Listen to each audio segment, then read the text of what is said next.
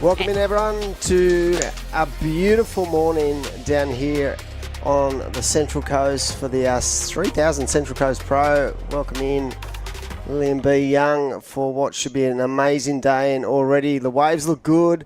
We've got some of the best surfers on the planet out in the lineup, and already Elise Cooper is locked in a 625. Welcome in. Well, you must be excited to be back. This is a big event, 3,000 points on offer, and it's game on. Absolutely. As we have the heat replay up and rolling here, so this is the surfer in green. I think it's Sophie Fletcher. Nice first carve there. And looks like some actual fun conditions this morning. We were looking at it before thinking, oh, is this average? And I'm looking at it now just going, oh my God, it looks fun. So, yeah, good choice from the powers to be that moved down. I'm pretty sure we're at Copa, aren't we? Yeah. Yeah, and so, there we go. Look, Elise Cooper. Elise Cooper's spending a lot of time these days in Indo, so choosing to find some good waves. And this surfer, she has got so much power in her arsenal, so it's good to see Elise back in Australia doing her thing. Big shout out to her dad. I'm sure Coops is either watching or down on the beach with his daughter. But yeah, like very, very solid. And talking about solid, Mace has just locked in 8.25. So what a way to start the first heat of the day. I'm excited. It's great to see that we've got good waves on tap, and also the surfers are bringing their best to the arena this morning. Absolutely. We got some pretty exciting women coming up today. Like, saw Safi Vitti yesterday win her first heat just off the flight from Puerto Rico. So here is Sophie Fletcher up and riding again. I actually love surfing Copacabana. Yeah, I mean, of course, it's famous for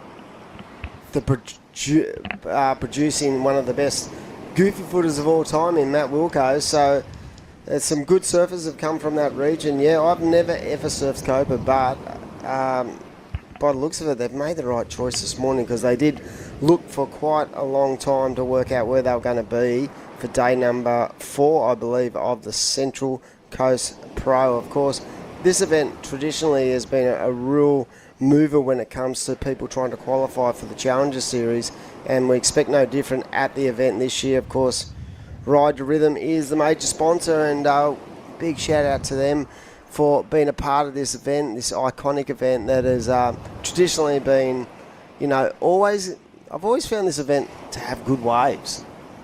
Every time I've been to Avoca, every time we've either broadcast or done beach commentary, I feel like the standard of surfing and the standard of waves has always been on point. So looking forward to a big day. We've got both men and women hitting the lineup for the round of 32. Then we'll be into the round of 16 for both men and women. And at this stage, it is the local surfer, Macy Callahan, out in the lead with an 8.25. Elise Cooper from Queenscliff Board Riders Club, she's locked in a 6.25. Sophie Fletcher, 4.75. Tyler Hurst is in fourth with a 3.5. So really nice start. Nice offshore conditions. Welcome in everyone this morning. I hope you're enjoying another beautiful day. It feels like summer has not gone anywhere at this stage. No, and it's hot. The water temperature certainly hasn't changed either. So, and just some great conditions here this morning. Again, should have entered in the event. Here we go, Macy Callahan utilising priority on that one. Just a quick up and out.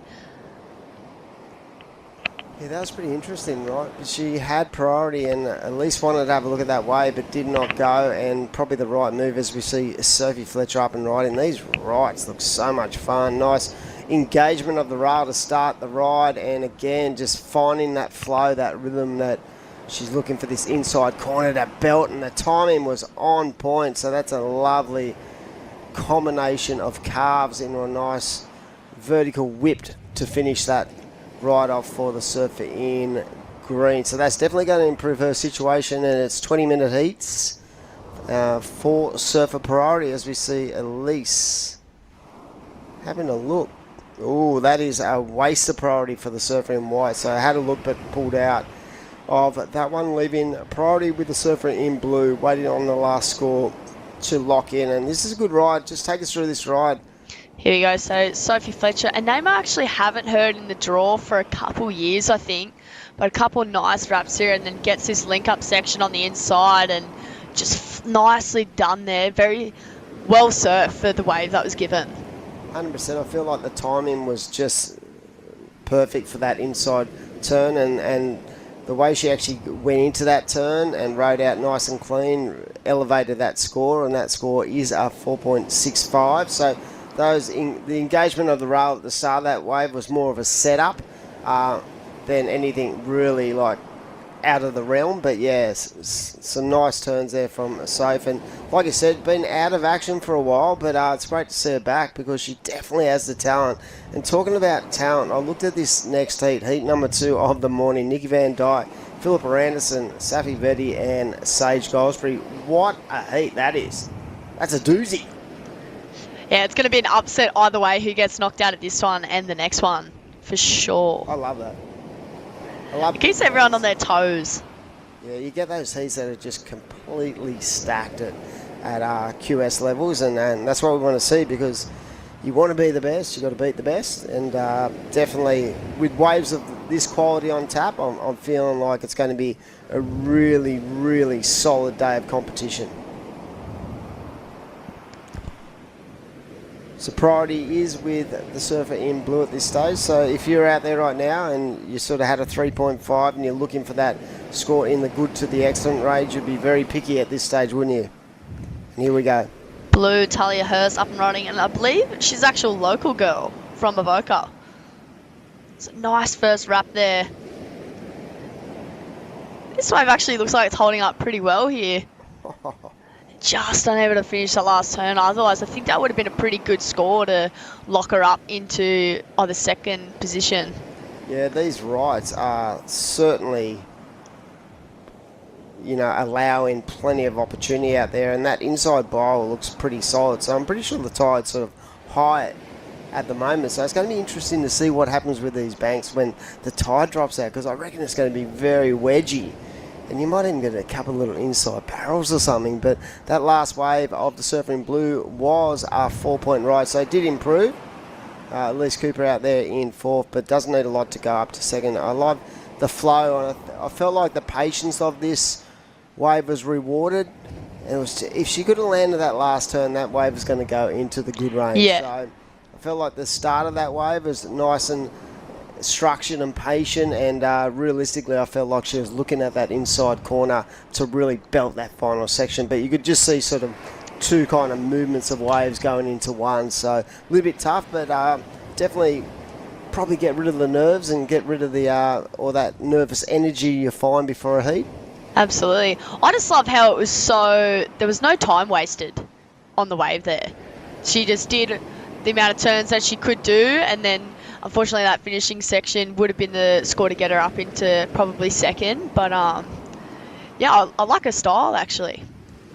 Yep, another surfer from the production line of Avoca. So, yeah, the Central Coast is like North Shelley. North Shelley is probably one of the most productive board riding clubs in Australia when it comes to producing, quality, just rolling through. Very much like Narrabeen. Narrabeen probably have been the standout over not just the last couple of years, but probably the last 40 years when it comes to producing world-class surfers. I feel like there's a energy push when you're at a venue and you grow up at a venue where you got the likes of, like the Ace Buckens and guys like Wade Carmichael who surf for the club, and then you got the Vaughns and stuff like that. So like, they're from North Shelley, but just the region itself producing so many good waves and so many good surfers. I actually never knew Wade Carmichael surfed for North Shelley. No, he surfed for Avoca. For Avoca, right. The same region. Yeah, same region. Very similar to like Wilco was from Copa, but he surfed a lot for Avoca as well. Well, here we go. Talia Hurst, just a quick up and out there. North Shelley's actually quite fierce competitors. We versed them at the Usher Cup, and it was like, I had a heat with Macy, and it was... It's game on. Joel got like a 10 or something. This was just like in the like qualifying round, so we weren't like in the main event.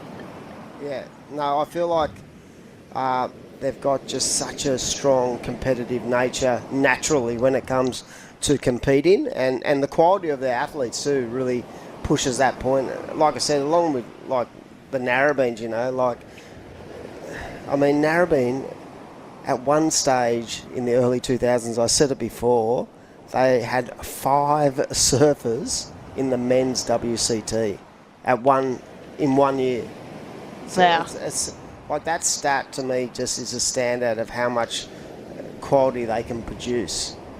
But like I said, all regions have these sort of corners of just class, and that's what builds that next generation. Like, these surfers coming through now are looking up to those surfers. Like, people will, you know, the girls will be looking up to Mace and Molly and just going, we can.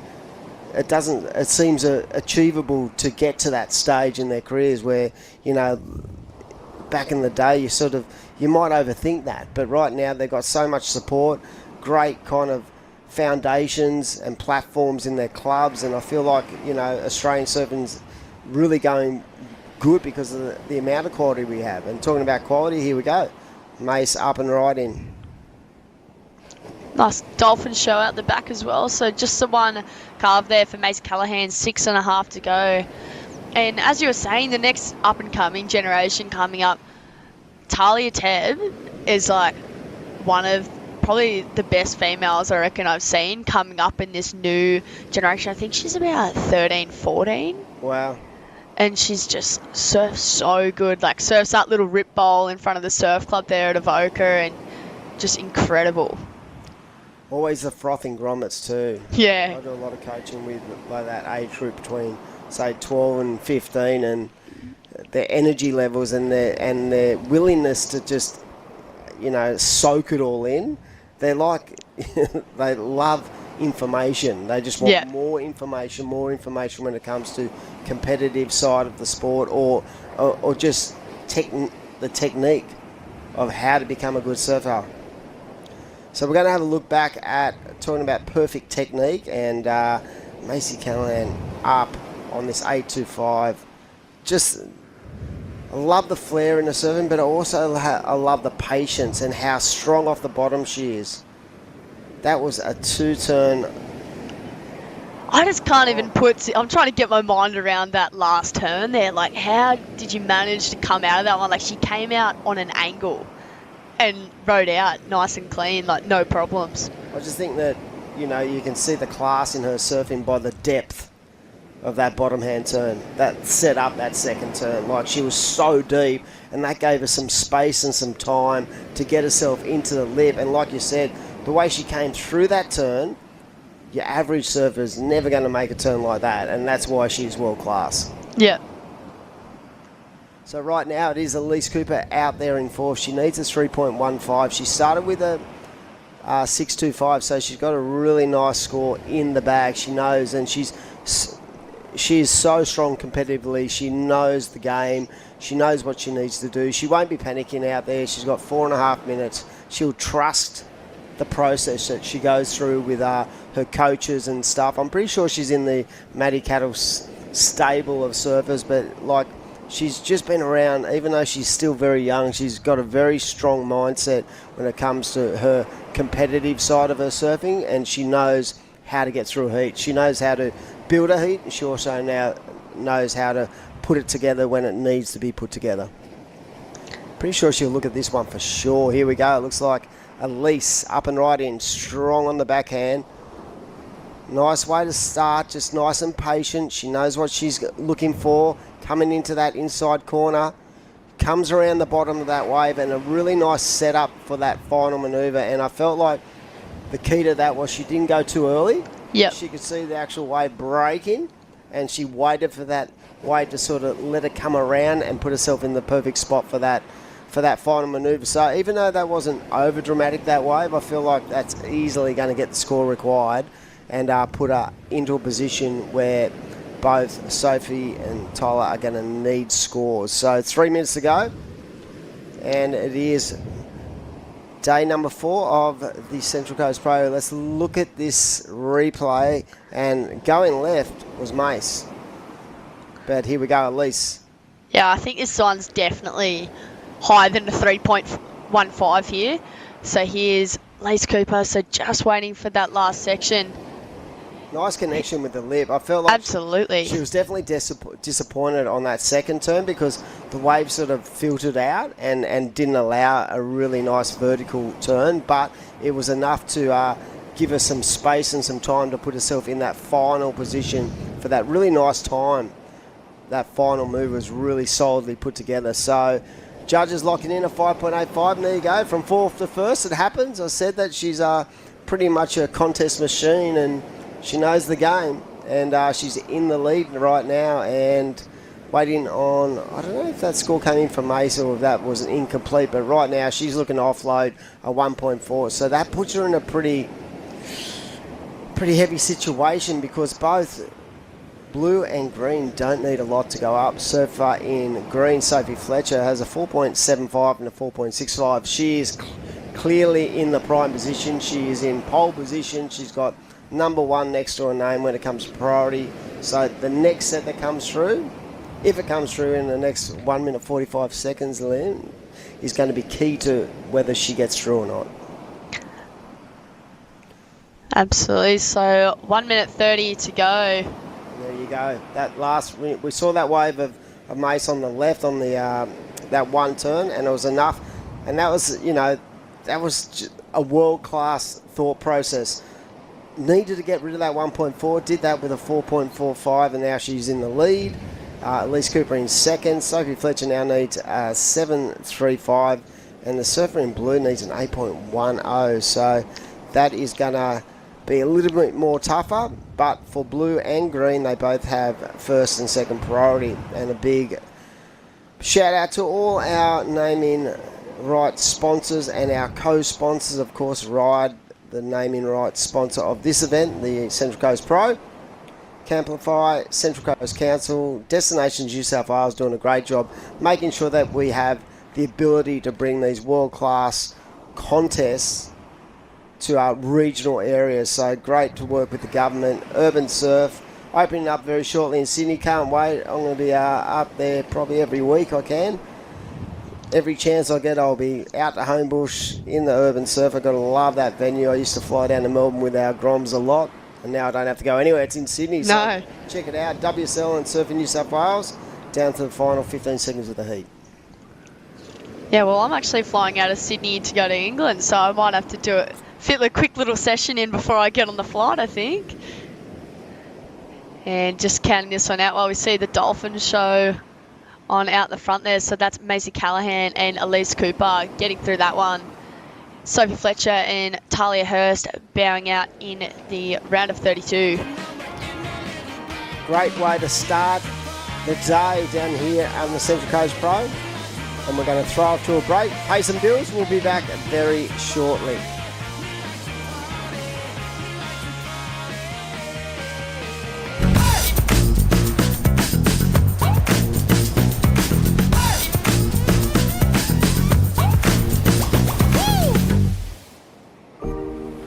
Welcome to Sydney. A place to feel alive. To feel free. Come feel it all and feel new. This is the motivation.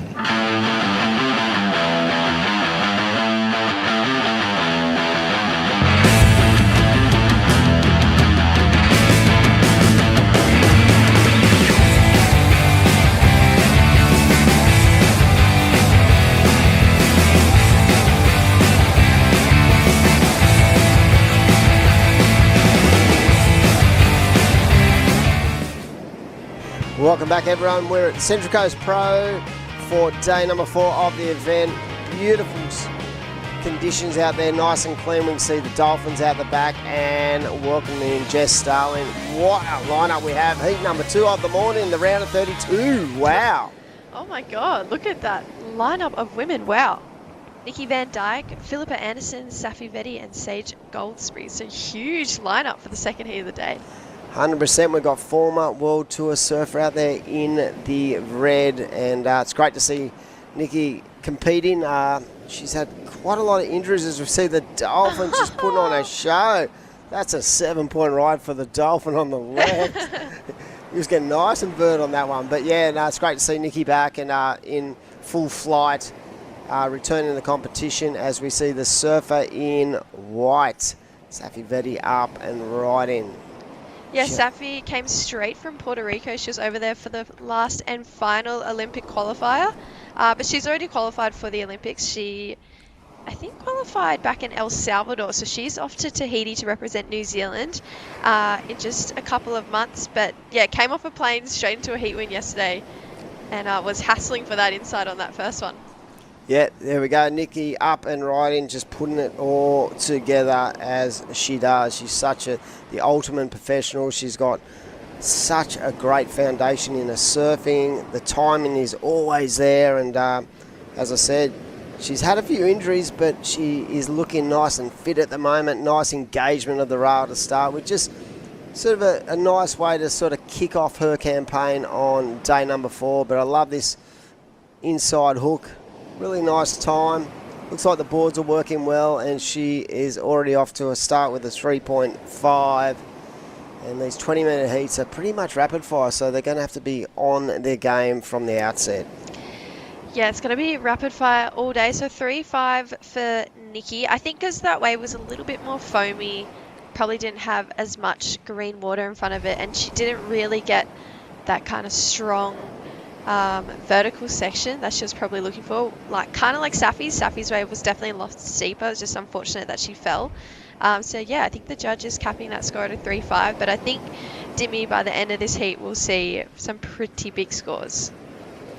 Yep, I don't think you'll see a 3.5 in her 2-wave combination, but the quality of the peaks out here look really good because it's high tide. So even though it's high tide, I feel like there's plenty of opportunity. A nice wedgy inside corner, and as I said to Lillian B. Young before, it'll be interesting to see what happens when the tide actually drains out, because I feel like there could be some really good air sections and maybe even a tube or two on that inside. You never know, but definitely I think the positive move was to come over to Copacabana. Yeah, I've actually never surfed this way before. I said the same thing. But it looks fun. Oh, looks so fun right now. Yeah, on the right tide, it feels like it could be steep and bowly that whole way through.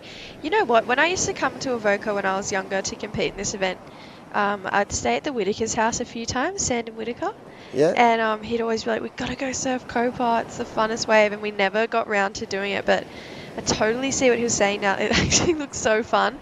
But personally, I can't go past Pillows as well. I mean, we can't run the event there, but Pillows is one of the funnest waves on the Central Coast, I think.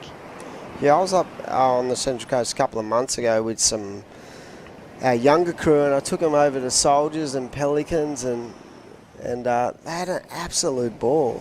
That wave to the right of Soldiers Pelicans, Insane.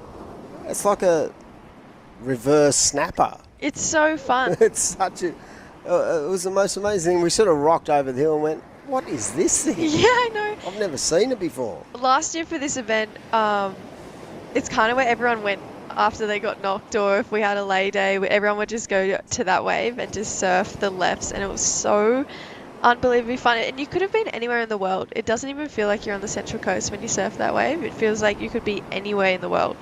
Exactly. That was the feeling. Like, it was like, wow, where are we? Like, I'd commentated at Soldiers back in the day when I'm pretty sure Geordie Smith might have won. It was the Hot Tuna Pro back in the day. I didn't even look over to the right. I just watched Soldiers for. Yeah. And that event had the likes of like Dane Reynolds and everyone in it. Oh wow. Yeah, like, it was sick. It was the sickest event, but yeah, it was in pretty big waves. But yeah, like, I never took the time to go over. I took the time to go to the left side of it and not to the right. And what just an amazing series of waves there are on the Central Coast. So if you're in the region, check it out.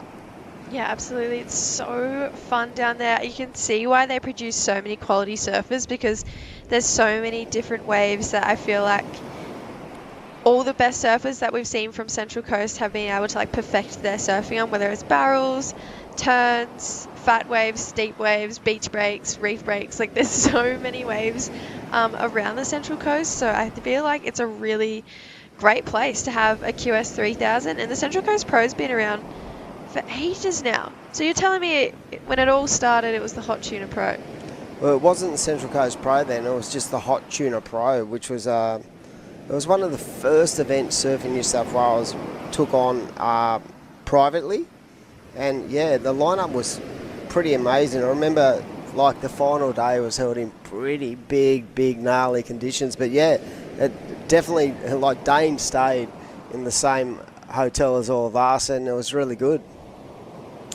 So it sounds like we've got Macy Callahan on the beach ready for an interview. And welcome in, Mace. Looks really fun out there. Yeah, there's a couple waves. Salmon is pretty slow, but got one, which is nice. How'd that feel, that 8.25? Would have been a great sort of confidence boost at the start of the heat. Yeah, I haven't put the jersey on for a while, so I was actually super nervous. So it felt good to get a good score, but then for the rest of the heat I felt like I couldn't catch a wave, but managed to straight through in the end. I feel like you showed your class, but when you went on that left and just went, yeah, I've got to get rid of that 1-4, you were like sitting on a very low score and you just were like, I've got to get this out of here. Yeah, I'm lucky. Yeah, I was like, oh, that was actually smart of me to do that, I guess. But I definitely knew that all the girls could have caught waves. So 2024, what's going on? What's going on in life? What's your plans for 2024 competitively? Yeah, I think I'm going to do the Challenger Series and try and re-qualify for the tour. So that's the goal. Well, what a great way to start. We wish you all the best. I think you're surfing again today, and what do you reckon it's going to be like when low tide comes? You reckon it'll be fun? Yeah, hopefully. I just hope that the southerly doesn't make it too messy or anything, but I think there'll be some fun waves. Well, we wish you all the best. You look absolutely fantastic this morning, and I hope you take lots of confidence and get rid of those nerves, and because you are a contest machine. So we wish you all the best, Mace. Thank you. Have a good day. So humble. She's just... How can she be nervous? Seriously. I know. I was just thinking when she said that, I was thinking back to that final she had with, was it Molly Picklin? Oh, yeah, and she won. Yeah, like Yeah. it was just to and fro, just two absolutely talented surfers just going hammer and tong, two clubmates too. Yes, yep. That was a great final, actually. That was a really... Then we had it right up in the southern corner of Avoca. Yep. And the two Central Coast competitors definitely pulled it out for that event. But this last one at Nikki looked really good. Floats that first section. Almost gets a little bit hung up there. But look at this end bowl that she gets dimmy. She just races down the line and belts it for a finish. So that's going to be a pretty good score. Definitely replaced the 3.5. Yeah, 5.25, Nikki Van Dyke. So got that wave off Sage, Philippa and Safi somehow. I don't even know how she did that.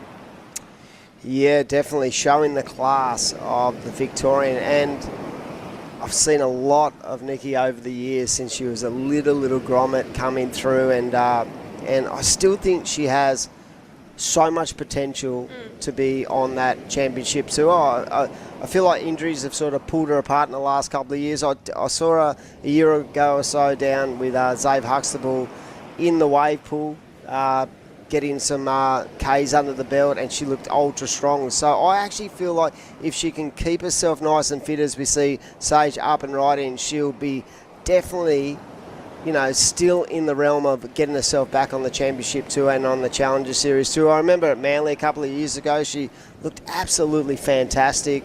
But yeah, showing her class already with that 5.25 and a 3.5. And talking about class, one of my favourite surfers of all time is Philippa Anderson. And it's good to see her still competing, still trying to get herself on that dream tour, still trying to fulfill that potential that we've all seen over the years. And she's off to a start now. But yeah, for Nikki, I think that if she can stay fit, stay healthy, mentally and physically, just keep in the moment, I feel like she's such, a talent that she could put it together in a season in no time. Absolutely. I feel like she's got so much potential, and she's already been on tour. She knows what it takes to get there. And then she comes back, throws her hat in the ring with all of Australia's new competitors, and she's really taking it to them right now. It feels like Nikki's the only one in this heat so far who's been able to piece anything together. Sage got a pretty nice two-turner on her last attempt. But yeah, Philippa and Safi just going down on their two. Safi looked like she had a good-looking wall. She's been pretty great at identifying those steeper faces, but we'll get back to that. This is Sage's replay, so calves back there. The thing I love about this wave, Dimmy, is she like patiently waits for this section and just kind of belts it. The backwash is making it look a little bit difficult, but yeah, the girls are definitely trying their best out there. This is Philippa's first attempt. Nothing really in this one, but Nikki gets a lot done on this wave. Yeah, I love the low centre of gravity, and I feel like you've nailed it.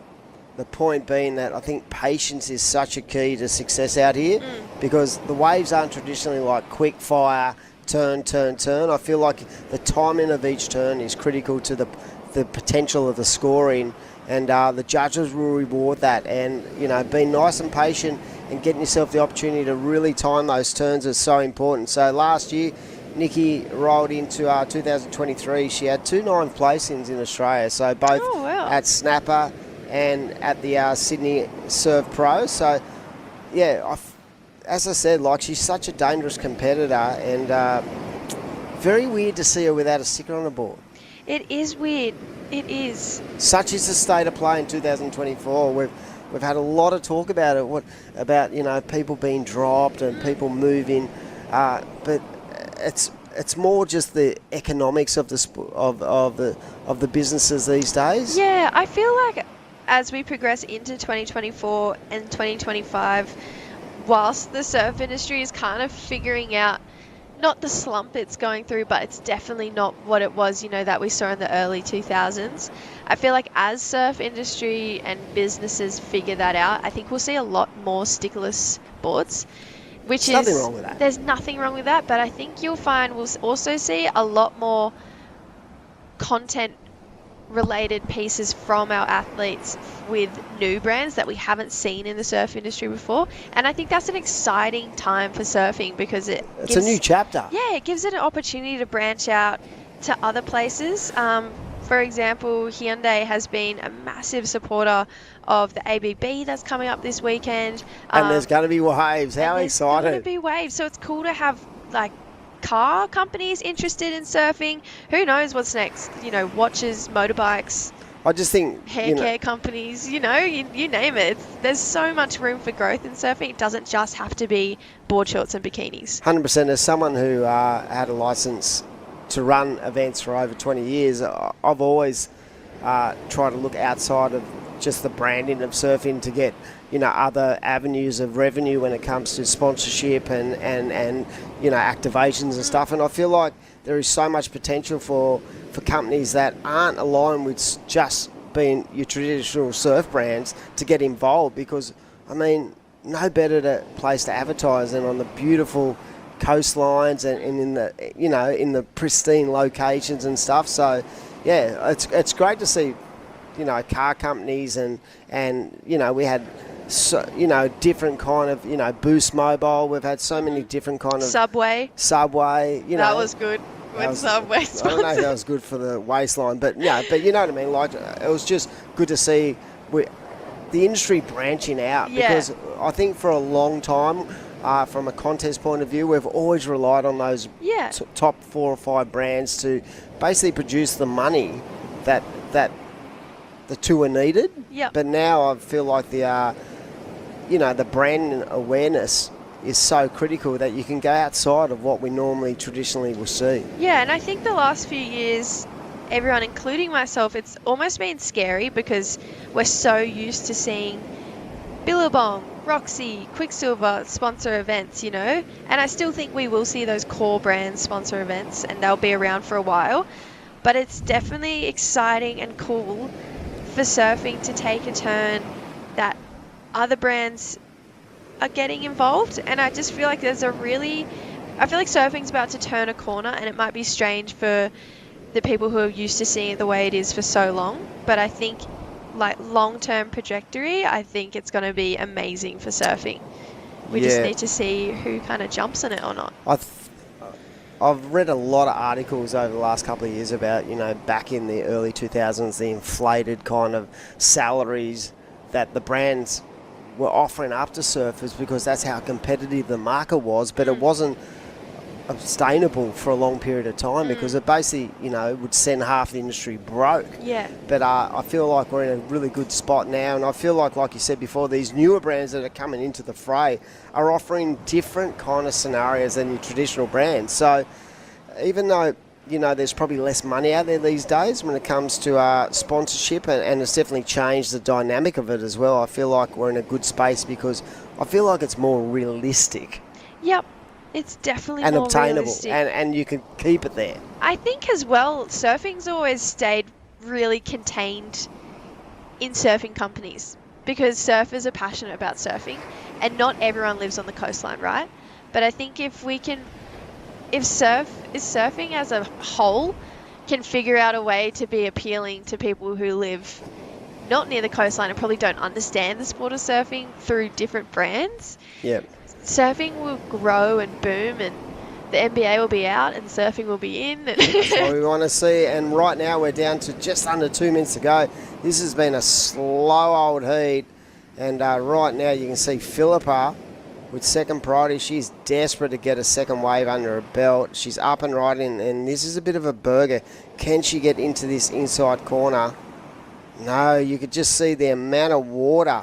She's trying to negotiate. She does that, but she gets into the corner and out the back, both white and green. And these are going to be critical waves, especially for Safi Vetti. She needs a 2.51. Doesn't need a lot. What about that last turn? That was nice and juicy. Yeah, that had Bit a of drift. lot of power behind it, Safi. She's fallen on every single wave, so I feel like she was really revved up to try and finish a wave, and she definitely did that with a bit of mongrel behind it. I'd love to see what Sage got done. Philippa was only needing a 0.66. You have to think that she's got that score on that last wave, even just from the weaving. But if Sage betters that 0.5, Safi definitely locks in her best score. There's 40 seconds to go. Nikki's through. Nikki is fine, but it's whoever's going to get second off the back of those last three waves. Yeah, so this is the replay for white. So nice little carve to start. So you can just see that Safi was just trying to line up this inside corner, but the timing was exceptional. And that little bit of pop and drip she got out of that turn too will elevate the score for sure. And we'll see what the judges lock in. And right now we can see out the back with priority, Nikki Van Dyke looking. You can see these waves are pretty much... The tide's at its highest point right now, and we can see Sage up again. I love her technique on her backhand. She's got such great patience, rhythm and flow, and she engages the rail on the backhand. Even when the waves are nice and fat, she can actually, when it's a little bit more tougher, she still engages the rail. So that is a nice way to finish. We'll see what the judges think, but it's been a pretty much, a slow old heat. Yeah, that was, it wasn't what I was expecting, but nonetheless, I'm excited to see the outcome, and we'll be back with results right after this short break. Welcome to Sydney. Upbeat. Downbeat. Feel its heartbeat. Open spaces. Open arms. A place to feel alive. To feel free. Come feel it all and feel new.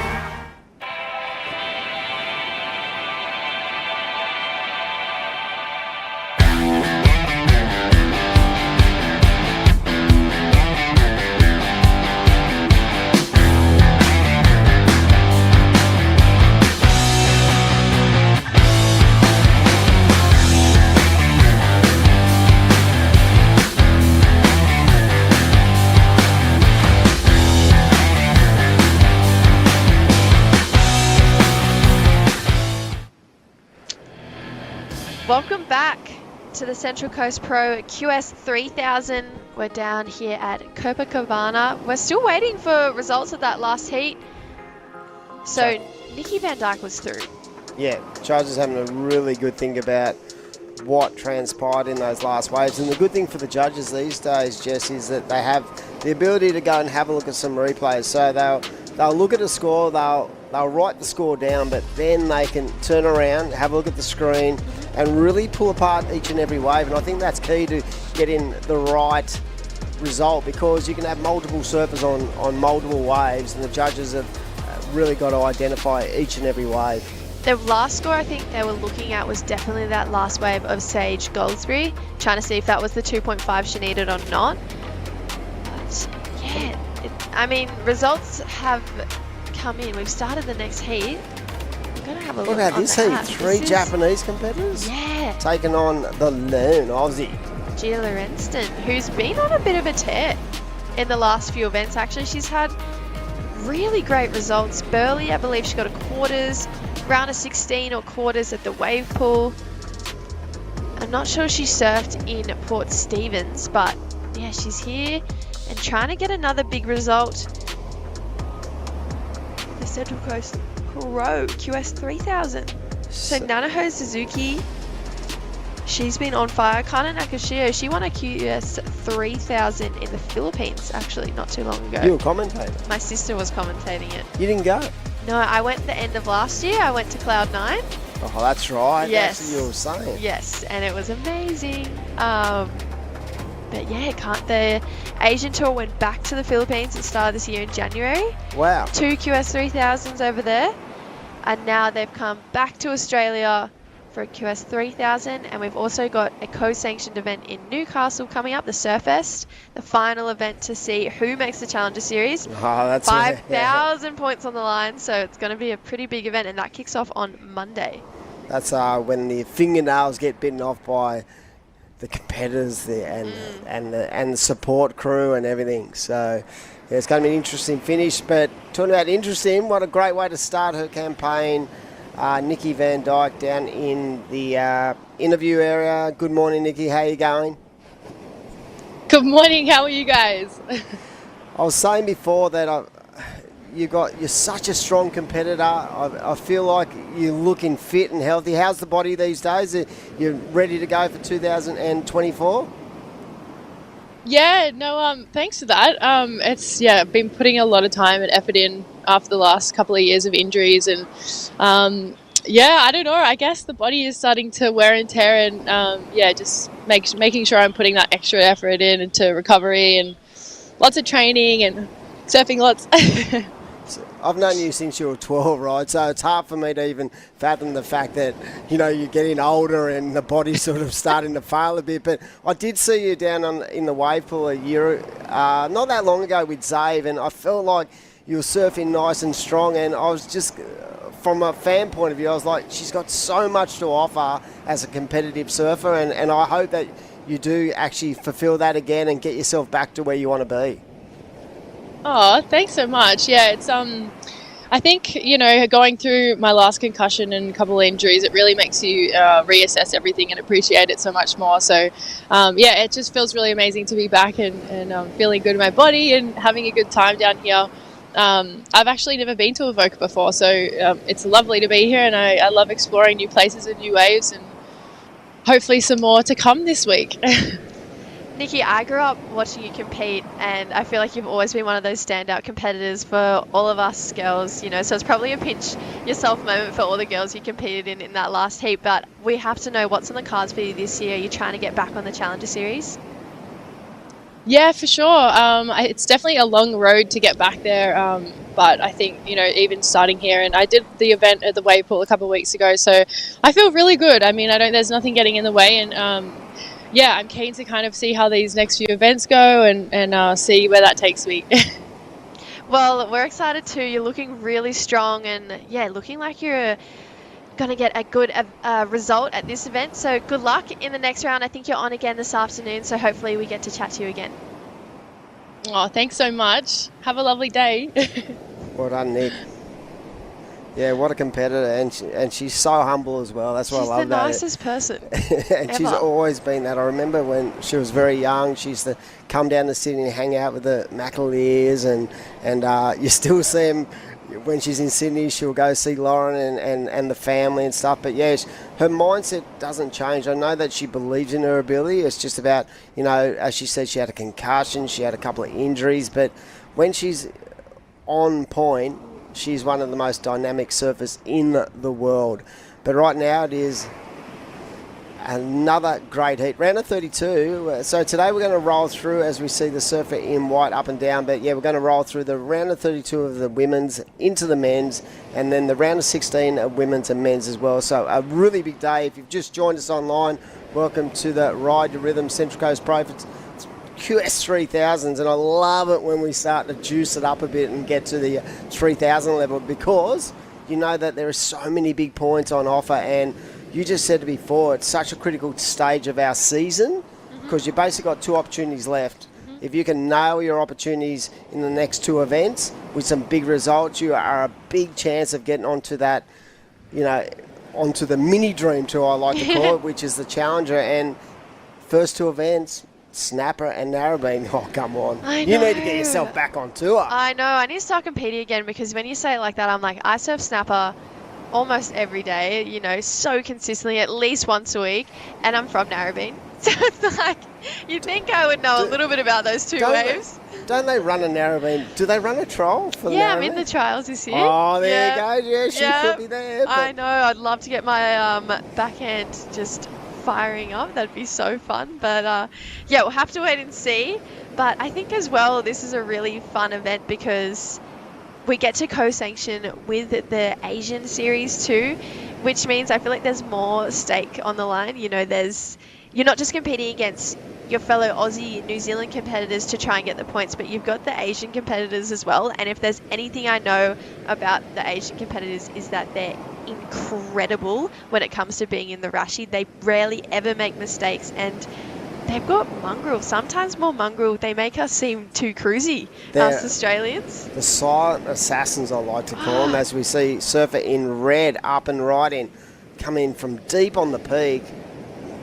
Suzuki trying to get around this section, but like you said, yeah, I feel like the Asian region itself, they've come such a long way, and you can just see that in the way that the surfing red attack. But yeah, they are deadly these days when it comes to competing, and their natural ability is improving all the time. Look at the depth, look at the style of the surfer in blue. She just absolutely nailed that combination of turns. Yeah. I love it. Kana is such an incredible surfer. She's really, they're all kind of pocket rockets, right? They're all just really well-timed, really powerful. I feel like you said, silent assassin is the perfect way to put it. I don't know, every time you watch them in a heat, you're like, what? And every time you have them in a heat too, you're going, how did you get a 6.5 on that last wave? I saw you paddle in. There was max a 3 on that wave, You just get so confused. But this lady right here, Nanaho, she in Taiwan was one of the only women trying to pop air reverses and just in full attack mode. And she got semi-finals. She ended up losing to the winner, Sarah Wakita, but she is definitely one of Japan's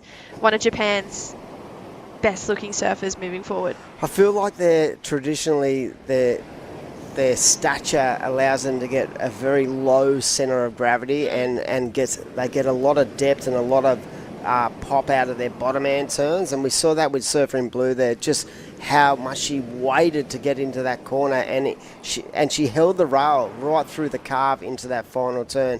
And like you said, I remember like in the early 2000s, people like Nara Amura come into Sydney and sort of trying to find her groove as a competitive surfer, and it's great to see her. I see her still in the draw for this event, and she'd have to be like a veteran these days, but as a 12 to 14 and 16-year-old, she'd come down to compete at all the junior events in Sydney before the Worlds, and just she was like sucking in the energy of the Australian contingent, like the Lauras, the Tylers, the Sallys, and just trying to mix it with the best juniors in the world at that stage. And it's great to see I feel like she was a pioneer when it comes to Yeah. leading the charge of the Japanese female ranks when it comes through the QS ranks. I feel like as well, she was one of the first Japanese competitors to spend a lot of time in Australia, and from there, you know, we saw Ren Hashimoto move over here, and she had a really solid run in the QS. Now she's a WSL judge, travels all around the world judging the surfers who are in this heat right now. I know she's at Avoca, so I feel like Japan's authority in surfing in the last few years has just rapidly grown, because they've kind of come in and said, we're here and we're here to dominate. And I really truly believe that in the next 5 to 10 years we'll see a lot more Japanese competitors on tour.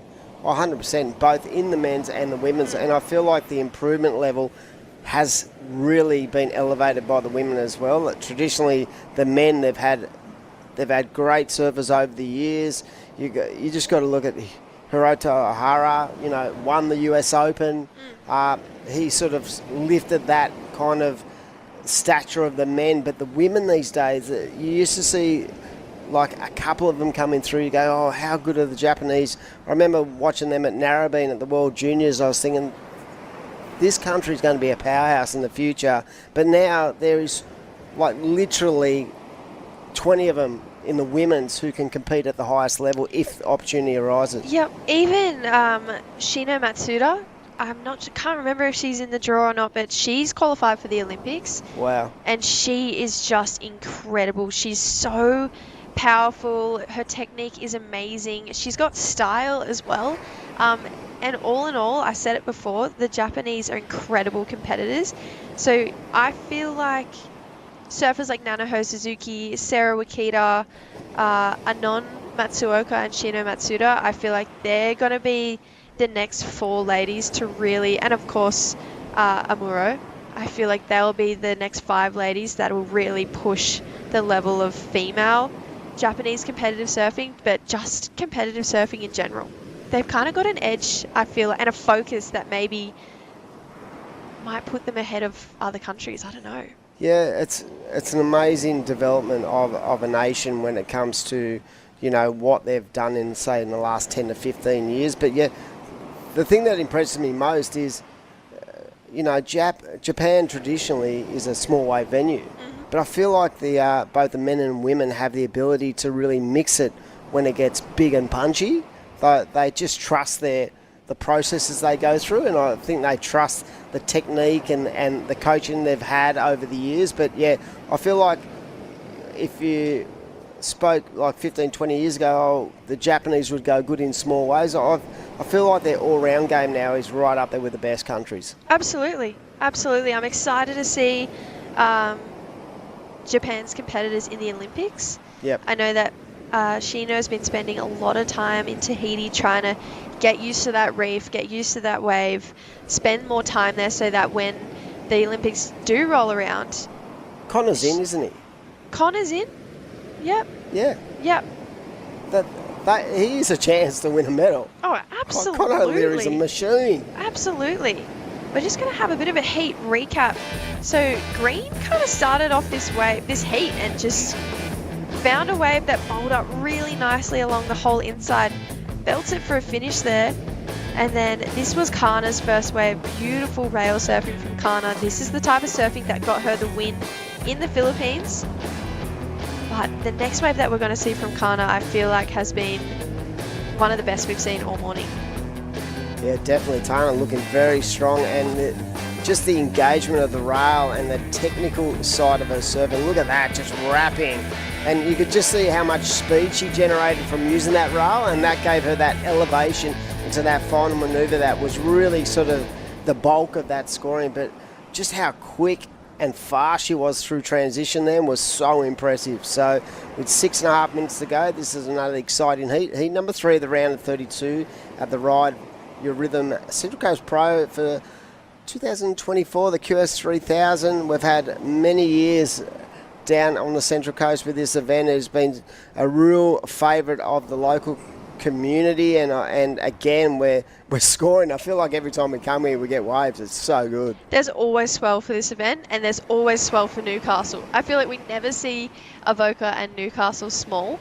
But yeah, it's kind of been a bit of an upset few days, I feel like, in both the men and women's side of the draw. But these women competing right now, including this lady on your screen, this is Gia Lorenzen, have just been doing some damage and taking out some of the top seeds. And that was what a power hack. A great surf wave from Gia. So she'd only had a 0.25 up until that wave.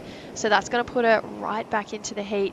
5 minutes to get back out there and try and do it again to make sure she gets through. She's got such a beautiful flow to her surfing. Yeah. What I love about her surfing is how stable she is through transition when she's not turning. She's nice and still with a body movement, but when she engages that rail, she gets so much, power out of each and every turn, and just that carve, engaging the rail, and she's just setting up this inside section. You can see her, but once she has the timing of the inside corner, she really goes to work, and this final manoeuvre, just a nice power hack. The thing I love about Gia's surfing too is she's definitely one of the most powerful surfers, I'd say, in the women's side coming out of Australia. She's strong, and when she connects, she throws a lot of water. On that wave, she definitely could have been nervous and timid and safety surfed, but she didn't. And that's what I love about Gia. She never holds back. She always just gives it her best, and you never feel like you're left unsatisfied after you watch Gia surf a wave, because she just always just pushes as hard as she can. And her brother Ben, he's a really talented surfer as well. He's the same. He never leaves anything on the line, and he's actually one of my favourite surfers to watch. I was just thinking right then how good it is when you have siblings who are on tour together, and you just realise how talented some families are. They always speak about the Rydes, how many, like Owen, Mikey, Timmy, Kirby, Tyler. But there's so many families, including your own, the Starlings. I mean, I'm pretty sure Dan, the talent didn't come from Dan. But you'll laugh me saying that. But it might have come from your uncle. Uncle Matt. Uncle Matt's coming up tomorrow, actually. Oh, good stuff. But I love it, the fact that you have siblings that can actually push. And I've loved hearing you pull apart your relationship with True about how, she's your best mate, but she's also your confidant when it comes to you competing, and you both feed off each other, because there's highs and lows to competing. And I think it's so important you can have someone like your sister, who's such a good surfer, right, who can actually feel what you're feeling. I think it's a little bit different for a parent, but I feel like you have to be competitive and know how you're feeling. Yeah, I feel like the highs are so good in competitive surfing, but the lows are so low. Bad. And so it's nice to have someone who knows exactly how you're feeling, because sometimes you need it. Yeah, it sucks, mate. And I totally get it. Like, let's go surf, let's shake it off, instead of, it's just a heat. Because yes, it is just a heat, but it means so much more to all the competitors. So yeah, I don't know how people do it without a sibling on the QS, to be honest with you. Having my sister's been probably the best thing that's ever happened, but so is this wave. Oh my goodness, what a wave there. So needed a 2.9 and absolutely belted it all the way through. Kana got another great wave, so 2 minutes on the clock. I reckon Nanaho and Gia are going to be chasing scores.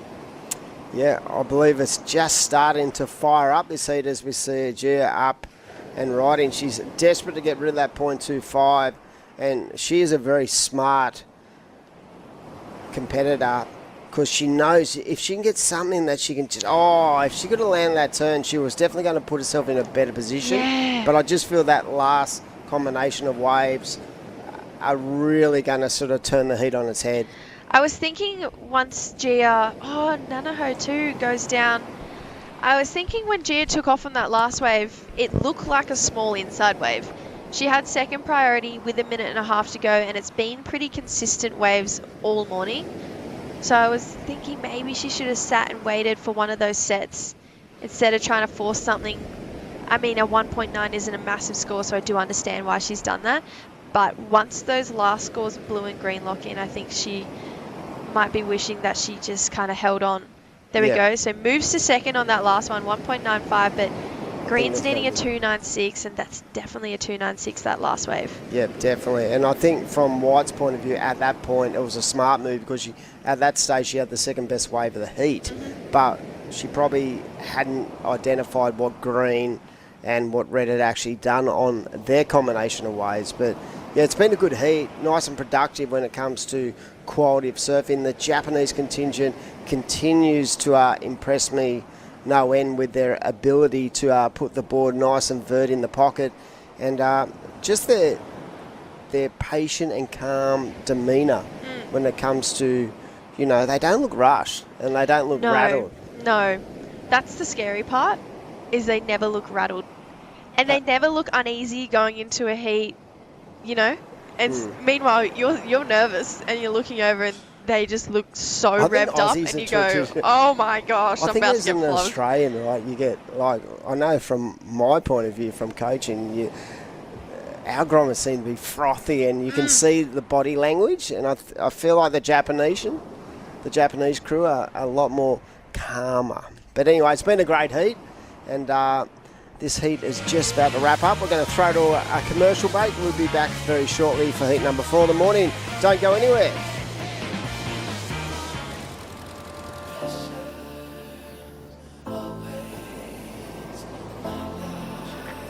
Lay back and just forget the pressure.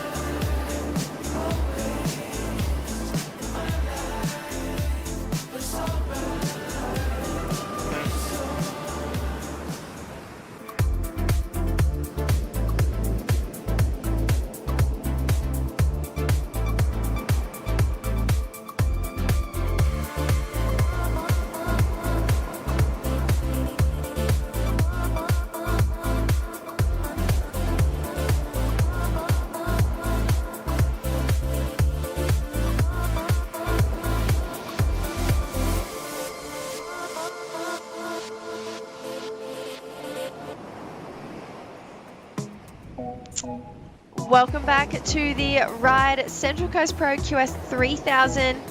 We are at Copacabana today for the almost finals day, the finals day eve of competition. That is Charlie Hurst up and riding on his screen. I'm Jessie Starling, joined by Lil B. Young. Welcome back, Lil. Thanks, Jessie. And stacked heat here again. Mia Huppert's, Coral Durant, Charlie Hurst, and Minami Nonaka. Nonaka. Strong looking heat. Minami, the sole Japanese surfer out there, she's been dropping some really solid clips on Instagram from her time in Japan recently, so I'm kind of expecting big things. She's one of those competitors who's just hungry for the win. Mia Huppert's taking off on the inside of everyone, couldn't quite get to her feet, so a bit late to that one. Now good looking set coming through. Minami having a look. Coral's swinging on her inside, but Minami's pulling the trigger. Here we go. Nice, strong first carve there, Jessie. Looks like the wind puffed up a bit while I was on my break. Yeah, a little bit, but I feel like it's pushing the lip back down for our surfers to be able to do some pretty strong turns like that one from Minami. Here we go. Coral Durant tags the section there, gets a bonus one here, carves back around. Needs to get some more work done on the inside and belts that for a finish. So good looking first wave there for Coral. Minami was looking really strong on her feet as well. So we'll see how Charlie and Mia Hupperts can answer back to that one. Speaking of strong surfers, coming up next, Paige Harab, Annie DeSantos, Samomo Sato, and Nao O'Mara. Coming up next, some stacked heats, and it's only round of 32. I know. It's a really hard draw, especially now that it's co-sanctions. Here's the replay of Minami. So I love that first carve. Minami, she's deceiving. She's small, but so powerful and belts that end section, gets the finish. Then this was Coral's first wave. So a bit of a wonky takeoff there for Coral, but I'm glad she stuck with it because the back end of this wave was really strong. Gets a nice carve in there. And How then, good does that LSD look under her feet? yeah, amazing. That end turn, though, that was solid surfing there from Coral Durant. And I've heard that the backwash lately out of Oka has been pretty, brutal, so she did super well to ride out of that last one. Yeah, that was definitely a hard section. The bulk of the points, I'd say, from all the waves we've seen this morning have definitely come from that end turn.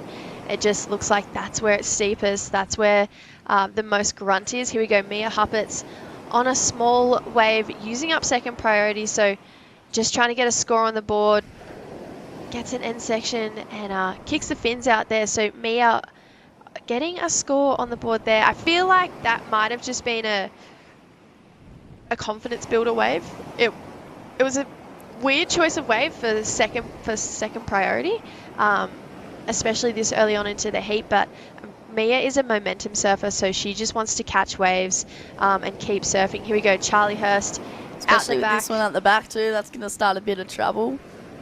Yeah. So Charlie Hurst in the green. I just saw a good clip of her drop actually the other day of her surfing her local, but nice couple of turns here, really steeping up on this inside.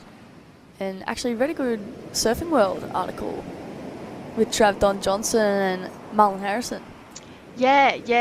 In Surfing Life magazine, they did a trip over to the Mentawais and looked like they got some pretty good waves over there. I've actually never been to the men's, but it looks insane.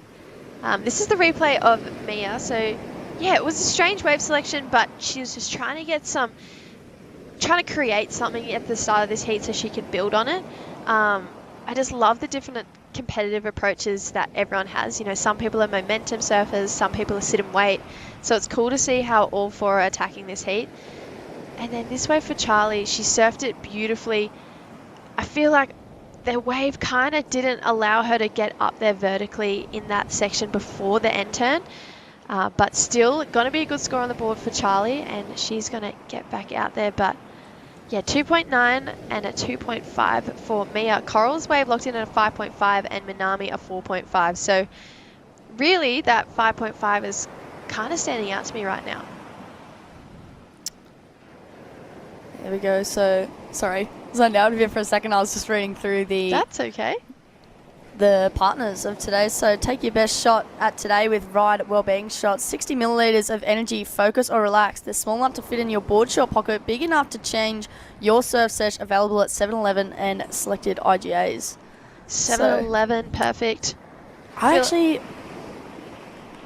We need some on the panel. I think I need one for tomorrow for going from here to the next job and even the drive home. Yeah, definitely going to need one. Just stop in at a 7-Eleven, pick one up. Absolutely. We'll have to contact the sponsors and maybe get Dimmy some for his flight tomorrow too. Yeah, Dimmy's back from Thailand as well, so he needs some rides, definitely. We all do. It's going to be a big day. 24 heats today, so women's round of 32, straight into the men's round of 32, and then into the round of 16 for both the men's and women's to wrap up today. So massive day of action, and then tomorrow will be finals day, quarters, semis and finals, and we'll crown a champion down here at the Central Coast Pro. And then maybe not all, but a good chunk of the Australian competitors will make their way back up here to where we are for the Australian Board Riders Battle National Final over the weekend, and then make their way back down the coast for the Surfest Newcastle 5000. So massive couple of days, weeks, months, years coming up for all these competitors. But yeah, you know, these guys, this is what they do, this is what they're built for and what they've dreamt about their whole life. So life on tour, they say. Absolutely. It feels like, actually, I was just here yesterday. I was like, wow, it's actually gone really quick. I've actually had a week off. Yeah, we're back. So, another one. But I was about to ask you, what was your favourite parts of last year's event when you were competing at the Evoca QS? So what would you do on your lay days and stuff? And I did a little bit more exploring around the Central Coast. I feel like the last few years I was there, I just went and surfed the same waves, the same places. So last year I decided to do a bit more exploring, and I was saying to Dimmy before, I went and surfed this wave called Pellos. And it changed my life. It is such a fun wave, and honestly, it's one of those waves where it feels like you could be anywhere in the heat, anywhere in the world, sorry. So yeah, it's such a beautiful place. But we do have last heat's heat winner there for an interview. I believe it was Kana taking out the win. Congratulations on taking out that last heat. Thank you so much. You've had a really excellent year with comp results so far. How does it feel to be competing in Australia? Yeah. It was so fun way. Yeah. I just now is onshore. Yeah. I get to good wave. I'm so happy. And have you been to Avoca before? Yeah. Yeah. Amazing. And we're looking forward to seeing you compete again this afternoon. Will you surf the same way? Yeah. I'm doing my best next round. Amazing. Well, congratulations on winning your heat, and Thank good you luck so in your much. next one. Thank you. Thank you. How are the froth levels? That was so good to watch. Just so happy, full of smiles and everything, as you would be. Taken out, heat win, round of 32. I just saw the Surfing Ryde get a cracker wave, so it would be good to see that on the heat replay. Yeah, Minami. Last year, my sister and I commentated a lot of the Asian QS Tour, and we're hoping to do so the same. And we've got to know a lot of the competitors, and Minami is probably the smallest out of all the Japanese competitors, but she has so much determination and so much power behind her. She's so deceiving because she's got such little stature, but then once she's on the wave, she's aggressive and strong, and she's a really great competitor as well. So, yeah, Minami, a 5.35 for that last wave. Here we go, Mia Huppert's Lil. Yeah, this looks like a good one here. So looking for a 3.01. Little float on that first one there. That just, her style actually reminds me a lot of Steph Gilmore, minus the last bit. Falling off, because I swear Steph never falls off. But here we go, Coral Durant up and riding here on the back end. But, that's the best about surfing, trial and error, like, you're not doing it right if you don't fall. Exactly. Coral, though, I thought that last turn might have kind of clipped her at the end, but she managed to prove me wrong. That was a really well put together wave for Coral, so she's going to back up that 5.5 nicely. And it's kind of right now been a bit of a back and forth battle between Minami and Coral. Here's this wave you liken to Steph Lil, just beautiful flow down the line. I agree with you. It's unfortunate she just couldn't get back over that front hip. It's like the section just doubled up. Yeah, that was a good looking wave, but I love this one for Coral. Calves back. And I feel like this just stood up really nicely along the bank. And yeah, because there's a fair bit of wait time at the start, and it starts getting critical here. And those last 3 turns, I reckon, are definitely going to be the points. Yeah, that'll hopefully, I think that might even take her to first position. I totally agree with you, Lil. I think that's going to be a great score for Coral. 4.35 for that last wave of Mia Huppert's. Put her into second, but only momentarily, because Coral locks in at 5.75, so made her way back to the lead. 8 minutes 14 seconds to go. Charlie Hurst currently in fourth, but has first priority, needs a 6.95, so very manageable score for Charlie. Mia Huppert's a 5.5 and Minami a 5.9 to get back into first, so we've definitely got a heat on our hands, Lil. I feel like all the women in the water are really starting to rev up. And look at this heating up. Charlie Hurst currently in fourth position, first priority. Is she going to get around this section here? She was sitting really deep up the point. Oh, just falls on that end turn. That was a good looking turn though. Yeah, she was sitting really deep, I thought. So when she paddled into that one, she was definitely behind the section, but I love her determination to get around it. So we'll see if she repositions to try and be in a better takeoff spot for her next wave. 7 minutes 25 to go. There's that many waves coming through. I feel like it's not a point to get nervous just yet. Absolutely. And you know what? It happens. Yesterday I was out on my local, and you always get like, there's always that one person that just like paddles next to you, and you're just getting pushed further and further at the point. You're like, hey. I'm just waiting for the next set to come through. So here is Minami, sorry. Minami Nonaka. And I just love her sense of gravity. Hey, she gets so low. I actually haven't watched her surf before, so this is probably one of my first times watching her surf, and definitely probably one of my favourites so far. Do yourself a favour and go and stalk her Instagram. She's got some really good clips on there. Here we go, Coral Durant.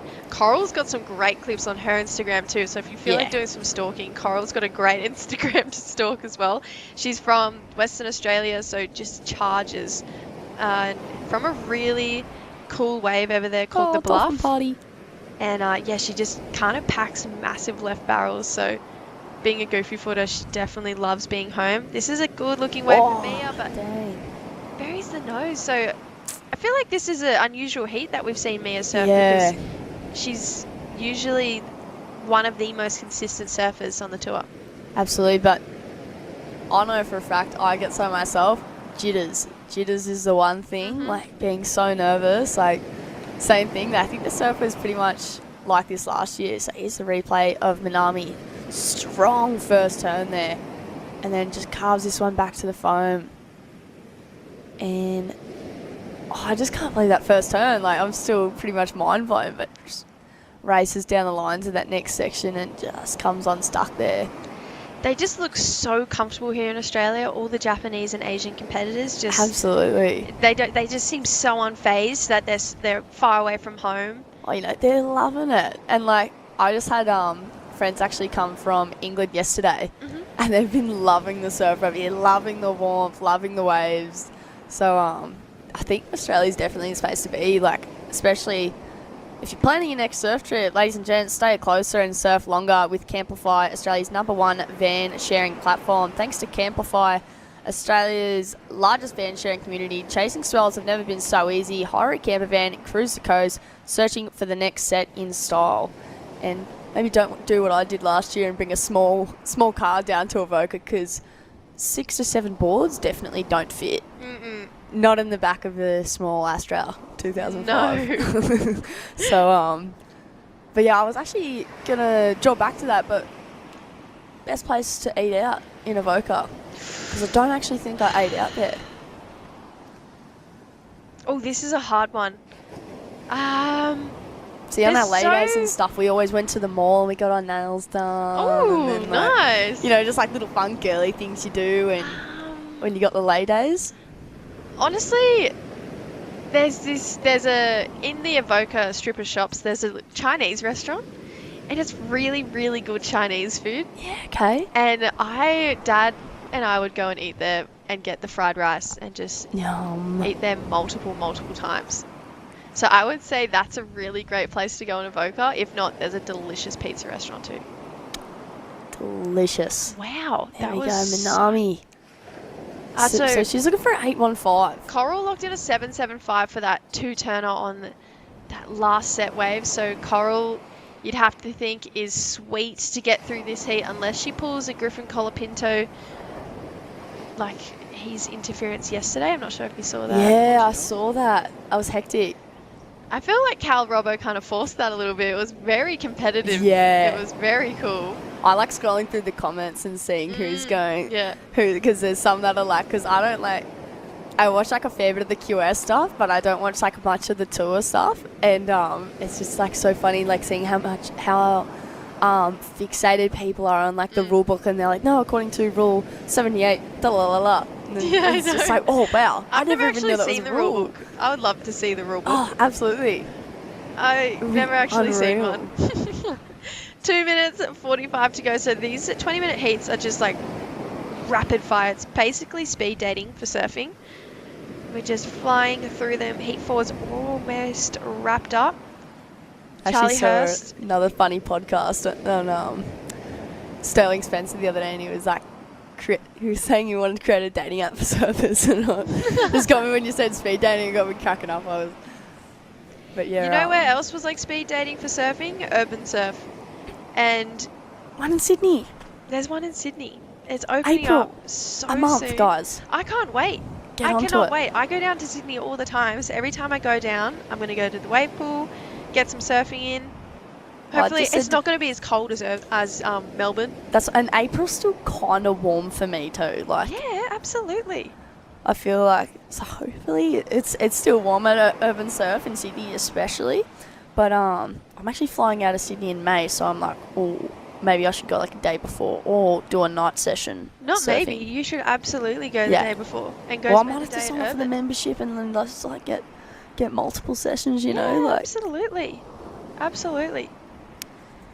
I think that's the way to go for sure. So, Urban Surf Sydney Foundation memberships, the golden ticket to Surf It First, exclusive events and limited edition merch, one upfront tee for 52 sessions where you can surf at any time, when you want, and at any park, up to 10K in value.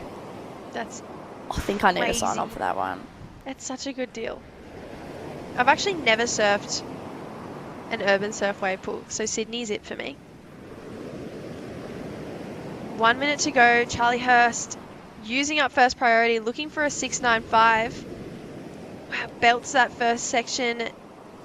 Needs to get a bit more work done on the inside to secure a big score to get through this heat. Racing down the line, staying patient, and gets it up for a finish. So Bang. that's the surfing we're used to seeing from Charlie. I feel like we haven't been able to see her open up the way that we normally see Charlie in the Rashi, so that felt more like Charlie. Yeah. And it was nice to see her get a really solid wave under her belt. I feel like the judges will cap that score due to wave size, but I just love the way she surfed this wave, Lil. Dolphin show at the back too. Dolphin party. But yeah, absolutely. I think that last turn was a cracker. But telling by the body language, is it a 695? It was a 365. So not quite. Mia Huppert's now looking for a 5.5 on this wave. Gets the finish, so potentially a 5.5. I think the judges will put it back to Minami's 5.35. Is it better? Is it not? Because I feel like Minami consistently throughout this heat probably has two better waves. I think it's going to be about a 5. The judges Maybe locked it in just as a under. 4.25. Yeah. But this was a really beautifully surf wave for me. I feel like this was good confidence for me to be able to connect a wave all the way through. But we'll definitely see her back competing again just next week. So we are going to go to a short break and we'll be back for heat number 5 right after this.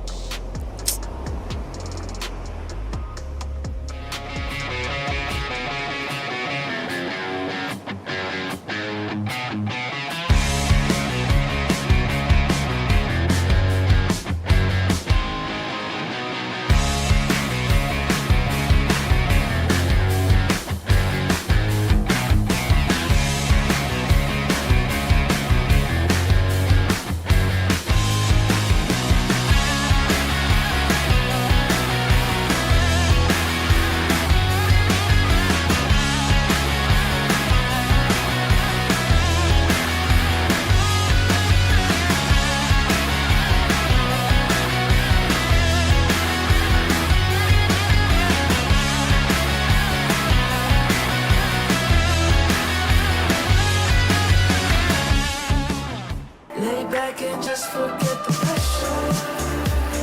Always in my life, it's alright.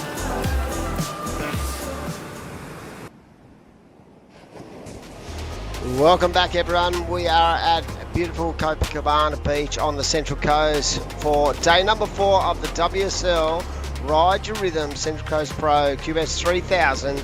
We are into heat number 5 and another sick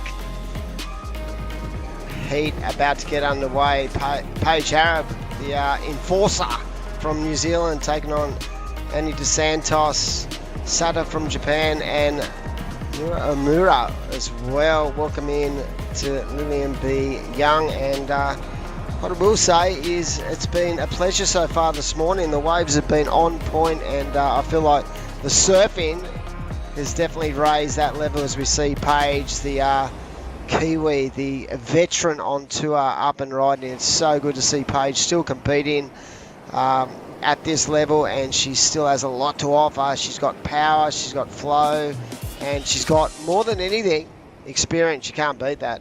Yep. I think she actually just got back from Puerto Rico. Doesn't surprise me. I'd love to know how many actually days she's spent at home in the last, say, 10 years. Not many, I'd say.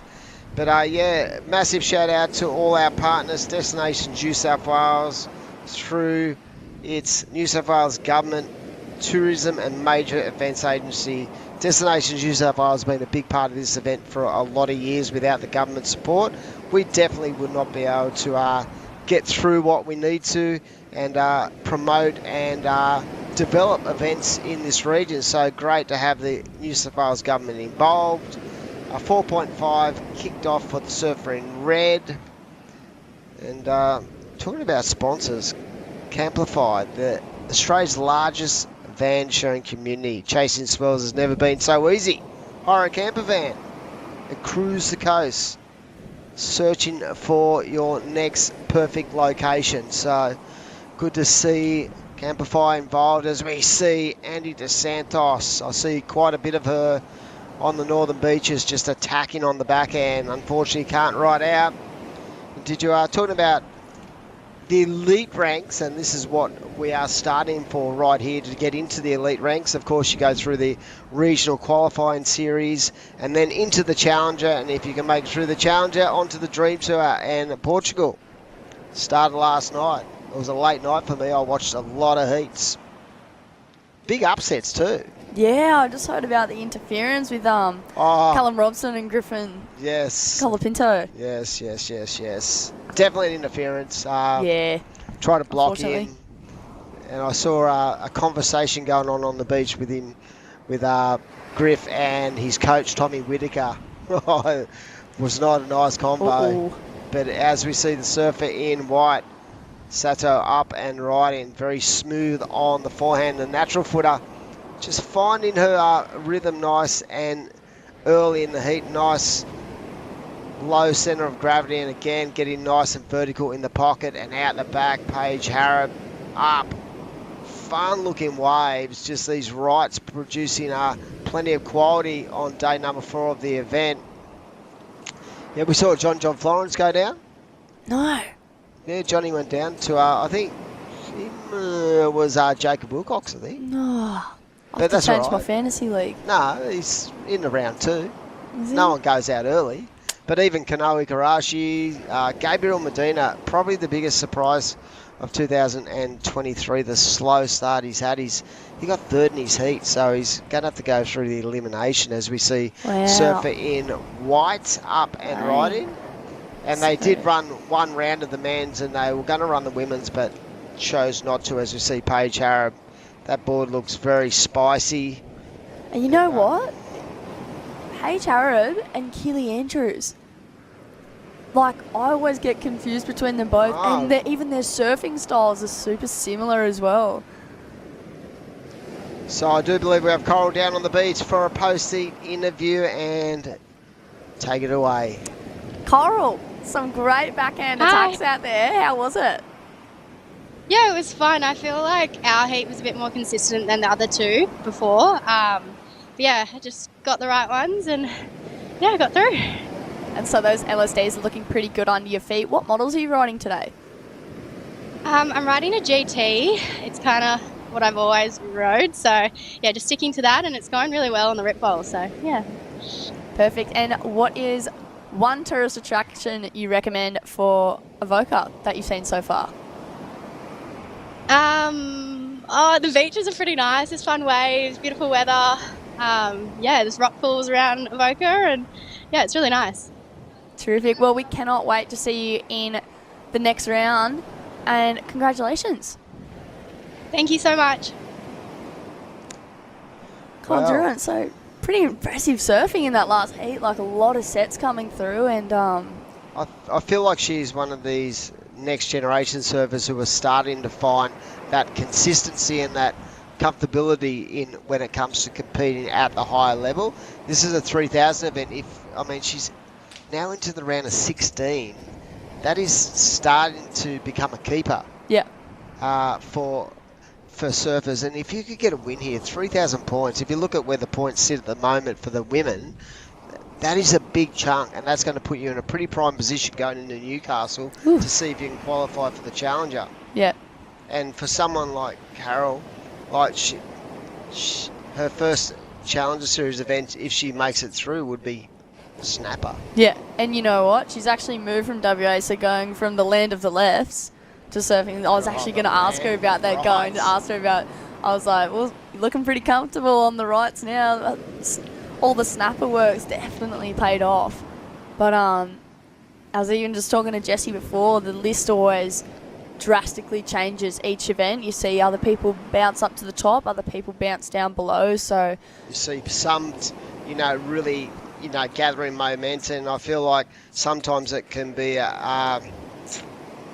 tough being in that sort of mid-section of the cut-off point, because it's like that the pack are chasing you, and one failure could be the difference between getting through and not. And some surfers, tend to, they say they're not looking at the actual ratings, but deep down, they've looked and they know where they're at. So it's pretty hard not to look. We've got 3 different laptops looking at it going, yeah, they all go, no, I'm not worried about this.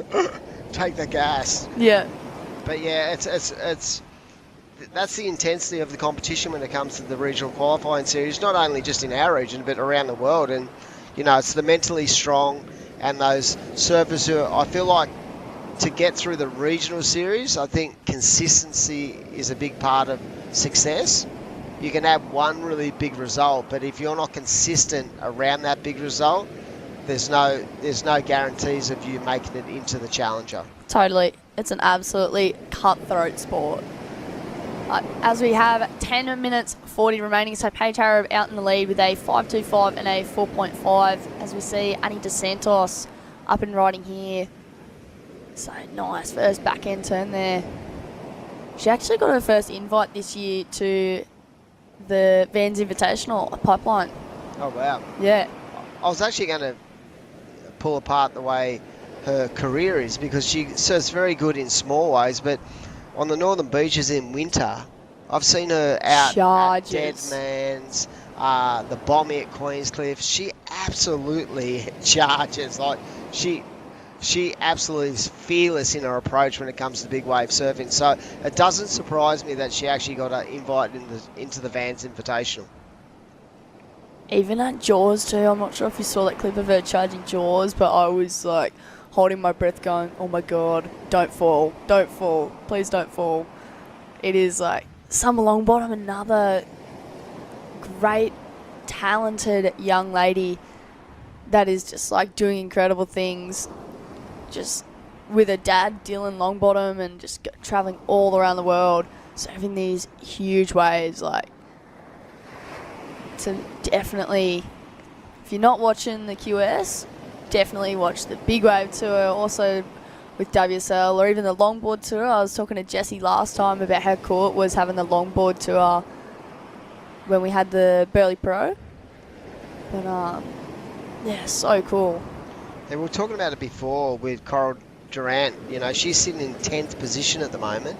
She's in a very strong position to get herself into that Challenger Series. And DeSantos is actually in 8th. So this is a very, very important heat. She's holding, her lowest score on her ranking is a 650. So if she could get a win here and put herself up into 6,500 or 7,000 points, it's going to put her in a strong position going into Newcastle when it comes to qualifying. Oh, Dang. What a turn.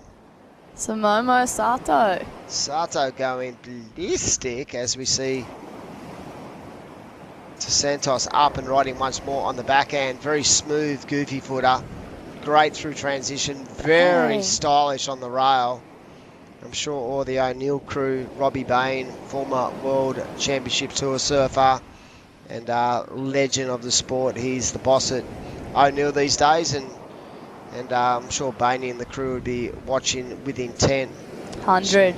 Love that first turn there. I love how low she gets and how coiled she is in each and every turn, and then she gets to work. She generates speed from the rail, and again, the timing of this last turn and just that little bit of drift and pop out of that final turn will elevate the scoring potential when it comes to the identification of point of difference for the judges.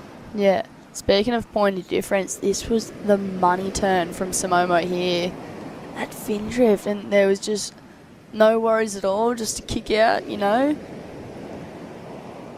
Easy as. So 7 minutes 20 to go. We'll wait for those scores to come on through. But Annie DeSantos looking for a 7.1 to go to first position currently. White, Samumo Sato looking for a 0.15. Nao Amara looking for a 3.65. So green holding first priority, waiting for her first wave. 7 minutes to go. Yeah, Samoto actually sits in the Asian rankings right now in 7th. So she's right up there. And it's going to be critical. A big result here could be critical. She's been ultra consistent in 2023, 2024. She's had multiple quarterfinals. In fact, she's had 3 quarterfinals in her top 5. So she's been, we spoke about it, consistency is the key to success at the qualifying series. And this young lady really has been putting it together right now. She has a 4.55 and a 3.50. Naramura has basically sat for 15 minutes and she has first priority. She is an absolute veteran of the sport these days. She's been around a long time, so even though it's not where she wants to be, she definitely has the talent to pull it out of the bag. I'm sure that the crew down at Aloha Surf Manly will be watching. Kaz, her good friend, one of the bosses down there, he'll be watching. And as I said, she's been coming to Australia since probably of the age of 12, I think. I first saw her in one of my events in Sydney at the Aloha Hornet. But yeah, she definitely has so much experience, and right now she's going to have to pull it out of the bag, because here we go, Annie. Wow, see, if I was Nao, I would have gone that one and utilised my priority on that one. Yeah, this is a good wave here. Blue was so deep on the peak, she was in a really good position to take that wave. And here we go, Noah Amura up and riding, stylish. First carve. This is a bigger looking wave. She's going to have to get something done. No. And she'll be desperately disappointed in the fact that the wave did not offer up scoring potential. And Paige Harrop up and riding. Good looking wall. Just setting up that first manoeuvre. Again, carving it into the power source. And the powerhouse from New Zealand coming unstuck. I felt like the whole timing of that wave was a little bit off. Yeah. Here we go, Samomo Sato. Oh. Making it look so easy out there today. She's got wow. She's got this right on lock. That was awesome. Explosive surfing there. Yeah, I feel like that's definitely over a 5.21. That's taken her into first position. It's going to be interesting to see how these 4 waves, everyone got a wave in that scenario, but I feel like the surfer in green, she had to roll the dice on a bigger wave, and you sort of identified that you felt like it was an error not taking that wave off blue, but I felt like she was a little bit wide of the takeoff point, but then she got on the set behind it, the second wave of the set, and unfortunately for her, that wave just sort of ran away. Here we go. This is the first wave of blue, so Annie taking off. Nice power punch into the pocket. So again, I feel like Surfing Blue has really identified exactly what she wants out of each and every wave, and this is a set. Look good on takeoff, and nice setup carve. There. It's just a shame that just ran away from her. She nearly had to float that section. She nearly needed to get up onto the wall of that wave if she was going to get across that section. Then we had Paige. I felt like just the rhythm of this wave was just out of sync, and that caused that. This wave was just probably the best out of the 3, I think. Oh, that second turn. Even this one here just jams it in the pocket. I just love the fact there was no downtime in those first couple of manoeuvres. Oh, you know, I would have done that too if my legs would have been sore after those first 2 turns. I would have been like, yep. So right now... It's okay for me to fall off the turn on that last one. So with 3 minutes to go, we have the surfer in green with that 3.1. So she's back in the game, but she'll be disappointed she didn't get more opportunity. She has first priority, the experienced Japanese surfer. And right now it is Paige Harrop first.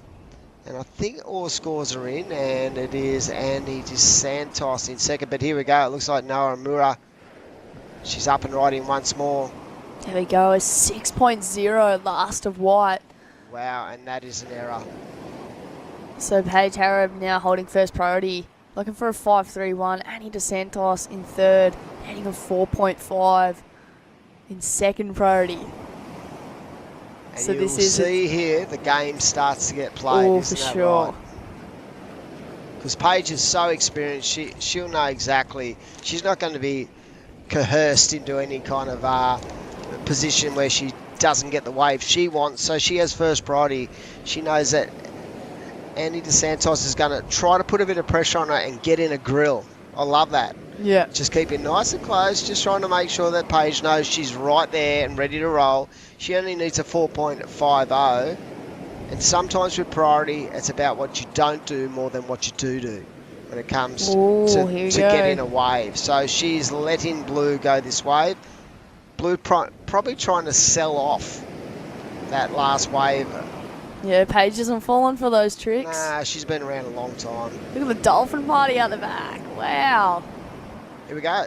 Green, Nao Mara. So she kind of waited 15 minutes for her first two waves of the heat, and that can happen. You can find totally. yourself in a predicament where you have a game plan. You're trying to stick to your game plan, but at the 5-minute marker, she still had no wave. So she 3/4 of the heat had gone, and she was then pushed into a situation where she was more rushed. Now the surfer in white, her last wave, a 6-point ride, definitely the best wave of heat so far. And Paige Harrop is just holding on at this stage in second position, but Annie DeSantos only needs a 4.50 to push herself into that qualifying position for the round of 16. This is heat number 5, round of 32 at the WSL Ryde Rhythm Central Coast Pro QS 3000 for 2024. And as you said, look at the amount of energy out in the ocean when it comes to the dolphins. Are having an absolute ball out there. Wow, so 15 seconds remaining. There we go. Paige Harrod utilising priority on that one. You can see a little bit of wind starting to kick up too. Yeah, I definitely noticed that after my break. So it's going to be interesting once that tide drops out, what it'll do. Will it offer up potential for the men to go to the air? As we head into another heat, we're going to wrap it up. We're going to go to a break. We're going to pay some bills, and we're going to be back very shortly. Don't go anywhere. Ba-da-ba-da. Ba-da-ba-da.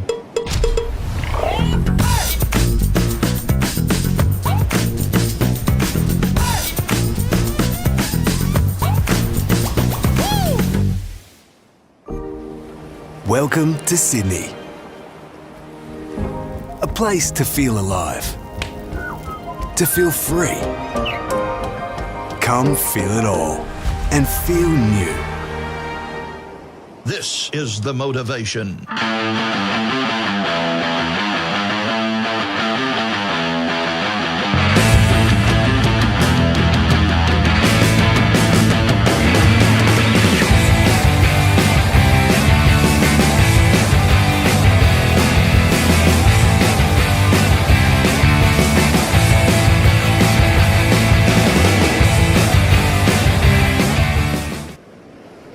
Welcome back, everyone. You can see the beautiful sea life out the back down here at Copacabana, just enjoying.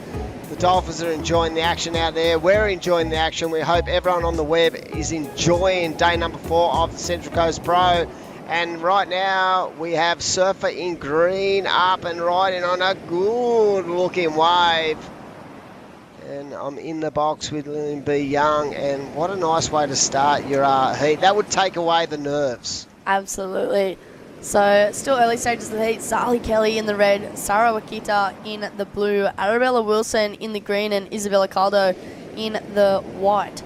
So, another cracker heat here. And coming up after that, you're going to want to stick around from this one. Jag Magmian from France in the green, Willow Hardy in the white, Rosie Smart in the blue, Nixie Ryan in the red. So that is a cracker. Upset either way who gets knocked out of that one. Here we go. Zali Kelly up and riding, just that one turn, and that was enough to get her a 2.5. But this way, blue. Cyril Keita. You can just see that there's a little bit of wind now starting to form on the face of the wave, and green, I felt like green definitely got the best of the exchange. Really nice engagement of the rail. nice depth into this final manoeuvre. Bang. And talking about engaging, we'd like to sing a big shout out to our major naming rights partner, Ryde. Take your best shot at today with a Ryde Wellbeing shot. 60 milligrams of energy, focus, or relax. They're small enough to fit in your board shorts pocket, or big enough to charge your surf set. So available at all 7-Eleven and selected IGA stores. Great to have them as a corporate partner and the naming rights sponsor of this event, as we see Surfer in white. Wow. Isabella Carlo just lining that thing up and absolutely belting it. Yeah, so I'm not sure if you remember her heat from Port Stephens, but it was like a last-minute buzzer beat. Yep. Last-minute Can you remember buzzer who beat it was? upset. Was it Sophie Fletcher? I think it might have been, actually. Or maybe Jasmine Sampson. Yeah, I remember she was one definitely of the on two. form. And Surfing Green, definitely the best of the early exchange, that 5-point ride for Surfing Green. Zali Kelly, of course, and Sarah Wakita. I feel like they are the two experienced surfers in this heat, but that counts for nothing when it comes to the stable of talent we have in this region. And we talked a bit before about how beautiful the Central Coast is and the restaurants. You can't beat the saltwater restaurant at the Avoca Beach Hotel. I reckon that's one of my favourite joints. Chopsticks is the actual restaurant that Jess was talking about, the Chinese restaurant. Okay. And there's a really good pasta joint as well in Avoca. There's so many, the variety of our cuisine is just brilliant, and yeah. I was telling Jessie, if you're ever looking for things to do, I know we had a couple of lay days last year. We'd go and get our nails done with the girls. I We'd don't go know if I and could do that. have a shop around in the mall, and yeah, it was so much fun, you know. And especially everyone on this QS tour is all mates too, so you're all hanging out together and you're all just walking about, you know. That car park's awesome at Avoca, where everyone's just kind of hanging in the back of their car boots, and you're like, oh yeah, hey, and where are you guys staying? Oh yeah, we're just staying in our Jucky van. At the Shark Tower, the old Shark Tower car park. Yeah, Avoca Beach Pizza and Pasta Cafe it's called, I love. But yeah, it's got such a, you know, for a place that's only like an hour and a half away from Sydney, you're just it's just magical, because you feel like you're sort of really in a regional base. And that's the thing about bringing these events to places like Port Stephens, Avoca. We've been at Boomerang before, Cabarita. It's just such a regional area, and the beauty of the landscape too just brings it all into fold. But the one thing I do love about these regions is the quality of the waves on offer for these surfers, and that's the key point. Like, we love being in Avoca, but we also love the fact that traditionally over the course of time, Avoca has just produced quality waves every time we've hit this place. So 14 minutes remaining.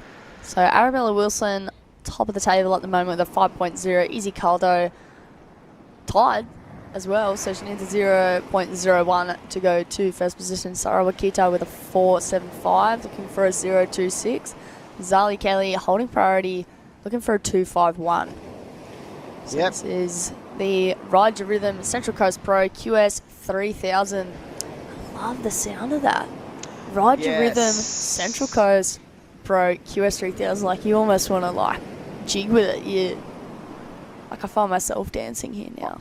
The bigger the event, the more froth I get, definitely, because it's more pressure for the surfers, and these athletes they have to you know, adapt to the pressure that they're under, because the whole point of these QS qualifying, the regional QS qualifying series, is to allow these surfers the opportunity to qualify for the Challenger Series. When you break down the Challenger Series in itself, the world-class venues they get to surf around the world is just incredible. They kick off in Australia with Snapper Rocks and Narrabeen, but they get to go to some of the most amazing joints in the world. The US Open, they go over to Irasira, and just the places they get to surf is premium spots in the world. So that is an incentive you can't beat, as we see the surfer in blue. Wow, strong right there. Sarah Wakita looking very, very in tune with the ocean this morning. Here we Already go, has a so- 4.75, so this is going to be a really nice backup, and just that the backwash absolutely whipped her on the inside section as Zali Kelly up and out. So I can't remember. Was Zali Kelly on the Challenger Series last Yes. year? Yes. Yep, very strong. She has, I feel like she's tailor-made for competition, because she seems to always just, nothing ever seems to rattle her. In fact, the more under pressure she is, the better the performance.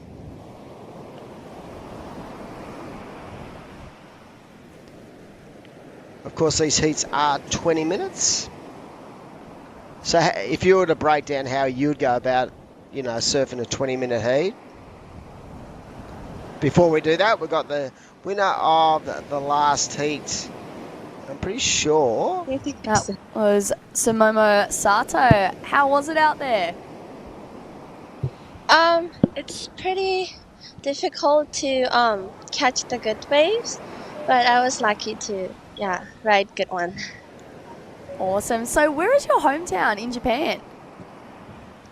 Shizuoka in Japan. And so right hand or left hand point break? Is it pretty similar to this or a bit different?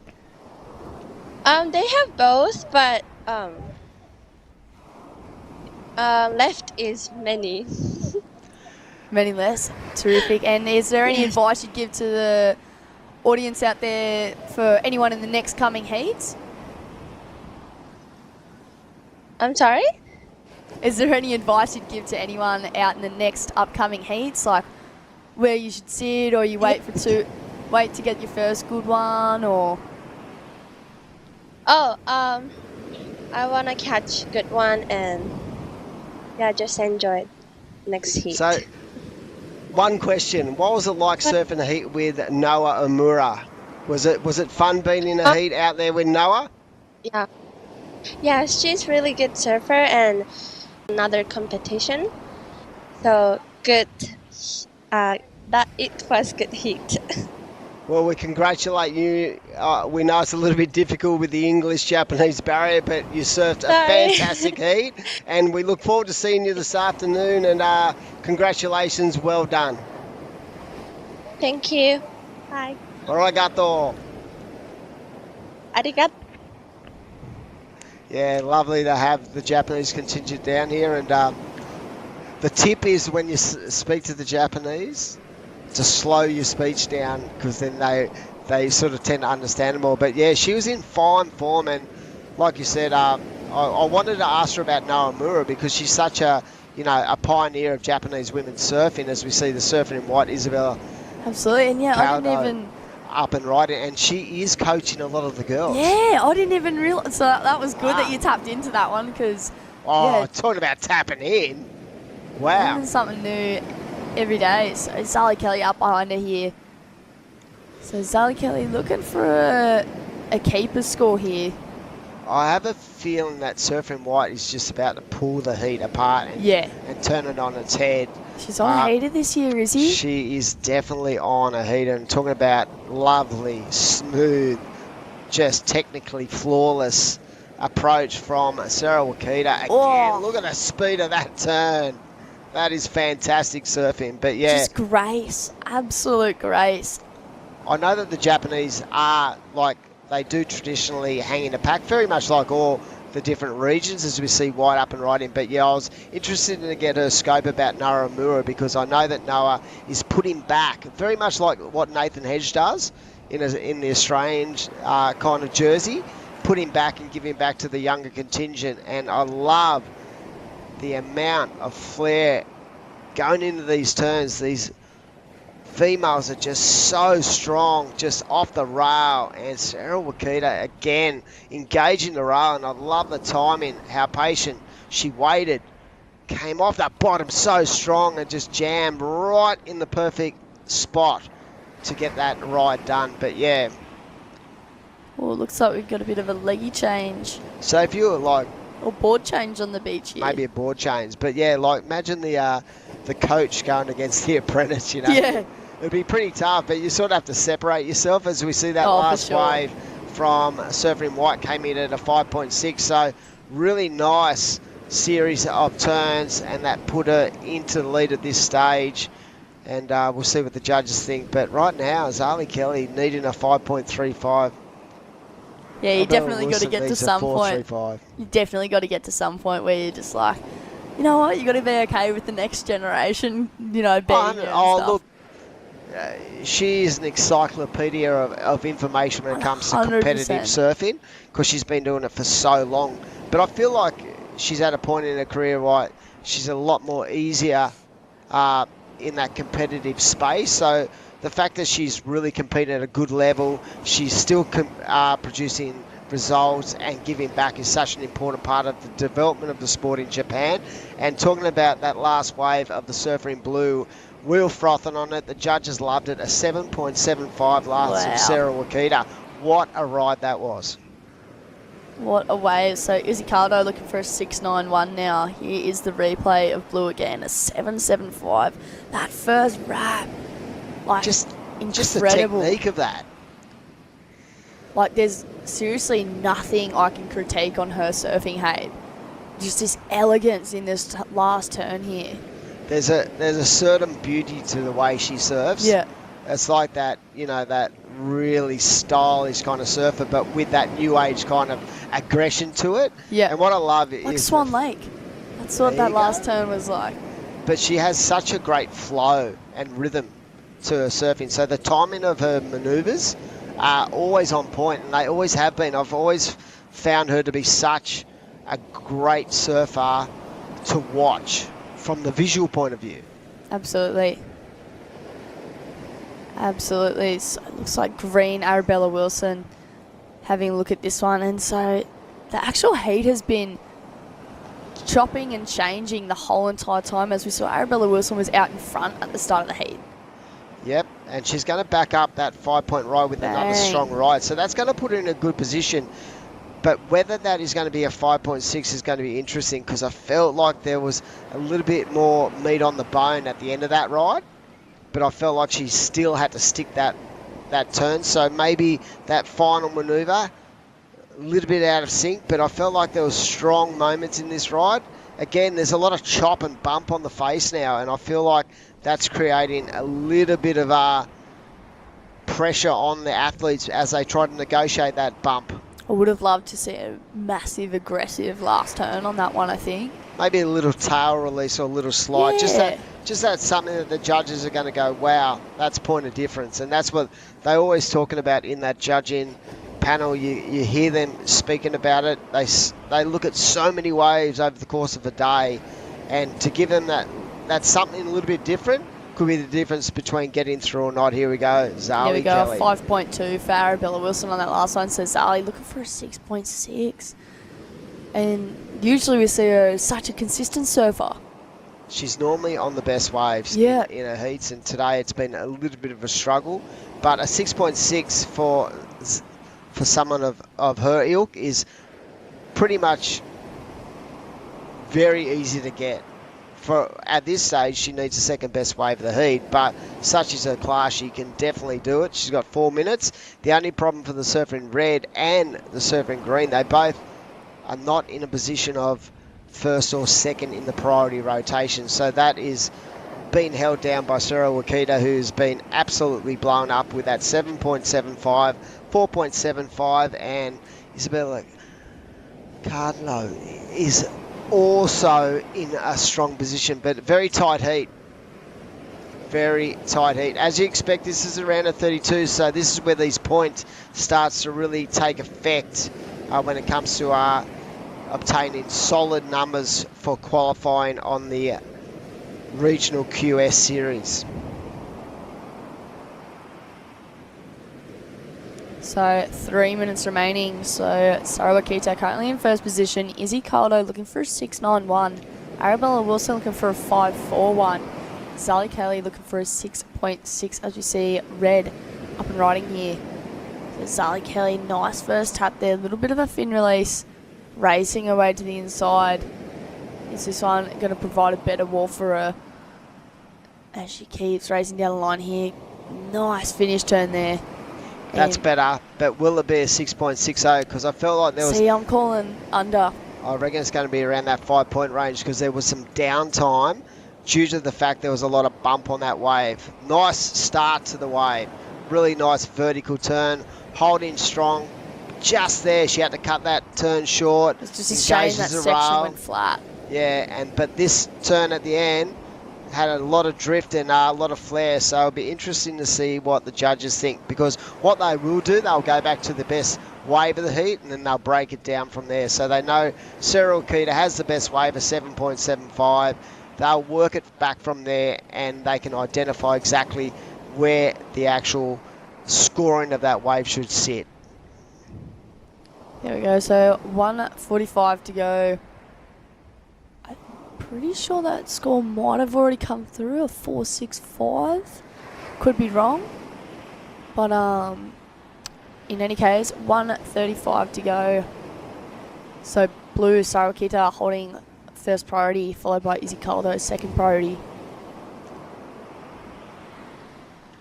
Yeah, so if you can make a quarterfinal in a 3,000, you're going to wrap yourself 1,423 points for an equal fifth, which is a nice, strong series of points when it comes to overall qualification. And right now it sits, Philippa Anderson is in the lead on the qualifying series for the women. Paige Harrop in second, and Paige has basically got herself only 3 results. So whatever she does here is going to improve her situation. Philippa Anderson's actually out of the event now, so Paige Harrop could easily take the lead on the series. Rosie Smart in third.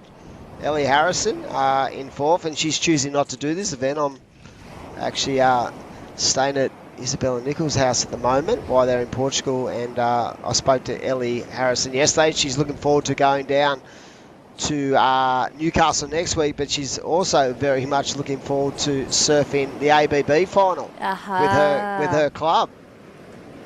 Yeah, I was looking at the heat draw. There's some solid names. There's some solid board riders clubs in it. Watch out for Northstone board riders. They're going to come and take everyone on. I was a bit bummed then Gary didn't get the invite over Cabarita board riders, but maybe next year. Maybe next year. Here we go, surfing in white, up and right in. That is the current second place holder in this heat at this stage. But yeah, the ABB, the Australian Board Riders Battle, this is where all these young surfers come from, the grassroots level. We're going to throw after a break, be back very shortly for another exciting heat at the QS 3000 on the Central Coast. Welcome to Sydney. Upbeat.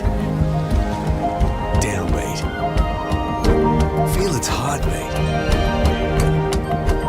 Open spaces. Open arms. A place to feel alive. To feel free. Come feel it all and feel new.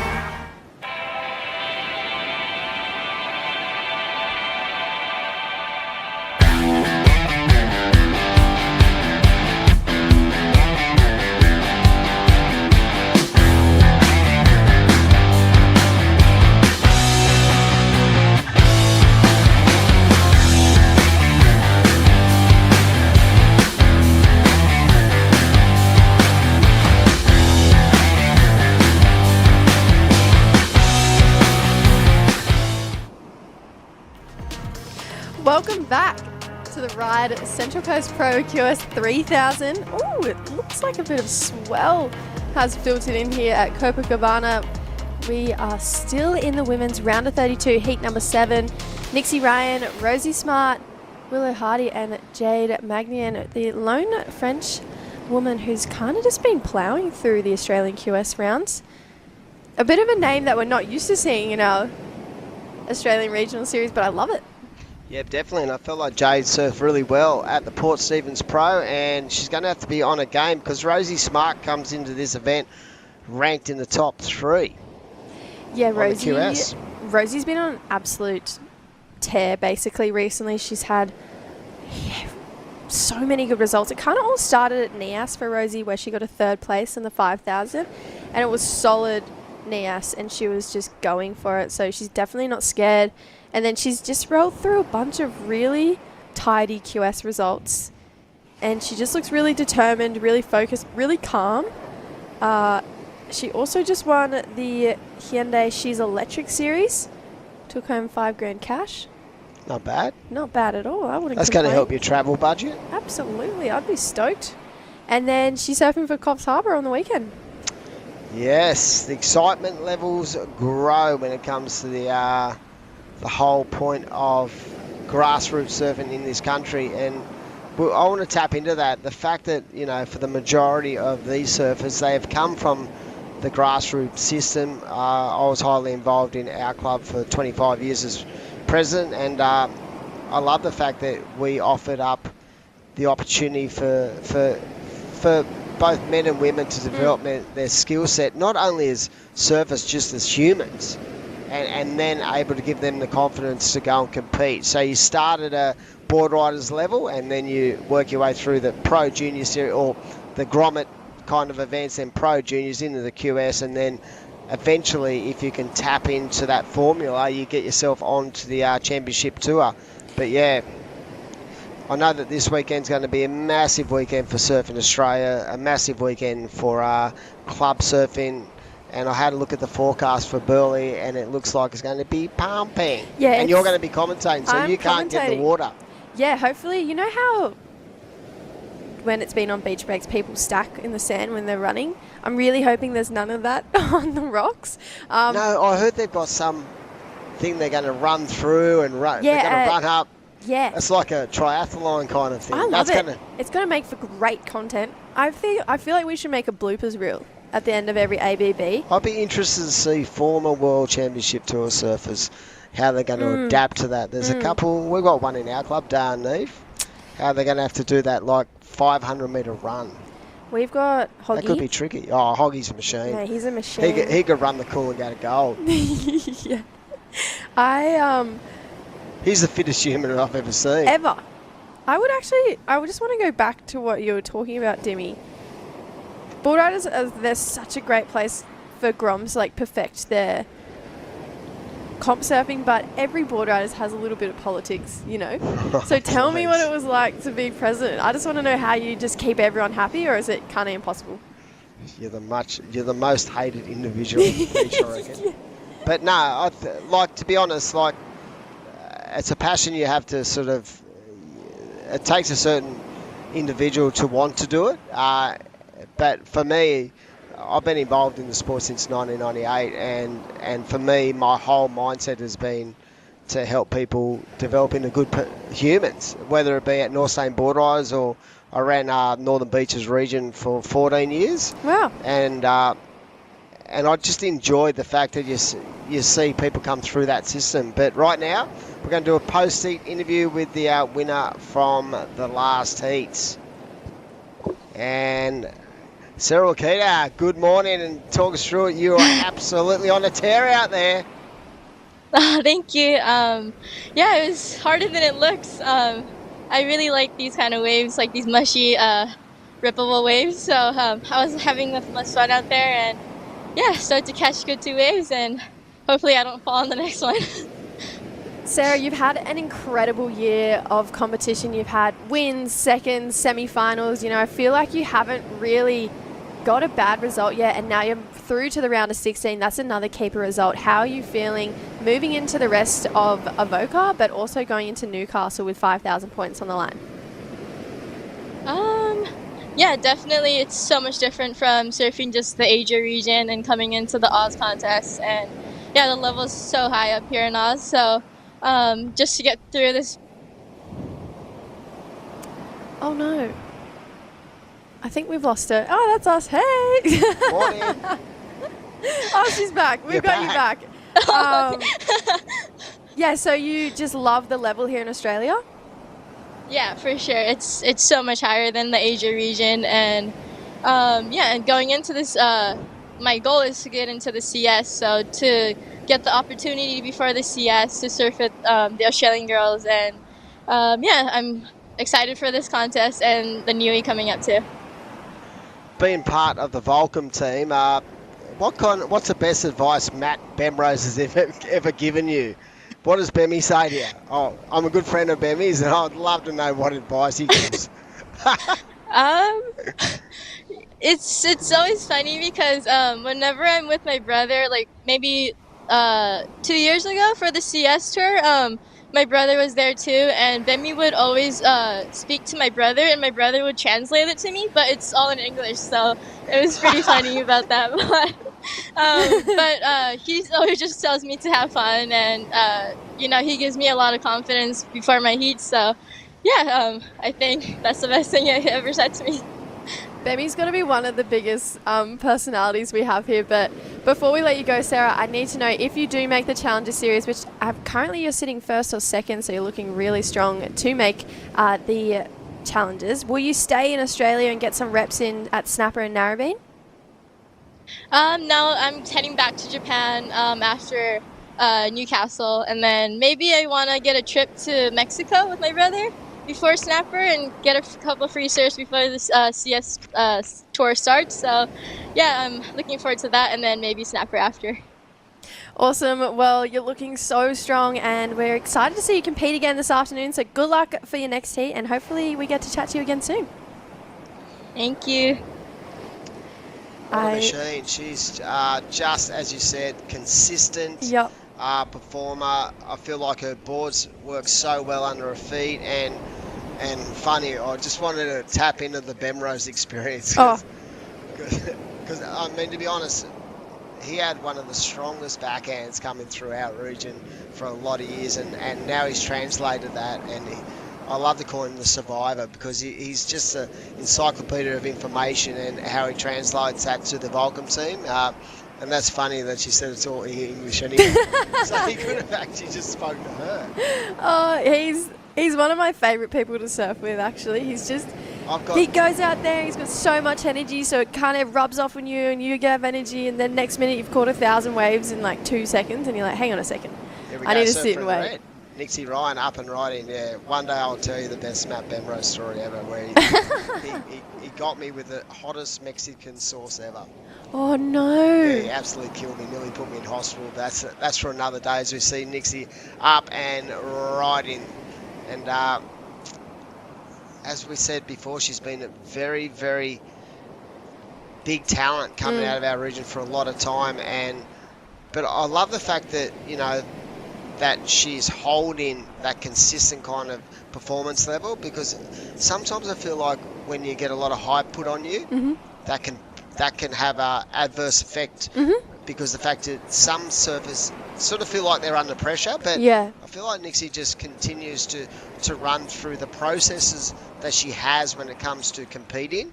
And I think that's the key. I always say to all young surfers, just set yourself some processes that you go through consistently over and over again that you feel familiar with and comfortable with, and then forget about all the outside noise and just focus on what's in front of you, and then work your sort of processes from there. Nixie, I grew up with Nixie and we did all the junior events together, New South Wales state rounds, Aussies. Actually, the first ever Aussies I went to with Nixie. Okay. So I've known her for a really long time, and she's always been the same. She's kind of got that like laid back Lennox mentality, I mean, I'm sure behind curtains she's super focused and super driven, but from another competitor looking in, sometimes it's a little bit daunting of how just relaxed and easygoing she looks going into a heat, because she never looks phased or frustrated or like she's not going to make it through. So when you compete against Nixie, it is nerve-wracking, because I think she just backs herself so much. She doesn't get in her head too much. I think she might have tapped into Adam Melling's kind of mentality when it comes to, that laid back, because I feel like she is the female version of Adam Melling when it comes to how she looks from the visual point of view. And you've tapped into her, so she's always been relaxed. I've never remembered Nixie looking nervous. Look, I'm sure more goes on behind closed doors, so I'm not going to speak for Nixie, but speaking from someone who's been with her pre-heats, I've known Nixie for maybe 8 years now, and I've just never, ever, ever remembered her looking nervous, frustrated. Who's she getting coached by these days? Woody? I'm not sure, to be honest with you. I think James Wood actually is coaching. I know, and Crispy was doing some work with her, and she probably does a lot with Surfing Australia, but yeah, coming from that club, there's a certain level of of calmness, I think. I think just coming from that region, everyone I meet from Lennox seems to be super relaxed. Here we go, Willow looking to open up her account. 7.5 minutes to go, so this is her first wave. Beautiful first carving turn there. And again, so waiting for this wave to steepen up a little bit more so she can go to town. This is her new DHD surfboard under her feet. I saw this on her story the other day, and gets a little foam climb in. I think she wanted to get more vertical on that end section.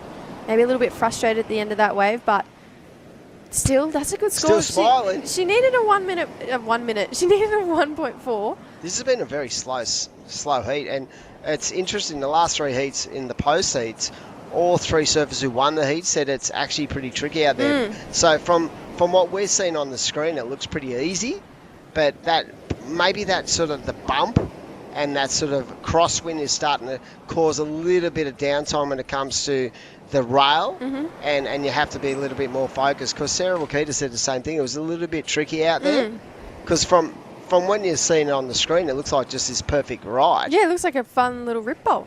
But it's definitely not. And that 5.25, I mean, how slow has this heat been? There's 3/4 of the way through the heat, and the best 2 waves are a 5.25 and a 4.50. Rosie Smart, who is traditionally very good at calculating multiple scores and building house, she's in 3rd position at the moment with a 1 and a 0.40. And the French surfer, who was really impressive at Port Stephens, has got a 0.40, so it's got to be tricky out there.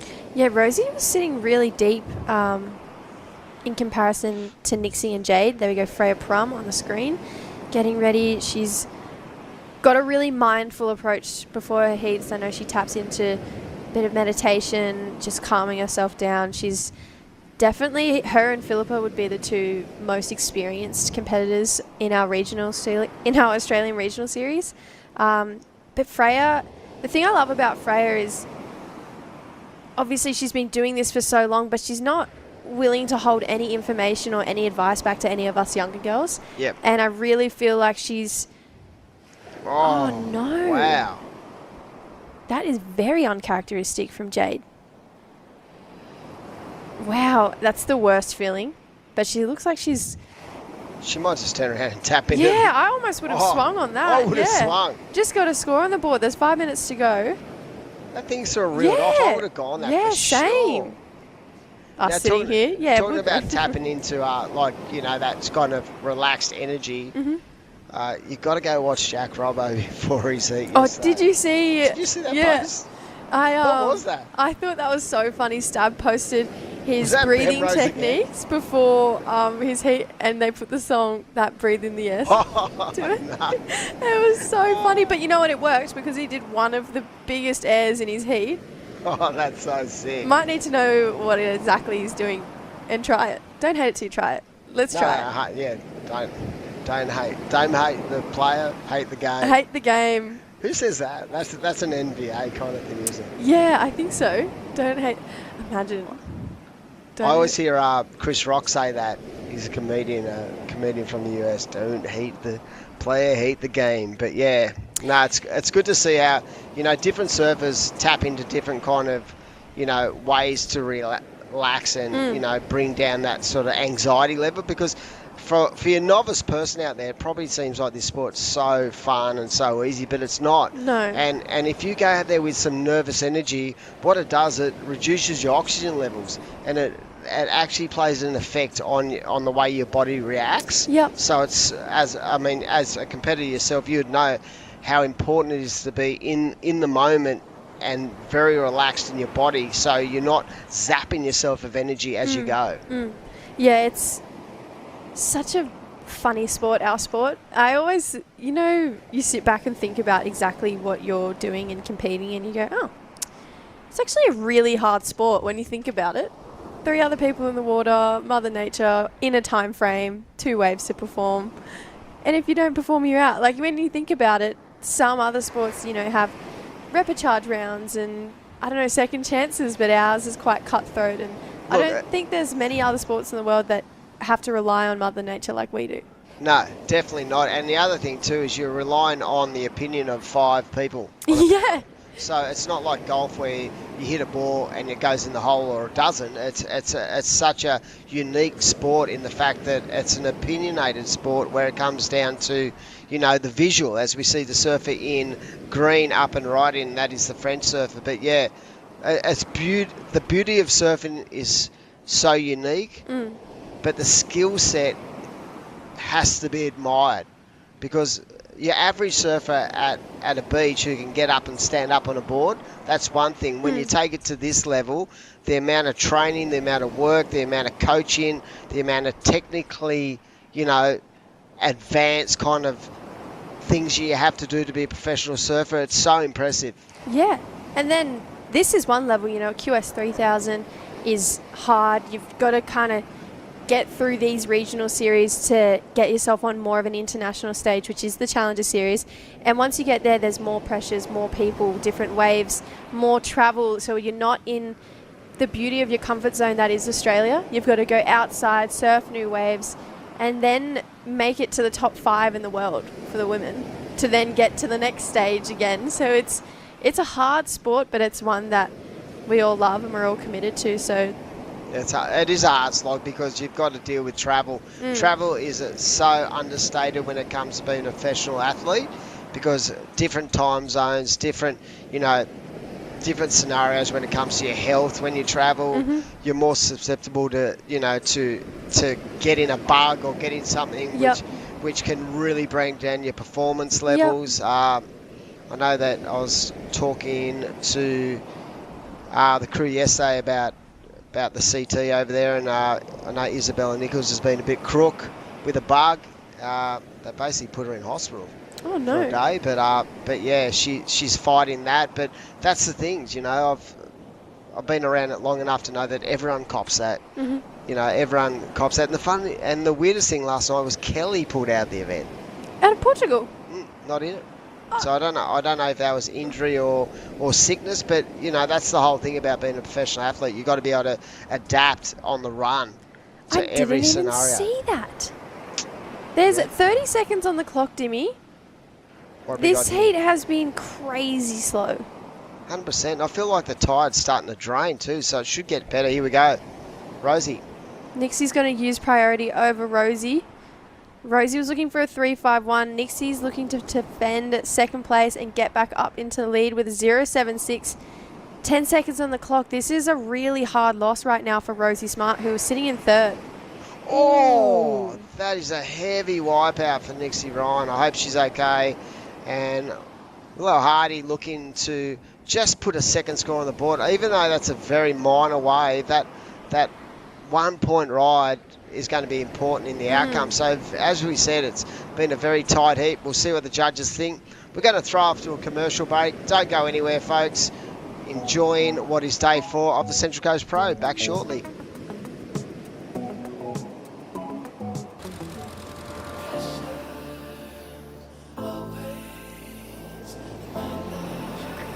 Lay back and just forget the pressure.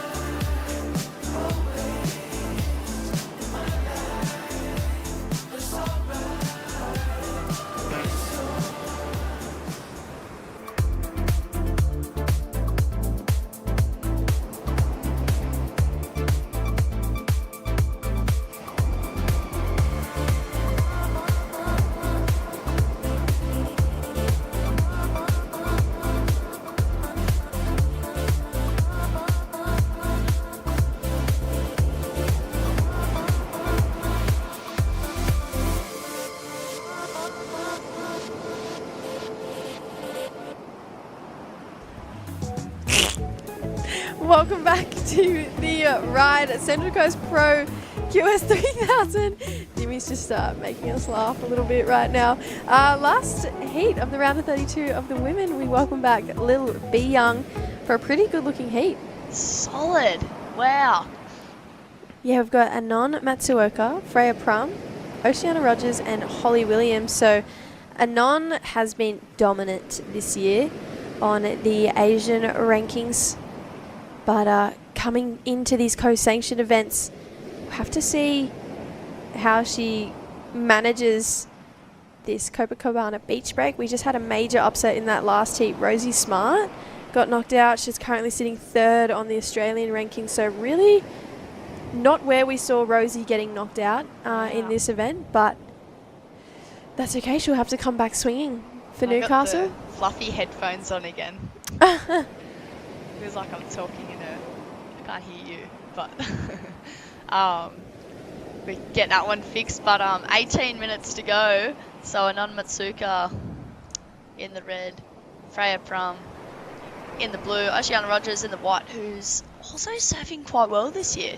Yeah, she's definitely leveled up. You can tell that she's gone through that stage that all women go through. They go from kind of being a grom, and now she's looking more filled out and stronger and a bit taller and womanly, I guess. And you can definitely see it's translated to her surfing because she's looking way more mature in her turns. Yeah, the girls.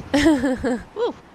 And Holly Williams, another one I haven't actually watched surf probably since the Challenger, since she was on the Challenger. So another good one, but had so many incredible names in this draw.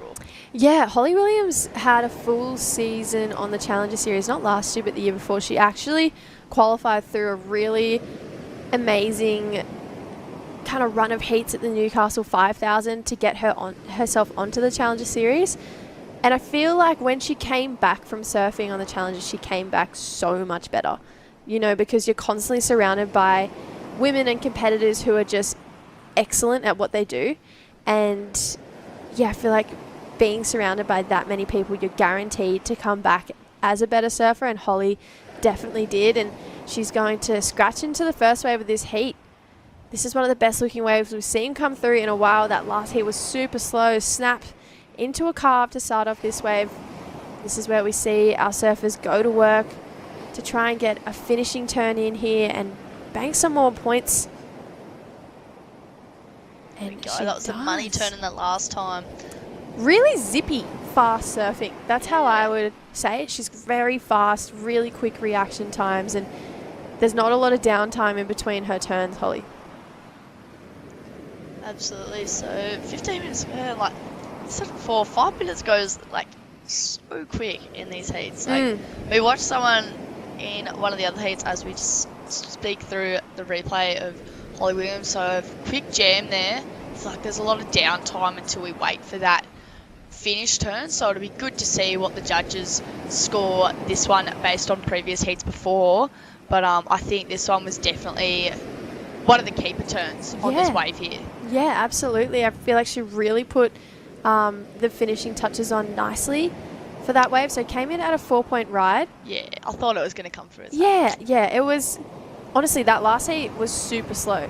You know, Jade Magnian didn't get her first scoring ride till I think 3 minutes to go. Wow. She had a 0.25, 2 takeoff fall-offs. And did Jade get through? No.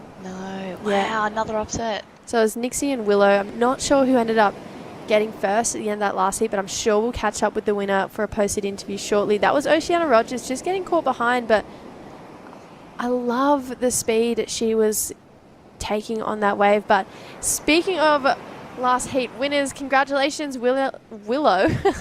You that was a pretty grindy heat, so you must be pretty happy to get through. Yeah, that went super slow, but I was happy. I just kind of kept my calm out there. I was in top trio, and I think I waited till 6 minutes to go to get my wave. I just knew I had to pull the trigger on a good one. Yeah, Willow, let's talk more about that, because I know for myself, if I didn't get a wave until 6 minutes, I would be freaking out. So how did you manage to stay calm? Did you just trust that a wave would come? Or, yeah, I need to know, because in that situation, I would be so nervous. Yeah, I'm used to waiting a while for waves at home, I guess.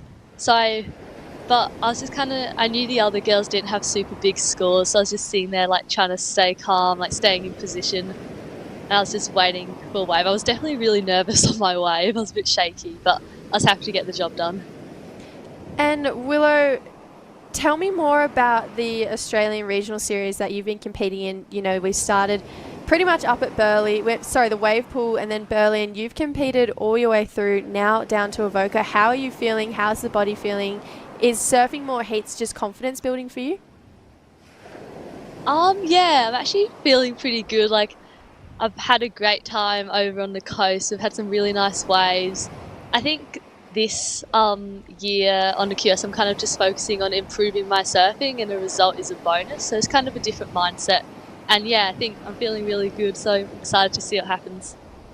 Amazing. Well, we're excited to see you compete again this afternoon. Will you try and take the same calm, improved surfing approach into your next heat as well? Hopefully. I try to, but sometimes I do get a bit stressed. But I think I'll just see what the conditions are like, and yeah, adapt my plan to that. Awesome. Well, you're looking really calm and in form to us, so we're excited to see you compete again. Yeah, best of luck. Thank you so much. She's just the most beautiful soul, Willow. You always leave a conversation with Willow just feeling really calm and good about yourself. It's the WA spirit. I feel like everyone you meet in WA is just such an awesome human being. Absolutely. I was going to say, I feel like Willow and Nixie get heats together all the time. Yeah, they do. Yeah, like, I totally agree with that. But they're great competitors. How heats get picked out? Like, is it a lucky draw hat, or is it just like... Nah, so it goes based off rankings. It does? Yeah. Oh. And then, so that opening round and seeded round rankings, and then, yeah, it kind of just tumbles on through from there. Wow. Yeah. Interesting. Yeah, no, it's cool, but I really like when Nixie and Willow pull heats together, because I think they're both quite fiery competitors, and they're both willing to fight to the end to make sure that they're getting through, getting that better result. So I feel like we always get good action when those two are in a heat together. But back to this heat, 11 minutes 30 seconds. Holly Williams just with that 4, and Oceana with a 3 and a 0.5. And there hasn't been much. Yeah, nothing. There hasn't been much. And that's what I mean. It's been changing. So I'm not sure if you remember when we were commentating Coral's heat, and there was so many waves coming through. So and then the many. next heat, we had, I can't quite remember who it was, but we did 15 minutes. And then just unfortunately then got knocked out as well. And it was just like, then the heat after that was a bit slower again. So yeah, I wonder if this tide change is going to keep getting slower, or maybe later on in the day pick up a bit more, especially for the men's action as well. I feel like later on the day we'll definitely see it pick up a bit more as we see Oceana Rogers belt that section there. So that's a good looking turn there for the lady in white. But yeah, you know, beach breaks go through that awkward tide where sometimes you just pull a slower heat. And unfortunately, when you're on the QS, that's the game. You've got to be able to surf 100%. In every condition. You've got to be able to be excellent in every round despite the wind, the wave size, the tide, and that's what we train for, you know. So these ladies have definitely paddled out here knowing what they're in for. Here we go. This is a non-Matsuoka, very uncharacteristic fall there. Yeah. But that you know turn, what? It's not called the QS grind for nothing, ladies yeah, and gentlemen. it's not. It's not. So all of these competitors are definitely groomed to know how to compete in these conditions. I've seen people compete in 1 foot Maroubra and give it their all, and then 8 foot boomerang and still give it their all. So it's just the game, it's the sport we have decided that we wanted to partake in. So yeah, the heats are slower, but nothing that these guys haven't surfed in before, I'd say. Absolutely. So 9.5 to go. So last Oceana Rogers at 4.65. So, and I was actually going to say, I think that's the first left I've seen since probably Macy this morning. I totally agree. I haven't seen, I feel like, sorry, off topic, that is Saxon Reeves' head that was just popping up on the screen. But yeah, I haven't seen a left in any of the heats I commentated. That was the first one I've seen. Yeah. And so prior to that, yeah, Macy's was the first one. Hopefully we see more lefts come into play. I would love that. I've actually never surfed this wave though, so I feel like I'm intrigued to know which is better, the lefts or the rights. I like it. It's a punchy, like, it's punchy, and it's also a lot of backwash as well. I remember, like, I went down there with Shannon Hayes last year, and I was like surfing with a bit of a mentor, Reef Hazelwood. So Reef, if you're watching, I was like fangirling. I was looking, I was like, oh, get to surf with Reef. But yeah, it was such a fun, like, I think it was about an hour before my heat, and I was like, oh, I'll just quickly surf for like 20 minutes and then drive down and be there just in time for my heat, like, all good. And Reef's looking at me going, wait, so your heat's in an hour? And I'm like, yeah. So then I had a great surf, and then like usually I've got this like, here we go, nice swooping turn there from Holly. But yeah, usually I've got this fixation on like I forget who told me, I think it might have been maybe Gabby Spake. And she said if you have a bad surf before your heat, then you have a good heat. Or if you have a good surf before your heat, then you always have a bad heat. And that kind of like stuck with me for a little while. What? Yeah. So I don't know. What? That makes no sense. It makes no sense. But that's what I mean. I had a good, like a great free surf, and then I went and I had an even better heat as well. I was like, wow. I was going to say, I'm more of a momentum person. But I try and not put pressure on my free surfs. I literally just focus on what my feet feel like in the wax. Yeah. And then just be a bit more attuned. But we've just had a great flurry of waves for our competitors. So Freya Prum, this was her first wave of the exchange. So it doesn't get around, but this wave from Holly Williams, this is the best looking wave we've seen come through in quite some time. Strong swooping carve, and again into the second. Pushes really hard through that second part of the turn. I feel like Freya would be watching that wave going, should have waited. And then manages to get another turn in after this one as well. So this was a solid wave from Holly. This is going to be a good score, Lil. Yeah, board's looking super good under her feet there. So again, under 7 minutes to go. It's just gone so quick. Yeah. And I was actually just saying before to Dimmy, how cool is the slogan? So it's the Ride Your Rhythm Central Coast Pro QS 3000. Like you just kind of just want to throw like a gang sign up, something like that. Ride Your Rhythm. I love it. I love it. You should do it every time you welcome it in. I know, I need to come up with something like a handshake or something. I haven't figured it out yet. But come back to me tomorrow on finals day. I'll have something by the end of the day. Okay, perfect. I look forward to it. 7.75 for that last of Holly Williams. Wow. So that's one of the highest scores we've seen come through in quite some time. So you'd think with 11.75 total, Holly's pretty safe with 6 minutes to go, but you just never know with beach breaks. You're not really sure what's going to come next. You can't wait for too long either. No, yeah. You need to just be like, you know, get your first two out of the way, and like this one that came through. So Holly was pretty quick on her first one. Even Arabella Wilson in one of the heats before. So Arabella and Izzy both got a 5 straight up. But definitely keeping busy is the thing out here, because it's just gone onshore as well. Yeah, it has, but it still looks really fun. I know. We should have entered, Jessie. I know. What are we doing here? I just wanted to talk about it. But yeah, so right now, 5 minutes, 25 seconds. Holly Williams sitting pretty nicely in first place. Oceana Rogers looking confident in second. She looks really confident on her feet. Freya Prum, a 3.25 for that first wave. So now looking for a 4.41. Definitely the surfer with the most experience out there. And Anon Matsuoka with a 0.8. So this is a really unusual, uncharacteristic heat we've seen from Anon. She's actually a bit of a bulldog almost in heats. She's usually 100% smiling bulldog. Yeah, she's like she locks in like a 6 usually in the first 2 seconds, and you're like, what? How did you do that? Yeah, I'm never gonna forget when we were in Hawaii and we were just like eating like a cream pie at the front of Ted's Bakery or something, and she comes up to me and she was like, hey, and I'm just like, what are you doing here? And yeah, it was so funny. Like it was like everyone was almost over there the exact same time we were over there. And so what's a cream pie? It's like, so over there they have sweet pies. It's like, you know, you got your like, I don't even think they do peach cobbler, but it's like strawberry pies with like really sweet cream on top. And then for us, I'm like all you want after a surf is just a meat pie, chunky steak, chicken bacon, or like, well, for you maybe a lentil pie, or like or a you know, a veggie salad roll or something like that. Yeah, spinach and feta roll. They don't do that.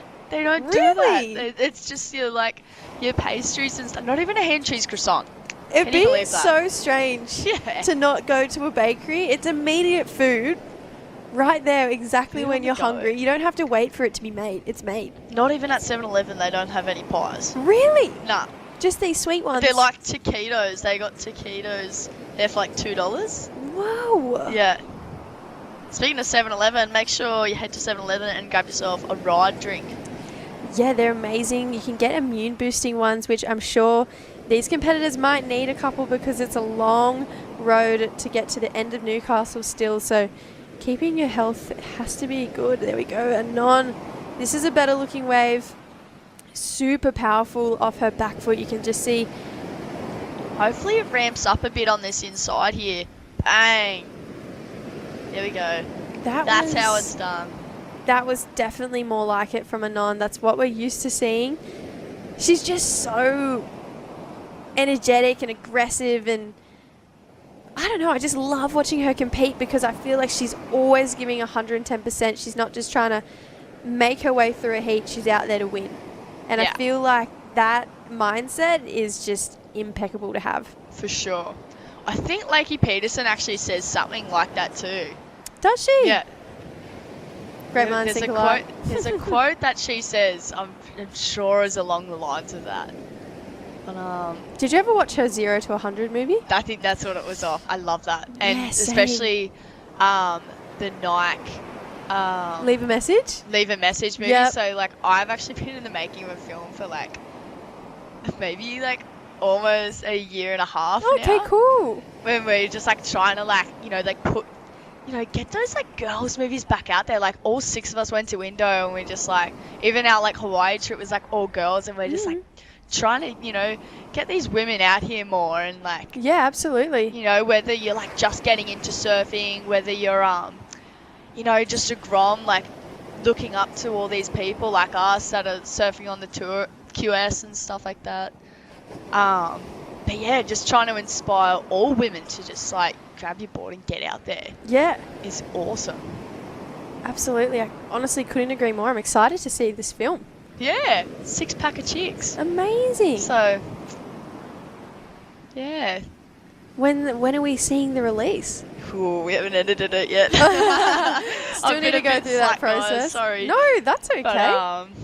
But yeah, we said January, but I haven't like edited a thing yet. That's fine. But, Good things take time. Absolutely. So hopefully this year, and yeah, it'd be cool to do a couple, maybe a little tour of traveling around and You could do screening the one in films. England? I could. That would be cool. I really could. Maybe at one of the pubs. Yeah. Free Hell pints yeah. for everyone. Hell yeah. All right, 45 seconds to go. This heat has Wow. just, I'm not even sure where And it went. Freya, who's sitting like quite heavy on top of the, like, not far off Challenger Series qualifying. Yeah. Needs a 4.41. You can see Anon is scrambling to try and get on a wave. There's 29 seconds to go. She needs a 3.56. Looking like she might get onto this one here. She's scratching. No. Can't get into it. You can see a bit of frustration. 20 seconds to go. Holly Williams is comfortably in the lead. Oceana Rogers second, and she's definitely giving Anon some room to kind of move around on the inside here. Here she goes. She's up and riding. Needs a 3.56, and that wave isn't going to allow it. Freya Prum's not even going to get a second wave, so How unlucky that heat was. Just no waves came through, but you know, we're going to cut to a break very shortly, and we'll see you for the men's round. absolutely. Don't go anywhere, guys. Lay back and just forget the pressure.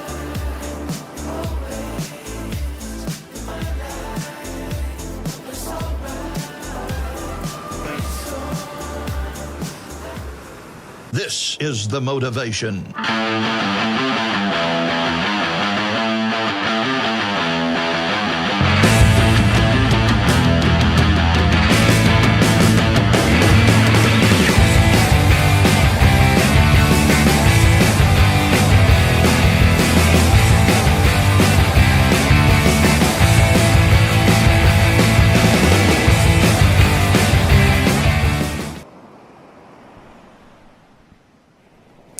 Welcome back to the Ryde Central Coast Pro QS 3000. We've run through the women's round of 32. We have entered the men's round of 32. So Oscar Berry taking on Saxon Reba, Sol Grendling, and Geordie Liakman. So it is battle of the Hurley surfers out there. It is. Holy dooly. It is.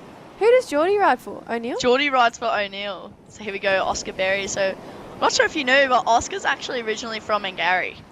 No way. We're trying to lure him back in to come compete for us, but we're working on it. Oscar's One day. originally a skater too, right? Yeah. So he was like super into skating, and that's why we actually got our new skate ramp in Yamba. No This way. massive new like bowl and stuff. So if you're ever down the East Coast way, stop in, and there's like, I swear there's never anyone on it when I drive past it. I'm trying to save my ankles for the moment. Yeah, and wrists. Skating scares me.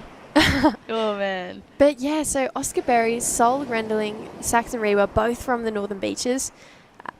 Dimmy's Both going to from- want to be watching this heat. Both from Manly? I'm looking at Dimmy for approval. Both from North Stain? Ah, yes!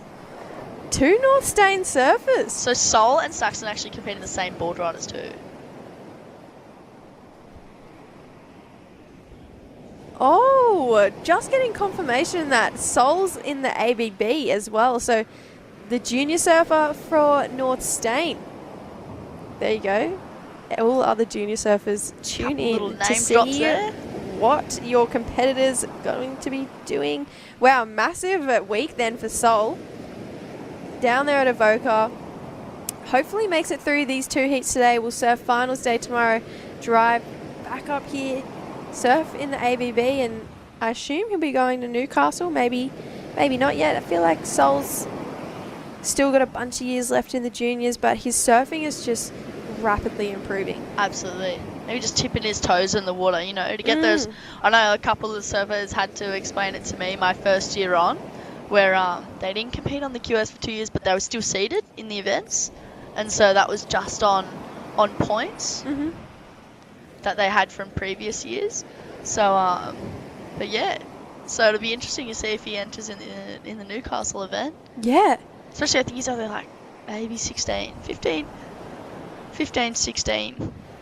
Yeah, he's definitely one to watch in the next few years, and I feel like as he fills out as well and gets stronger, we'll see Sol's name more consistently in these QS events, because he's got the repertoire, he's got the talent. I feel like now it's just reps in Arashi, and yeah, strength is probably... I might see another left here. Here we go. Look at this one lining up. Shorty Liakman. Saxon Reber was on the right as well. He's still going. Wow, his backhand is so good. And kicks it out again. So Beautifully Saxon. served. Wow, Oscar too. Oh, here we go. Hammer and tong this heat, ladies and gentlemen. Just under 16 minutes remaining. And while we wait for those scores to come through, let's read through some of the sponsors, shall we? Oh, please. So, Camplify. Whether it's a lay day or a spray day, Camplify has you covered for a beachside base with thousands of unique camper vans available to hire. It's guaranteed to make Dawn Patrol that much sweeter. And I remember maybe Arabella Wilson and I think it was Bella. No, sorry. Arabella Wilson and Ange Ball. So they were actually in a jockey van, so maybe they need to get a Camplify van for next year. Yep. That was a really nice left there from Geordie. Here's the replay of Saxon. This one's strong. Yeah, nice looking first turn there. And again, he gets so vertical on his backhand, but I feel like from here on out, he gets a bit more open face, so we see that spray just go flying and then kicks the fins out for a bit of a Not sure slide. about you, but I think that's going to be a high 6 range. I think so too, and then Oscar gets 2 really quick back-to-back strong turns. I always see him in the Surfing Australia High Performance Centre training, making the most of the facilities here. So I feel like Oscar's looking really strong and really confident in his own skin. So we'll wait for those scores for blue, white and red to lock in and see what Sol can do with priority out the back. Absolutely. So day number 1 of the Ryde Your Rhythm Central Coast Pro QS 3000. Massive thank you to Central Coast Council as well. We're going to cut down for an interview with Holly Williams, who took out that last heat. Holly, that 7 was absolutely incredible. Congratulations on your win. Thank you. How was it out there? Because watching it from here, obviously your 7 was by far the best wave of the heat, but it just looked really slow and really tricky.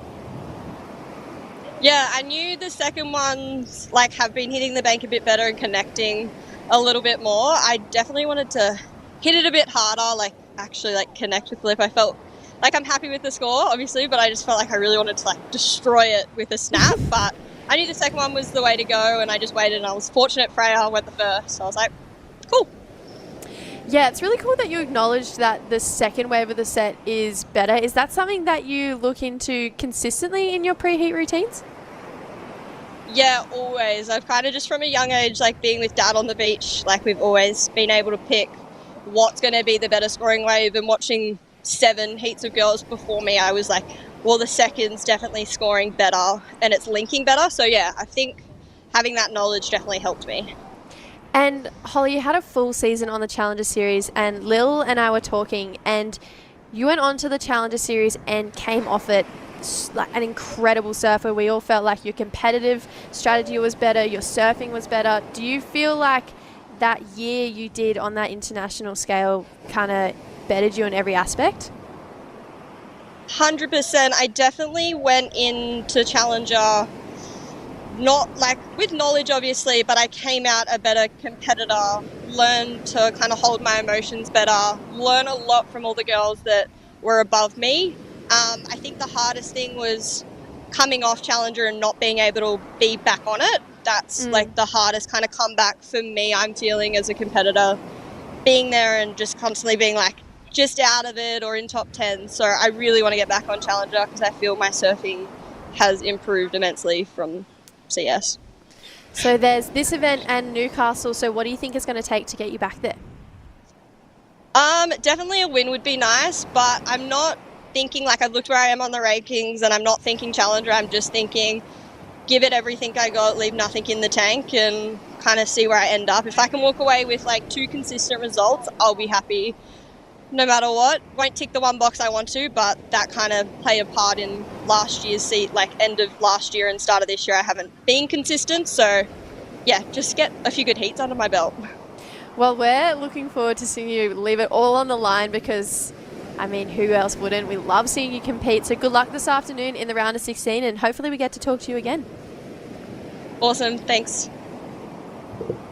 Yeah, Holly from How's the Sunshine the energy? Coast. Yeah. I loved that. Like, she's so, like, so happy. And so talkative. Like, that's what I love seeing on the interviews. She's really real. You know, like she didn't have to be, you know, I haven't had a consistent year. She didn't have to tell us that stuff, but that's what we want to hear. And it is hard because when you get to that level and you are on the Challenger Series, it feels so good. You feel so confident. And then to not be on it, to regroup and have to work twice as hard to get back there. I love knowing the ups and downs of competitives. It kind of makes you feel like, you know, it's not just me, you know? Yeah. It's really, for sure. That was a really great interview, I thought. Absolutely. I feel like, yeah. I feel like, wow, everyone really is in the same boat. But I just loved her energy, like, throughout that whole interview. Like, such a happy-go-lucky human being. Oh, absolutely. I love Holly. She's so fun.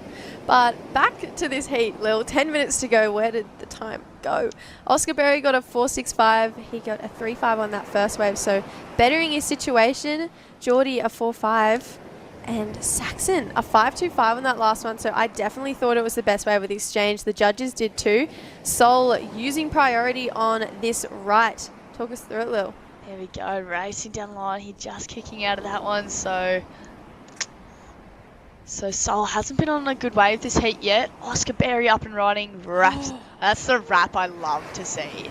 It's so knifey. It's he's on LSDs as well at the moment, so I'm actually interested to see what model he's on. I love when a turn makes you feel something, just like that one. Yeah. Oscar loved that wave, and for good reason. That first turn was incredible, and he started the wave, he finished the wave with the exact same intensity and aggression as he did the start. So wow. This is going to be an excellent score, I think. Absolutely. That first turn was just like, we heard it from us ladies there, and we just went, oh. I went, jaw back up, guys. Yeah, fully. You're on the job. Yeah, commentate. Yeah. Sorry, where was I? Yeah. But yeah, 8 minute 40 to go. But I'm not. Have you seen Oscar's new clip he dropped on Stab? I haven't yet. No, I've been slacking. 2-minute clip of just absolute like raw surfing. He is like just an incredible surfer. And I think definitely like could be a major threat if he makes it onto the tour like this year or in the years to come. You know, I think he's only still about maybe 21. He turned 21 last year while we were in Taiwan. Or 22 maybe this year. Yeah, so still like plenty of time left to qualify. Yeah. It's 6 for that last wave. Honestly, I was thinking like 7s. Yeah. 7-5 maybe. So the judges keeping the scale down. It is the first heat of this round, but I just thought that was excellent surfing there from Oscar. I love when a wave finishes with the exact same aggression and intensity, I've said it before, as the start of the wave. I think that is when you know you've surfed a wave really well. So I think Oscar should be really happy with his performance. Sol just can't find his rhythm in this one, but I love that approach to that first turn. Absolutely. He's definitely got the fire. He's, I'm not sure if you know, but he's actually, I think, part Brazilian as well. Sol is? Yeah. Didn't know that. So, yeah. But there you go. Learn something new every day. Yeah. Well, Saxon currently looking for a 2.3 to move up into second. Has first priority, so pretty good looking situation to be in. I feel like if we see him take a wave and surf it the same way he surfed that last one, we will see a pretty excellent score. But we're going to take a recap of this heat. This is the wave I'm talking about. If he can surf his next wave like he did this, he's definitely going to get that 2.3. Saxon's looking really on point and kind of has a point to prove out there. Wow, these last two turns were just like next level. Yeah, he's definitely... Oscar too, like, actually I saw quite an incredible wave of him as well, like at our local comp, the Pippin Classic, but just an all-round amazing surfer. Like, I've looked up to Oscar so much, like from when he was competing at the regional, like, Far North Coast events to qualify for state and stuff, like, seriously. And the air game he's got on him too, that's only just going to progress to the next level. Yeah, I just, watching back that last wave, that wave makes you feel something. And it's just incredible surfing. Looks like Saxon Reba took a wave while we were through that recap, but Geordie on a good looking right hand, a strong first turn, gets it back up there for a second. There's more sets on the way. Hopefully we will see Oscar Berry pull the trigger on one of these. So Saxon Reba, 3.75, moves into second. Geordie Liakman needed a 4.51 off the back of that last wave. Maybe. It's definitely close. I think it will be. Oscar paddling in to this one. Yeah, it looked like I had a weird lump, so smart decision there. And Sol got a wave too, so we'll see if we can get a replay of those last ones. But, man, this is such a different heat to the last ones we saw of the women. There's way more action. Here's Saxon's. Drops the hammer. Look at that.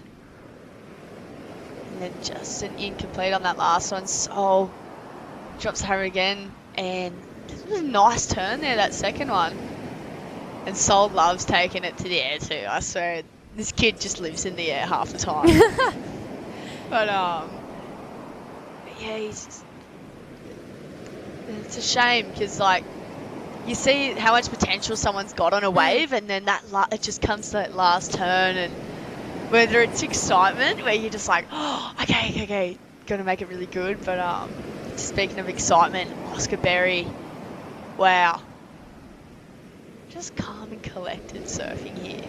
He just looks really focused. He looks really on point. And this has been a hard wave to surf, and not once has it really felt like he hasn't given it his all. Unfortunately, didn't make that last turn, but the damage was done out the back. Geordie got the score to move up into second. So it was a 4.5 on the dot. Yeah, so now Saxon looking for a 4.35. So real back and forth battle right now between Geordie and Saxon. 4 minutes to go. The two North Stain surfers out there with first and second priority. It's heating up at the back end of this heat. It's got past that weird tidal phase, and yeah, now that it seems like there's plenty more waves coming through. Absolutely. I feel like, too, Oscar is one of those surfers that absolutely deserves a spot on the Challenger Series. Oh, yeah. There's the amount of talent in the Australian Regional Series. So many of the men could be on the Challenger Series. You think about the guys who didn't make it last year, like your Caius Kings, your Oscar Berries, your Cooper Davies, Sheldon Simkus, Corbin Hutchins. Like, there's so many incredible surfers who don't make it. It just shows the depth of talent and intensity that our Australian field has. Absolutely. In both the men and Dakota women. Walters too. Dakota Another Walters. one. Incredible surfer. Yeah. Chris Saffis, like, he's actually almost due for his first kid this month, actually. Yeah, I know. Chris is done and dusted with comps. It's kind of sad because he was such an excellent I reckon competitor. he'll be back. I'm hoping he'll be back. But he's about to be a dad, which is really cool. But here's the replay of Saxon Reba on the back end here. Just he must have tagging. super strong legs because he just gets so low. But and his turns are just so strong. Wow, I really liked that wave from Saxon. It was nothing crazy, but it was really put together. Needed a 4.35. I think that's a 4.35. We'll wait and see what the judges think, but I really liked that wave from start to finish. He never dropped his level of surfing. Every turn he gave it 110%, so we'll see if the judges award it that 4.35 and might leave Geordie looking for another score, or potentially Saxon with 2 minutes to try and find that 4.35 again. Absolutely. We just saw Mikey McDonough getting ready for the next heat. I haven't seen him surf since the Challenger, maybe South Africa. Yeah, he's I've seen a few free surf clips of Mikey and he's looking really in form. He's one of those guys who has a bit of work to do to move up the ranks. He's close to the cut line, but just out, so I feel like we might see a pretty switched on Mikey for the rest of the day. But I love how the wind's puffed up a little bit. The wave still looks so fun. If I turned up to this beach for a free surf, I would definitely go out. I feel like the judges didn't award. They did 5.15 for that last of Saxon Reba. So Saxon now moves to second. 1 minute 15 seconds. Geordie looking for a 5.3. Sol a 7.15. So pretty big requirement for Sol. He's got to do something better than Oscar did on his 6-point ride, which was already super impressive. And Geordie needs to do something slightly better than his best score, which has been a 5.1. Absolutely. So Sol looks like he's having a look at this one. Look at the paddle on him. So Sol utilising priority on this one. Little check turn back to the foam. And I wonder if this wave's going to be worth using priority for. Whoa. Land that thing. Just unfortunately 35 seconds to go. So Oscar Berry holding priority. And that wind's just puffed up a little bit more now here, Jesse.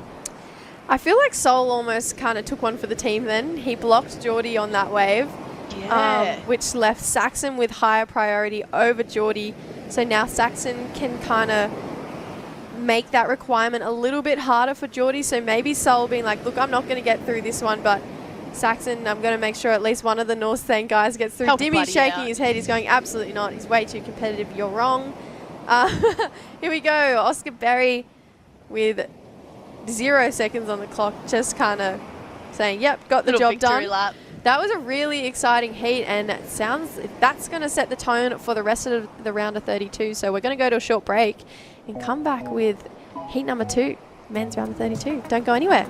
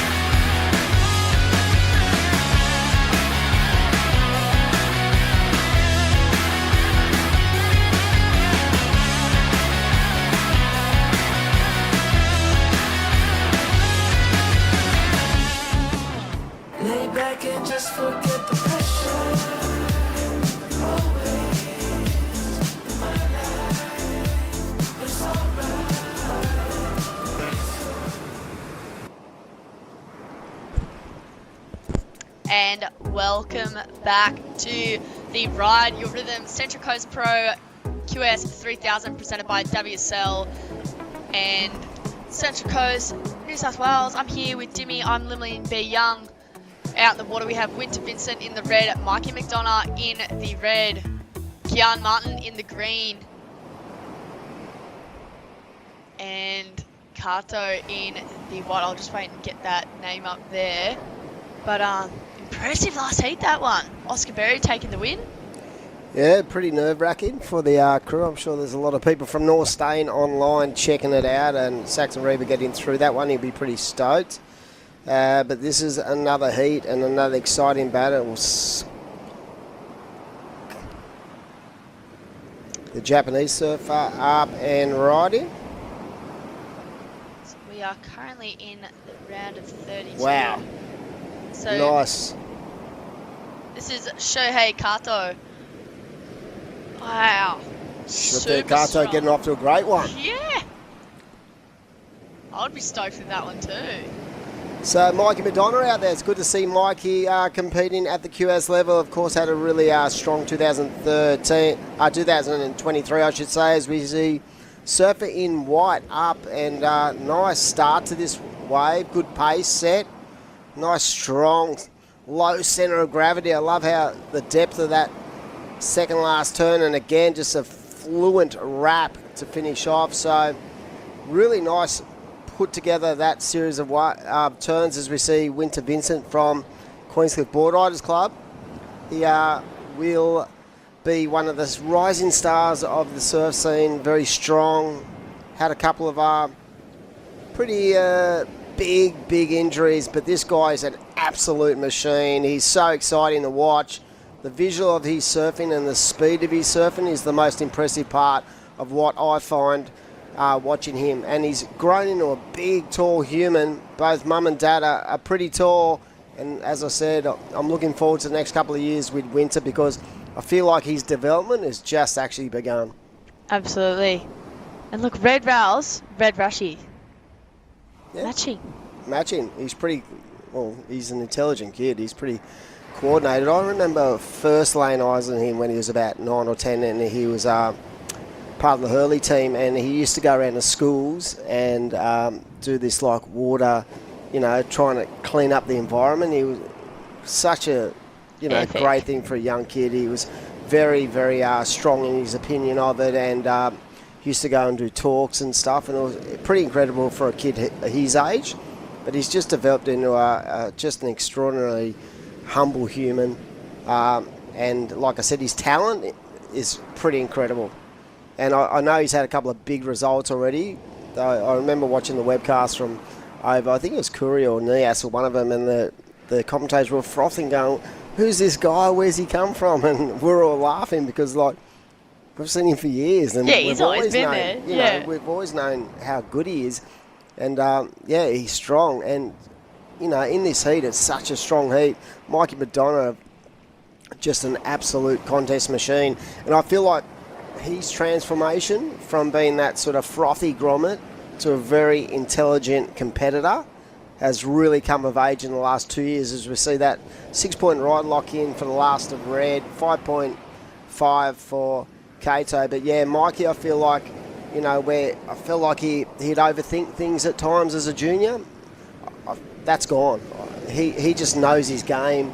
I know he travels a lot with his dad, and Tone sort of is a little bit more anxious than Mikey, but yeah, his foundation of his competitive surfing is second to none. It's right up there. So it's it was no big thing for me to see him go into the Challenger. I just expected of someone of his ilk. Absolutely. Coming up next, we've got a pretty impressive heat. Xavier Hux in the red, Geordie Lawler in the blue, Tully Wiley in the white, and Shane Holmes in the green. Wow. So another solid heat coming up. You got two guys from Vico who are club mates and travelling partners as well, going battle to battle. Then you've got Geordie Lawler, who's basically one of the most exciting surfers on the planet when he puts it together. He's absolutely on a tear at the moment on the QS, former winner of the Australian Open of Surfing. He's had some big results in his career. And that is going to be an absolute must-watch. So if you're at home, you're at school, whatever, I know a lot of our young grommets are at school listening in. Do your schoolwork, but just keep one eye on the prize. But right now, Mikey McDonald with that 4.5 and the 3.75. We are at the Ryde Your Rhythm Central Coast Pro. WSL QS 3000. Great to be on this part of this incredible country. Just the regional factor. Beautiful landscape, just beautiful area to visit. Restaurants, bars. The surfing is first class. You've got so many good waves. And when you're out there, you'll probably see some of the best surfers in the world as well. So right now it is Surfer in Blue in the lead, red Winter Vincent with that 6-point ride. Kato from Japan out there with a 5.50 and Kyle Martin just with that one ride, a 1-point ride. But as I said, today we're going to run through the round of 32 in the men's, then run into the women's round of 16 along with the men's round of 16. So both men and women are going to surf twice today. That will leave us tomorrow with the quarters to surfer format. 2 athletes in the water for men and women. And semis and finals, of course. Then a lot of these surfers will be sort of escaping and getting themselves up to the Gold Coast for the Australian Board Riders Battle Final. I'm sure Mikey McDonald will be one of them, surfing for Labar. But interesting, I feel like that last heat had a lot of waves. I feel like it might be like one heat on, one heat off when it comes to, you know, that energy in the ocean. Going Martin out there with a 1, he has first priority, so he has the next opportunity. We've seen the Dolphins just absolutely loving it out there all day, just keeping an eye and keeping our surfers safe. But I feel like at times there's some really extensive lows, but I also feel like when the energy in the ocean pushes, you see a flurry of waves. We're seeing multiple waves getting ridden out of each and every set, and quality waves as well. Yeah. So Mikey McDonough opening up, and we'll cut to Oscar Berry post-heat interview. How are you, Oscar? Yeah, pretty good. How was it out there? I got yeah, no, it was really fun. It was kind of a bit like wobbly and like a bit weird, but I'll get 2 waves and get through. Now your surfing's looking so strong, and I'm actually curious to hear what Luke Short model you're on. I was on a GT, pretty much just a standard shorty. I ride it in pretty much everything from 1 to 4, 5, and yeah, it feels really good. Oscar Berry, how are you, buddy? It's Timmy here, rolling with that Mo. How are you, legend? Yeah, I'm good. How are you? Good to see you, buddy, and great to see you in good form. Talk us through 2024. How are you feeling? You're in a really strong position. I'm sure that you're fit and healthy and ready to go, but how are you feeling in 2024? Yeah, I've been feeling really good. Not making any heats, but I've been feeling good in the feels nice to get through my second heat here. Yeah, it's been a while since I've been in the round of 16, so hopefully you can push another heat this half and yeah, have a good time. Surf good. Mate, you know, I'll back you every day of the week, buddy. How's the old boy going? Is he down there biting the fingernails? How's Dad? No, Dad's not down here, but Mum come down she was keen for a little trip somewhere, so yeah, she come down and we've just been cruising, having a hell time. And I'm sure that all the Hurley crew in Sydney are online backing you in and hoping you're the best. And good luck to Savo, mate. You've got plenty of fan support out there, Aussie. Thank you, Dimmy. Appreciate it. See you, mate. Yeah, what a surfer. He's such a good kid, such a good man, comes from a great family, and I expect big things from him in the future. I heard you and Jess talking about Oscar, about his all-round game and the fact that he came from that sort of skating background. And I just feel like he's tailor-made for professional surfing, or, you know, his overall game, you know, his ability to go above the lip. But to be honest, I love his rail game. I feel like his rail game is, you know, is underrated because he's so strong in the air and people expect so much of him. But I just feel like when his rail and air game is on song together, He's so dangerous. And imagine him, you know, at a high level in really good waves. Absolutely, that's what I think. I think he's definitely more than capable of qualifying for the CT in the years to come. As we had here while we were interviewing Oscar, Kian Martin, nice first air there. Great attack to this wave here. So we haven't seen too many waves come through this heat, but he milked this one all the way to the inside. So Kian Martin surfing for Sweden. Very, very talented. I'd love to know if he actually is in line for a spot in the Olympics, coming from Sweden. Yeah, it'd be interesting to see if he He competed in Puerto Rico just recently. Did he? Yeah, I'd love to find out if he actually got a spot. But look at the way he surfs at 6.75. That is one of the better waves of the day. And you can just see that variety of repertoire he has. He has, you know, that sort of innovation and creativity, but he also knows how to use the rail well as well. Absolutely. So this heat is just flying by. 8 minutes 20 to go. So Mikey McDonough out in front with a 4.5 and a 3.75. Kian Martin with a 6.75 and a small backup, a 1.0, looking for a 1.5 to go to first position. Winter Vincent opened up with a nice first score, a 6.0, currently looking for a 1.76. And Kato looking for a 2.26 to go to advance to the next round. So round of 32, heat number 2. Yeah, you got to take your hats off too. A lot of these surfers have come from OS, like from the ISA, trying to qualify for the Olympics. A lot of those surfers have had to deal with not only the travel and the length of travel, but just the time zone differences as well. And from an Australia point of view, nothing makes me smile more than seeing Sal win. How good was that? Yeah. I mean, honestly, if anyone deserves an Olympic gold, as an Aussie, there's no more passionate Aussie than Sally Fitz. Like, she is such a machine. She's been a machine since day dot, and her passion nearly brings tears to your eyes. You just watch her, and you know how much she wants it. And to be honest, watching her, the defeat in the last Olympics, I don't think I've ever seen Sal that upset about anything. And it just brought to the front that just how passionate she is about our sport and about representing our country. Yeah. Of course, and she's always just been such a role model sportswoman in my eyes, especially like I used to read a Live Like Sally book back in the day, like when she was surfing for Roxy, and I think I still got it at home actually. So Sally, if you're watching, I made these bacon egg muffins that you put in the oven and stuff. So here we go, Surfer in Green. Still around, get onto it for sure. Kian Martin just taking that one to the air again. He's got that turn on tap, hasn't he? Yeah. But yeah, I mean, she's such a fit individual as well, that her lifestyle is just, you know, in tune with her professional sport. And I remember in WA once, there was a lay day at Margie's, and we were driving down to have a surf, and on this like desolate road, there she was doing a 20k run on a lay day. And everyone was like, "What are you doing, Sal?" She goes, "Oh, just cruising, having a jog, 20k or something." Are you kidding me? Wow. I'd need an ambulance for that.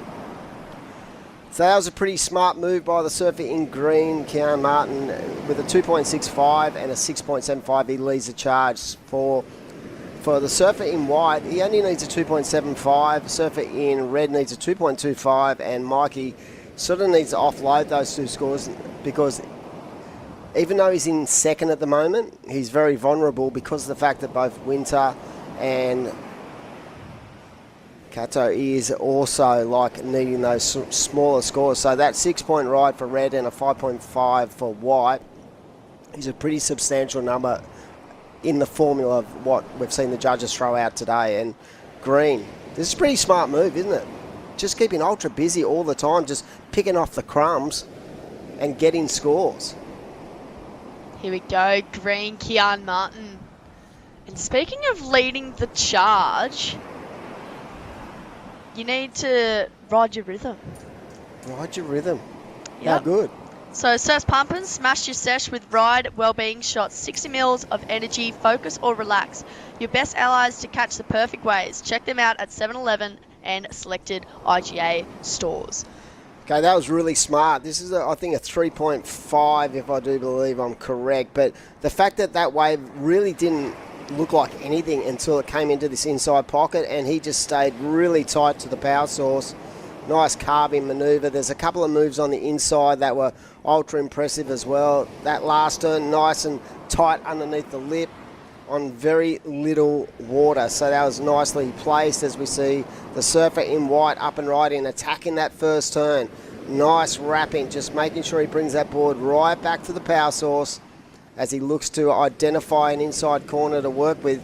He hasn't got a second score, so with 4 minutes to go, this is going to be an important ride, and wow, that was sick. Got plenty of pop out of that turn. I think definitely higher than a 2.75 there. Oh, he's got that for sure. So here we go. Here's the heat replay here, and I love his low centre of gravity. That first turn, nice and quick there, wraps it to the foam. And a little bit of downtime in this one, but I love how he just sticks with it. And then here's the money turn we're talking about here. Just clocks it off the top there. So much spray came out the back of that turn there. So we'll wait and see what that score comes through as, but I'm thinking maybe a 5. Yep. I think he might go into the lead after that, and we saw the surfer in green continue to build. He's gone to 3.5 as we see Holmesy getting ready for his heat. That's going to be another cracker heat coming up. This guy's one of the most underrated guys I've ever seen come through the system, both at North Shelley Board Riders and the WSL QS ranks. So good to see him, competing on his home territory. He's got plenty to offer. He's a big, powerful tradie, and we love that in Aussie. And he's definitely going to be not worried one bit about the other 3 dudes in the heat. Holmesy will just do his own thing out there like he always does. Home turf advantage. Yep.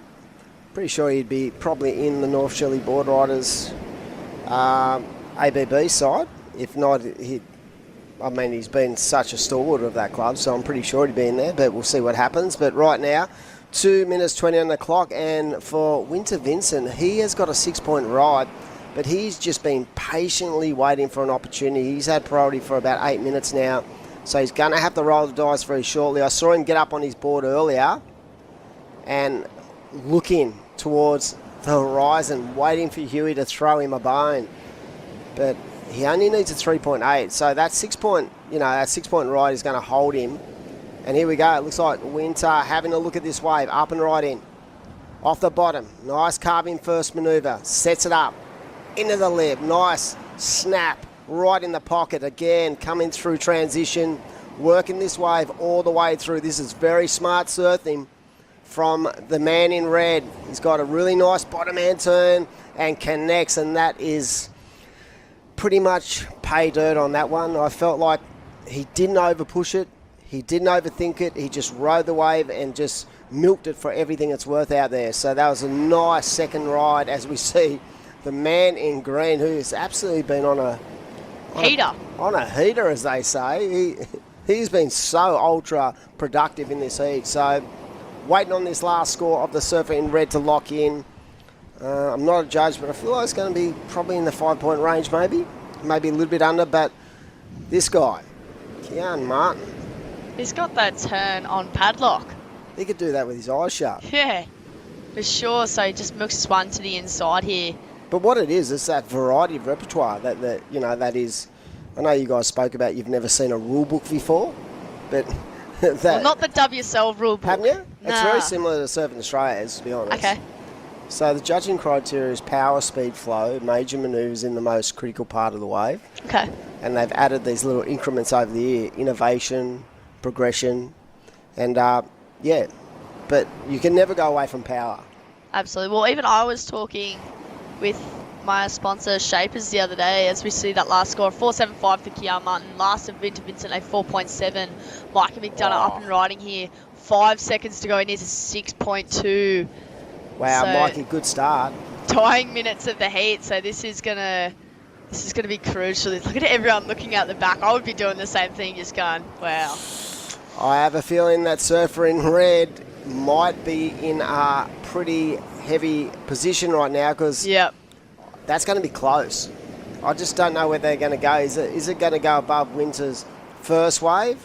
But just the power of Mikey and his transition from each turn was pretty much flawless. So we'll see what the judges think. If we can get maybe a replay. Here we go. This is the last of white, but I'd love to see Mikey's last wave as we see the Japanese surfer going to the air. Wow. Here we go. That was tail high, that one too. I really liked that. That was one of the Super better stylish. ends I've seen. Yeah, today I think so too. And I just love that finish there. And this time, speed, power, flow, that first turn there. There we go.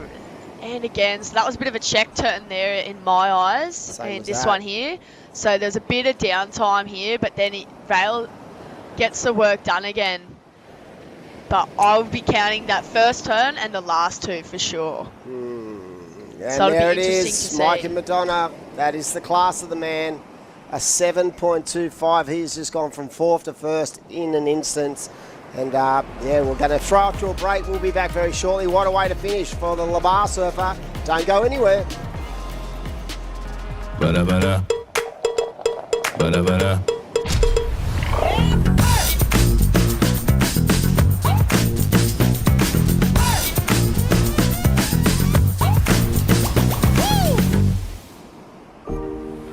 Welcome to Sydney.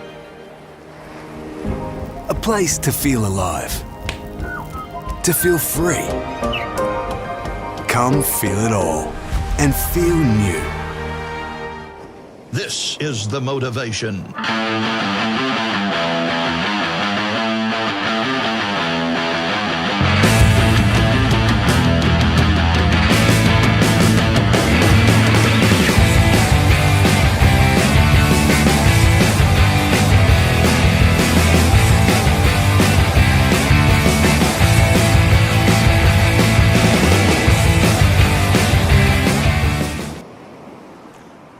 Welcome back, everyone. You are at the Central Coast Pro 2024, the Ride Your Rhythm Central Coast Pro WSL QS3000 event, and we are into another exciting heat. This is heat number 3 of the round of 32.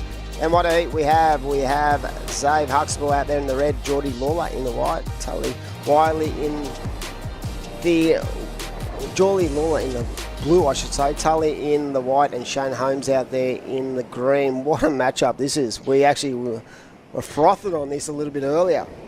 The men's side of the draw is just crazy. The level of talent, I don't even know where to begin. It's just wild.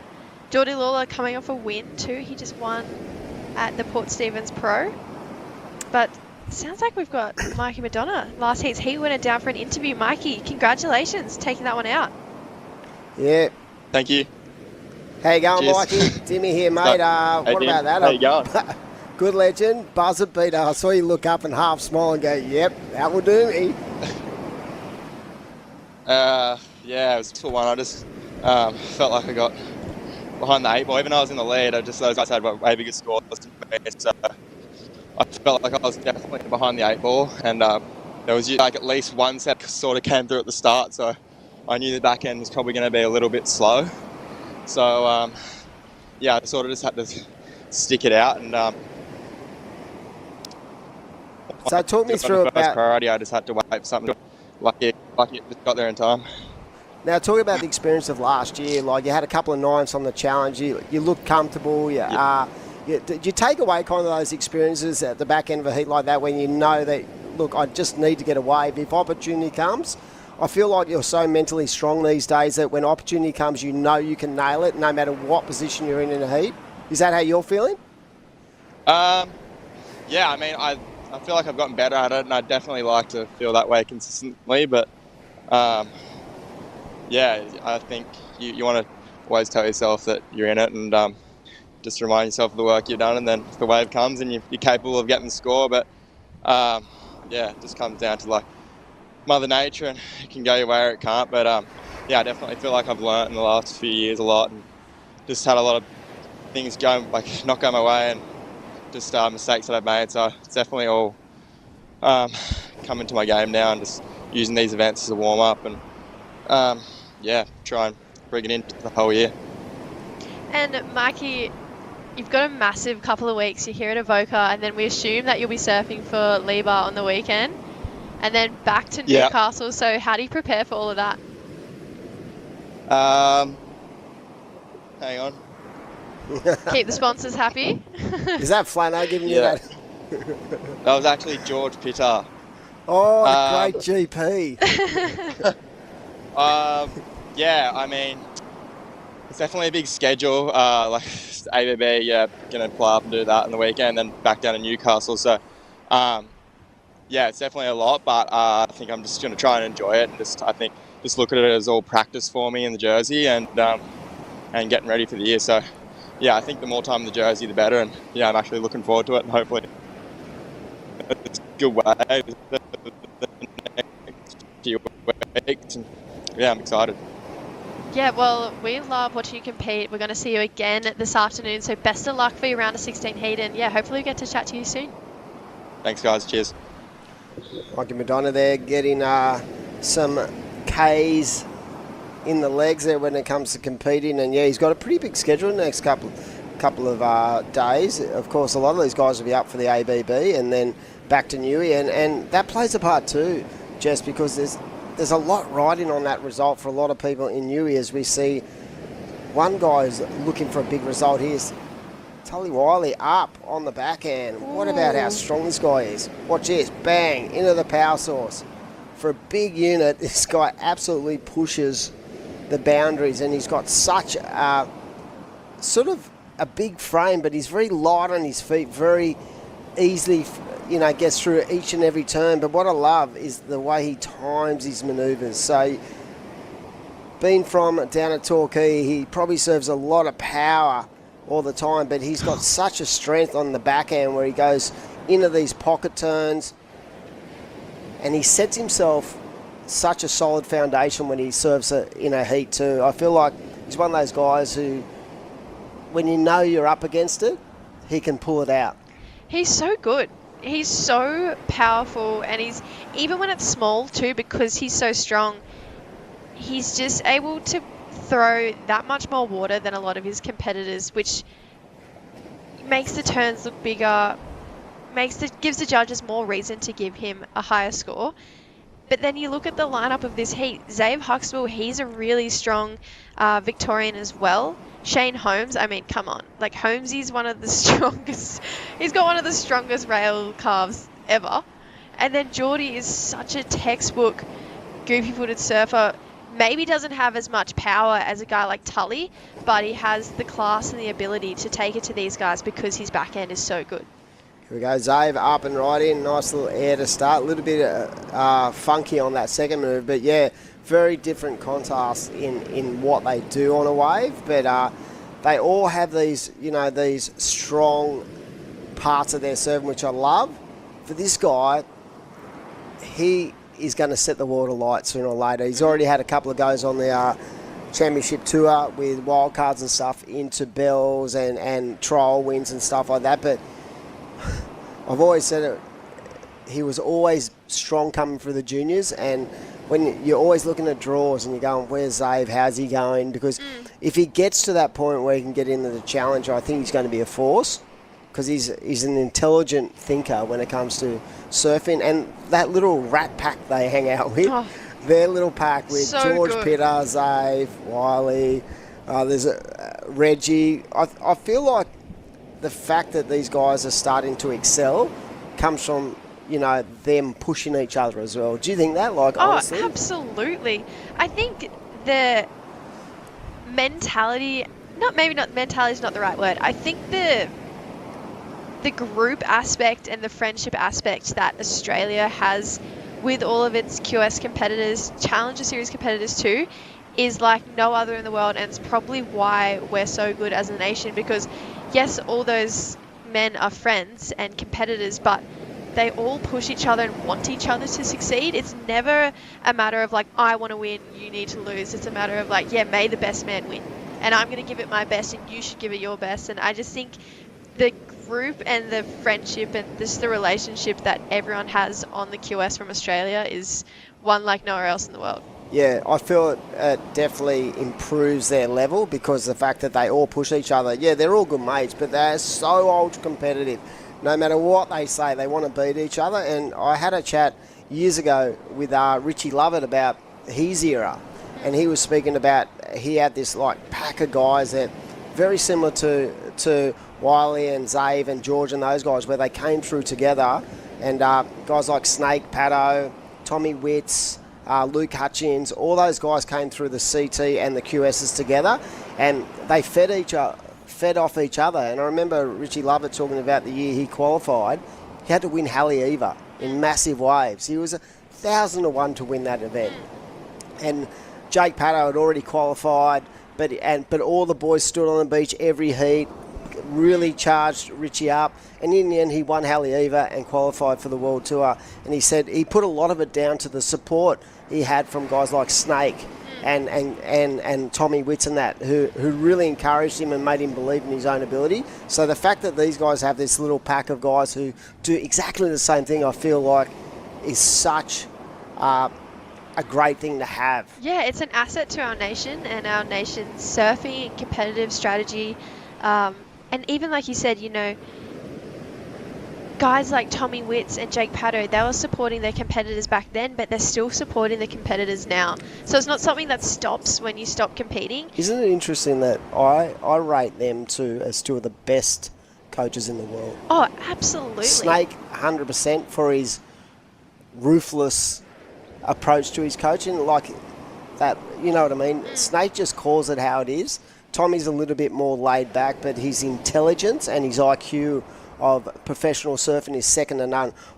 The fact that they came through together and were such strong mates, it's interesting the dynamic now, because, you know, Tommy is now coaching a lot of guys that Snake had in his camp. But yeah, like Jake Paddo, definitely for me, is probably, in my eyes, the best coach in the world. He's also just an absolute legend. I've never met him in person, but he helps me out a lot with different articles I write for different brands, and he's kind of my go-to guy because he's just so knowledgeable, and he's also really level.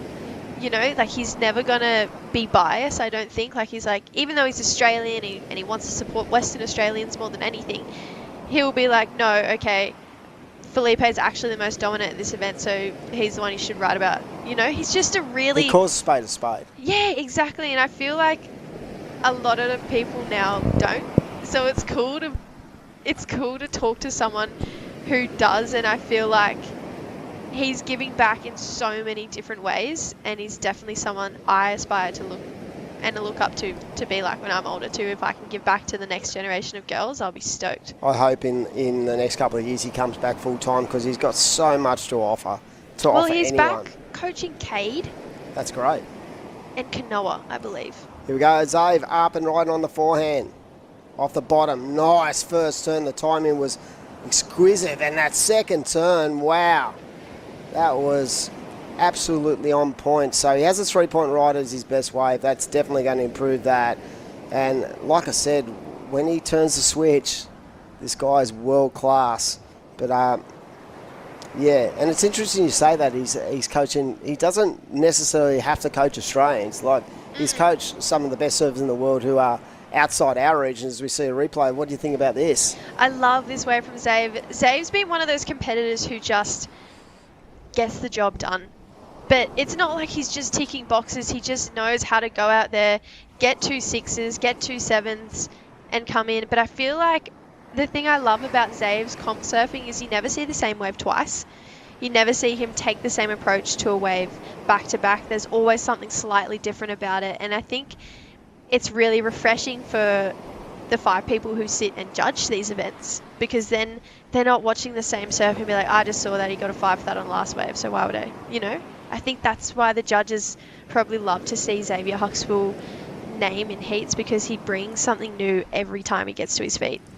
Yep, right now Geordie needs to get a bit busy. Zave a little bit wider, so he's trying to get rid of that 3-point ride. He's already just banked himself a 7.5, so Zave up and right in. And anyone who knows like surfing in this region knows how good he is, and that's the whole thing. It's just about, I feel like, for these young guys, biding their time, developing their skill set, and just believing in the process and the journey. Because sometimes, like, you know, as a competitor, how it's such a brutal sport, and you see so many times, so like from a mentoring point of view, I'll pull people up when you see them down and just reinforce that belief that, hey, you have the talent. Just sometimes you'll go through a spate where you're not winning and people can get in their mindset about it, but it's about believing in the actual process more than the result. If you get the process right, you know, and you give it everything you can in that moment, you know that that's all you can do. So, yeah, like here we are. We've got the 2 Victorians on the 2 best waves. That's... Yeah, the 2 highest. That's not unusual. No, absolutely not. These guys are so consistent. Here we go. This is Tully's. He's just such a powerhouse. He gets so vertical in the foam there. Comes back up. That was the turn for me. I loved that turn there from Tully. Isn't he a team manager or something? He's team manager of Dragon and Reef. Mate, come on, Tully. Set us off, son. Yeah, settle down. And then here's that 7.5 of Zave, so just belts it twice. The judge is saying, hey, less is more. So Zave and Tully kind of Isn't that interesting you say that? Sometimes less is more. Yeah. Here we go. Surfer in red, going for the boost. But yeah, that's an interesting fact about, you know, how the judges really pull apart each and every wave. It's about quality over quantity.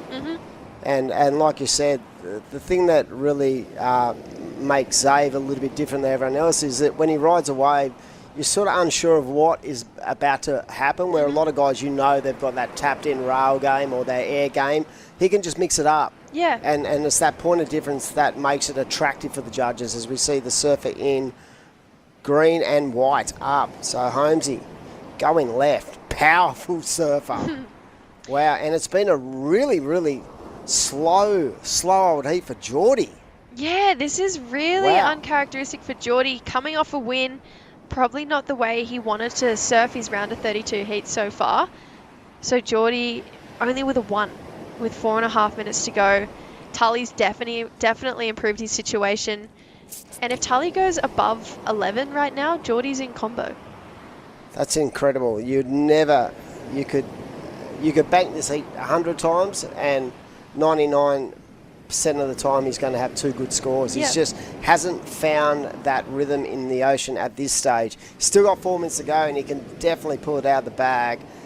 He does have first priority, so that's going to give him the opportunity, but will the ocean really come to the fore? As we see surfing white, he's so strong through transition. Love the extension through the body.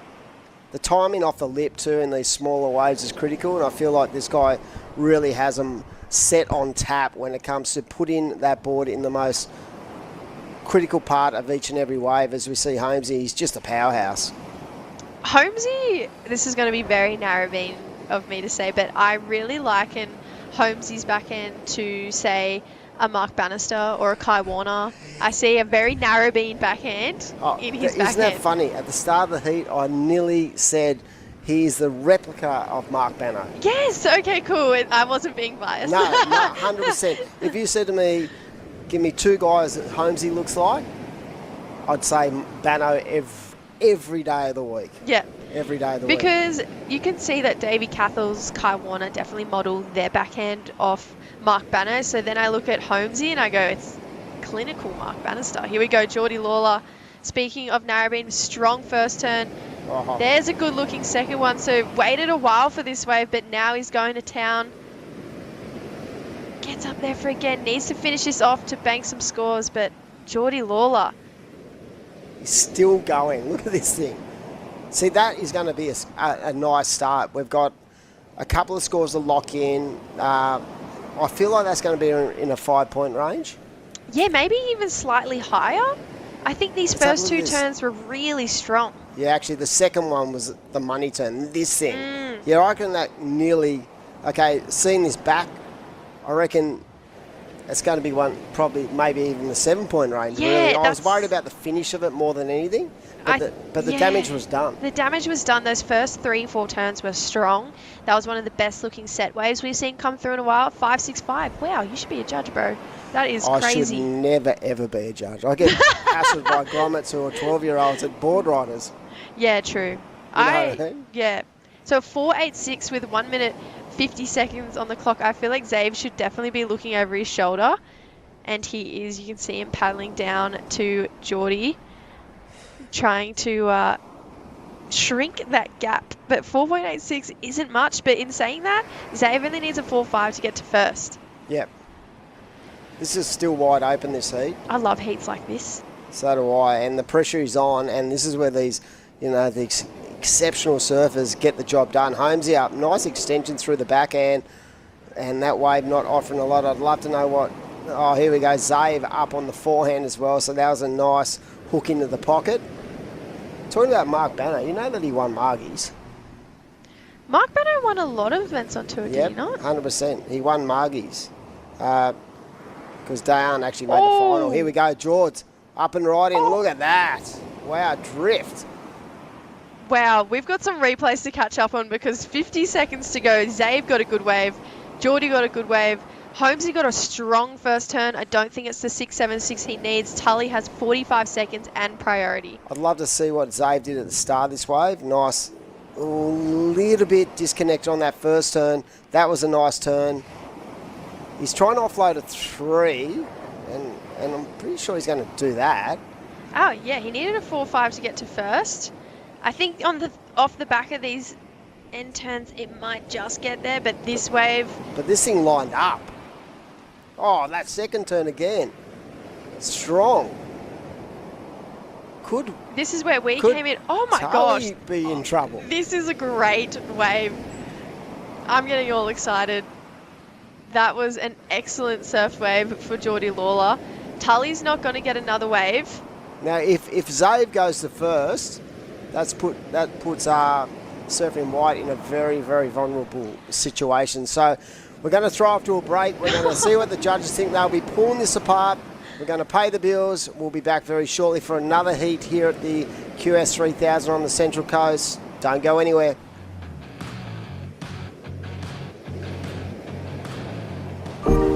Welcome to Sydney. Upbeat. Downbeat. Feel its heartbeat. Open spaces. Open arms. A place to feel alive. To feel free. Come feel it all and feel new.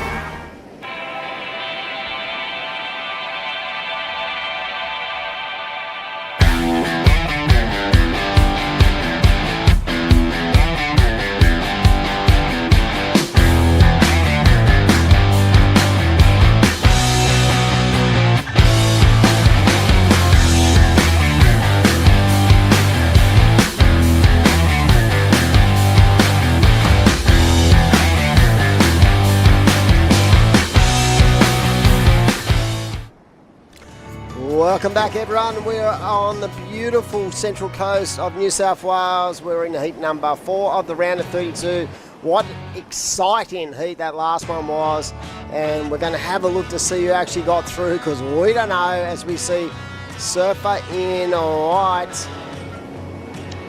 Issue from Japan. Yeah. What about his hairdo? Rolling with the dye. Now, you have to be very confident to pull that one out, let me tell you. He's had that hairdo for quite some time. Here's Alistair Reginado taking to the sky and pulling it off. Oh my gosh, wow. So Daiki Tanaka, Tommy Whitpain, Keizuro Nishi and Alistair Reginado. Keizuro won the QS 3000 in Korea with that red hair. He's actually been on a roll since he's had the red hair. I think that's why it's still there. I love it. Just the ginge, just loving it too. So that last heat, in fact, Geordie Lawler has just pulled the cat out of the bag. He's actually gone from 4th to 1st, and he surfed a 4-minute heat, a 6.5 and a 5.65. He got the job done. Totally Wiley in 2nd. Zabe actually out. He did not get the score. He got a 3.7. Holmes in 4th. So we said don't write him off and don't actually think he's gone. Even with 4 minutes to go, he need multiple scores, and that is the class of Geordie Lawler from Narrabeen. He can just get the job done. And let me tell you, he'll be one relieved man as we see Reggie locks in a 6-point ride to start the heat off. I'm still blown away by the last 4 minutes of that last heat. That was crazy because it was a heat that we're not used to seeing Geordie Lawler surf. Usually he comes out of the gate just absolutely sweet. He's a wave riding machine. Yeah, and then Come on. Comes from Narrabeen. Oh, come on. And then all of a sudden, I was scratching my head, unsure of what was going on. I was actually saying to you in the break, I actually forgot George was in the heat because he just sat so quietly and patiently and trying to identify exactly what wave he wanted. And when he rolled into that wave with 4 minutes to go, he basically was in combo. So not only did he have to get a solid score, he had to get back in the lineup and somehow get priority back. I can't wait to talk to him. I can't wait to be like, what the hell happened in that heat? We went from freaking out to smiling. Yeah, wow. They're the heats I love, the really intense back end of the heats. You reckon Zave would be sitting there right now going, what just happened? Zave would be sitting there scratching his head because Zave surfed a great heat, just didn't get a backup. That's the nature of the game. Alistair Ricciardo out there right now, Reggie, with a 6-point ride with that air. And like I said, for a big guy, this is another point of difference with his surfing. For a big man, he throws a lot of air. Like, honestly, he can put it high in the air, and that in itself generates a lot of scoring potential. And I feel like that's why he's such a confident competitor. I feel like Alistair never really used to take to the air, and then we'll get back to that actually because we're about to go speak to Geordie Lawler, who we have just been going crazy over in the last 5-6 minutes. Geordie, congratulations. That was an absolute nail biter. Yeah, cheers. Had like a 2-minute heat. Hey, that was hectic. We were so confused. We're like, where did Geordie go? We almost were like, is he surfing this heat? And then in the last, it was 4 minutes, you went from 4th to 1st. How in the world did you even do that?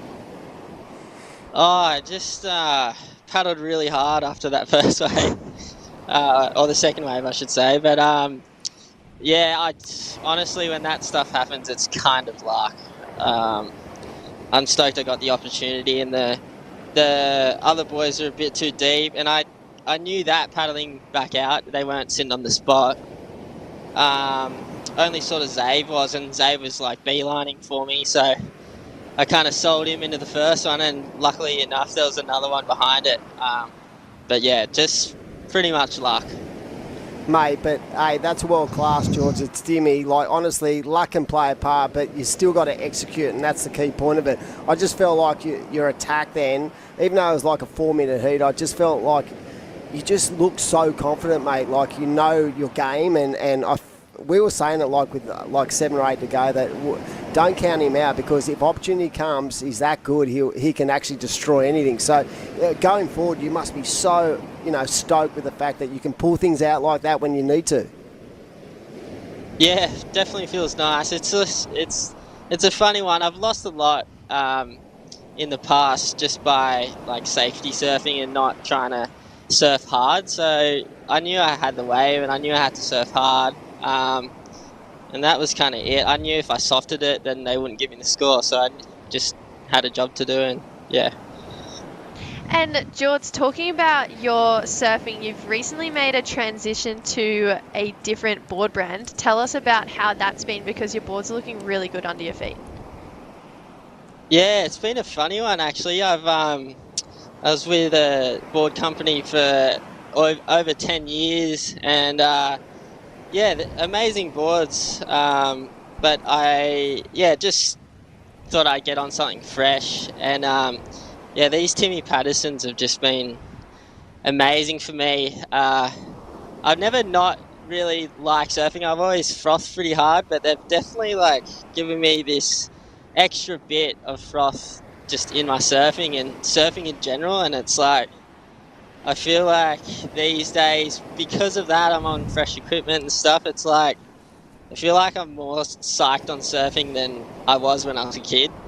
So yeah.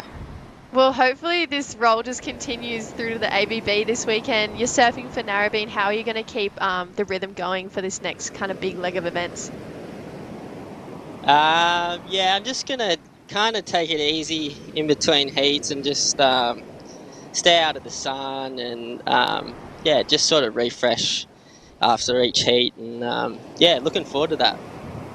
Awesome. Well, congratulations. We'll see you surf again this afternoon in the round of 16. So best of luck, Geordie. And hopefully we get to chat to you again then.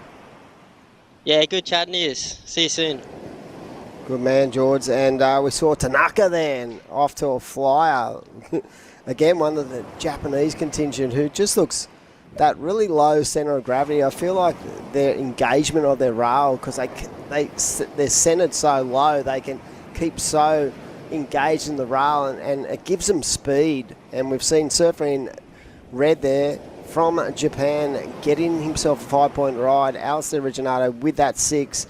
Surfer in white with a 3.75 and a .90, and Timmy Whitpain with that 1.75. But yeah, today Tanaka definitely very, very impressive. What about the depth of that first bottom hand turn? A chip shotted him into that corner, then he was able to engage the rail, really work through each and every turn, making sure for all you kids at home, get those eyes on the target. And I think that's a real key point to his surfing. He's so well balanced through transition, and I love the way this guy surfs. Wow. Yeah, Daiki is just such an impressive surfer. He's had a pretty good run of events in the Philippines. He got a 5th at La Union and then a 2nd in the event before that. He actually came away with a 5th in Krui and a 9th in the Korean Open. So he's got some pretty solid results in his lineup already. So he's looking to do better in the 3,000 and 5,000 over here. Obviously, these are co-sanctioned events. He's currently sitting 11th. So a bit of work to do, Dimmy, to get into the top end of the Asian region for the Challenger Series. The good thing about it, he's got 2 events, and they're big events. We've got a 3,000 and a 5,000 event to finish off. So with the standard of surfing he brings to the table, I have no doubt he has the ability to get up there. But I've been ultra impressed by a number of the Japanese, both the men and the women. The standard they are set in is just electrifying. So they're going to be strong when it comes to the Challenger Series as well. Like, you got to move yourself a bit forward. We're getting towards the back end of the regional qualifiers, and we're going to the Challenger Series, and that in itself is a very dramatic kind of shift when it comes to the quality of the surfing. The quality of the surfing, even from round 1 in the Challengers, I feel like is at World Championship Tour level. And if you get yourself through the Challengers, you're on your roll. Oh, absolutely. And I think, all of the Asian competitors, I've spent a lot of time watching them over the last 8 to 12 months, and I've just been so impressed with the level of surfing from those guys. Especially, there's a guy coming up in the next heat, Tenshi Owami, who I didn't know anything about until I went to India last year, and he ended up winning the event in the last 30 seconds. Yeah, India. There was a 3,000 in India last year, and it was the most incredible place. You said that? Yeah. Waves were good too? Waves were amazing. Food was, oh my gosh, food was crazy. No dodgy vendors? No, it was fine. We were having tuk-tuk races in the nights on the way home. It was so fun. There you go. Reggie up and right in on the forehand. Through that first turn, nice power punch into the pocket. Got plenty of flow. This wave you can just see sort of gave it the bird. And here we go, the man with the shiny hairdo. He's got a nice wall in front of him, and he's going absolutely square. That was a really good-looking bowl in front of Keijiro. It almost, that second turn was like under the lip, but in a steep section, it looked like a hard wave to surf, that one, but a really beautiful one if you could find that perfect timing of the open face. Keijiro there really, I felt like had one of the better looking waves with that tide dropping out, and it was one of the first ones I've really seen that really sort of dredged out and offered a lot of top to bottom. Very different to what we saw with Alistair's wave, where he was creating everything on that wave. But this wave here, just nice first connection, but this second and third turn, watch this little bowl here, gets right in the pocket, nice and square, 12 o'clock to 6 p.m. And really got to work. So I felt like that in itself was a point of difference. Oh, absolutely. There's definitely going to be a great score for Keijiro.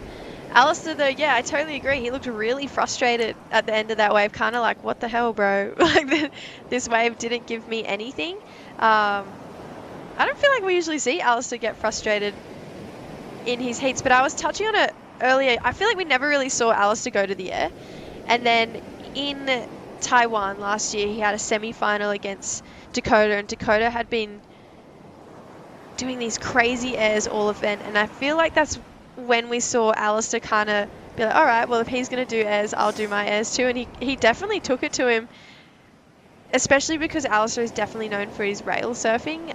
Unfortunately, Dakota got the jump on him there. But then at Urban in the 3000, they met again in the semi-finals, and Alistair got the jump on Dakota. So they're 1 for 1. I'd love to see them compete again against each other. And they're 1 and 2 on the rankings. Yep. Dakota Waters, it's an interesting dynamic when you think about once he hits the Challenger, how is he going to go? I reckon he's going to turn some heads. Absolutely. He's almost more well known for his free surfing, Dakota. That's what I mean. So it's cool that he's in that competitive world now, and I feel like he's not even trying. You know? Here we go, Timmy Whitpain. But I actually reckon that heat where I saw last year at Maroubra with him and Joel were probably one of the best heats I've ever seen in my life. Absolutely. Oh, Timmy just absolutely tagging away on the backhand. So this guy is not to be underestimated. He's got such a, effortless flow to his backhand. But yeah, I felt like that. I felt like I was watching the CT in 5 years. Oh, definitely. Definitely. Yeah, I've actually do a lot of training. We call him T-Whip in the gym here, Tommy Whitpain. And he's he's such a big stature, he's a really strong goofy footer. He's freshly 17. I'm not even kidding, maybe 2 or 3 months ago turned 17. He's a big unit. I know. When he told me, I was like, what? But yeah, really strong goofy footer from Burleigh Heads. I wonder if he's part of their ABB. You would think so. He's the way he such a surfs, good he absolutely competitor. blows up. Yeah, Burleigh will have a strong team. Actually, you'd think it'd Maddie be Job. Hinata, Tommy Whitpain as the junior, Mia Huppets as the girl. Maddie Job would be in there somewhere. Maddie Job would definitely He's a be machine. in there. And who would their over 40s be? Their master. I can tell you. It'd be Jay Bottle. I was going to say, is Bottle from Burleigh? Yeah, Bottle's from Burleigh. So we're down to just over 5 to go. WSL round of 32 here at the Ryde, your rhythm. Central Coast Pro WSL QS 3000 event.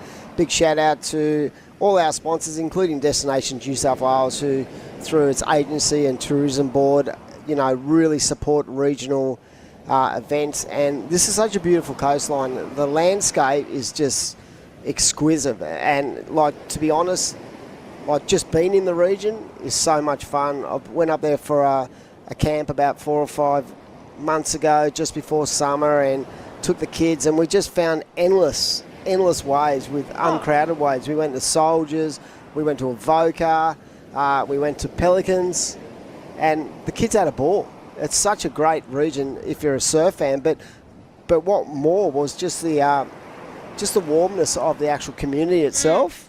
Going to all those restaurants in Avoca and being a part of it, they were just so welcoming, and we had a great time. So if you're in this region and you want to, if you maybe want to get away for a weekend, get up there and check it out. There's some amazing places to stay. We've got a replay of this heat. So right now it is Daiki Tanaka. Yeah, it looks like the 2 Japanese surfers at the moment have the first and second position. Here we go. Here's this air from Alistair. Look at that. That was so good. Here we go. This is Daiki Tanaka. This wave was really impressive. I love how low he gets off the bottom, and he just rips through his turns. So this was a 5.35 actually. So one of the scores that does have our surfer in red out in the lead. And this was just the gift that kept on giving on the inside and just got 2 more hits there. That was such a great surf wave. And this wave. This is the wave I really enjoyed because it just had a nice wedge to it. I felt like the score was a little bit impeded by the fact there was a little fat section over to the other side of it, but he really got himself nice and square into the peak. So right now it is that 5-point ride and a 4.5 for red out in the lead, but both Alistair and Tim only need small scores with 3 minutes to go. So Alistair needs a 3.10. He can do that in his sleep. So he needs to make sure that next effort is something of consequence. So he needs to make sure he gets himself a wave that's going to allow him to get that 3.1, because even though it looks like a small score, it actually isn't. You have to do a lot of work. Oh, it's especially Error-free. I feel like today as well, it's hard to determine which wave's going to have that really nice bowly right and which one might be a little bit fat. You know, we saw Alistair get frustrated on one before and only get a 2.5, but paddling into it, it looked like a great wave. There's Guy's King. Just how's that hairdo? I know, I'm that jealous. He looks like Andre Agassi in 1984. It's that good. That's a good call. And then, have you seen that ad with Andre now? I don't think so. Where he was sitting in the crowd and everyone's got a mullet and he's bald.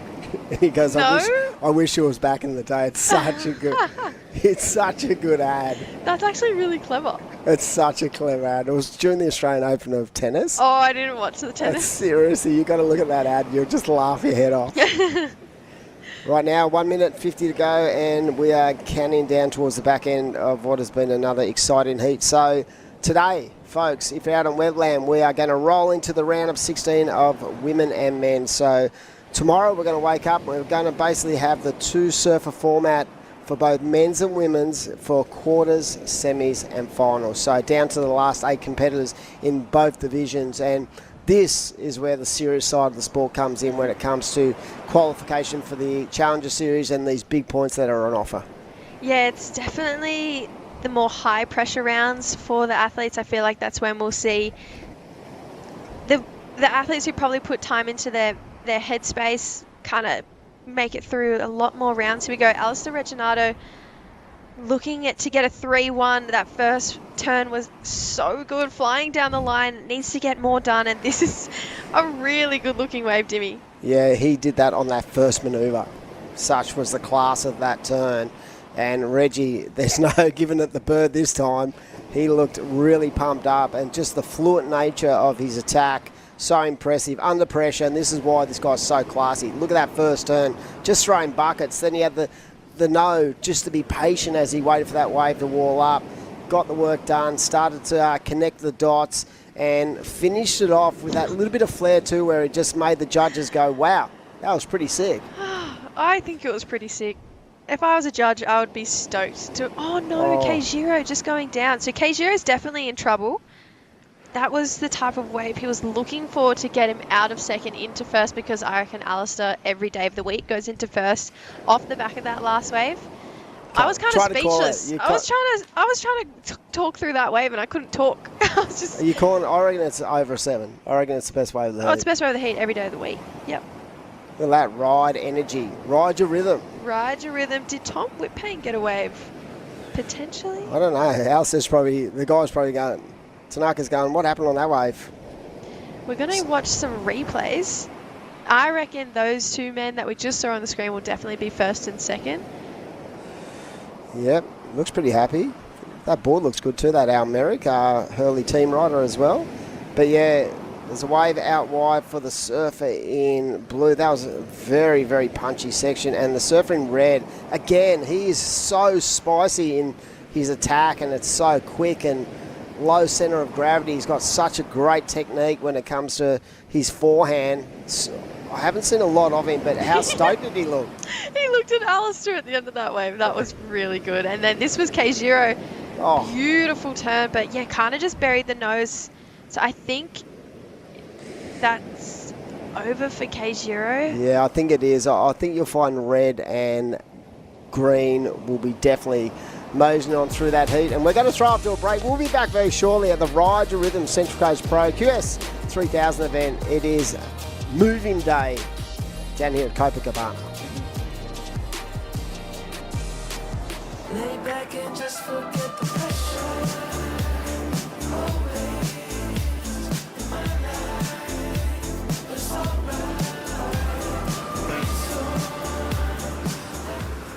This is the motivation.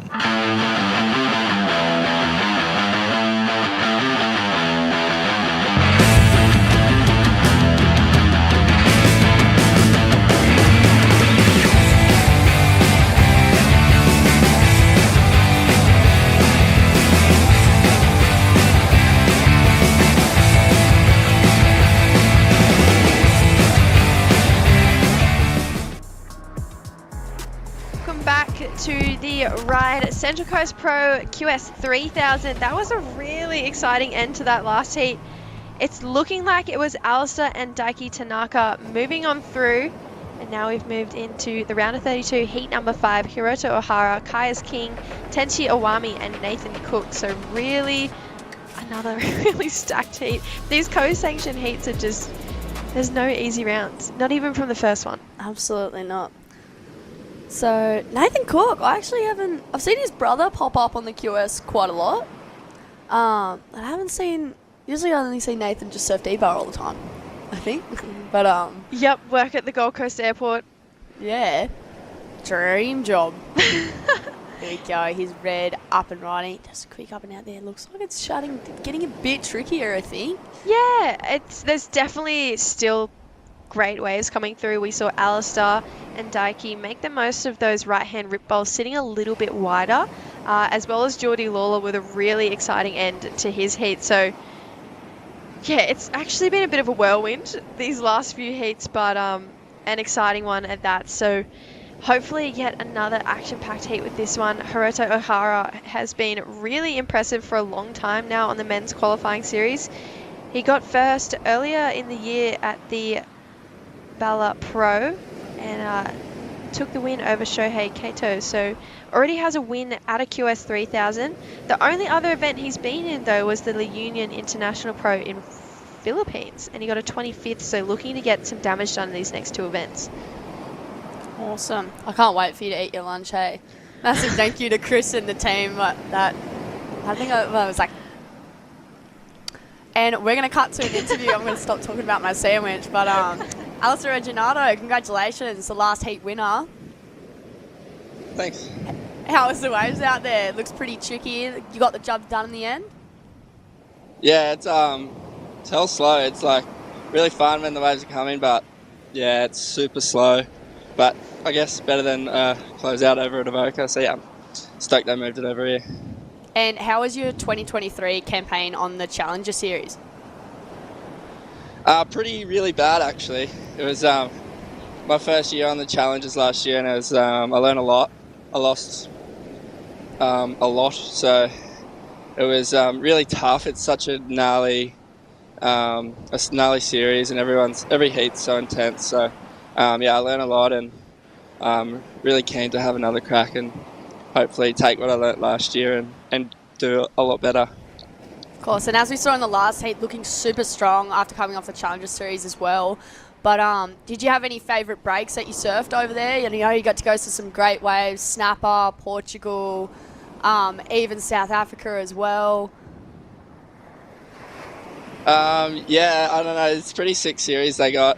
Snapper's pretty hard to go past if it's pumping. It's like, but one of the best waves in the world. But I really loved Portugal, the place, like the town and the food, the waves around the whole area of like Lisbon and Ericeira is insane. So yeah, Portugal's like probably one of my favourite places that I went last year and pretty keen to go back again this year. And Alistair, you're currently sitting second on the rankings, so you're looking pretty good to get back on the Challenger Series, but do you still find it really important to make sure that you get a result here and at Newcastle as well?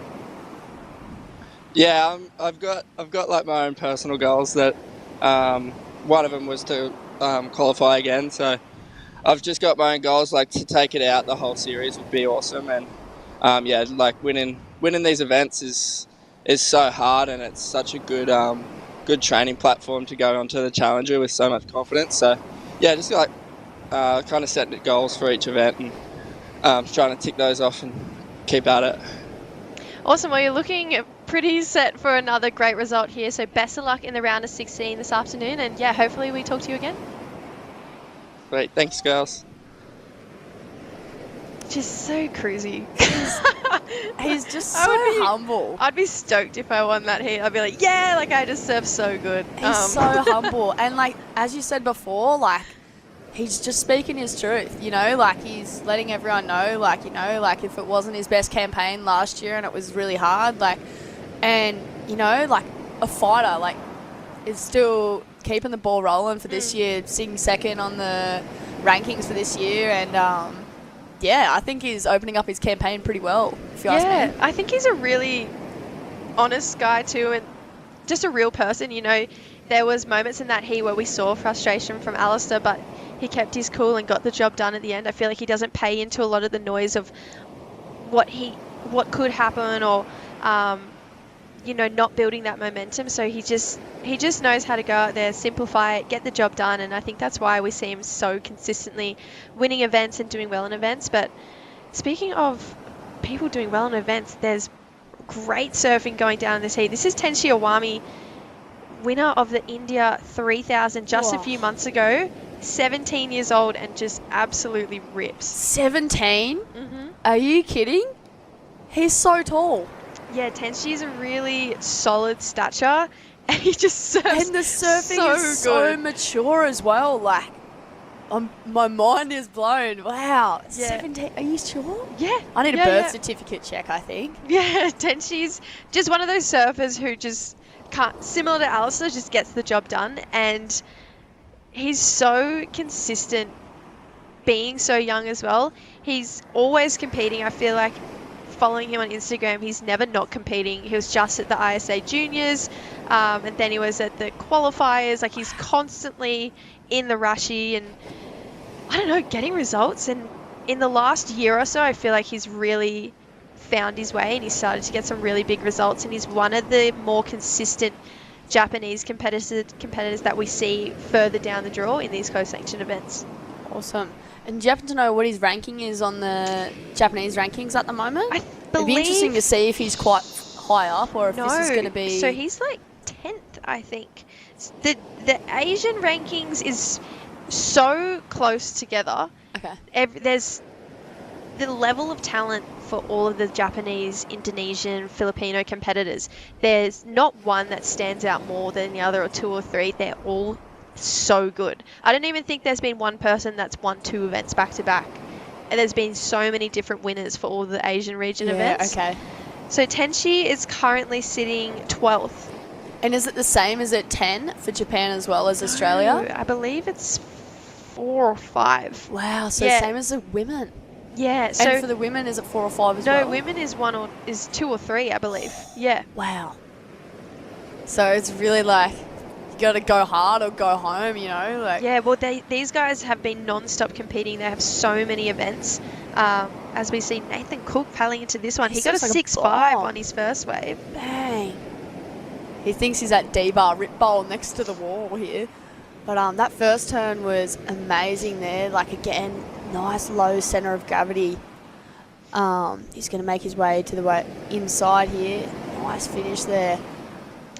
He's Still just thinking about my sandwich. I'm getting tongue-tied.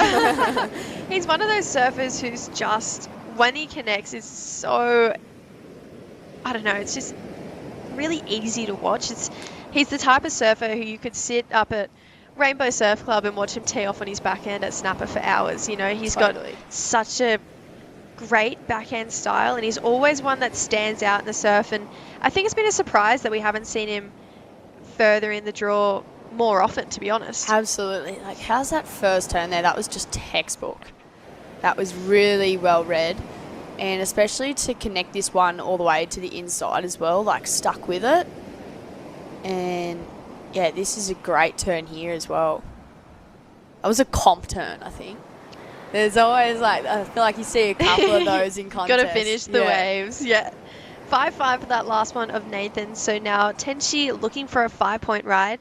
And we had a bit of a priority mishap there. We saw Hiroto looking at a wave. Tenshi had 3rd priority, but yeah, paddled, missed it. So we've swapped it around. And I feel like now Tenshi's in a pretty good looking place to get his 2nd scoring wave. Kaius now looking at this one, only has a 0.8 on the board. Kai's been a bit quiet this heat so far, so 10 minutes to go, but not so quiet on that turn there. Wow. Super impressive. I think Kaius has been one of my favourite surfers, like on the QS tour, like super underrated, like can definitely get that Challenger Series spot as well. Well, Kaius actually qualified for the Challenger Series a few years ago, but I feel like didn't really get a fair run at it. He's been battling a back injury for a long time now. The year he qualified for the Challengers, I think he had about 8 months out of the water, had to pull out of the Challenger Series. And it's only last year that we saw him consistently surfing again. And yeah, it's nice to see him back in the Rashi because he's just so easy to watch. He's one of the best surfers coming out of Australia and definitely belongs on that Challenger Series level. Here we go, as we see the replay here. I think he's done about maybe 12 turns on this wave already. I'm not even counting anymore. I lost count on the third turn, but as I was reading, coming up next, we've got quite an exciting heat. Luke Brumby in the red has actually just come back from the World Juniors. Oh, there you go. So I think that was back in January. Mm-hmm. Yep. And then Tim Bain in the blue, Lennox Smith in the white, and Darcy Crump in the green. So that's another great heat. Tim Bain's been on a roll lately. Absolutely. Darcy Crump's another one of my favourite surfers. Yeah. So I'm going to be rooting for Darcy in this next one. I feel like Tim has kind of come from nowhere. Oh, absolutely. Just he's always skyrocketed. He's always been a great surfer, but he's kind of figured it out in comp surfing. Is it Caldo? Another one. These Sunny Coast surfers are like, I think I need to know what they're doing. Tell me more. Yeah, it's like whether they're getting like coached or something. And here we're going to cut to the recap. So here is the start of the heat, Nathan Joel Cook. And here's this classic textbook turn there. And he milks this one to the inside. So 2 nice turns there, Jesse. Yeah, that was a really strong wave to open his heat. That was a 6-point ride for Nathan. And yeah, everyone wants to start their heat with a 6, but this wave from Tenchi, this was a 7, and it was incredible. He So kind of well just deserved. builds momentum down the line, and I love the patience off the bottom too. I just love this wave. I really don't know how else to put it. It was so well served, and it was one of those waves that hit the bank perfectly. And here we go, the replay of Kai's kicking. That first turn there is just money. And there we go. So same thing, just it gets tricky. It fizzles out on that inside bit, but everyone seems to be finding a nice strong link on the inside here. Yeah, it's been a pretty exciting heat so far. So Kai's, Nathan and Tenchi all with at least a 6 or higher in their scoreline. So Kai's looking for a 1-0-1 to get into second, but Tenchi hasn't had a second wave yet. So we'll see how this next 6.5 minute pans out. Hopefully a lull doesn't occur. I love those heats where it's a lot of back-to-back action right at the end, and you never really know who's going to get through. So I don't know, I love the intensity.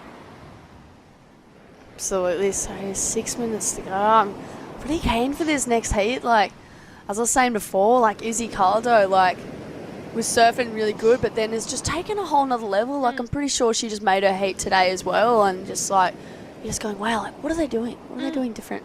Breathing exercises? Yeah. Or rule off breathing? Maybe yoga? Maybe a bit Pilates? of yoga. Yep.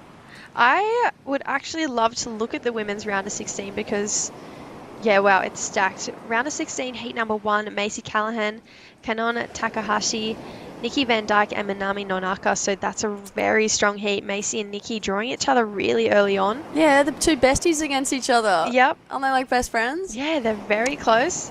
And then heat number 2, Kana Nakashira, Elise Cooper, Coral Durant and Safi Betty. So really stacked round this round. Oh my That's goodness. only heat 2 as well. Yeah, heat 3, Samomo Sato, Nixie Ryan, Sarah Wakita and Oceana Rogers. So that's yet another really stacked heat. Really evenly matched that one. All 4 of those surfers are really strong at the moment. And then heat 4, Willow Hardy, Paige Harab, Holly Williams and Izzy Caldo. So round of 16 is looking very tough, and a lot of the top end surfers of the rankings are out. So it's kind of left the door slightly ajar in the women's rankings. So I'm excited to see, how the rest of this event pans out for those guys. Totally, and I'm just thinking about what you were saying before about your favourite Chinese restaurant in Avoca. Are they fortune cookie notes in my phone? Yep. That is so cute. I know. Everywhere I go and I get a fortune cookie, I just add it to the Collection. pile. Yep. Awesome. I know. So what's the name, just for the audience, of this Chinese restaurant in Avoca? It's Chopsticks. Chopsticks. It's so delicious. I highly recommend the vegetarian fried rice. It is so good. So anyone down in that Avoca Central Coast region, I love that Chinese restaurant. The food is so good. I wonder if they do fried ice cream. Oh, I've never had fried ice cream. I can't remember what it tastes like, but I feel like I remember it tastes like kind of orangey. Orangey? Yeah. But I remember having a good one in Port Stephens, actually. Should have said that at the last event. But I forgot. But, lemon chicken would be good. Honey chicken. I love Chinese food.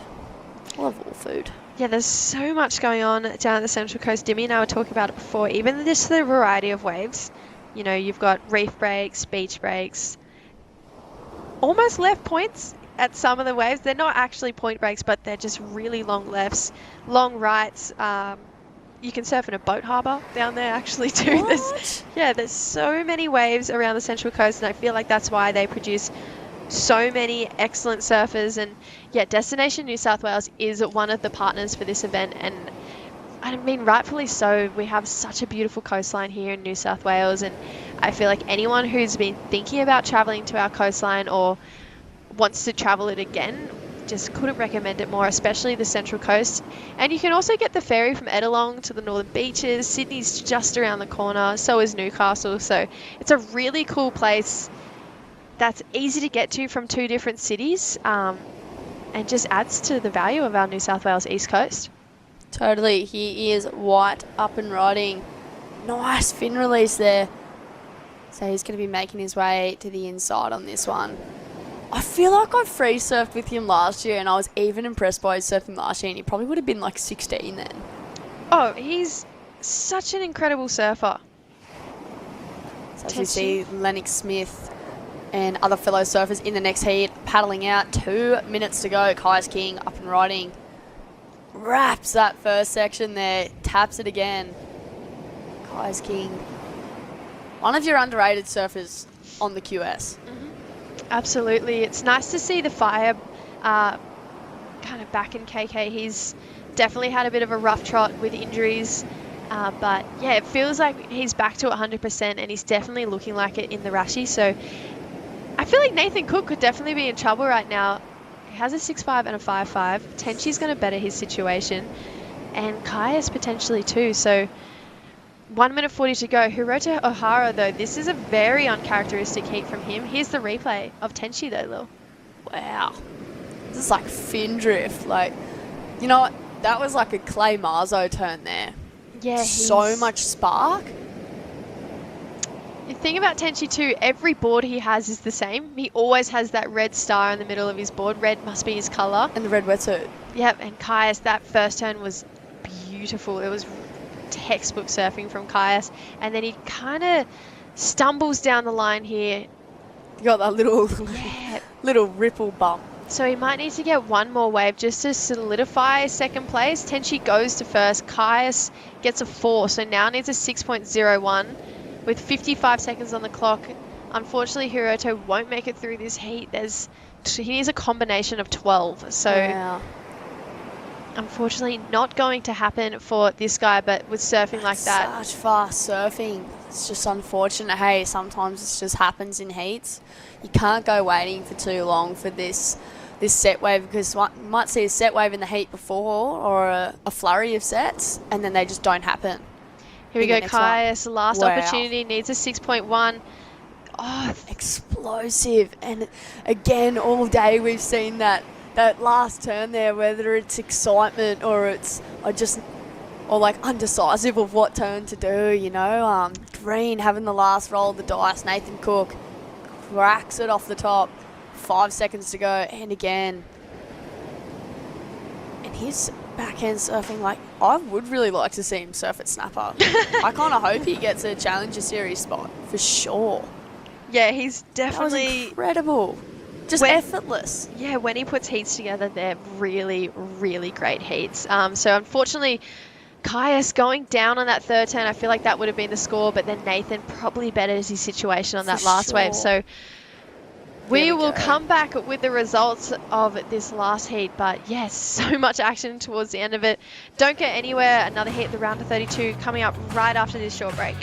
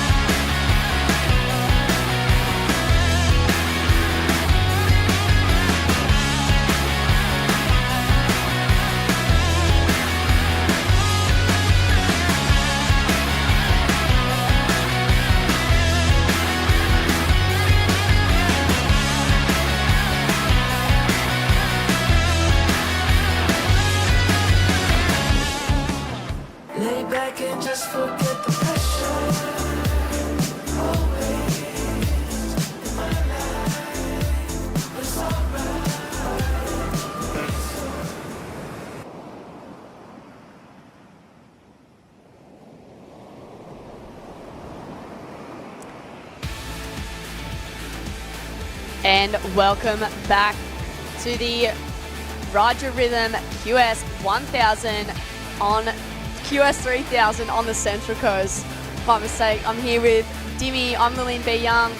We are currently heat number 6, round 32 of the men's. Luke Brumby in the red, Lennox Smith in the white, Tim Bain in the blue, and Darcy Crump in the green.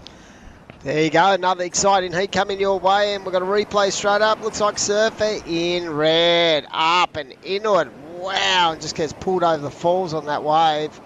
So the boys wasting no time on these low tide peaks. It's good that we've got such a bit of a drainer right there at the moment, and yeah, Luke Brumby, geez, he could have got absolutely flogged on that thing. Timmy Bain with a 1.8. Lennox Smith, one of the rising stars of the Australian surf scene from down south, Southbridge Board Riders. Pretty sure he surfs for. Part of that crew, along with Sammy Lowe and the boys. And our old mate from the Northern Beaches, here he is, Darcy Crump. Big shout out to the Crump family. And the Crumpet, as you like to call him. I like to call him Darce. He's got such a nice foundation through his surfing. He's just always had that ability, even as a kid, you know, just to really read the ocean well. And I think as a competitive surfer, I think that's really important. For sure. I've actually done a fair bit of travelling with Darce, like when we were doing the boomerang comps and the Evoca comps. And who drove the car? No, not me. I was like 16 at the time. So Tiana had to get the hire car. But yeah, definitely some fun times there. Here's the heat replay of Lennox Smith. Nice first drop the hammer there. I actually remember seeing him surf in the Mentawais like a couple months ago. And maybe back he's in a August. funny dude. Yeah, he's hilarious. Huey Vaughan was out there too. And yeah, they were just absolutely sending it. He's probably, he'd be my top 5 guys I look at as that next generation of his age group. I definitely saw a lot of him as a junior. He came up to the Aloha Teams Challenge a lot with his club, and he was just a standout. I felt like he was very mature for a guy his age, and that's why I don't feel like he's intimidated at all in this arena, as we see Lennox up and riding. Here we go, on a bit of a bigger wave there, just couldn't get around that last section. So taking out that last one was Nathan Cook, and Tenchi Iwami will be progressing through to the round of 16. So Darcy Crump cracks that first section. He reckons he's surfing off South Ave. He's Seriously? killing it. Did you see how he just turned out of nowhere on that wave, on the way out, and he's got that? I reckon that is the best wave of the heat. 100%. He just turned around, came out deep, and absolutely belted that thing. Another like underrated surfer on my books for the QS he's hard series. to, like he's very hard to beat. Like if you talk to the boys, the Aussie guys, you know you're up against it. Watch him turn here. See that? He just turned around, bang into it. Nice drift of the tail, comes around.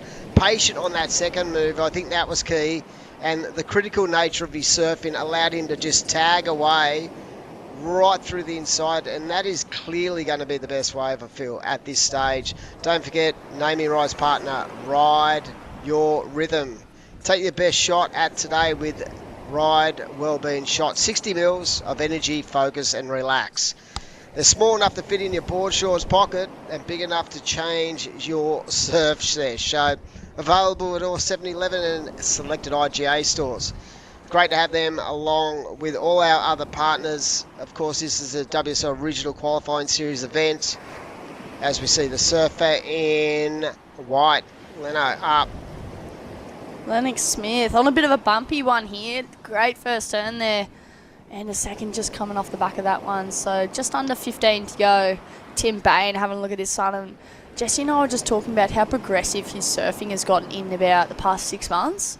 I reckon he's been the most improved surfer on the QS Absolutely. all year. Izzy Caldo as well, another one from the Sunshine Coast. I kind of want to know, what are they doing behind the scenes? Well, I've What's seen the him secret? around. Yeah. And in the last couple of years, you know, just slowly but surely, you know, finding that focus, finding that form, as we see Luke Brumby up and riding, just technically flawless. But yeah, I feel like, I don't even know the guy, but I feel like I'm watching him and it's a different surfer. Yeah, 100%. You know, Luke Brumby and Tim Bain are actually good mates too. So There's for always them to be in a heat there's together. always a backstory to every heat in these Yeah. QSs. Nothing better than beating your mate, I say. Absolutely. Yeah, but definitely he's been one of the most improved surfers on tour. But just his attack, his confidence, the way he builds through his heats, everything about his surfing is just tailor-made for the QS. So, and this guy, what about the replay of his surfing? Extended, just really solid extension through the body. Good release, so there was that variety of repertoire. That third turn was paper, and you could see just the amount of speed he got because of the technical scope of that whole ride. You know, he just built all the way through, and that's what you try to teach the guys you coach, and that you want to make sure you engage that rail at all times, because the rail basically generates your speed line. Yep. So coming up next, we've actually got a pretty exciting heat. Jackson Dorian in the red, George Pitter in the blue, Xavier Bryce in the white, Cooper Davies in the green. How am I going to keep my froth meter down on that one? It's going to be a tough one. It's going to be. I think I'm going to be on the edge of my seat, biting my nails on that one. Yeah, they are all excitement machines. Zave, Bryce are starting to find his wares on this QS regional series. George Pitter, for my mind, from our beach, we consider him probably the guy most likely to make the World Tour eventually. We've also got Axel and Saxon, both extraordinarily talented guys from Manly, and they're capable as well. Axel is Axel in this event? Yeah, he bowed out early. He just had a really bad heat at the end of it. As we see Das just lighting this thing up. I love just his attack at the moment is just extraordinarily strong. Like, that is so good. He's loving it out there. And that... Bungan board riders. Yeah. So massive shout out to Luca Elder, Bungan board riders. My old mate Luca. He was at one stage going to become a full-time commentator, I think, but hung around with us for about 2 days and went, I'll give that a miss. No, he's part of the strong onboard crew. Yeah. And shout out to all the onboard crew. I know that George Pitter rides for them, and he's always on the CIs. And yeah, Bungan board riders, from a club standpoint, I feel like they're a very underrated club, but they shouldn't be, because they've got such really strong surfers. And talking about strong surfers who absolutely put on a show, Nathan Cook, congratulations. You are the ultimate professional, mate. How do you feel? That was a really good heat, eh? Yeah, it was a bit slow. I got like 2 at the start and then just pretty much went flat till that little end bit. So I was just happy that I got a couple and had priority right at the end. How was it out there? Does that wind, is that sort of causing havoc on those rides? Yeah, the wind sort of came up southerly while we were out there. Like halfway through the heat, started blowing southerly. I thought it was like nor'east all morning, so I don't know. It's probably getting a bit weird now. I think there a couple sets came through just saying that looked pretty sick, but yeah, my heat was just super slow. Mate, you're going to have to surf again today. So what do you do in your downtime, sort of keep yourself nice and hydrated off the beach and keep yourself prepared to go? Yeah, definitely. I'm going to go get some water and get out of the sun and, yeah, have a juice or an apple or something. And 2024, right, what's going on in 2024? Your body's good, your boards look good. How are you feeling?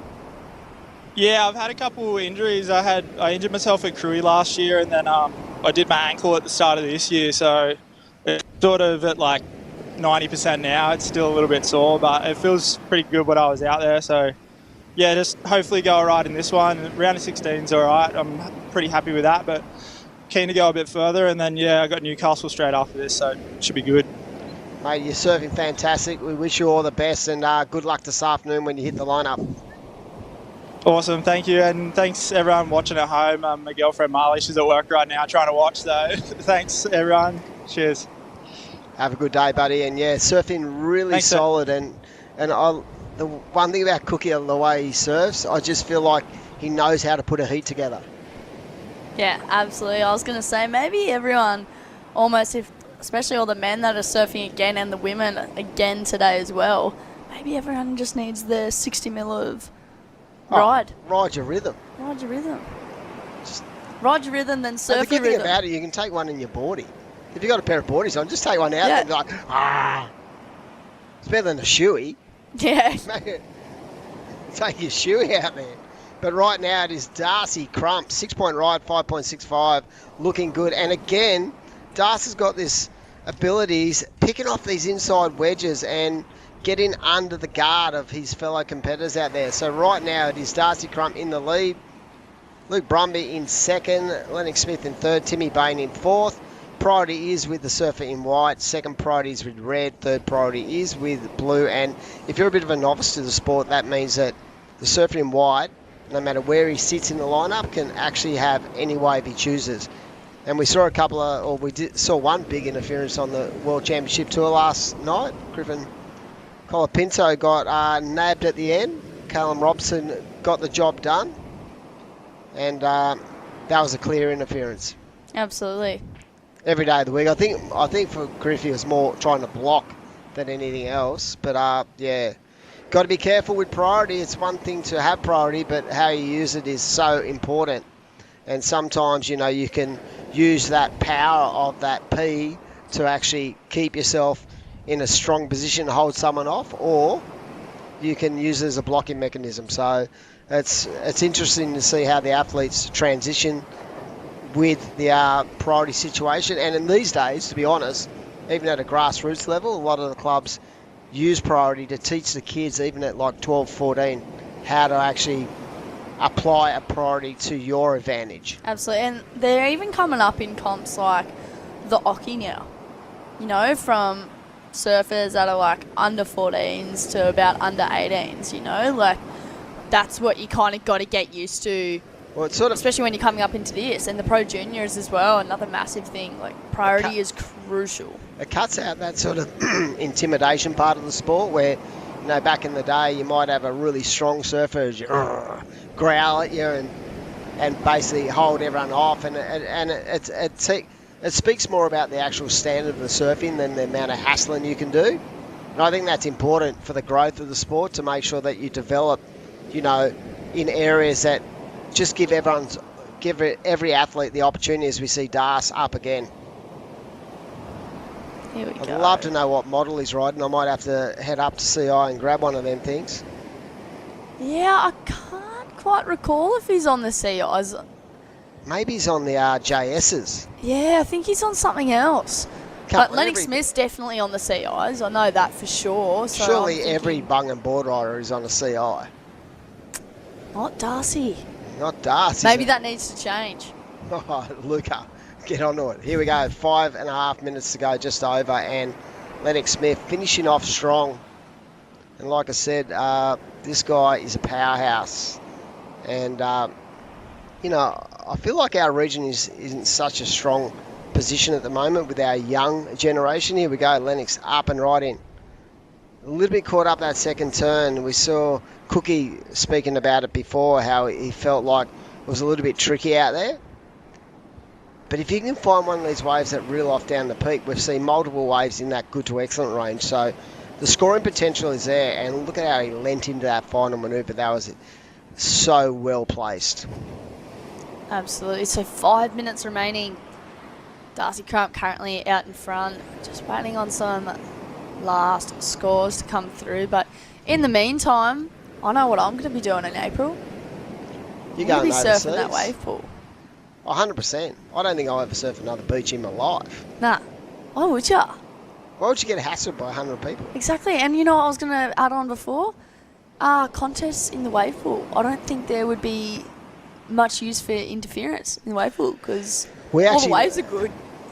You know? Urban Surf, we actually were negotiating with Melbourne to take our club and have a club comp down there. And we'll probably I'm pretty sure that most clubs will try to do that when they're in Sydney because they're Sydney based, right? Yeah. So I'd love to have an event once a year from a club point of view. For sure. In Urban Surf. It's proven that it's successful because the 3000 was there not that long ago, and that was a really, you know, from the feedback of the athletes itself, I felt like that was really like a lot of positive energy towards how that went about it. I think that's a terrific idea, actually. And you're getting waves. If you're taking your club down there, imagine you average over 50 or over 60 and the wave pool just blowing up. It's so good.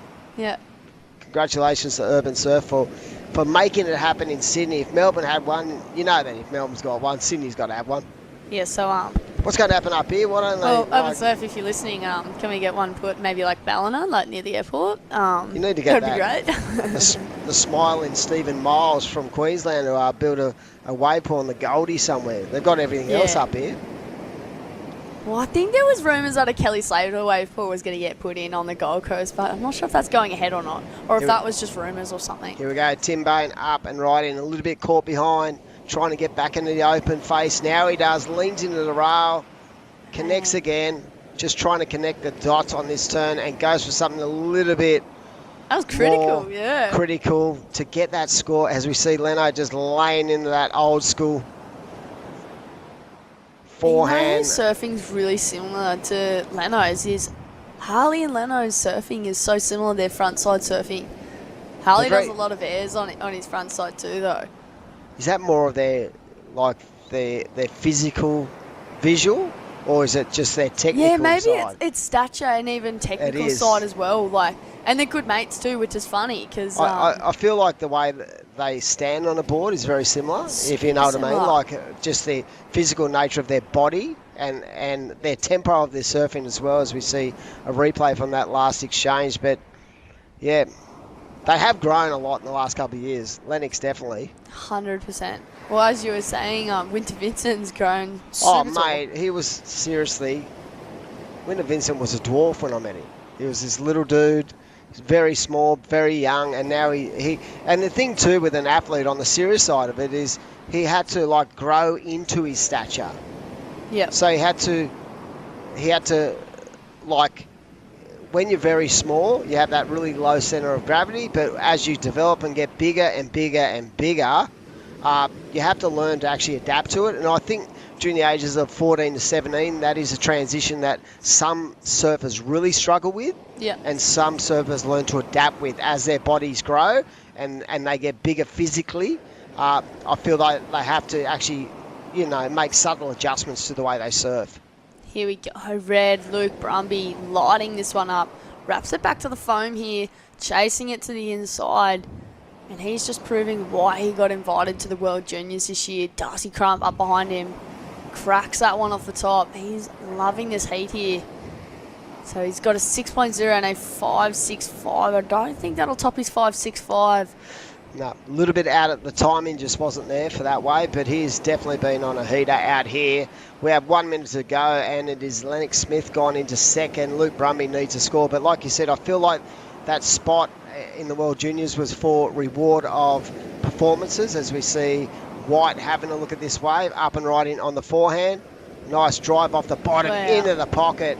Love the amount of aggression through each and every turn. Lennox Smith getting to work, and that is a 3-turn clipper. In my eyes, that's one of the better waves I've seen in the last hour or so. And you can see it just by the smile on his dial. He's just like, 20 seconds to go. Yep, I'll come in on that one.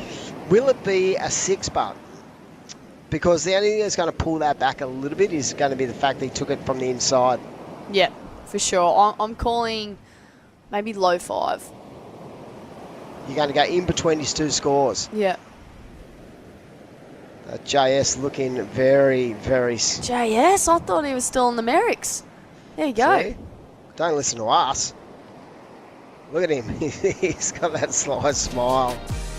What a day. Brilliant. Moving day down here to Central Coast Pro. I was going to say Avoca, but it's at Copacabana, and it is producing good waves. We're loving it. We'll be back shortly. We'll pay some bills, and don't go anywhere, folks. Ba-da-ba-da. Ba-da-ba-da.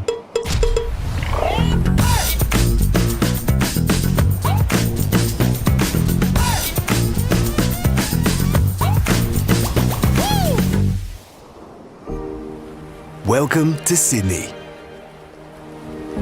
A place to feel alive. To feel free. Come feel it all and feel new. This is the motivation.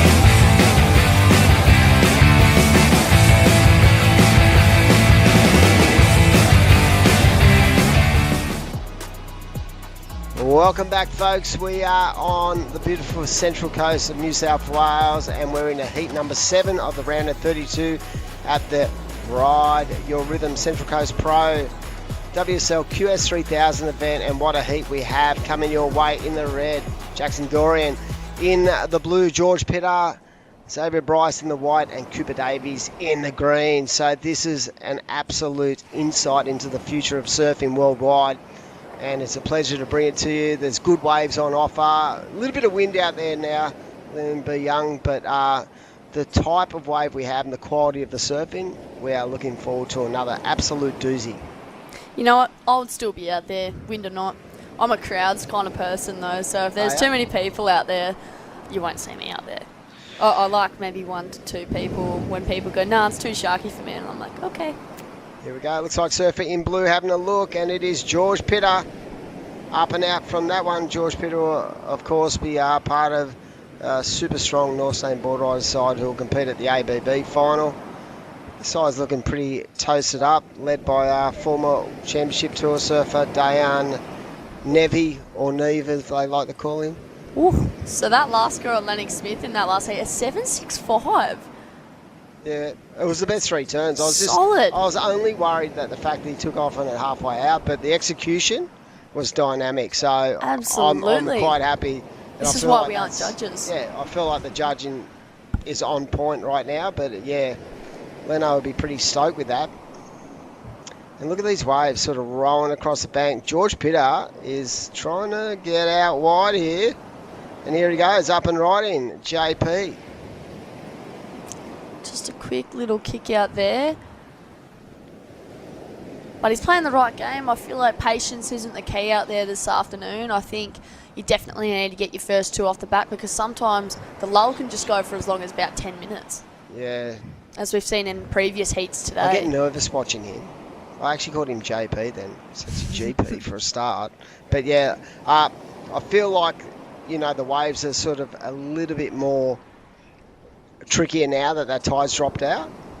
But we've seen really good scores actually being locked in. So I think that once the guys identify it, and you can see, I feel like there's a lot of water moving from the left to the right to the screen. So trying to put yourself in that right position in a heat is going to be critical. And I know these 4 surfers have been in really stellar form. George hasn't been competing that much. He had a really good year on the Challenger last year, so he re-qualified. Cooper Davies has been a standout. But right now it's just about who can get the best waves. This guy's definitely on a CI, and look at the amount of rail he puts in. And George Pitter, wow. This is why we're that excited in our hometown about the talent of this guy. He's so visually quick. And to be honest, he made a move from to the CIs about, I reckon, a year or 2 ago, and it changed his surfing. 100%. It completely changed the amount of speed he was generating, and his fearless approach to the way he can contort his body too. I feel like that's such a strong point of his surfing, because he just looks a little bit different. For me, he sort of looks like a young Mick. Absolutely. I just love that second turn there. And he's just so fast. Yeah. His surfing's smooth, but also very calculated at the same time. Rolling with that hair, dude. Very well surfed, that wave. So George Pitter will wait for that wave to come through. A 7.25. See, that's what we're talking about, that point of difference. That wasn't the best wave I've seen come through in the last hour, but the surfing was world class. So judges rewarding that with a 7.25. If he gets himself on an absolute belter, he's going to be hard to stop, as we see his mate there, Cooper Davies. And yeah, it was pretty much a breakout year, 2023 for George. He came into Newcastle under pressure and needing a result, and he got second. I'm pretty sure Vorney won Newcastle last year, as we see Cooper up and right, and this guy's just another solid performer who sits in that group of mates who travel together with Alistair Reginato, Cooper, Zave. There's a whole heap of these Aussie guys who support each other, and look at the way this guy surfs. It's absolutely extraordinary, the amount of turns he can create, as we see George up and riding once more. Incredible. We're just seeing little North Sane rip bowl here. Yep. Here we go. Black surfboard again as well, as I was saying the last mate, event. He's one of the originals. Look at the speed he gets out of this thing. Oh, the thing looks that sick. He's got so much hand drive as well in his wraps. Like, oh, incredible surfing again. One of those surfers that definitely deserves and could do some absolute damage on the World Tour. Yep, he's just got to get there, and that's the whole thing. He's got a really solid support base. I love the fact that he's moved away from our hometown to give himself some space and give himself that opportunity to learn off others. As we have a post-seat interview from the last seat, I think it's Lennox Smith blowing up out there. It's just like the South Coast down there, Leno. How are you, buddy? Good, how are you? Good, mate. Look, you were laughing when you came in there. How was that? Did that feel good, that last one? Because you sort of jagged it from halfway out and just belted it. Nah, I sucked out there, eh? Couldn't even do a turn. Oh, come on, Leno. How are you feeling, mate? You're looking I was really on strong Struggle out Street. there. Struggle Street for the first part, but you came home like the Aussie cricket side, mate. How's it feel out there? Are the waves good, or is it a little bit tricky?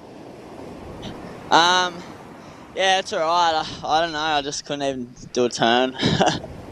There's good ones if you get them, but I don't know. I sucked.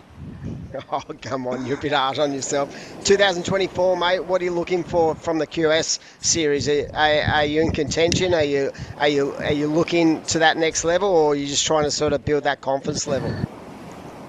I was just gonna try to do a couple and then get my rank up for next year. I'll just try to travel and do a couple trips before the QS starts again, and then see how I go. But just get my rank up in this one and then Nui. Well, you're looking awesome at the moment, mate, and I'm sure you got plenty of support Thanks. down at home. You want to give a shout out to anyone? Shout out to Torrin, me mum, dad. You are one of the Everyone best. Everyone. What about your mate Sammy Lowe? Give him a shout out. Yeah, Sammy. Huey's in my car now. Shout out to Hugh Dog. Well, Leno, go and get some water and get some lunch and relax, mate. You're into the next round, and we'll see the Savo. Cheers, thank you. You can never say that he's someone who is a bit cocky. He's just sucked out there. Yeah. He got a 7.25. Are you kidding me? I feel like everyone's being so truthful today, very humble but truthful, and it's actually good to see because they're just like... That's the enthusiasm of youth. Hard to actually have a serious combo with him because he's I couldn't do a turn. Mate, if I could do one of his turns, it'd make my life. My day, as we see Surfer in green up and right in. A 4-point ride, the first wave for Surfer in green. A 3-point ride for white. So everyone in that realm, young Dorian up and right in as well before we saw he's such a talent, and his dad is probably he'd be in my top 5 all-time surfers. So he comes from such a strong kind of place when it comes to, having someone to mentor you. Nothing better than having Shane Dorian in your corner. And if he's anything like his dad, he's going to be a powerhouse because he absolutely was one of the stars of surfing in the 1990s and 2000s for sure. Cooper, basically riding a magic piece of carpet. There we go. Because there was nothing to that wave. Speaking of Shane Dorian, we actually parked in front of his house a couple of times when we were in Hawaii. We were like, Did he tell you, hi Shane, every time and he was like, oh yeah, hi girls. So we're like, oh, Shane Dorian.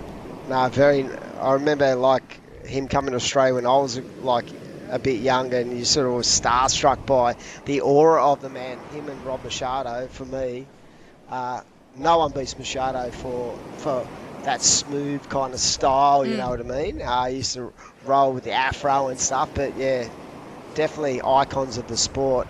George Pitter with a 7.25 and a 5.75. Big shout out to everyone down on the northern beaches. I'm sure the crew at Aloha Surf Manly probably not doing too much right now. They'd be probably watching George compete down here. A lot of support for this guy. He's got a lot of people in his corner, and he's a good surfer, but he's also a great human, and that's important. That comes directly from his mum and dad. Wow. How was that first turn, Xavier Bryce? I love it.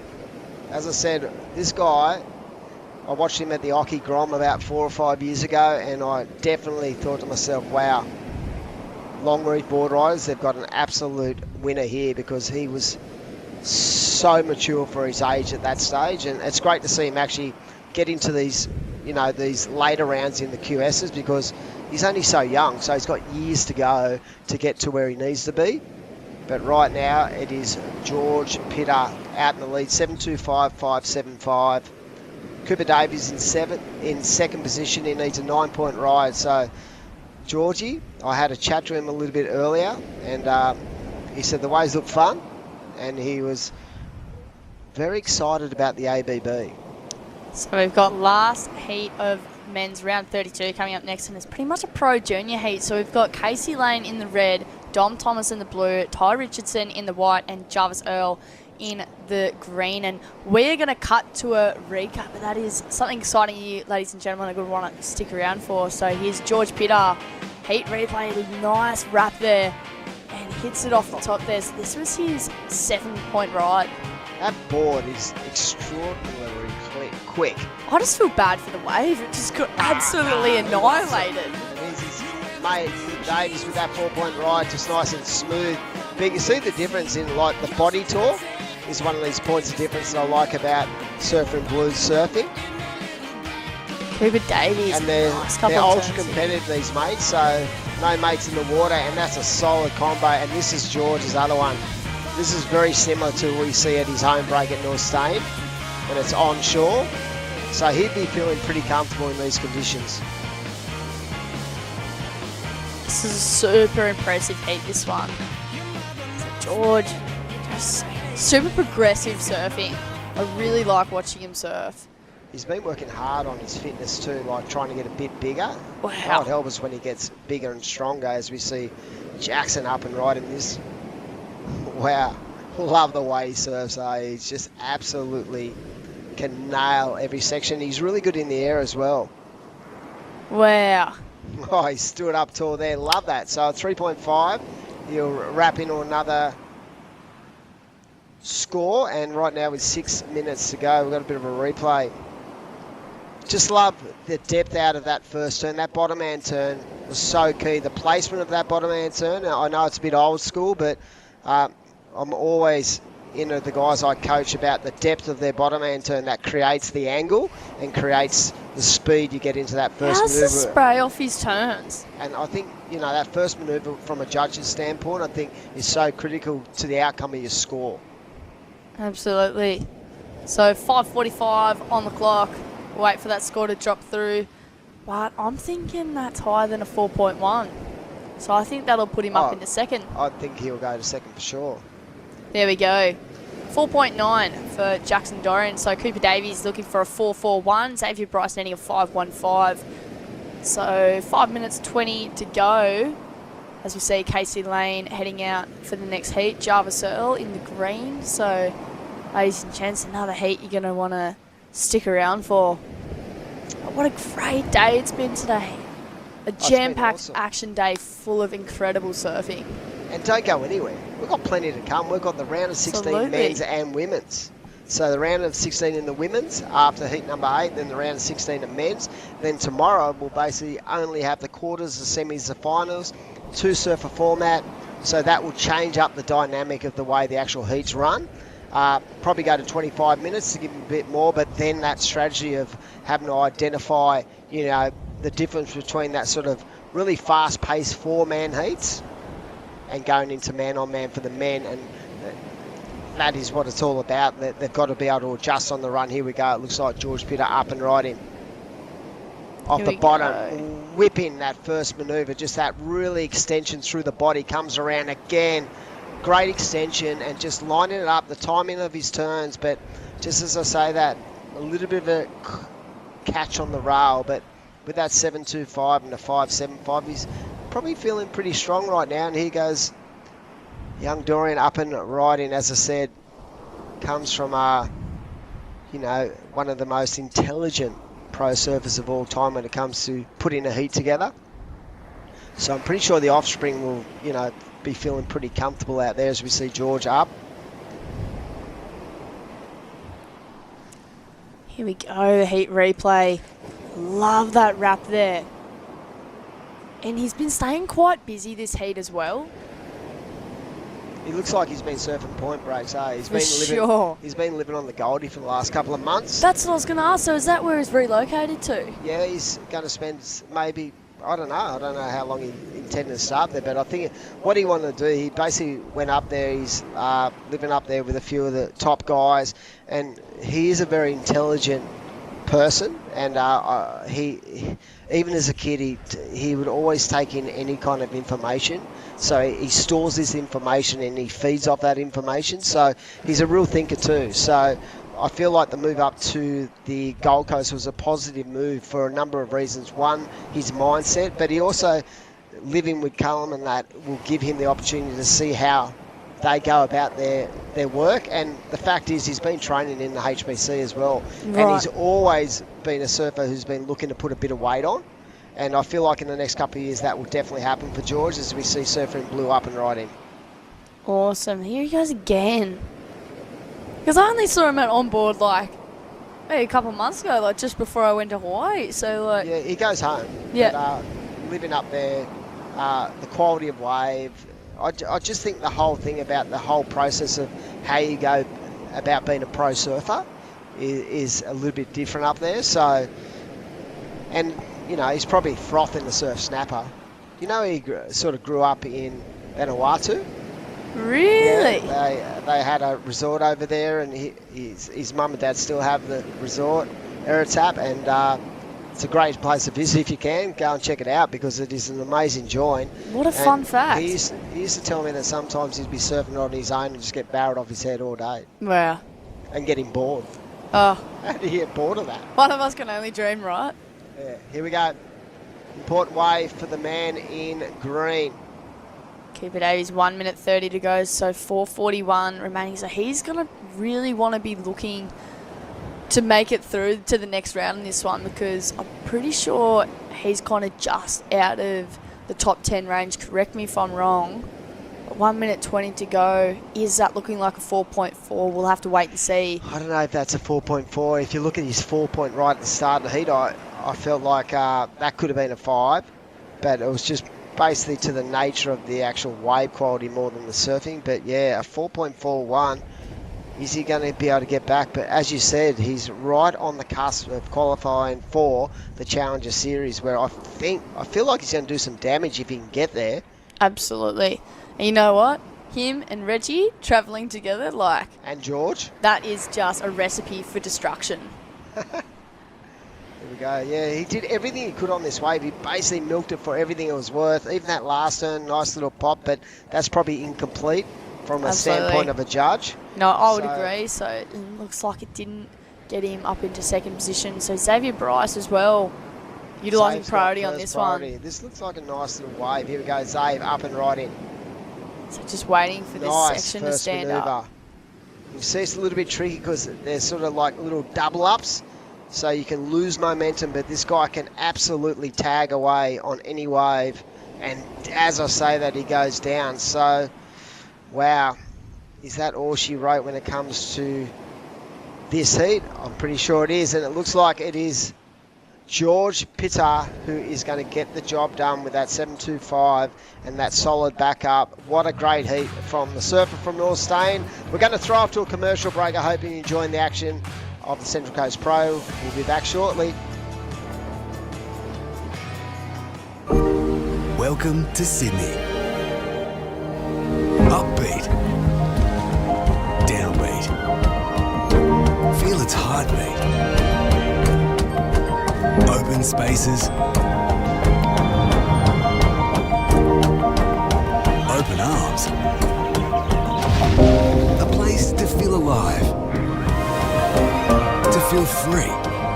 Come feel it all and feel new.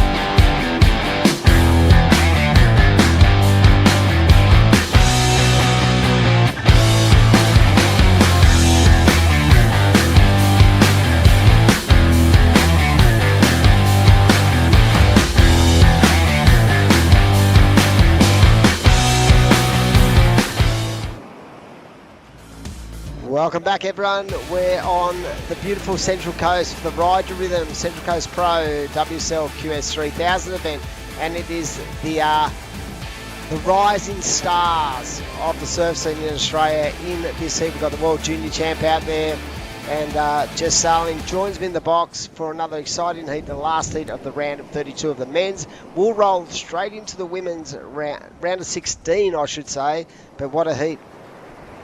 Yeah, this is just another crazy heat in the men's round of 32. All 8 heats have been wild. It's gobsmacking to me the level of talent there is in this Australasian field. But I've been out for 40 minutes and conditions have definitely deteriorated. Is there still some fun ones out there, Dimmy?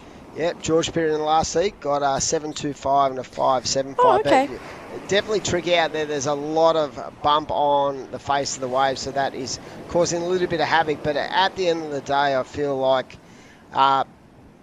if your surfing's on point, you're still going to get through. So the swell is going to drop a little bit overnight, I do believe. So probably identifying the fact that these banks are so good has been really important for us to get through this day. Only 8 heats left, and then we'll be into that final quarterfinals of the men and women. I feel like it's a similar kind of bank to what we saw at Port Stephens too, you know, a nice right rip bowl, a couple of lefts on offer too. When it cleans up, here we go, Ty Rich up and right in. I feel like there's plenty of opportunity. Look at the depth of these waves, like really nice. To be honest, you'd free surf that every day. Oh, every day of the week. I'm just watching it now going, that seems so fun. Just from the wide shot, I feel like there's a lot of like movement in the ocean. But once it gets closer to land, I feel like there's a lot cleaner. I feel like as well, conditions like this, you look at them and you go, nah, there won't be any out there, and then you get out there and these are the kind of surfs that you have the most fun in. But Ty Richo just identifying a really nice wave here to open up his heat. So it was so bowly. It just it looks so playful, that wave. So we've still got a score to lock in for Ty, but he's definitely come out of his shell, I want to say, in his competitive approach to his surfing this year. I feel like he looks a lot more confident in his skin and a lot more mature too at the same time. So a 5.75 for that first one of Ty. And yeah, I'm really liking how driven and determined he looks each time he gets up on a wave. Yeah, definitely one of the most dynamic young surfers coming through, and his dad's one of the best coaches going around too, so I think that helps. And he seems to have this really strong mindset, so his strategies are sort of very mature for a guy who's that. When you speak to him in a post-heat interview, the way he talks you through his heats, it's very calculated, and that's impressive for a guy who's that young. Here we go. Jarvis Earl up and right in. Yeah, Jarvis, he's had a few really strong back-to-back events. He kind of got a surprising early knockout at Barubi, but he won the QS 3000 down the wave pool. He's smiling, finishing off that wave. Then he won the Pro Junior at Barubi, so kind of just been building momentum to come down here to the Central Coast Pro and hopefully make through this heat. And wow, Dom Thomas takes to the air. Couldn't pull it around, but love the approach from Dom. So this could be fun. This could be a really fun heat, Dimmy. So Jarvis Earl sitting in 4th position on the current ratings, and he's got a win at Urban, but he also had a very important 5th place in over at the NSW Pro. So he's in a very strong position to qualify. I'm pretty sure he's already qualified anyway because of his win at the World Junior Championships. No, that was last year. Last year? Yeah, so because he won in 2022. All right, we've got a post-heat interview with my old mate George Pittard down in the box. Yeah, Georgie, looking strong, buddy. Thanks, Dim. Yeah, I don't know. I felt like a little bit skatey on a couple of them. I just didn't really feel that confident, but I don't know. It's nice to surf a rip bowl and you can sort of surf yourself in a little bit of rhythm. So, yeah, it was fun. It sort of looked like an onshore day at North Stain. That second one, it's just sort of wedged up. I was like, I could imagine you riding that down at home. But yeah, it was a little bit tough with that onshore and that sort of cross breeze coming across. But how do you feel? You're looking really fit and strong. Yeah, no, the wind picked up like a little bit, I think maybe 15 minutes or something before I paddled out. So, had to sort of adjust to that. But yeah, like you were saying, it's pretty similar to home, so that was nice. But no, I just got a bunch of new CIs from on board, and they're all going really good. And the only ones I've been surfing are just these new ones I haven't surfed yet. I hadn't surfed that board yet that I surfed in that heat, so luckily they're pretty consistent. Now, you've used the last couple of months to sort of move up to the Goldie. How have you found that? You're training a bit up there now, and your mindset, you're looking mentally very strong at the moment. How are you feeling going into 2024? Yeah, feeling good. Moving up to the Goldie's been massive for me. Like, just all the better waves up there. It's a fair bit better than Sydney, but and just better surfers, really. You're just like pushing each other so much in every free surf, and then you got Surfing Oz with the HPC up there. We're doing the training and stuff there with all the coaches, Bottle, Pete, and Chels and stuff. And I don't know, it's just been so massive for me, like mentally as well, knowing that I've sort of put in the hard work coming into this next season, and hopefully, I don't know, make a few heats here and get the ball rolling for this year. Well, you're looking absolutely fantastic. Going to surf again this afternoon. Looking forward to catching up soon, mate, and having a game of golf. But yeah, congratulations and all the best for your round of 16 heat. Thanks, Timmy. Look forward to it. Cheers. Good human. Great human.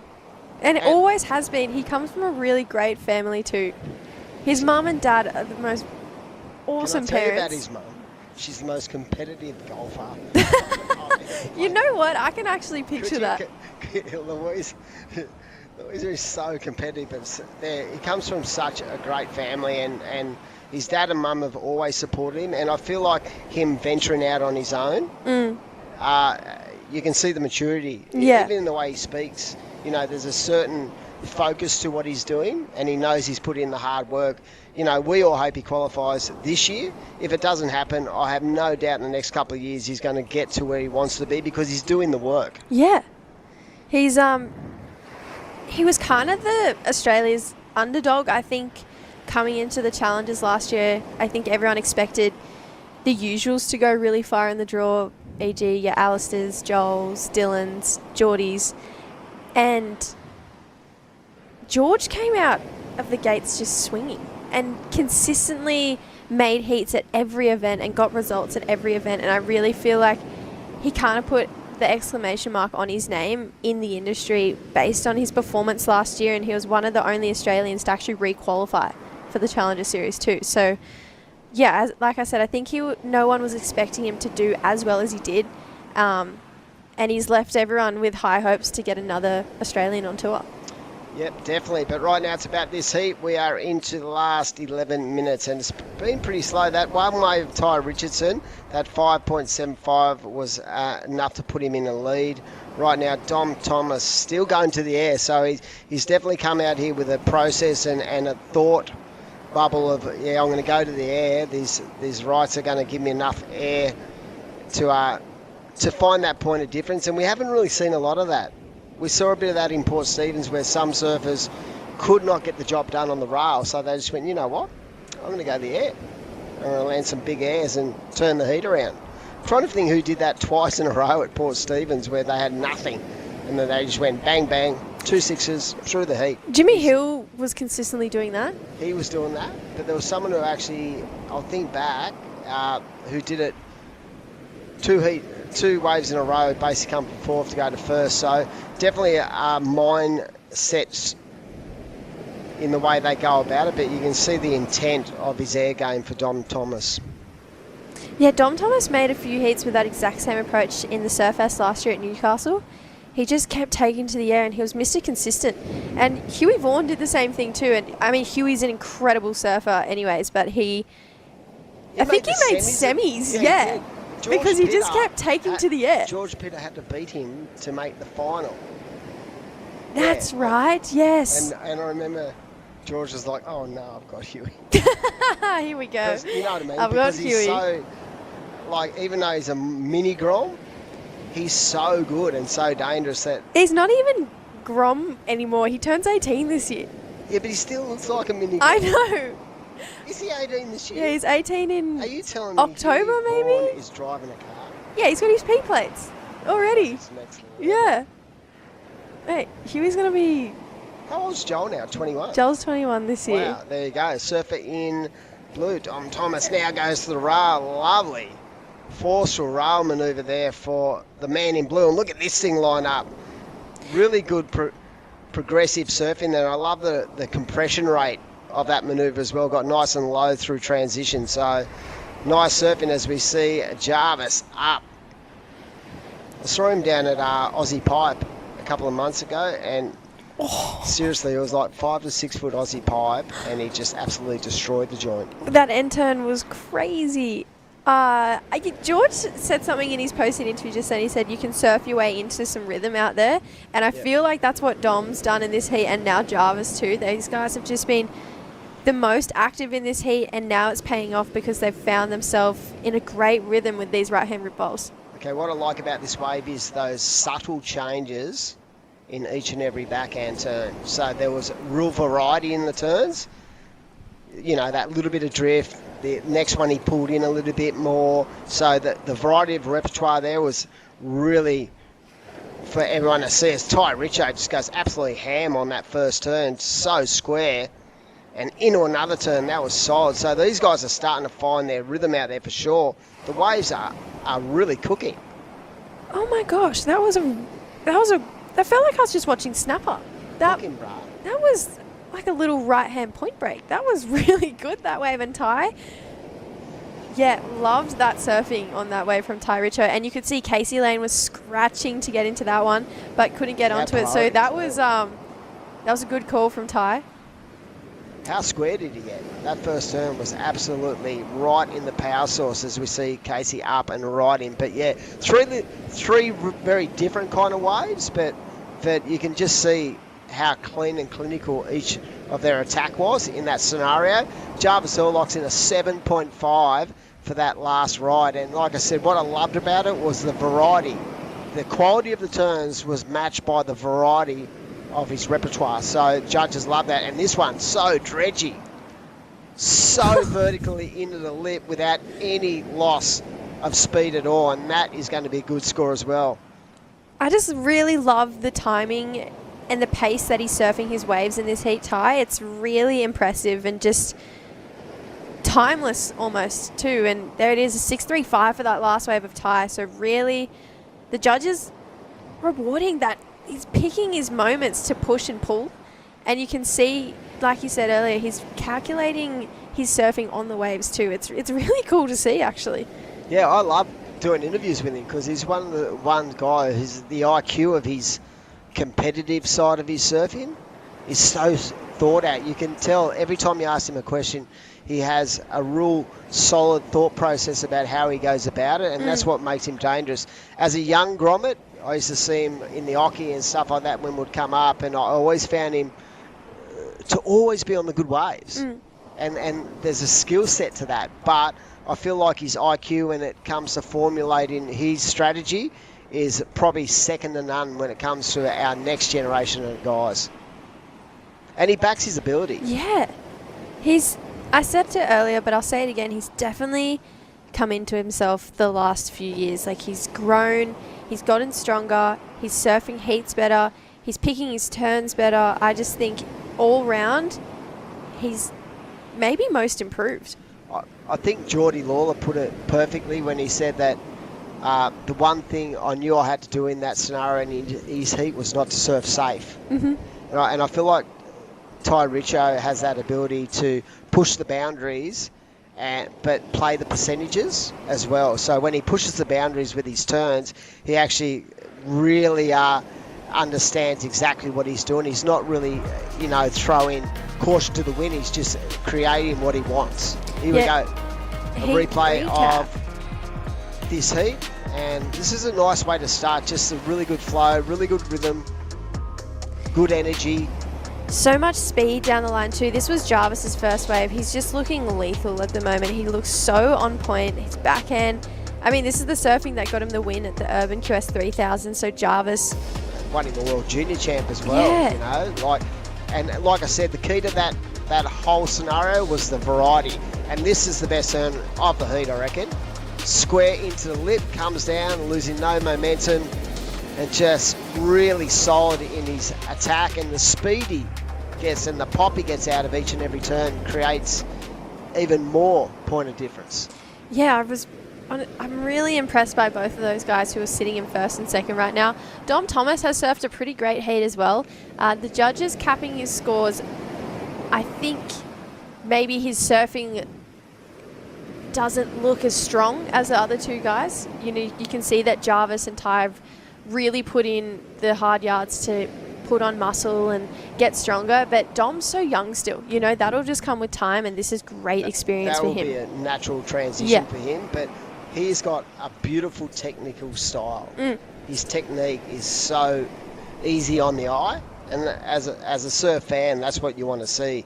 And from a point of view of, you know, his arsenal of moves and stuff, he's got really good rail technique, but he also has such a strong base when it comes to pushing the boundaries and going to that innovation side and progressive side. And he's got his air game is really going to hold him in good stead in the next couple of years.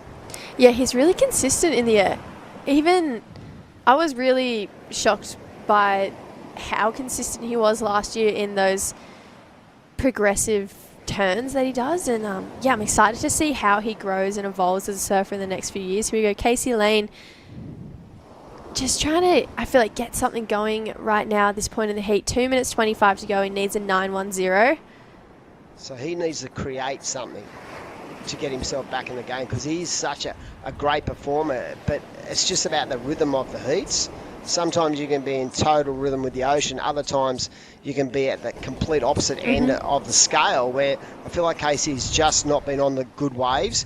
And that key point was where he scratched for that wave, and he was just a little bit too deep where Ty Richo got it. Yeah, he's definitely been the most quiet in this heat compared to the rest of his competitors, and I feel like that's paid off now when you look at the leaderboard and the scores on the board. The guys who have stayed busy, haven't sat in the wind and paddled for so long, they've definitely been the ones who have been the standouts. So maybe something that every other competitor can take going into their heats. Here we go, Jarvis. Again, just looking so on point at the moment. I don't know, he's just not putting a foot wrong. The variety of his turns is the most impressive thing, because it's basically the same turn, but just with those slight, subtle variations to the turn, and he doesn't lose ever momentum. He just puts it in such a perfect position. If you watch his first turn, sets it up, and this second turn's just that little bit different. Bang, he just slams it. Third turn, again, drifts the tail on that third manoeuvre, and that's what the judges love to see, that subtle difference in each and every manoeuvre. Yeah, I don't know, you can definitely see why he's a world junior champ. He's just so good. He's needing a 4.6 to go first. I reckon that's a 4.6. Not a judge, but I'm calling it might be, you know, it might be up there in the 5.5 or 6 point range. Just from the nature of the turns, probably not the size of the wave that will help him, but yeah, he's definitely looking in good touch. So we're down to 25 seconds to go. It's been an amazing round of 32. And there it is, a 4.85, so enough to go into lead. Ty Richo goes down to second, so it leaves Don Thomas and Casey Lane needing big numbers. And this is a better looking wave. This will be a confidence booster for the man in red. Time's going to play a big part in the outcome for him. And but unfortunately, he's not going to get another opportunity. Dom Thomas just lights that thing up on the forehand. Yeah, you can see Casey, he looks dominant when he's on the right wave, so it's just a shame that we didn't get to see him on his feet more in this heat, but hopefully he does Newcastle and we get to see the kind of surfing we saw on that last wave in more competitions. But yeah, you see he's pretty disappointed because he knows his surfing is on point, but yeah, at this stage it looks like the World Junior Champ and Ty Richo is going to get on through. We're going to throw up to a commercial break. We'll be back very shortly for the round of 16 in the women's. Get it.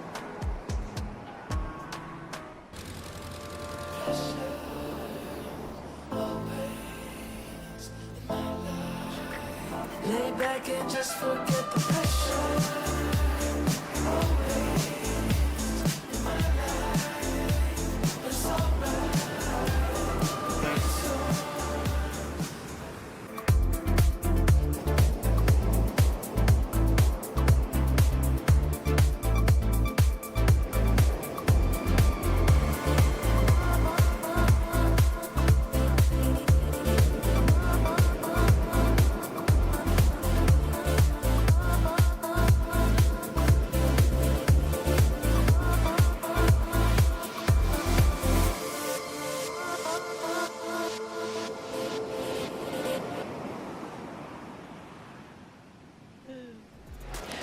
Welcome back to the Ryde Central Coast Pro QS 3000. We have moved into the round of 16, heat number 1 of the women. So we're back watching the ladies in the water again. And welcome back Lil Young to the booth. Jesse, who got through that last one? Jarvis took out that last one. He was looking so solid, actually. There he is. Just right on cue, walking across camera. But yeah, we're moving into a really stacked round of 16 of the women's. I had a look at the draw a little bit earlier and I was like, oh my goodness, I'm so glad I didn't compete because all these heats look so hard. So let's have a look of the replay of Macy. So she's been looking really strong in her opening heat this morning. She's coming back with a bit of vengeance. Yeah, she's another one that I feel like is probably trying to get actually back on the Challenger. Oh yeah, absolutely.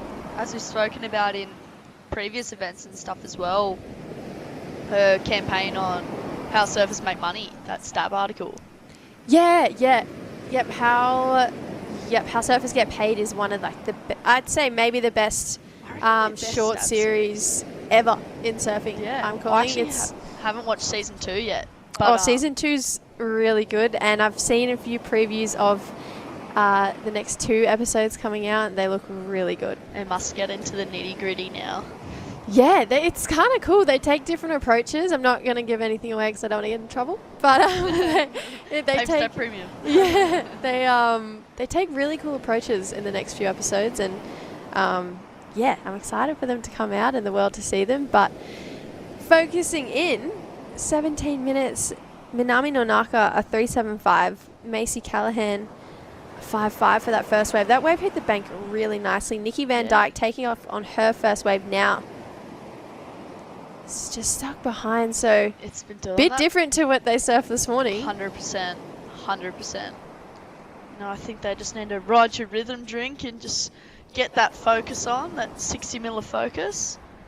But Kanon Takahashi, one of the young guns in the heat.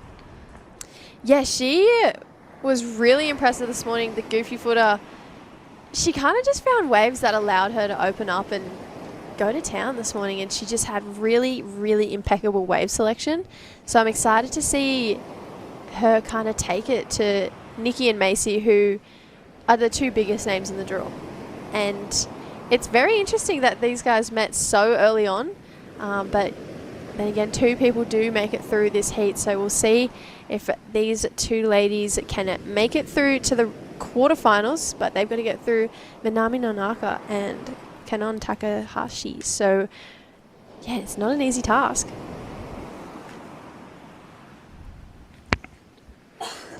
15 minutes, 45 seconds to go. So it looks worse, but it's definitely not.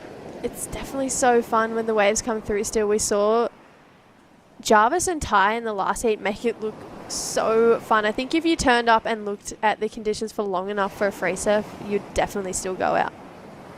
Absolutely. Well, I was I would still go out there, but I feel like if it was still to like comp situation, like where everybody's out, like there's 60 people just like fighting for their life for a wave out there, I would not be out there. No. I would be surfing from the car park. Yes, I'd just be admiring from afar. But it's still, honestly, the few of the waves in the last heat just, I mean, the men, they made it look so good, and I'm excited to see the women do the same. Macy already locking in a 5.5. We saw the replay of that earlier. And she just looks so stable, so strong when she's on her feet. There's actually a young grommet coming through up here. Her name's Mika Locke, and she really reminds me of a young Macy Callahan. She dropped a clip the other day, and I just see so much Macy in her surfing, so I'm sure she's probably watching and admiring who I think her role model would be. It's similar like stature as well. Like we were talking about before, how even Lennox and Harley Walters have like such a similar like stance. Before Dimmy and I, and even George Pitter kind of surfing like Mick Fanning as well. Yep.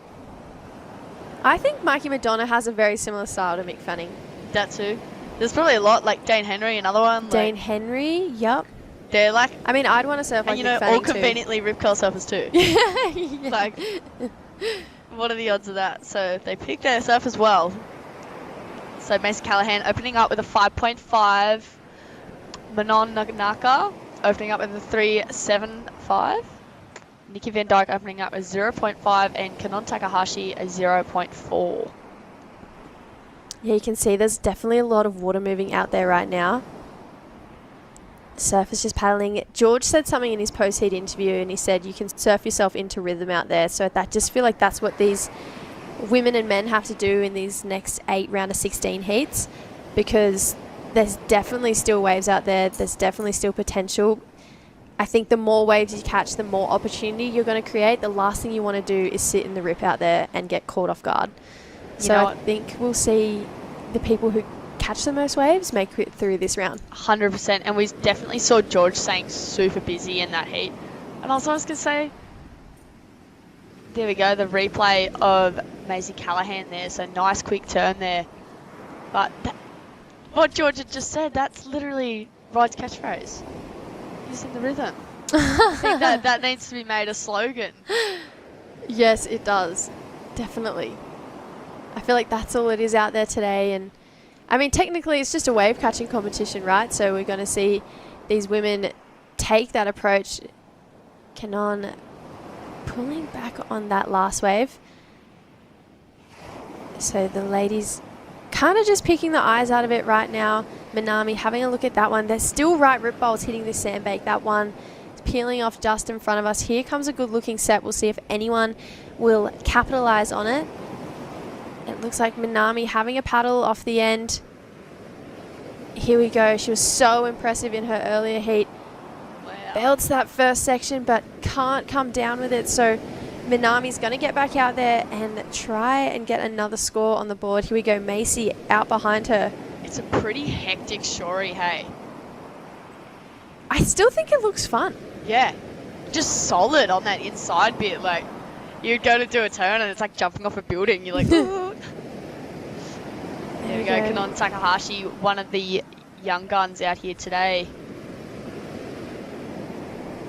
So just while we wait for these scores to come through, I'd just like to thank Destination New South Wales and Central Coast Council for letting us run the event down here on the Central Coast.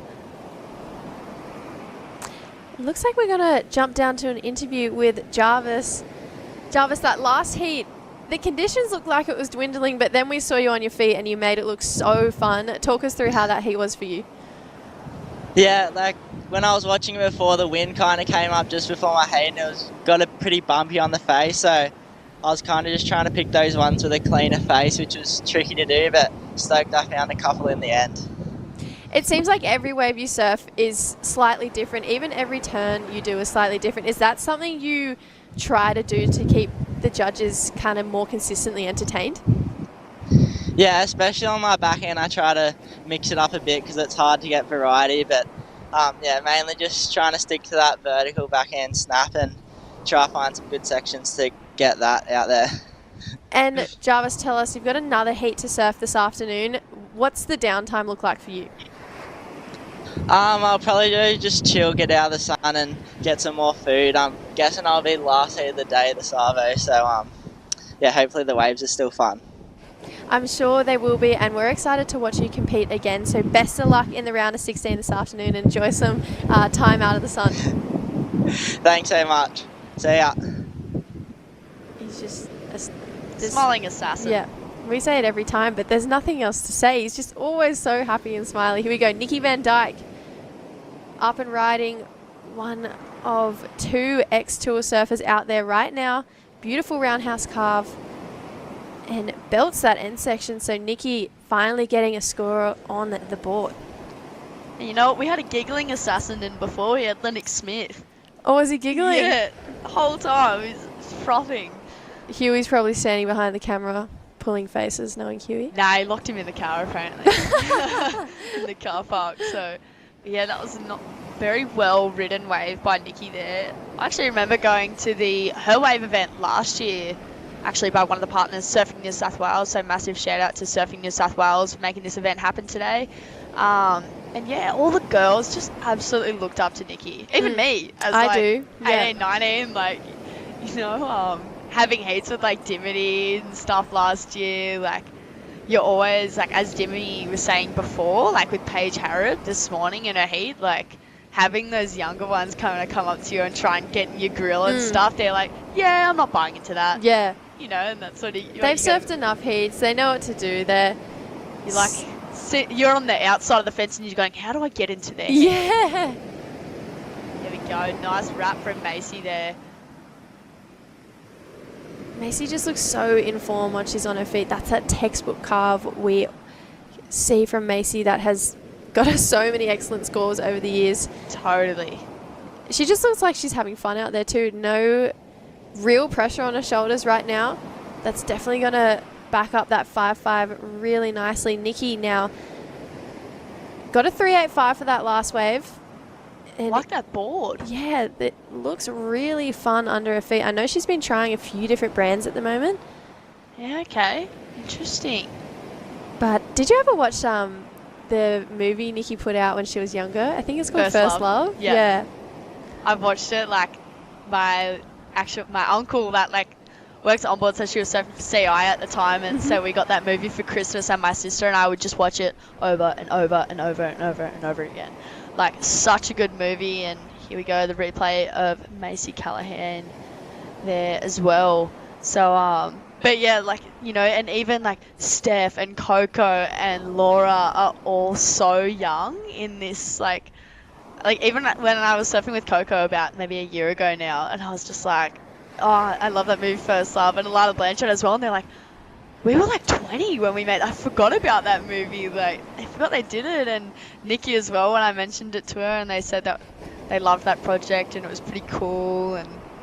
I remember that movie was like one of the pivotal pieces of my surfing journey that I was like, I want to compete, because I remember watching Nikki and be like, that's what I want to do. I want to travel around the world and surf and compete. It was that and Hoggy being like, all right, girls, it's time to start surfing in Arashi. And it kind of, that's how it all started. But yeah, that movie First Love with Nikki Van Dyke was just epic. I loved it, and it's still to this day one of my favorite surf movies for sure. Yeah. And all the girls charging Sunset, like it was so good to watch. I haven't watched it in ages. I need to rewatch it because I just remember it being so good. I love the soundtrack as well. It's an awesome soundtrack. Carissa Moore, another like person that was so young. Yeah. In that film as well. Like that was when it was like back in the day when it was called the Gidget Pro. Yeah. So it was like the Gidget Pro was still like ASP, and yeah, it's such a good film. Definitely worth the rent. Here we go. Minami builds that first section, trying to get round to get more points down the line. I love the way Minami surfs. She just always gives it 110%. And this wave's actually turned out to be a really great one. Such explosive surfing there. Wow, 5 solid turns down the line. Minami needed a 3.66. I'm calling a 3.66 though. Definitely higher. For sure. This first turn has so much power behind it. Kicks the fins out and then sticks with it. A bigger wave too. Yeah. For 4 extra turns, so lays into that one there. I feel like this next turn had so much punch to it and then gets a finisher. So you can see how small she is when she pulled off that wave. She's a really little stature, but she's just... I don't know, she's got so much fire, and I just love seeing that type of competitor. So I'm a huge Minami Nonaka fan, and there it is, 7.5 for that last wave. Wow. And see, like I was even going to say then, that was speed, power, and flow to a T. And that's what the judges are looking for, and she's got to be pretty stoked with that one for sure. So that's unfortunately put Nikki in quite heavy position, netting a 7.41. So here's the replay of Minami. That first turn there, pretty critical. That was a pretty big section to hit, but I really like when she really gets busy down here. This turn here, jams in the pocket. That one there, again, this is my favorite here though. And still keeps going. Like as you said, I'm counting 5 or 6 maybe turns there. Like I had to count again on my fingers, but Kanon Takahashi, bit of a slow start, looking for a 9.25 now to advance to the next round. So 4 minutes to go, but Kanon's only like 15. So the round of 16 is pretty impressive for a young junior surfer of that age. Absolutely. And she's got great technique. She's a great surfer, and I feel like we'll consistently see her now more and more in these co-sanctioned QS. Here we go. Macy Callahan trying to defend her lead. Needs to drop a 5.5. Carves back to the section there. She heard that 7.5. I feel like she's got revved up a bit. And yeah, kicks the fins out on that one. So she's back at home, surfing at home, and she looks really comfortable out there. Job well done. I was actually going to say, I'm pretty sure I made it to round of 16 last year, and I got your sister and Dimity in a heat, and I was like, well, this is a good time to bow out. It's been a nice run. No, that's a hard heat. Even, who else was in it? Izzy Campbell as well. Oh, that's a hard heat. Yeah, stacked. And it was like first one in the morning. I hate having first heat in the morning. Yeah, I don't like first heat of the morning having either. first heat in the morning. I'd rather last heat of the day, to be honest.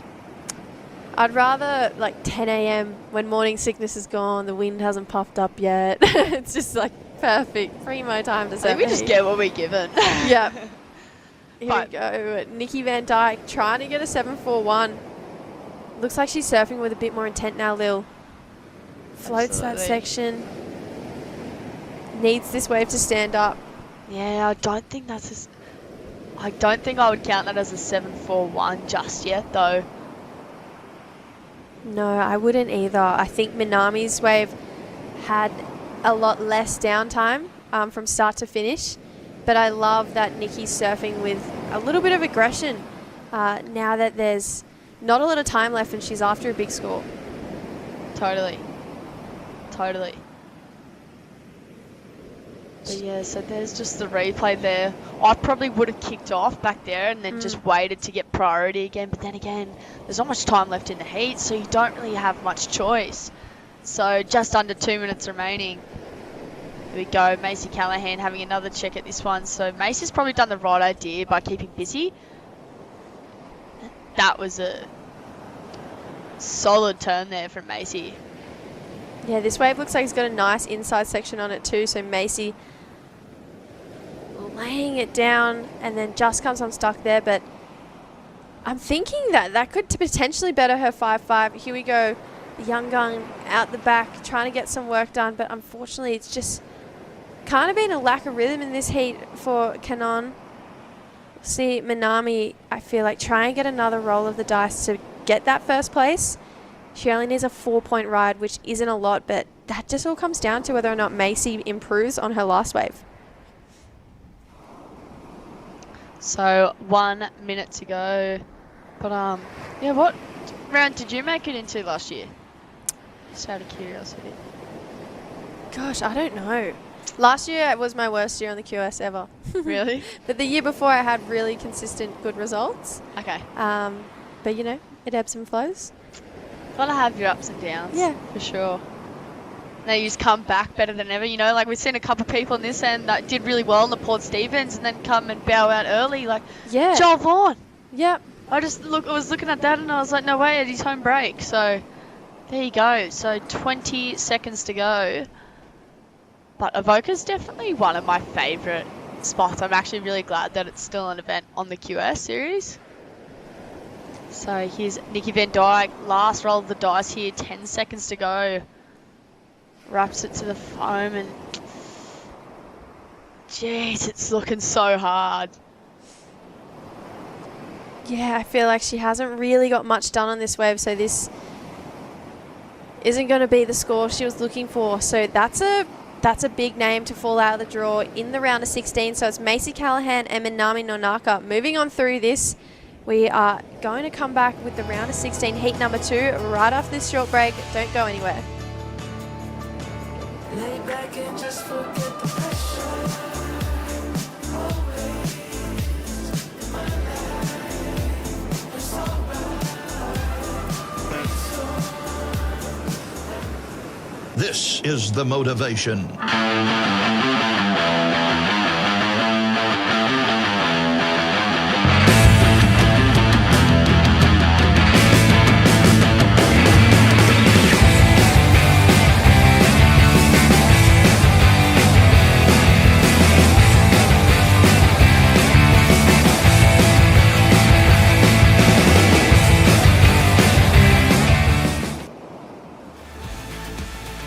Welcome back.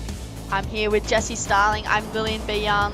This is day number 1 of the Central Coast Pro, presented by Ryde. The QS 3000, presented by WSL and Surfing New South Wales. And an upsetting last heat there.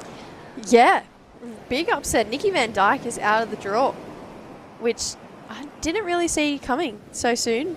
Macy Callahan and Minami Nonaka kind of put on a show in that last heat, and hopefully have revved up these 4 ladies in this heat. So Safi Vetti, Kana Nakashiro, Coral Durant and Elise Cooper. Oh, so solid one. 2 goofy footers taking on 2 natural footers. There she is, Macy Callahan, taking out that last heat, moving on through. She just looks really comfortable and at home because she is, but it's really nice to see her back in a rashy.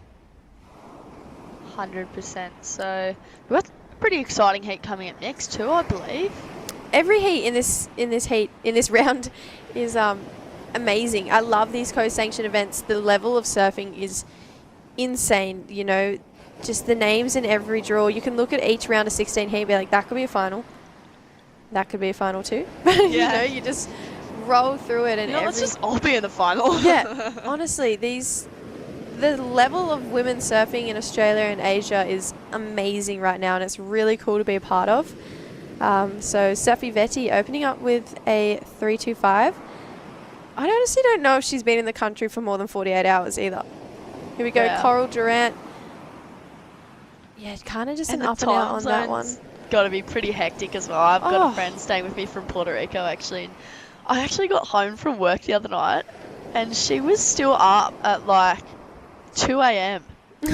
I was like in bed, and then I'd like just woken up to get a glass of water or something, and I was just like, what are you still doing awake? So got to get used to the Australian time zone. I was thinking about this yesterday with Portugal. The surfers who have gone from Puerto Rico to Portugal, they are 2 very, very different climates. That's going to be pretty hard to adapt to, from a tropical, hot Puerto Rico to a freezing cold Portugal. Oh, for sure. Time zones are different. They've also come from Hawaii before that. They haven't been home in between. They must be tired. Really, really tired. Yeah, 100%. And you know what, I'm thinking the same thing. I keep getting mixed things going like, yeah, you should get a 4.3. No, get a 3.2. It'll be summer in England. And I'm like, what do I do? Yeah. Which one? Maybe a 6.8 wetsuit? Is Yeah, that even booties, a thing? hood, gloves. So, yeah, definitely just like a ninja. Yeah, big. But, neoprene top to toe. Yeah. Oh well, I'll have Portuguese tarts to keep me warm and stuff. And Yeah, oh my gosh, the food's going to be so good. I'm actually slightly jealous, but I'm not really sure what they eat in England. Maybe like sausage, English breakfast, like sausages and eggs. And Yep. Toast? I'm actually half English, quarter English. I don't know. Both my dad's parents are English, but my dad was born in Australia, so I don't know what that you makes should be me. coming over. But every year for Christmas when we have English roast, your mind's gonna be blown. English roasts are the best thing ever. Roast. What's English roast? Like Yorkshire puddings, potatoes, cauliflower cheese. Oh, so good. Cauliflower cheese? Mm-hmm. Never had? No. So good. Call me when you've had it, and we'll discuss it then. Wow. It'll blow your mind. Cauliflower cheese. I'll put it in the things to try. Yeah. Bucket list. Absolutely. So 15 minutes to go. Not too much has been provided yet. 3.25 for Safi Vetti and a 1.25 for Coral Durant. It's really cool in this heat. Each one of these surfers have come from such different places in the world. You know, Safi obviously from Gisborne in New Zealand, so she'd be used to the cold as well. But she's kind of lived in Australia for the last 2 or 3 years for about 6 months of the year, and then goes back to New Zealand. And Safi's actually an Olympian, so we'll see her at Chopu this year, competing in the Olympics, representing New Zealand. And then Coral's from Western Australia in this remote yet really cool little town called Red Bluff. She's got a massive family. I think she's got 6 or 7 siblings, but they just seem like the closest family I know. They've all just got back from a family holiday over in New Zealand. So big shout out to any of Coral's family watching. And then Kana Nakashiro, obviously from Japan, And this would be one of her first or second times competing in Australia. So she was really impressive this morning. And then Elise is actually just from down the road from the Northern Beaches. She's from Manly. She's from Queenscliff. Okay. I got it right. Dimmy's giving me the nod of approval. I'm not sure if you know, but there's a little bit of a rivalry between the two board riders clubs at Manly. So North Stain and Queenscliff. And there's a pipe and a surf club basically separating the two. And yeah, you don't want to get it wrong. But we are going to skip down to Macy Callahan, who won that last heat. Macy, it looks really hard out there, but yet you still made it look pretty fun.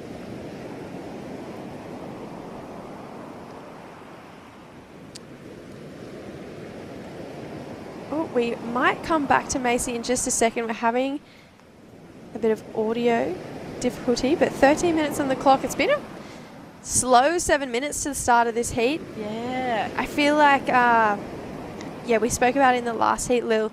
You just have to surf your way into rhythm in heats like this and in conditions like this. Here we go, Elise Cooper trying to do exactly that. Or ride your way into rhythm. Exactly. There you go. You know what, and I was just wondering, I wonder if they throw sandballs at each other over the pipe, like, hey, you're stepping over the line there, like, you know, or is that too localism? It's funny, they're very protective over their board riders clubs. I mean, Narrabeen's the same. We're very protective over Narrabeen, and yeah. I love it. I love the club spirit. Here we go, Safi Vetti's massive first turn, but Even buries the nose a bit. Even around the bends too, like Avalon and stuff. Remember they used to have the battle of the bends, like Newport versus Avalon. You know what's so funny is I grew up in Narrabeen, but I never went to Avalon. Wow. Never went to the bends. Honestly, never went as far as Warriewood, which is the next suburb over. No way. See, I only ever surf Av. Wow, every time I'm down there. But God, that was a solid one there. Like, that was a great wave there for Coral Durant. She just looked really... Definitely opened up her campaign for this heat for sure. Yeah, she looked really put together from start to finish there, getting a good Quicksilver t-shirt shot. That was a cool shirt. At Stace Galbraith. Yeah, there you go. Stace, going to be happy with that one. And that was just a one-turner for Kana. But yeah, Coral, here we go, Lil. Talk us through it. Yeah, so this turn was really nice here. And it's a bit of weight downtime, and it's been like that pretty much all day. Just through that little bit of a lumpy session, but that was the turn I really liked there, and I'm pretty sure that'll be deemed as incomplete. I think it's complete. She came down and rode out of the turn. I think she bulked trying to re-bottom turn. It'll just be interesting to see if it was like clean right out. Yeah, I think there was enough time before she tried to re-bottom turn. I hope so. I hope so too, because I think that'll, if they deem that as complete, that'll be one of the higher scores of this heat. It'll definitely count in the back end. So a 5-point ride for Coral. I'm thinking that's complete. If Yeah, it's a I think that's definitely. Yeah. See, I'm not a judge. So this is why I commentate. But here's the replay of that one. So nice first turn there. And then just a bit of waiting time on this one, but the money turn is on this last turn here where she just cracks it off the top. So yeah, I think that one was claimed as right out, but then, you know, when you just get caught that little bit of foam, like yeah. And it's so crucial because you see it in like seriously most heats, and then you're just like, oh, they've got it, and then there's just a little wobble, like yeah. It's like a speed bump, you know, when you're like on your skateboard or Smooth Star or something, and then you just like hit a little pebble, and it's just like, whoop, off the skateboard you go. Yeah, it's kind of like that. Kind of like that. Hey. Here we go, Safi Vetti up and riding. Looking to build a bit of rhythm, I feel. She fell on that last wave, so I feel like she wants to get something solid in the banks to make sure she's making it through this heat. Board's looking good under her feet, for sure. I actually sprayed that board for Safi. Yeah. And I feel like that wave was just, she was just ever so slightly like a half beat behind from start to finish, but she still managed to get a lot of work done. And here we go, Kana looking to finish this one off, and she does so nicely. So yeah, lots going on in this heat right now. I feel like we've just had a bit of a flurry, so I'm hoping this continues. There we go, Nixie Ryan getting ready for her heat on the beach there. Well, there you go. Jessie Starling, not only a talented surfer and commentator, artist as well. So, look out, world. Here we go. So this is Kana making her way to the inside here. The money really is in this last turn here. Like that hand drive she does. Yeah, she's got really great technique, I feel like, through all of her turns. Oh, we're going to try again with Macy. Okay, Mace, let's pick up where we left off. Talk us through that heat. It looked quite hard out there. Yeah, it was super tricky, a lot of hard work. I've surfed here like a billion times during my younger years, but it still never gets easier. Yeah, Lil and I were kind of saying that whole time, I felt like some of the other girls were struggling. Meanwhile, you pretty much looked quite comfortable out there. Do you think that all the time you put in here as a Grom has really helped for this event? Yeah, for sure. I mean, I don't come down here as often, but yeah, this is my whole childhood, so I hope I have a bit of knowledge. And since, you know, we've moved to that regional series format, how many co-sanctioned events have you been a part of? This is actually my first one this year. I just wanted to get some practice in before the Challenger Series. I mean, I didn't make the cut last year. I felt like I didn't really surf too many good heats, so I just wanted to get some heats under my belt and get some confidence going into the year. Yeah, how are you liking the co-sanctioned events? Are you enjoying surfing against the Asian competitors? 100%. The talent pool for Australasia is insane. Like it's so cool to see all the talent coming up, and I almost get more nervous for these events than I do for the bigger ones, just because I know how hungry everyone is. So yeah, it's really cool to see everyone here and shaking out, I guess, my hometown, which is pretty cool. Yeah, amazing. Well, into the quarterfinals, it looks like you're definitely building rhythm, and yeah, great call, because we get to watch you surf a few heats before the Challenger Series. So good luck tomorrow and finals day. Thank you. Ooh, go Mace. There we go. Such a, again, happy, humble, down-to-earth human being. Here we go. Another wave from Coral. She's killing it. Finding great rhythm in this heat. Cozzy making it happen. She's looking really comfortable. Yeah. And you know what? Like, I think this is another surfer too that I reckon's definitely bettered their campaign for, you know, getting on the Challenger Series this year. Yeah, here's the replay, Lil. I totally agree with that. I feel like she's just got really great flow down the line, and that's 3 strong turns and her second great put together wave, so that's going to back up her 5-point ride really nicely. She had a great wave, a great result in Taiwan last year. I think she made it to the quarterfinals, and it was for surfing like that.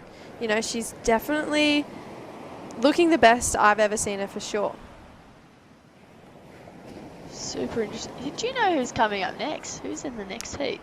I do. In the next heat, we've got Samomo Sato, Nixie Ryan, Sarah Wakita, and Oceana Rogers. So that's a hard heat. That's a smoker. Yes. Ooh. I know that's going to be... I said it earlier, that's a really evenly matched heat. I feel like all 4 of those surfers are so determined, and all 4 of them have the ability to make heats consistently. Just by great wave selection and completing their waves. So I feel like this is a really exciting heat because they're all very similar competitors. Yeah, for sure. So 5 minutes 20 to go. Elise Cooper been pretty quiet this heat, looking for a 4.26 to go into second position. Safi Vidi looking for a 3.76. Kana Nakisho looking for a 5.75. So 5 minutes to go. You know, it's almost waves like this, you just want to be surfing in the Sydney wave pool. Absolutely. Take me to Urban Surf. I'm not sure if you remember, like, Groms events and stuff where they'd have, like, the tarp or, like, and you just skate under the tarp. Or there'd be, like, or, like, even, like, you know, the Avalon skate ramp was right there at the BL Blast Off, so everyone would just be skating on the road and stuff in the car park. And, you know, I'm just like, it'd be cool to just have, like, you know, like, maybe, like, a little wave pool, like, so, like, everyone can just be, like, instead of, like, getting in the, like, competition area, they can just go surf the wave pool, and, like, you know, only 10 minutes each, guys. Like, yeah. I feel like, as well, $5 a wave. When we were growing up, we had such fun Grom comps. But now the Groms get to surf in wave pools. Like, they have Grom comps in wave pools now. I'm like, what? Where was that when we were growing up? I would have loved to surf a wave pool event. So I definitely a little envious of all those junior surfers coming up now who get to go surf places like Urban just for fun. 100%. Just think it's such a good place to develop competitive surfing and high pressure environment too, wave pool competition. So I think that is a really cool tool for Australia to have in their junior development. Especially with like the one in Dubai being built as well. Like I have a friend that actually just started working there and she loves it. Yeah, I think Mitch Cruz just started working there too. Yeah. So she broke one of my boards in the wave pool. It's a shame I wasn't riding the board in the wave pool, but like at least it got to ride in the wave pool, maybe not with me on it, but like yeah, it was there. It died doing what it loved. Yeah. So 3 minutes remaining. So Lhasa Coral, a 5.0, Kana Nakashio, is that right? Looking for a 5.75. Safi Vidi looking for a 3.76. Elise Cooper looking for a 4.26. So making that situation a little bit trickier. Yeah, I feel like Coral's got a pretty good lead right now. She's found really nice rhythm out there. But between Kana, Safi and Elise, it's really anyone's game right now. Wow. Kana definitely sitting in the box spot having that 4.5, but with all of the talent between those three ladies, it's too close for comfort for any of them, you know? I even feel like that wind's puffed up a bit again, and now it's just like there's nothing much there. So like just those lulls again, like George Pitt, I was saying before, you just need to like get onto it as fast as you can, you know. We saw him paddle for about like 3 waves at the start of the heat, and we were like, oh, that's like pretty quick, you know. He's still got heaps of time and stuff, but he was just trying to get his first 2 under the way, and then last 5 minutes there wasn't really any waves that came through. Yeah, you just gotta surf your way into the heat. And my dad would always say in conditions like this, when we had heats like this, the more waves you catch, the more waves you catch. That was just kind of what he said. He was like, you don't want to be sitting out there, so the more time that you're on your feet, the more opportunity you're going to create for yourself. So just be on your feet as much as you can, because it's in heats like this, it's the people who stay busy make the heat. And honestly, he was so right. Whenever I had heats like this and I turned heaps of waves, I consistently made the heat. Whenever I had heats like this and I sat and waited for a 4-foot set that was never going to come through, you know, that's when you're not going to make it. Exactly. And you know what? I would rather be the person that, like, sorry to all the judges for me for doing this, I'd rather be the person that catches like 50 waves a heat than absolutely nothing and then get questioned by people looking on the thing going, oh, did they not show up to their heat, or did they just not catch any waves? You know, like, not get any? Yeah. I would definitely be rather known as, wow, 50 waves. Exactly. You only need 2 good ones, but this person caught 50. A few surfers this morning didn't even catch a second wave. Yeah. So yeah, I'd rather have multiple scores in my lineup showing that I've given it a good crack, for sure, rather than not show have a second score. You know, show what you got. Yeah, you know, exactly. Like, they want to see you surfing, so you may as well give them what you've got. Here we go. 40 Safi. seconds to go, and it's just Ocean's just gone on hold. That was almost a wave with a 3.67 on it for Safi. She's deciding not to go that one. 30 seconds to go. She's paddled deep for this one. Here we go. Safi, pressure is on. Needs a 3.76. Good looking first section here. Rips through a forehand carve. Racing down the line. Needs to finish this off to secure the points. I feel like I'm nervous talking through this wave. Yeah. I'm like, come on, Safi. I feel like she kind of missed a section there, but that first carve was really strong, so we'll see what the judges think. Elise Cooper looking for a 4.26 on this wave. Wow, strong finish there for Elise, and then Kana on a good looking set out the back. Well, I'm not sure if this was before the hooter or not, so we'll have to wait and see, but this is what I love about comp surfing, a flurry at the end of the heat.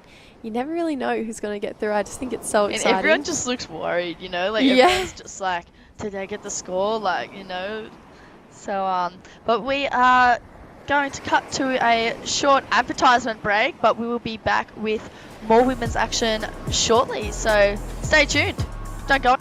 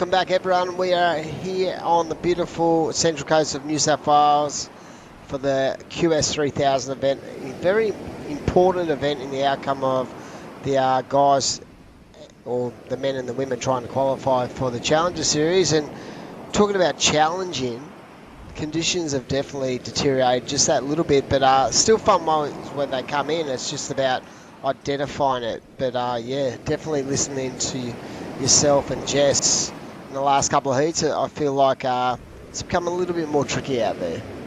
Absolutely. We didn't see too many come through in that last maybe 7 minutes, and that wind's definitely puffed up a bit more too, which is making it a bit more tricky to surf out there. But hey, it's not called the QS grind for nothing.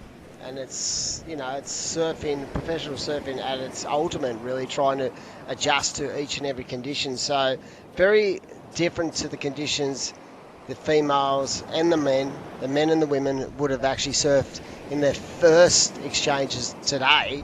Now they're in a different scenario. But like I say to all the surfers I've ever coached, is everyone's surfing the same conditions. You need to adjust on the run. You need to be better than everyone else. And this is the thing, you're in the round of 16 in the women's side of the draw. And if you get into the two surfer formats, wow, you're starting to produce some big qualification points. So we saw surfing green up and down on that last one. And like I said, we've seen some big upsets in the men and the women's. And right now we have another stellar heat. And it is Sato from Japan in the red. So we got Samumo Sato in the red, Sarah Wakita in the white, Nixie Ryan in the blue, Oceana Rogers in the green. So Oceana opening up with a 0.8 to start off with. Samuno was really strong this morning. I was really impressed by the Japanese surfer. I've seen a lot of Sarah Wakita, and she impresses me no end. She's such a dynamic surfer. And then you have the young gun, Oceana Rogers, taking on Nixie Ryan. And Nixie, even though for a surfer of her slender years, she's still very young. She has such a strong mindset, and that's what we love to see. So this is another exciting battle to see who will go into the quarterfinals. So big shout out to Ryde Rhythm, of course, the naming rights sponsor of this event. This is QS 3000, and of course take your best shot at today with a Ryde well-being shot, 60 mils of energy. Focus and relax. They're small enough to fit in your boardies, but also big enough to recharge yourself for your surf sesh. So available at all 7-Eleven stores and selected IGAs. So great to have Ryde as the naming rights sponsor of this event. Destinations New South Wales, of course, a big part of bringing the event to this region. Camplify, planning your next surf trip, stay closer and surf longer with Camplify. Australia's #1 van sharing platform, so maybe one day I might do that and just keep driving right around Australia. A lot of people do that. They take a year off, yeah, and drive around Australia. I actually have a mate at work actually that he was doing the QS for a little bit too, but he's just building up his car and about to go travel around Australia. Max Hutchinson. Yep. So yeah, he was good surfer. He's been having a couple back injuries lately, so he's just taking a little break, but I know he'd definitely love to be getting back on this QS grind. Yep, it's definitely this event is the second last event of the current series, and I believe we have Coral Durant out there for a post-heat interview, and I'm going to ask her, the first question is going to be, how is conditions a little bit more trickier this afternoon than this morning? Yeah, it's like a complete different day out there today. It's a bit hard, but I just got lucky and got those two little insider ones that walled up. But yeah, it was very tricky. You're having a very, very solid campaign in this series of events. How are you feeling? Like you're into the quarters. How does that make you feel right now going into, finals day and moving forward to an important event next week at Newcastle? Yeah, it's a good feeling, I guess. I just hope I can keep that momentum. But yeah, I'm stoked. How do you approach it? Are you looking at ratings, or do you just go, look, heat to heat, I can't control anyone else. I just need to make sure that what I'm doing in the water is giving me the best opportunities? Yeah, I don't really look at it at all. I kind of just stick to whatever I'm doing and, yeah, kind of look at that later after the event's done. And talking about equipment, did you change your equipment from this morning, or did you stay on the same board? Now the conditions have definitely deteriorated a bit. How did you go about identifying what equipment you want to use? I was kind of in two minds of what board I was going to ride. Obviously got a lot choppier out there. I ended up sticking with the one I rode this morning, the GT. And yeah, it went all right. Yeah, got through, so that's all that matters. Well, we wish you all the best. You're into the quarterfinals tomorrow. The two-surfer format comes into play, and we're hoping for a big day for yourself. And enjoy the evening, and we'll see you tomorrow. Thank you so much, guys. Yeah, surfing great. And just one of these younger surfers we've identified that is starting to build momentum. And what is impressive about her contest strategies is she's consistent. Totally, and I feel like she's definitely one of those surfers that we saw come up last year and was kind of a bit further down on the ranks, and this event I think she's going to definitely open up her campaign to make that Challenger Series for 2024 a dream come true. Wow, talking about a dream, this is a dream ride for the surfer in white again. Sarah Okita has just found a diamond in the rough, just a lovely series of manoeuvres for Sarah Wakita, and that looks like Nixie just really... Nixie Ryan. Love how much, how aggressive her turns are. There's something a little bit different in the way she surfs, the way she does every manoeuvre, and she's got a lot of ability to change up her turns on the forehand. So that was a lovely series One secret, it's the Channel Island surfboards. Oh, it's the CI. It's the Channel Island surfboards. I believe Nixie's on either the 2 Happy or 2 Point Pro, I think. Either 2 Point Pro. Yeah. Good board. They're unreal. I just ordered 2 as well. I'm trying to keep them under the house in a cardboard box in good knit condition before I go away, because knowing me, coming from Angary, I don't have too many good rock friends. I think I'm a part of a lot of the rocks at Angary. There's a couple with my name on it. But look at this ride. Here we go. Sarah Wakita's replay here. It's just such strong surfing. And you can see this point of difference. His first turn, wow, just really... Buckets of spray, just putting a lot of pressure on that back foot, and just that sort of point of difference. I think the judges are going to lap that up. So it'll be interesting to see the dynamics of these two rides, how they separate it. But I feel like Nixie Bryan just absolutely teed off on that one. Totally.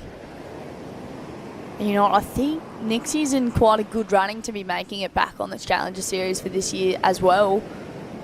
Alongside Ellie Harrison, we already know that she's going to be back on the Challenger Series this year. Yeah, I just saw Ellie in the HPC Centre training, and she's been up here for 5 weeks, I do believe, getting ready for the series and really putting in the work, and should be part of the ABB for sure for Torquay.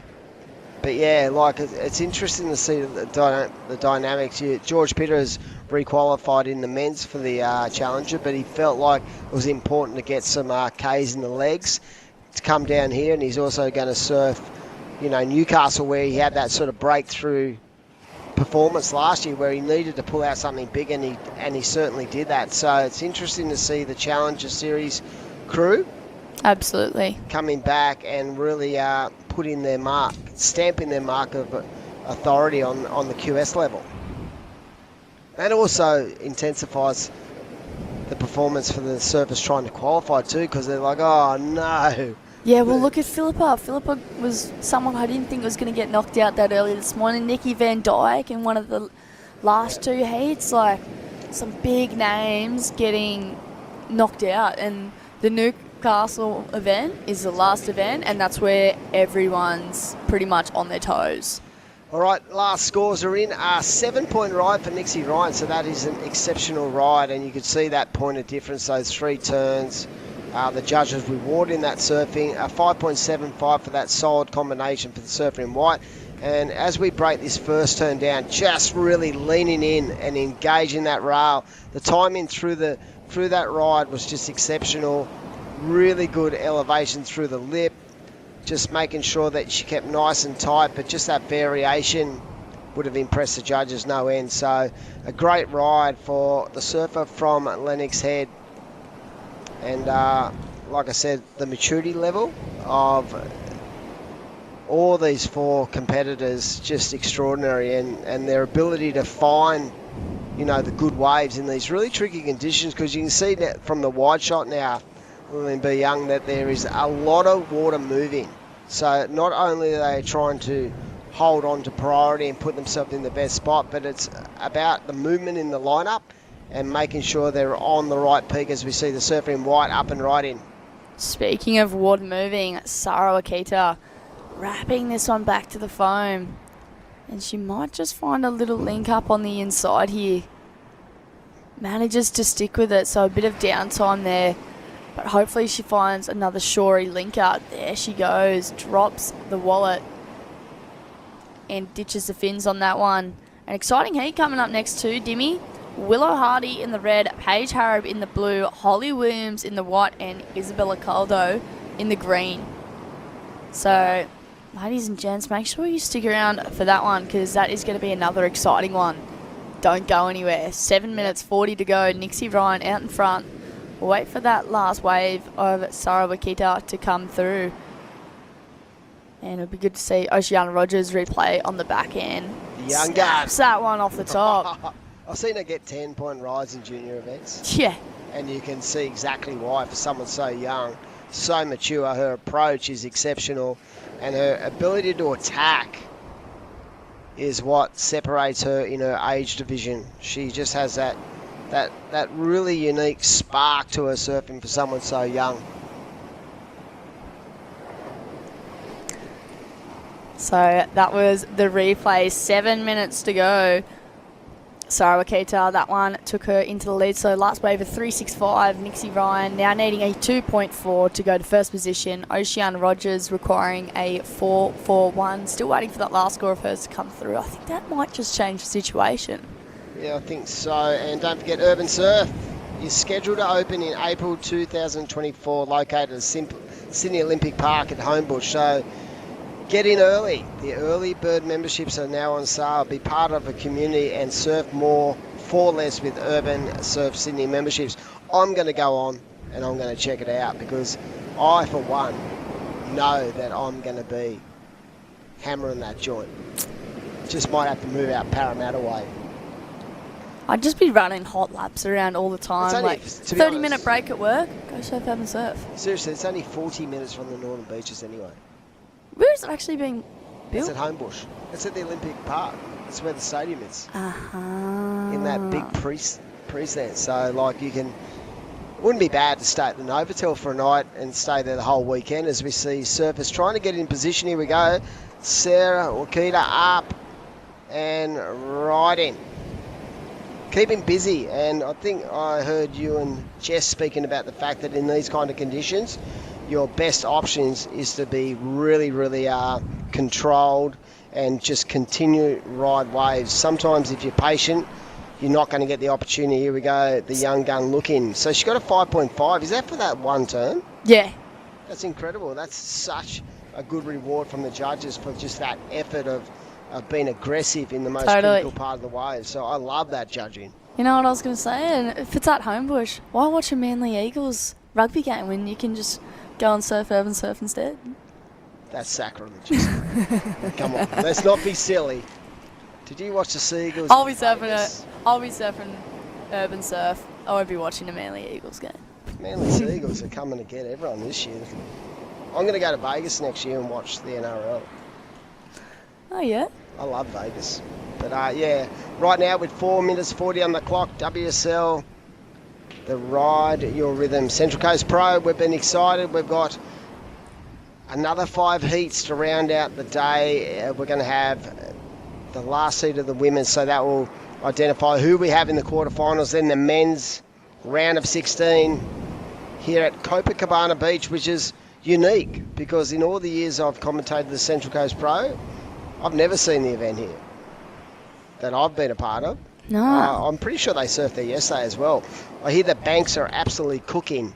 So the move away from the traditional place, which is basically Shark Tower at Avoca, has seen the judges and the powers that be pull all the right reins, because today we've seen so many scores in that excellent range, and we've seen the level of surfing just blow minds. It's been world class. Some of the performances have been exceptional. One that really sort of stands out to me is Geordie Lawler, who was really behind the 8 ball and surfed a 4-minute heat to basically power his way back in and win that heat. So that was ultra impressive. We saw George Pitter. Those guys will be coming up very shortly. Don't go anywhere.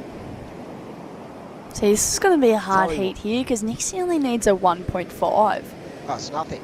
And so that's what I mean. It's all as a matter of if a wave comes through or not, because it's always in this dying last minutes where it's just been lull. Surfer in Red's going to be the one that plays, has to play the game right, because she only has a 1 point ride, but she only needs 100%.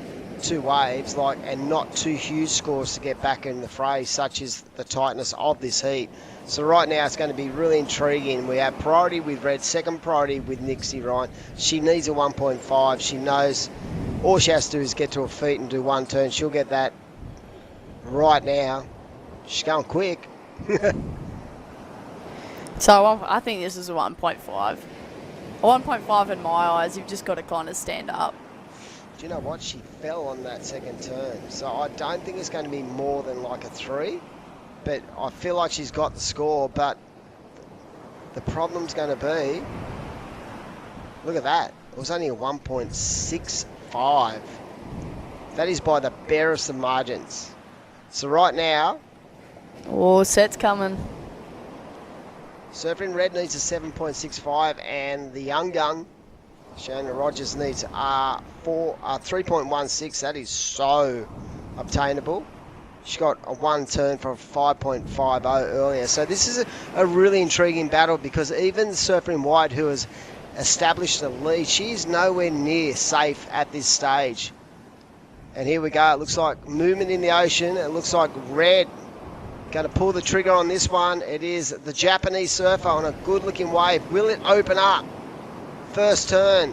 Sort of that jumbled kind of face of that wave created a bit of downtime. She's doing everything she can to get herself into the end. Whoa. This is going to be the This is going to be a part. vital one for sure. Yeah, this is going to be tough. You can see Nixie looking back too, going, oh. Yeah, but she's going to be in a position with a minute to go to have another crack. And right now, I'd love to see the start of that wave. Exciting finish. Here we go. Surfing green. Nice. How's that crack? She's definitely got to... Is that going to be enough to change the tide? She needed a 3.16, I do believe. I'm calling 3.2. Oh, you reckon it's just over? Yeah. I'll go... I don't know, maybe... It's not a 4. It's got to be just under.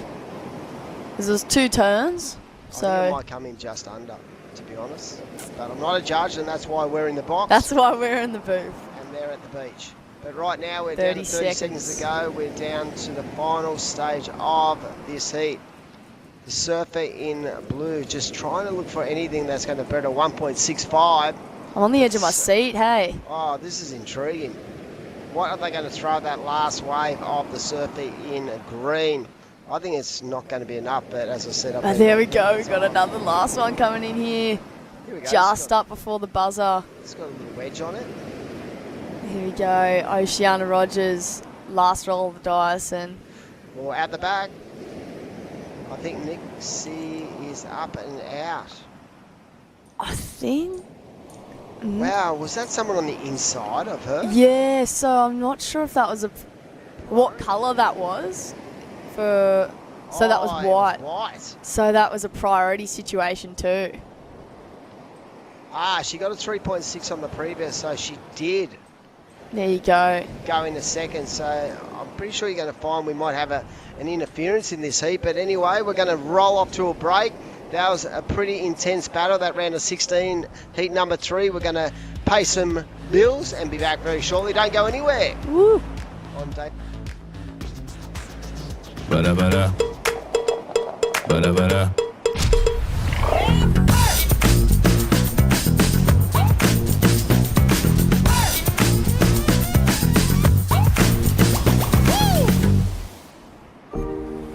Welcome to Sydney.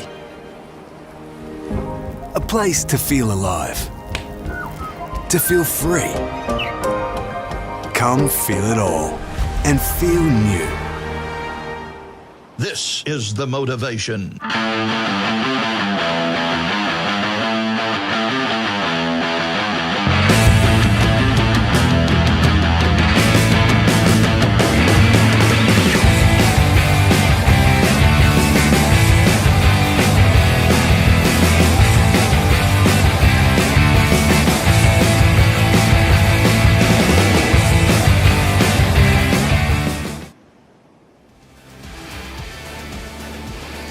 Welcome back to an exciting afternoon, round of 16 of the women's here at the Ryde Central Coast Pro QS 3000 event on a beautiful day in Sydney town. Well, not really Sydney, it's New South Wales, but yeah, close to Sydney. And what a heat we have to round out the action in the round of 16. Jess Starling. Yeah, what happened in the end of that last one? I heard you guys going back and forth. I think there was an interference call because Nixie Ryan took off. Sarah Wakita had priority at that stage. And yeah, the young gun, Oceana Rogers, getting on through. We saw Nixie, she had a 7-point ride but could not get more than a 1.65 backup. So it was pretty intense. And right now, it is the final heat of this round. Paige Harrop out there in the blue. Willow Hardy in the red, Holly Williams in the white, and we've got a replay. Here we go, surfing red. Yeah, Willow Hardy, she's been looking really solid all events so far. So first turn, a little bit under, but she still throws heaps of spray. That's better for Willow. Nice turn out on the open face, and then tries to get a finish, but just can't. And then Holly Williams racing to get around this section. Belted. Strong first turn. She absolutely belted that thing. Yeah, Holly Williams, she had a really cool post-heat interview earlier. She talked about how it's kind of been hard. It was such an achievement to get on the Challenger Series, but it's been that much harder not getting back there and being offered, and just how she's probably not going to get there again this year, but so she's realigned her focus just to be a better competitor and a better surfer in hopes that next year she can come back stronger again. Well, if she wins this event and then has a big result in Newcastle, anything is possible. She's such an amazing competitor, so I wouldn't write her off at all. She's still in the game. I'd love to know where she sits on the ratings at this stage, because yeah, a win here could change everything in the mindset. And yeah, that I feel like a lot of the crew that first year on the Challenger, it was a real mental kind of game where they had to adjust. And but the thing about it, you can always learn.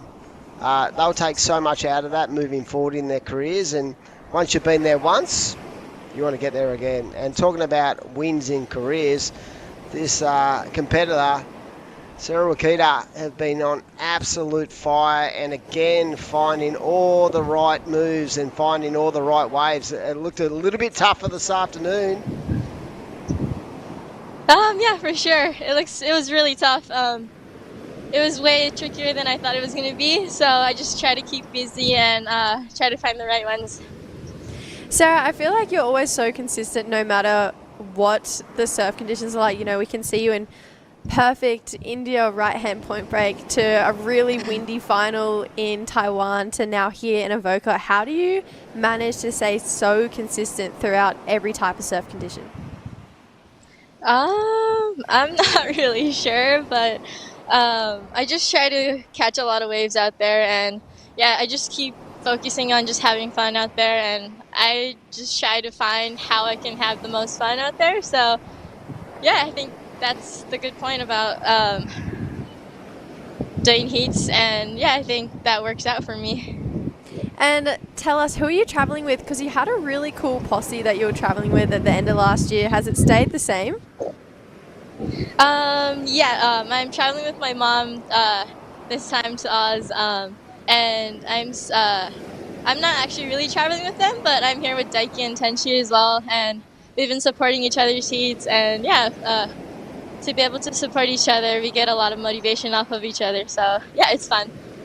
Yeah, it seems like you guys have created a cool little almost kind of posse group of friends, and you all, I don't know, you're always there supporting each other. Does that definitely give you a bit more confidence going into your heats, knowing that you have two good friends and great surfers on the beach supporting you? For sure.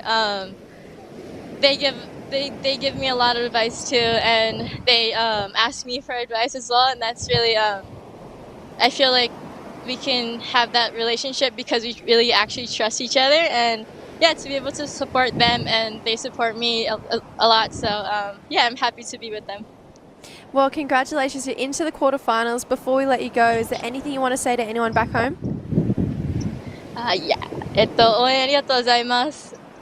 とりあえず初日勝ち進めてよかったです。次はクォーターでマオマになるので、また気合を入れてポイントを塗り替えれるように楽しみたいと思います。応援よろしくお願いします。Thank you. Awesome. Thanks, Sarah. See ya. Thank Well said.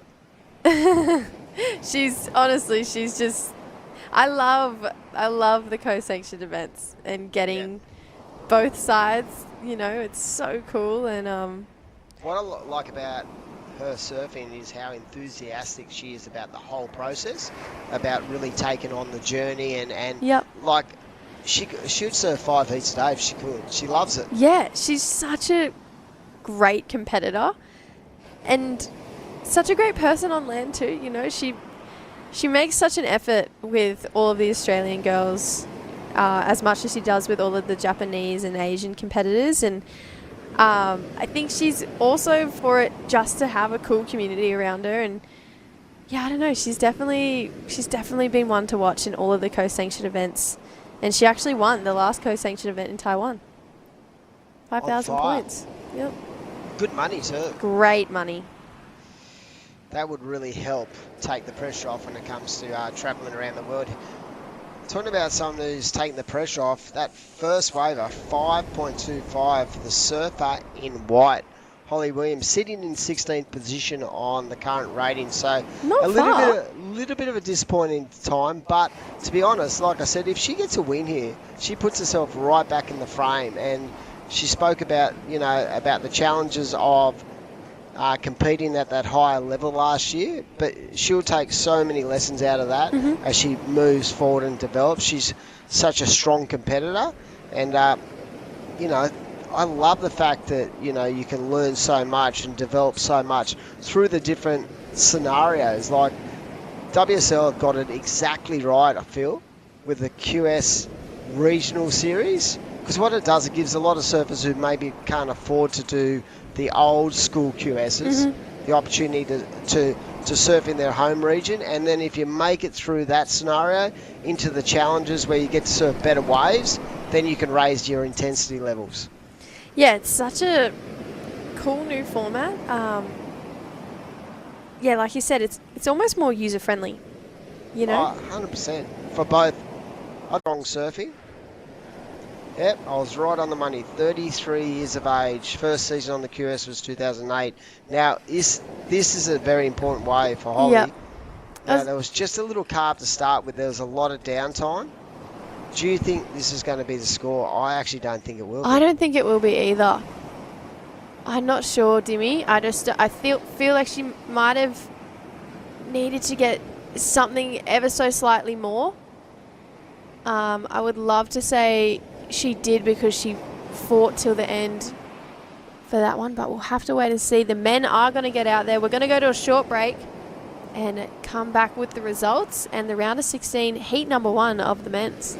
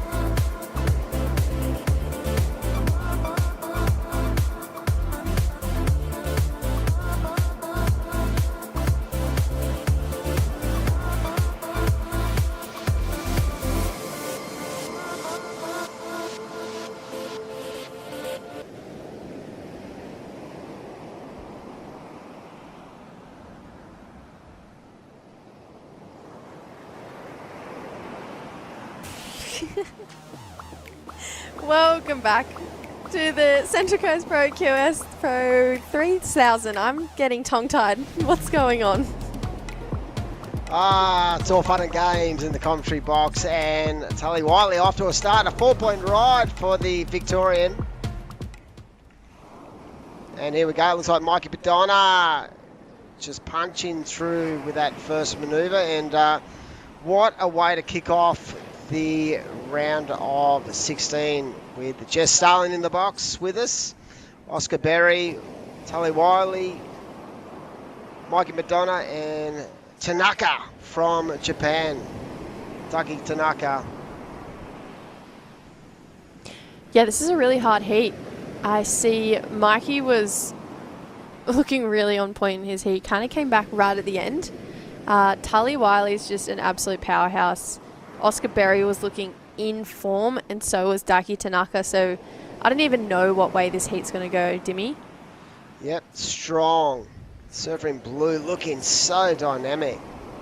And then you had the power. This is the one thing that's really, I think, is the point of difference with Mikey in the last, say, 12 months. I feel like he's starting to really generate so much power. He looks like he's put on some weight. He looks like he's stronger. He's got a bigger build, and you can see it in his surfing. It's just, you know, on point. And what I love about Mikey's surfing is he looks so confident. He was so impressive on that wave. That was really well surfed, a 5-point ride. You feel bad for the wave. I do. He just destroyed that thing. He managed to generate a turn out of zero speed. That finishing turn, there was no power backing that wave, and he managed to do some serious damage. I don't even know how he did that. Manipulated that wave to producing some you know, a basically wave that really should have been a 2 or a 5. So such is the power he possesses. But right now it is Oscar Berry out there with first priority, and even though the waves are a little bit tricky, I feel like conditions will allow some big scores. Here we go, Oscar Berry up and riding. Big first power hack. Again, just the timing extraordinarily strong through the lip, and he is a crowd favourite because he's got sort of that unique coming from the skating background. He's got that dynamic, but he also possesses a strong competitive structure, and he's determined. He might be always smiling, but deep down he wants his crack, and he fully believes in his talent. And look at this series of turns. Yeah, that first turn was so impressive. It was surfing like this that got him through his last heat with a pretty solid win. So Oscar Berry, he looked like he was going to lose it on that one, but worked his way down to make sure that he got all the points that he could on that wave.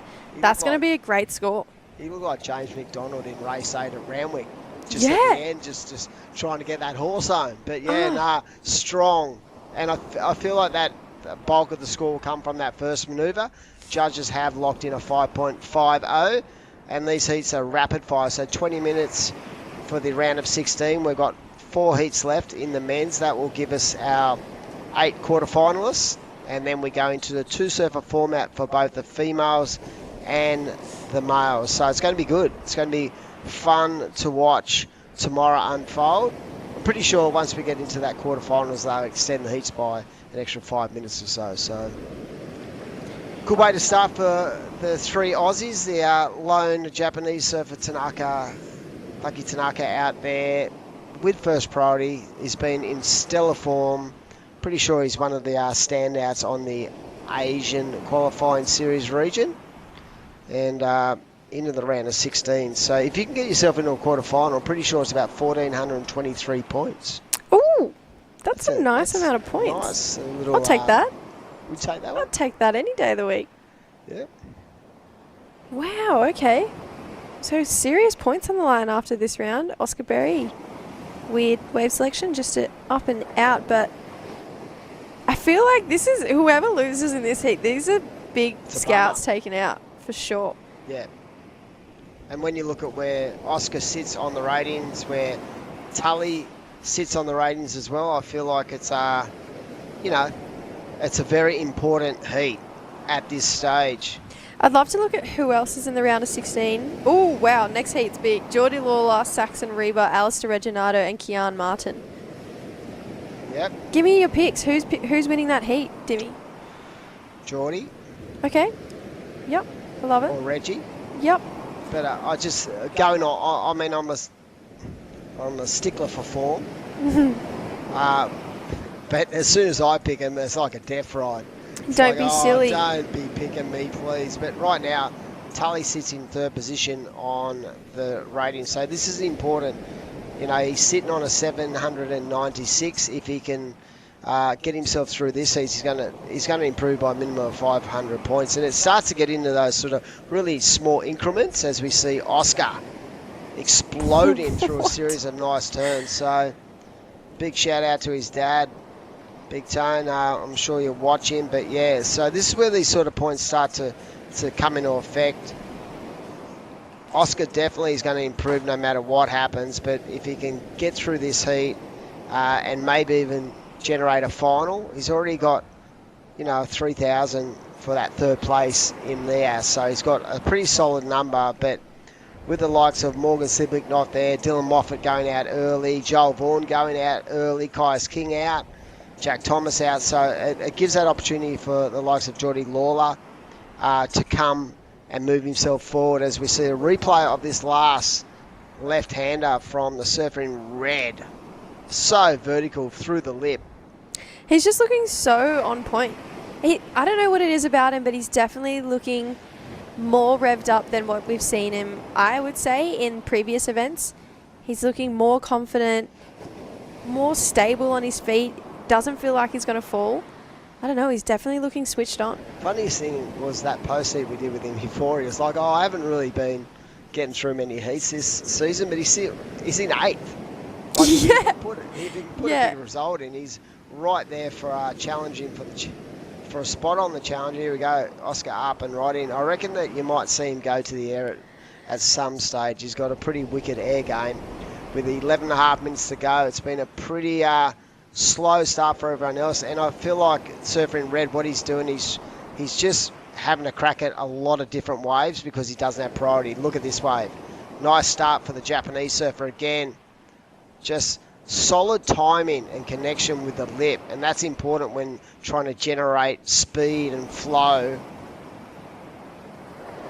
I feel like Oscar's really attuned in what was happening in those last few heats. Sorry, I'll get back to that. This wave is still going. It's the wave that keeps on giving. Not expecting that at all. So Daiki Tanaka, that's definitely going to be a good score on the board for Daiki. But yeah, Oscar, I reckon, has assessed that in the last few heats, the people who have sat still haven't made the heat. So we're just going to see him keep turning waves. Well, Oscar's 2 turns netted a +6, right? So it'll be interesting to see what the judges think of this ride, because it was more dynamic, those 2 backhand turns, even from, you know, the wider shot. He was so vertical in the lip, and that's why he was rewarded. So you might think that first wave of his might have been a little bit better, but it wasn't. It was just to the nature of the turn itself was what created, you know, the score. And the judges loved it up. It lapped it up. That last wave of green, long ride, but only a 3.75. Yeah, the judges probably not paying the downtime and those last 2 finishing turns, so that 3.75 definitely came from the start of that wave. Tully's playing the patience game. He's sitting and waiting, needs a 1.01 at this point in time. But yeah, it's kind of just been the Oscar show. 6.35 and a 5.5. Reminds me of the Muppets or something. It's the Oscar show. It's a bit before your time. I was going to go, what are you talking about, Dimmy? Oh, God, it's the end of the day. Dimmy's It going is the end of the day, delusional. and someone's just brought in the party mix of lollies for the commentary team to keep us sane for the next couple of heats. But yeah, it's been an extraordinary day. We've had really good conditions. I feel like the surfing has gone up a notch. You can definitely tell the difference between the 1000s and the 3000s. The intensity is definitely there. And the importance of this event and the Surf Fest event, which is a 5,000, is critical. You're looking at people trying to enhance their careers. Some are trying to stay on the Challenger, some are trying to get on the Challenger for the first time, and it's the only entry into the Championship Tour as we see Surfer in a blue exploding. Wow. Tully. He is such a strong competitor. I think I said it in an earlier round. Maybe from Tully surfing too. I love when a turn makes you feel a certain way. It makes, I don't know how to put it, but that first turn of Tully's was just incredible. When you watch him, like, he's got such a stylish way of surfing, but his power game is just next level.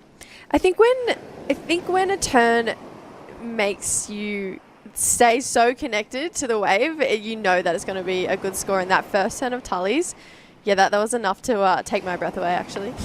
Right, down in the interview area is Paige Harab, I do believe, winner of that last seat. The veteran on tour. Well, speaking about it, Paige, 2008 was your first year on the QS. I still remember you as a junior. How does it make you feel? You're still so strong out there. That makes me feel old. Oh, come on, Paige. Yeah, there's so age is many a good number. girls now.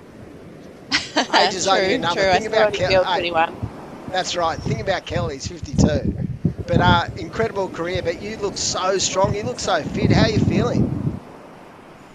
Yeah, I'm feeling pretty fit at the moment. Probably, maybe even the fittest I've ever been in my career. So yeah, feeling good. How are your boards going? I feel like you're really in tune with your equipment at the moment. How are you feeling out there? And talk us through the conditions from this morning to this afternoon. There would have been a bit of an adjustment for sure.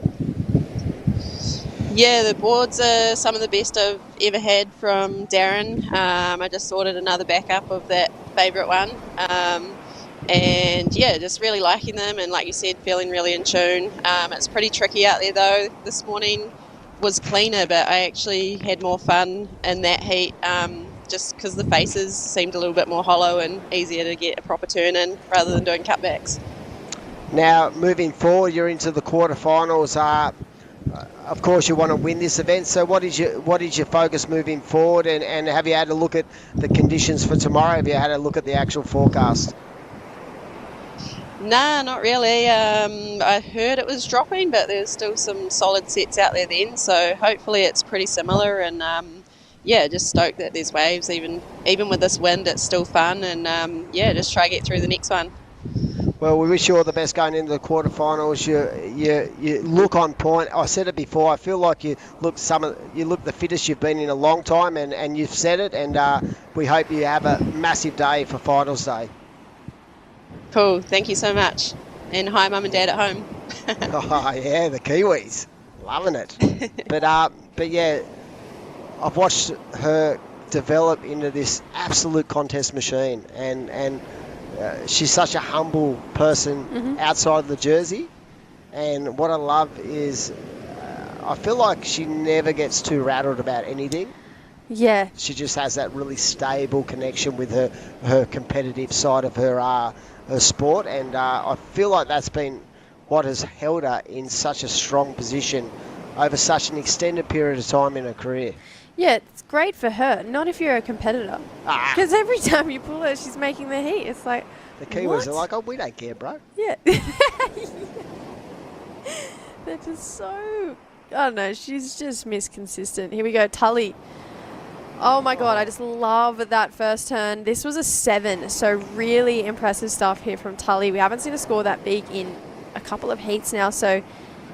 I don't know. He's just looking really on point. He's so strong. He's He looks very graceful driven. at the same time, Yeah, though, you know? he's actually beautiful to watch. Yeah. For a bigger guy, there's no downtime in between his turns. His transitions are solid. The speed line he gets is just amazing, and how vertical he puts that board is just so impressive. So he's got such an all-round game. He only needs a 4.35 to take the lead from Oscar Berry, and this is the dynamics of such a strong heat, right? Someone is going to bow out, and you're going to go, wow, how did he lose? Yeah. This is, like we said it earlier, I mean, anyone who loses in this heat is going to be a massive upset, because all of these guys are surfers you expect to see in those quarters, semi-final, final. Such an amazing heat, and we were just sort of thinking about the three Aussies then. Then Tanaka just goes ballistic out there, and I love how patient he was on the rail. Those wraps, he was bringing that right back to the power source, and just that technically sound aerial attack at the end as well. So here we go. It looks like Tully up and riding once more. It is out the back with Mikey with first priority. So still sitting on one wave, and you can see what Tully's trying to do. He's trying to manipulate something more than that 4.35. He's trying to just build house, and a big looking turn from the surfer in red. So Oscar Berry looking to extend his lead. I didn't see the start of that wave, but again, powerful. He stood up tall, so I felt like he actually liked that. And Mikey is on a wave as well, so these guys are on a heater out here. Wow. Great surfing. You just got to admire just how solid these guys are in pressure situations. So a nice way to finish from Mikey, and this is going to make it very interesting indeed. The last minute, there was 4 very well surfed waves. Maybe 3. I think Tully pulled off on his, but here we go. Let's replay.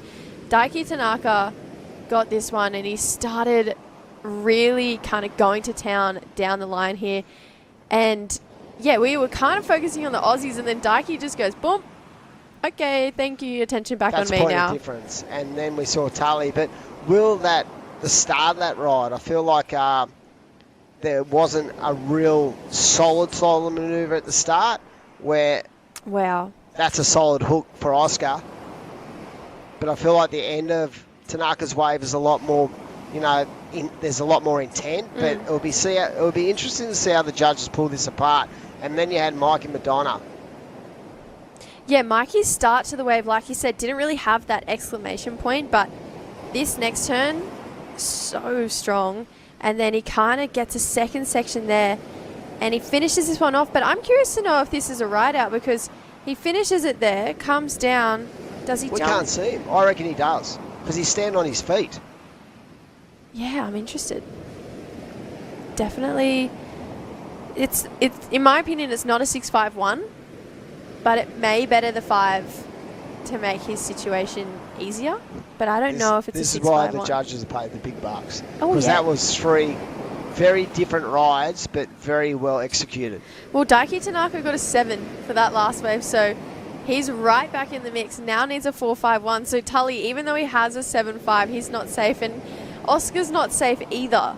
So this is yes, I love heats like this, and there's 30 seconds to go, Dimmy. I'm just thinking about that last wave of white. I have a feeling it might actually put him in second. You're calling it a 6.51? Well, there were some strong turns put together on that ride. I feel if it doesn't, it's going to be due to the fact that the start of the wave wasn't, that point of difference. But a 4.6, so don't put me in the judging box.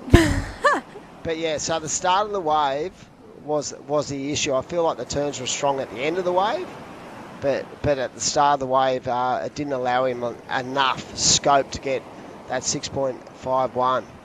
Wow, Daiki Tanaka took off on this wave with 2 seconds to go. He needs a 4.51 to take Tully out of second spot.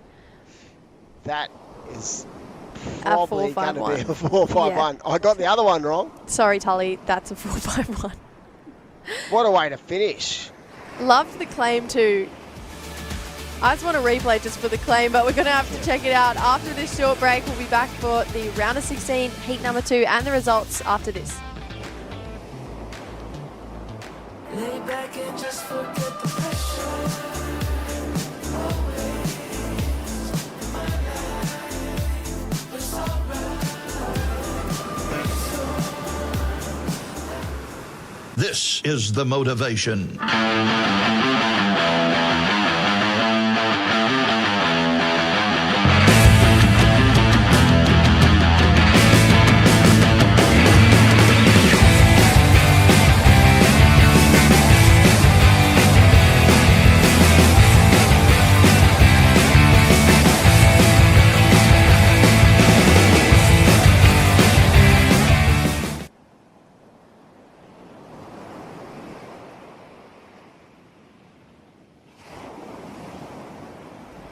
Welcome back to the Ryde Central Coast Pro QS 3000. We are into the final round, but not heat of the day, which is the men's round of 16, heat number 2. And we just had a crazy end to heat number 1. It was such a stacked heat. I'm really curious to know if Daiki Tanaka got the score. You'd have to think he did. There's Tully Wiley. I have a feeling he may have moved down to 3rd. Let's have a look. So currently out in the water we have Geordie Lawler in the red, Saxon Reaver in the blue, Alistair Reginato in the white, and Gian Martin in the green. Stacked! Yeah. Oh my goodness. So end of that last heat, Daiki Tanaka got the 495, moved to 2nd, Tully Wiley pushed down to 3rd, and Mikey Madonna got knocked as well. But honestly, Lil, all 4 of those surfers were incredible. It was such a great heat. Oscar was just Mr. Consistent. He was up on his feet so many times, and I really feel like that was the point of difference that put him in that good rhythm. And like George said, he surfed himself into rhythm, and Oscar kind of took that and, yeah, really made an excellent heat for himself. Awesome. So I just can't believe how many stacked heats there are in this heat. Like, I'm concerned to know, like, who's coming up next. Yeah, Nathan Cook, Jackson Dorian, Lennox Smith, and Ty Richardson. Whew. And then in the final heat, George Pitter, Tenshi Awami, Jarvis Earl, and Darcy Crump. Wow. Really, Go Crumpets. Go Crumpets. So a bit of a slow start to this one, but Geordie Lawler opening up with a 0.4. No waves caught from Mr. Reginato or Martin or Saxon Reeve as of yet, but it does. Every time I come back, it just looks so much trickier than when I left. Yeah.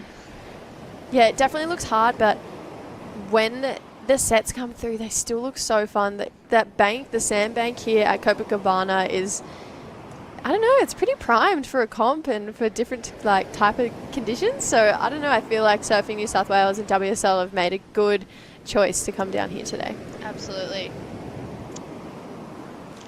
Absolutely. Oh, we wait for some waves to come through. I'm going to read through some of these sponsors. If you're feeling, I'm really feeling for all the coaches and the parents that are sitting on the beach all day today in the Me too. blistering hot wind. So, and I think they definitely need a Ride Your Rhythm 60ml drink. Surface pumping, smash your sesh with Ryde wellbeing shots, 60ml of energy, focus or relax. Your best allies to catch the perfect waves. Or filming on the beach, you know. Don't discriminate here. So check them out at 7-Eleven and selected IGAs. And Camplify, if you're planning your next surf trip, stay closer and surf longer with Camplify, Australia's #1 van sharing platform. A massive thank you to Central Coast Council and Destination New South Wales. The New South Wales Pro Surf Series is a part of a strong year-round calendar of surfing events along the New South Wales coast and is a highlight on the New South Wales events calendar. With more than 2,000 kilometres of spectacular coastline, New South Wales is home to some of the world's best surf beaches and is Australia's premier surf location. And Urban Surf as well. I think me and you, we need to do a session at Urban Surf. Oh, get me there right now. Absolutely.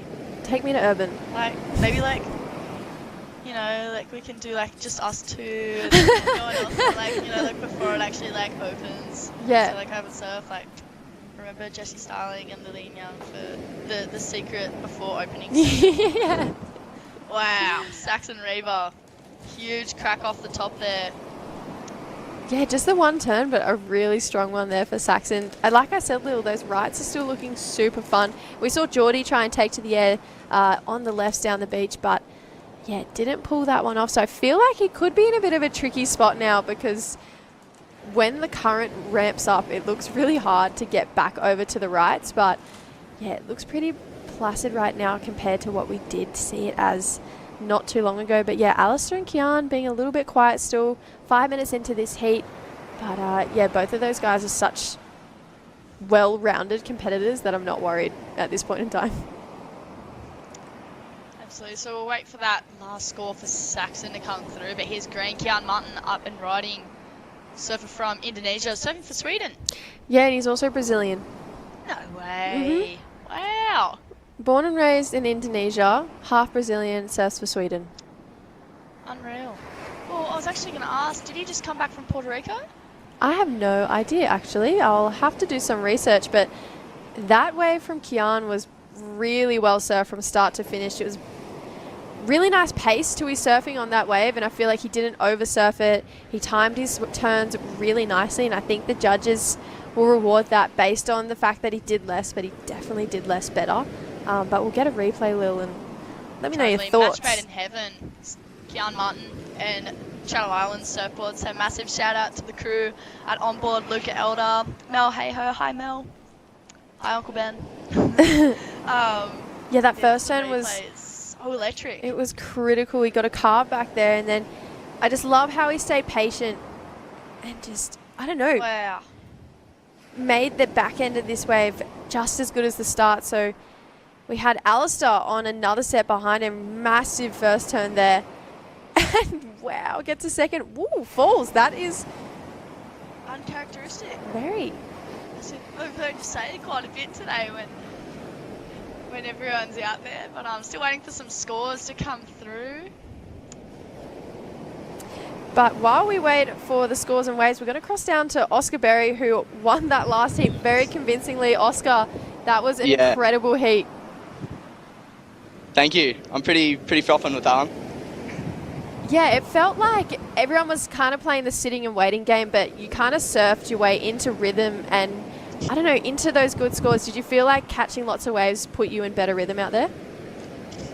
Yeah, somewhat. I know I got that first wave and I just wanted to get something to back it up, and I sort of went that left. I was going to go right, and then I sort of looked and went, whoa, the left's like kind of wedging up, and let me get those two quick fire turns, and the boys in the panel liked that one.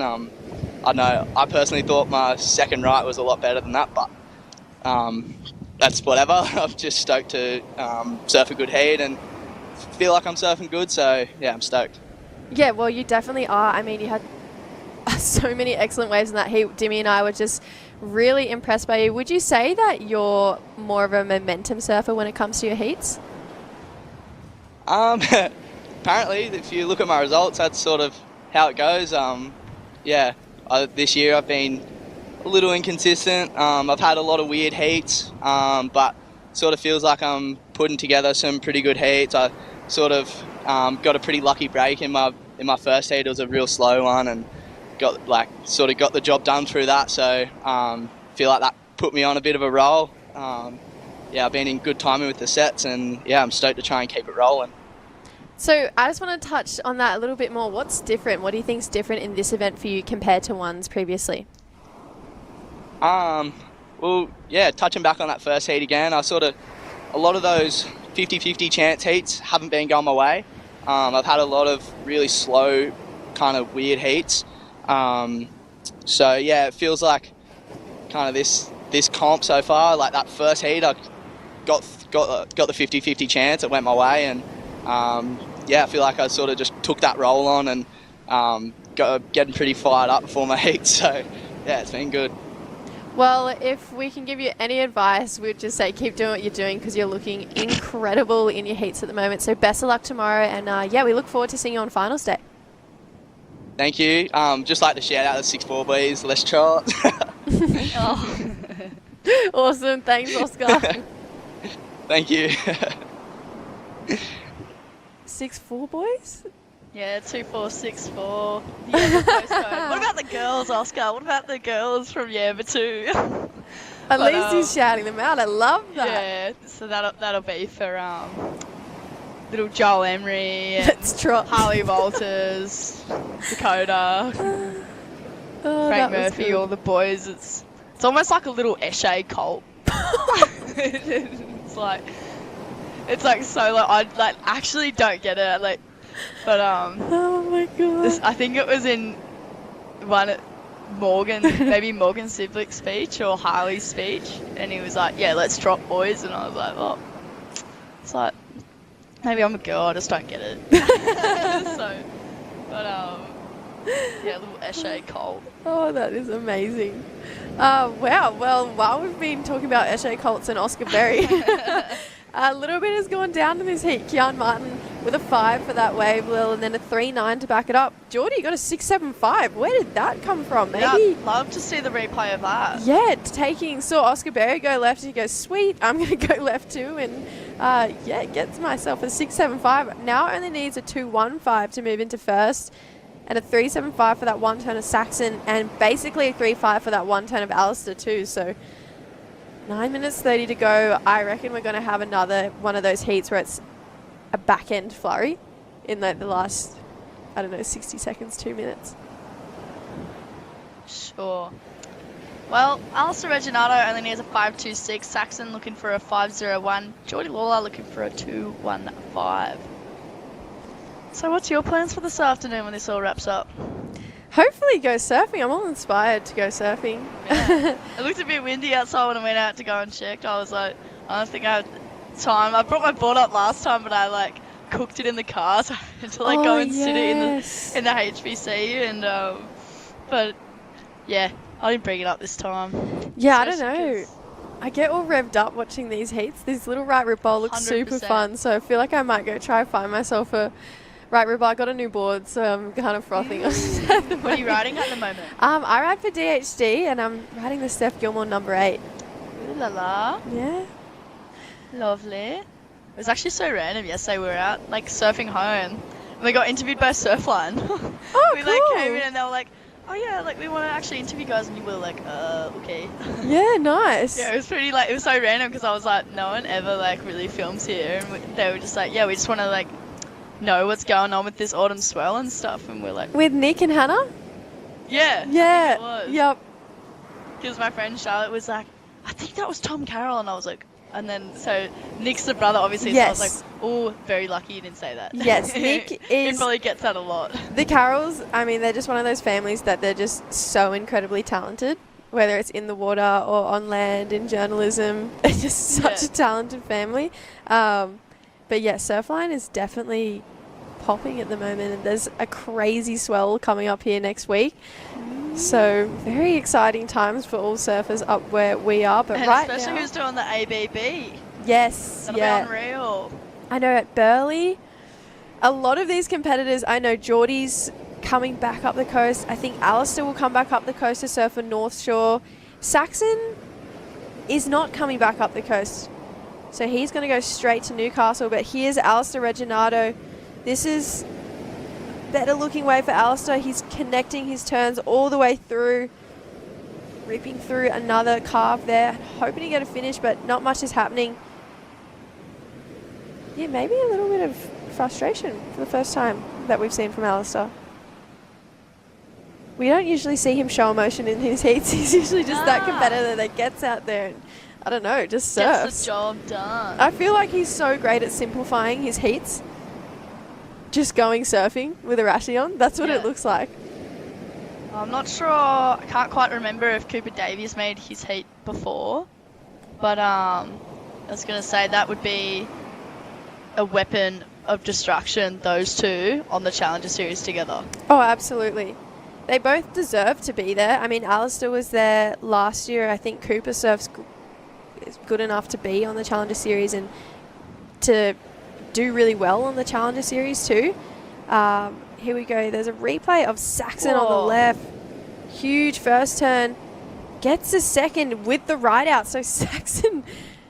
Another 3 for the hair flick.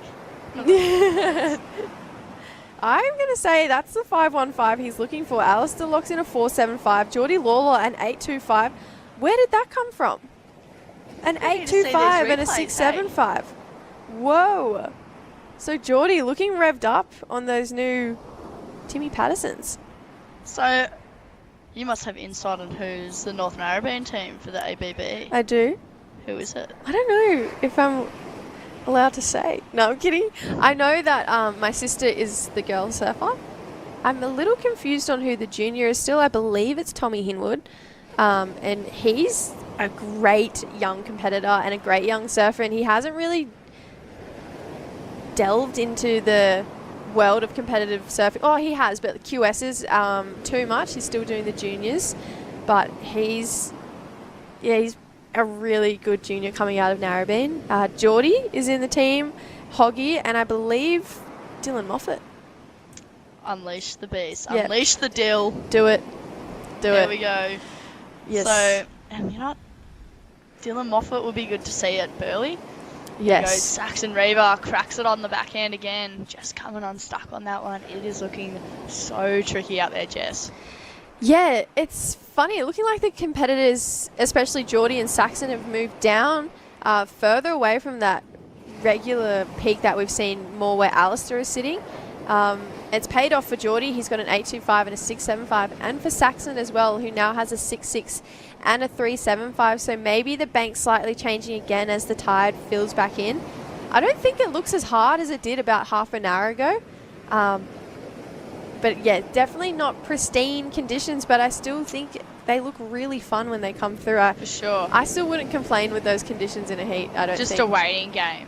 Yeah, For sure. I think it's just it's a wave selection game today. I mean, all these guys are so incredibly talented. Here we go. Alistair Reginato takes to the air. Oh, can't quite pull that one off. So 3 minutes, 40 seconds to go. Alistair's looking for a 5.61. Love the approach to that wave, though. So 3.5 to go, and that time has just absolutely flown by. So Geordie Lawler out in front with an 8.25 and a 6.75. Saxon Reaver up and riding currently, looking for an 8.4. Look, see, that would have been a solid turn there. It just looked like maybe foot slipped off or just a bit of a wobble, but I wouldn't count that as an 8.4. But Kian Martin looking for a 5.36. Alistair Reginato looking for a 5.61. So really not a lot between second and fourth. No, not a lot We know at all. Alistair's capable of a 5.6. We know Kian's capable of a 5.36. So I think Saxon's really going to want to get a wriggle on and ditch that 3.75 and better his situation. Yeah, I think that's why he's probably trying to stay super busy. Even on that left, it only had that one section, but you could see he just pushed really hard on it. He's trying to drop that 3.75, even to make it a 4, make it 0.25 harder. I know it doesn't sound like a lot, but in the scheme of things, trying to get a 5.61 or a 6, they're actually quite different, you know, because you can probably just scrape into a 5.61, but to just scrape into a 6 is pretty hard. But I mean, it's Alistair Reginato, so you can pretty much bank that he's going to get a 6 if he got the opportunity. Totally. Same as Kian. I mean, Kian's such a reliable competitor. Oh, so what happened in the last women's heat? I actually forgot to ask. Did Isabella Caldo get through? No. Oh, bugger. No. Here we go, Kian looking for a 5.36. Strong first turn there. Wow, love that second turn, throwing so much spray. Trying to patiently wait and find a finishing turn here. I think we saw Geordie out in the back. Wow, Kian Martin. I like the claim there. I feel like he just, he's really feeling it. Yeah, he definitely just rose to the occasion. So now I reckon Saxon is going to need to drop that 3.75 because I think Kian's just going to lock in his best wave. 100%. So I'm guessing, was it Paige Harrop and Willow that got through? Yes. Yep. Nice guess. Yeah, I was just, guys, stuffed up on my fantasy league for Portugal. So no. I think we need to start a fantasy league for the QS. Wow, this wave was really well surfed from start to finish from Kian. He sent so much water flying on those first 2 turns. And to get through that section there, like, that's incredible. Like, that was tail high. Like, it'd be really good to see. I think I'm going to call maybe a 6. Yeah, maybe even higher. Yeah. I thought that was a really great wave. There was plenty of variety. And that was a hard turn to generate off that end section, and he did, and rode it out so cleanly. And he definitely liked it, claimed it twice. And Kian Martin's someone I see come to Avoca pretty much for like maybe 2 years in a row now. And his surfing at this break is just always like remarkable. Like super progressive surfing. He's fast, he's got air game, he's got turn game. Yep. He's just moved to second, so 6-3 for that last one. Now Saxon looking for a 4-7 on this wave. Takes to the air, just can't pull it off. So Saxon goes down. Now Alistair left out the back with priority. Chasing a 6-5-5. Alistair has priority. Wow, Geordie got a bit close for comfort. It's air game here. Oh, heartbreaking. Wow, so it looks like Geordie Lawler and Kian Martin moving through. So Alistair Reginato and Saxon Reba bowing out. We'll come back with more on that heat right after this short break. Don't go anywhere. 2 more heats left to go today.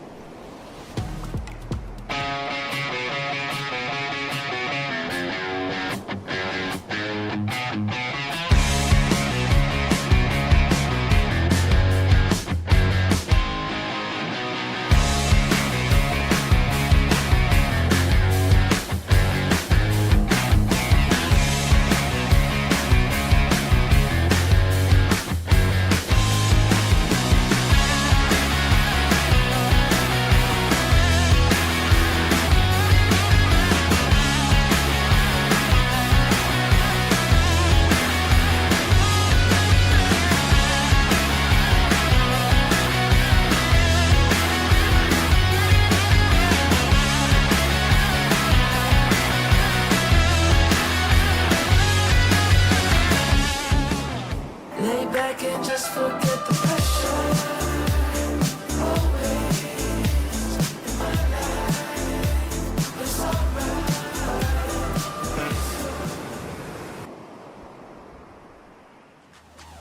And welcome back to the Central Coast Pro presented by Ryde, Your Rhythm.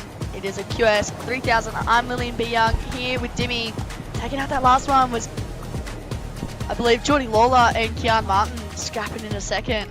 Yeah, I picked Geordie for that win, and he didn't let me down. He's looking very solid indeed. And talking about solid, Nathan Cook looked very good this morning, so he's going to be hard to stop.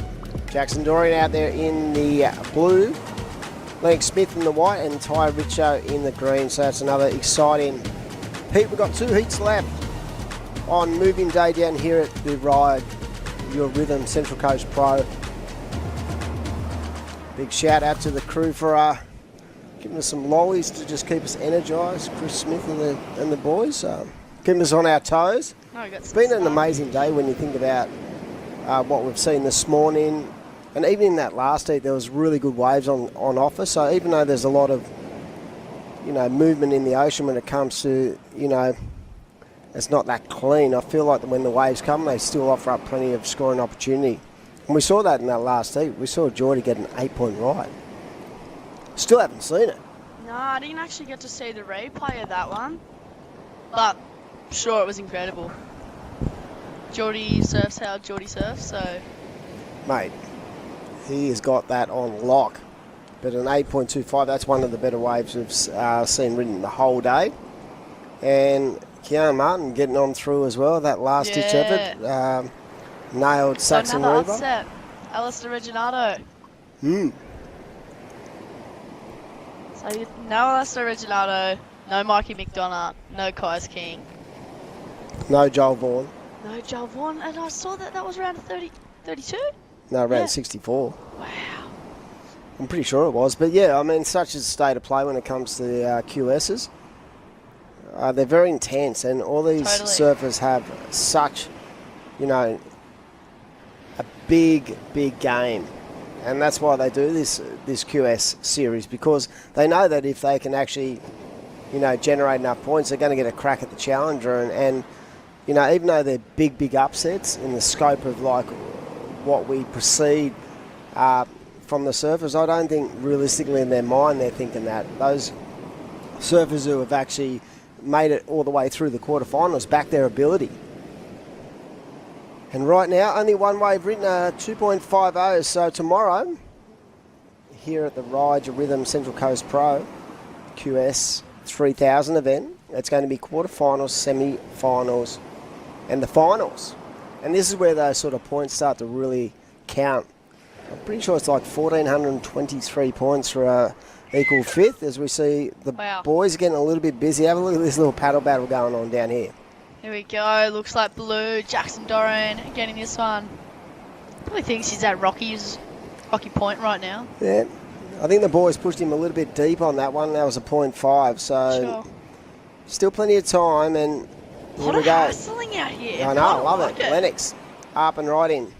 Strong first turn. Again, just really whippy and fast surfing under the lip there for the big unit, who wasn't impressed with his own performance in that last heat. He just laughed his way through the whole interview, which was pretty heavy for us. Captain Giggles. Yep. Gave a shout out to the boys down south, but locked Huey Vaughan in the car. But he wasn't actually happy with his performance. So if that was the standard he set in that last and he wasn't happy, imagine what happens if he goes ballistic out here. And just, I love the quick under the lip kind of pressure he puts, a lot of back foot, and such a strong competitor. And in the next 4 or 5 years, he's going to be definitely one to watch. Yeah, 100%. How old is he now? He's only 18 or 19? Yeah, I think he's got to be 19 now, I think. 19 this year. It's hard to imagine. They're all starting to, come of age now. I still think of them as little grommets, but they're not. They're men with a lot of power, as we see surfer in green. Ty Richardson. That's Richard. Another one that vertical. That was beyond. Hectic.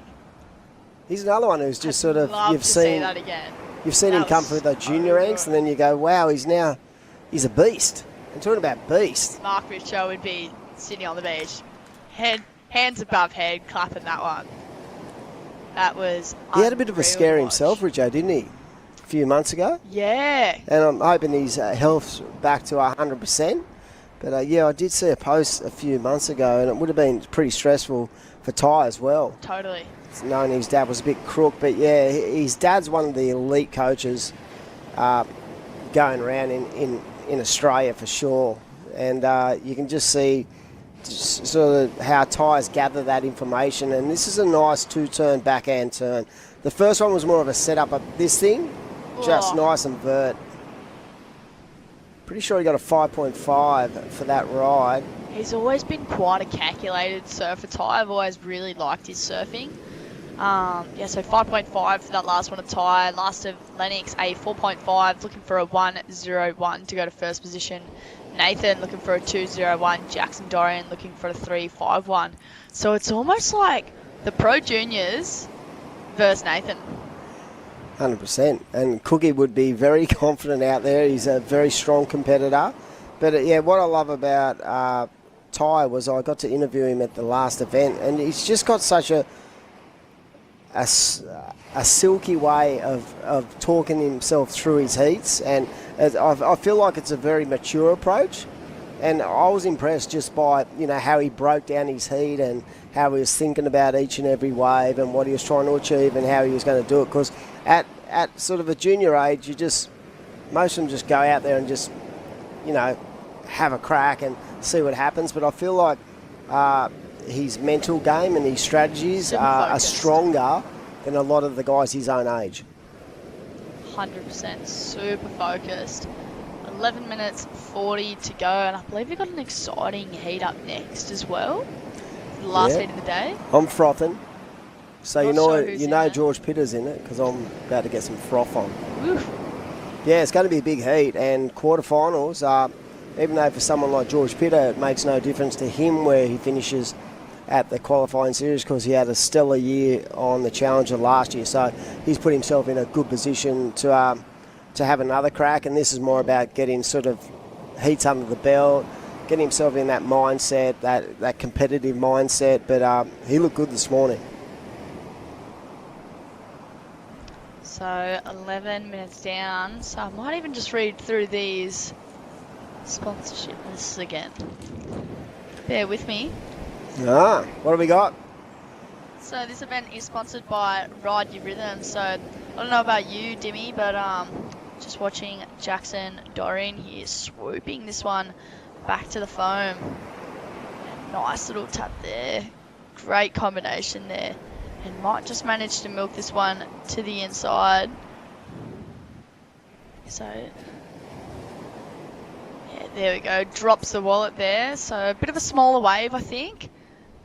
But we'll see what that one comes down to. Still plenty of time left in the heat. But in any case, we've been really feeling for the, you know, people like Richard that have been sitting on the beach all day. Or like all the parents. And I've just seen, why not hydrate yourself with the ride? Can you ride your rhythm? Get amongst it. Absolutely. Good thing about those 60 milligram Ride your Rhythm is you can actually, you know, put them in your board shorts, take them out the back, chug along as you're actually in the ocean and energise yourself. And we're looking at a couple of replays. This is surfer in red. Nathan Cook just trying to find some open face, but that wave did not really allow much. But the last wave of the surfer in blue, as we see Cookie up and riding once more, this time on the backhand. Big power hook to start. Catches a little rail and kicks out of that. So the best wave so far is that 5.50. 2 turns on the backhand for the surfer in green. Lennox Smith has first priority out there, and there is 9 minutes to go, so being nice and patient. But he does have the opportunity. He opened up with a 4.5, which is a nice score to kick off. I'm sure he's looking to offload that to generate a little bit more pressure on his fellow competitors. And here he goes. Good looking wave, solid connection. That first turn was excellent. That was speed, power and flow to a T. Yep, and that's exactly what the criteria expects from each and every athlete. Now he gets to work. And watch this, bang. I'd be pretty happy with that one. Yep, that is definitely, in my eyes, we're not judges, but in my eyes, that's the best wave of the heat. Yeah. So we got a posted interview with Geordie Lawler, who in his last heat, he was a little bit slow off the mark, but not this time. George, absolutely on fire, mate. How you feeling? Yeah, I'm frothing. Stoked to find some lefts this time. Yeah, it's good to get some waves, eh? Mate, can you stop getting eights? My froth meter goes up a little bit too high. I nearly have to ring your dad. I nearly have to ring the old man and say, mate, can you calm me down? But yeah, you found those lefts this time. How was the conditions compared to this morning? It's a little steeper and it's there's a bit going on out there, but it's really fun, and like if you get the right ones, it's a lot better than this morning. How are you feeling like going into tomorrow? You're into a quarterfinal. These points start to really calculate. If you can get a good win up here, it's going to put you in really good stead going into Newcastle. And in between that, because you're such a busy man, you've got to go up to the ABB as well. So, like, you must be feeling just at the peak of your powers at the moment. Like you said, you transferred your boards and it's giving you that sort of extra lift. You must be feeling so good at the moment. Yeah, I am, hey. Compared to last year on the Challenger, I sort of really struggled to even get a bit of luck on my side and stuff like that. I feel like this year's a lot different, especially not the last heat, the heat before. I got really lucky, and those little 5%ers really help, I feel like, and I feel like things are sort of falling into place, and yeah, tomorrow should be good. Well, mate, you put on a clinic out there this afternoon. We wish you all the best in the quarterfinals tomorrow. It's man on man, and we're looking forward to seeing Geordie Lawler light it up. So congratulations, buddy. Cheers, thanks so much. See you guys. Yeah, just a stellar performance. Like he said, he just, in that heat, the previous heat, he was sort of out of his rhythm, and he talks about luck, but to be honest, it's about execution as well. Like, he executed well, but that heat, he just put on an absolute clinic. 2 scores up there in the excellent range, and found his rhythm, found the lefts, which was pretty much today. If you look at how many waves have been ridden and the scores, the lefts are probably about 5 or 10% of the scoring potential of today. Here we go, look at this. Nice first wrap there from Jackson Dorian. And just makes his way to the inside on this one. But yeah, Geordie Lawler, and especially coming off the back of a win as well at Port Stephens, so he'd be looking in quite a good spot. Oh, you can see mentally he's really in just such a great position. You can see how calm he is, and talking about calm and powerful, this guy has got it all. Look at him going, come on, give me some more here. Yeah. But yeah, I feel like just even interviewing Geordie, you can feel there's been a shift, and his self-analysis of his performances over his career, he's pretty brutal on himself, but he also knows the game as well. So I feel like right now, like he said, he just feels like there's been a slight shift, and those flip of the coin decisions or those 5%ers are going his way. And confidence, breeds confidence, and he's coming off a win, so he knows he's in a good position. Yeah, absolutely. So just under 5 minutes remaining. Just like to thank Camplify, Australia's largest van sharing community. Chasing swells have never been so easy. Hire a camper van and cruise the coast, searching for the next set in style. Destination New South Wales, another one. Central Coast Council. Big thank you to you guys. Now is the perfect time to hit the road and enjoy surf-inspired holidays. So head to visitnewsouthwales.com to plan your trip today. There you go. And with 4 minutes to go, that last wave of Lennox Smith has come in at a 5.15. Nathan Cook has locked in a 6-point ride, so I'm pretty sure that was that series of turns he laid down. So this is a very tight heat. Ty Richo's actually gone back to 4th. He needs a 3.46 to move up. We've got Lennox Smith up and riding, throwing a bit of variety into that way, but not coming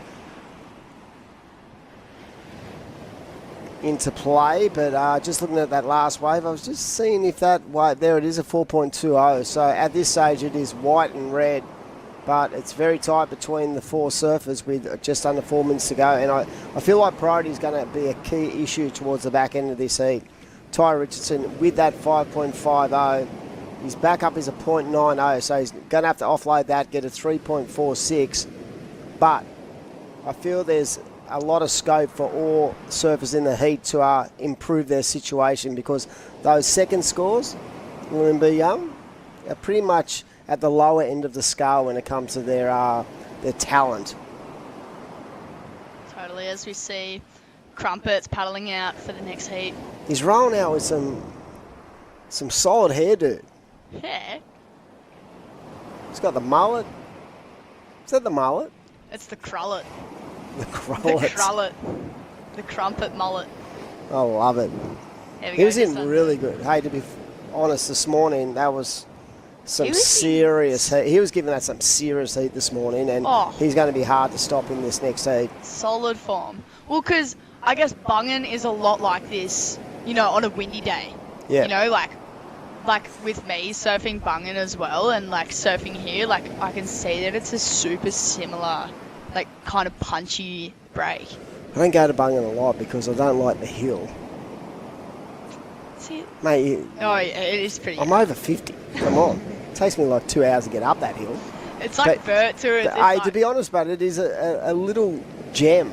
Yeah. Because when it's on, you can get it uncrowded and it can be pumping, as we see the surfer in white up and riding on the back end. Nice first connection with the lip and getting to work and kicks out. But yeah, I feel like Bungan is one of those little sort of northern beaches spots where not a lot of people talk about, but the quality of wave there is... and even surfers that come out of there. You got Luca Elder, you got Miller Brown. Connor Gale, Darcy Crump, and then even the Lee Jones are there now. Yep. Bodie Lee Jones and Cedar Lee Jones. Yep. Correct me if I'm wrong. Maybe NASA's taken them back, but yeah. Definitely, they are a solid club, and I heard their club comps are about as funny as you get. They have an absolute ball down there, so if you're a little grommet, you want to join a club, get they're down always there. firing up. They're like so awesome to see. So right now we are down to the final minute of this heat, and the best wave so far is a 6-point ride. But everyone, this could flip on its head for sure because it's so tight between first, second, third and fourth, so no one's safe. And the priority situation is Ty Richardson has first priority. He's looking for a 3.46 now. That is so doable if he gets opportunity. Jackson Dorian needs a 4.76 to advance on through to the quarterfinals, and right now it is Lennox Smith and Nathan Cook. Here we go. Richo up. Richo up and riding quick flow to that section. And it makes me wonder, what's he doing these days when he's not surfing on the QS? Did a bit of Bali travelling, and so... Here we go, important ride. Jackson Dorian up and riding as well, and then looking for a 4.76, so everyone's looking for... Not a lot. If he can get an inside corner, he may be a chance, but that wave just goes nice and fat on the inside. 8 seconds to go. That's left in the judge's hand. It's been another exciting heat at this stage. Here we go, Nathan Cook. Whoa. Strong off the bottom. Wow. That was huge. He's just definitely taking the lead at this stage. 100%. What about the depth of that bottom hand turn and just the timing and the power? Totally. He's a machine, this guy. Like, honestly, like, he's sort of one of those flies under the radar competitors, but he's a machine. That's what I said. I don't think I've seen him actually on the QS in a little while. Like, maybe last year took a year off or something, but Well, we're going to throw off to a break. We've got one more heat to go, and we saw Nathan Cook just light that last one up. Don't go anywhere. We've got the final heat of the round of 16 down here at Copacabana Beach. Ba-da-ba-da. Ba-da-ba-da.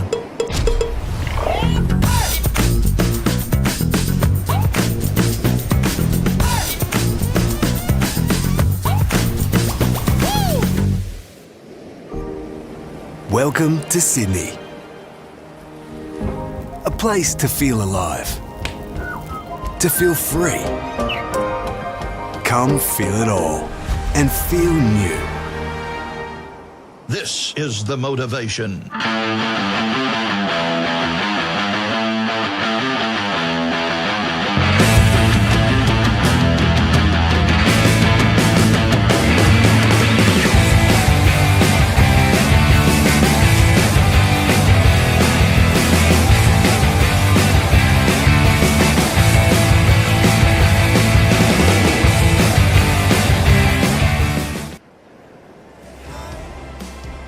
Welcome back, everyone. We are into the final heat of day number 4 of the Ryde Your Rhythm Central Coast Pro WSL QS 3000 event for Australia, our region, and what a heat to finish. Who have we got to wrap out the day in the box with Lillian Lee?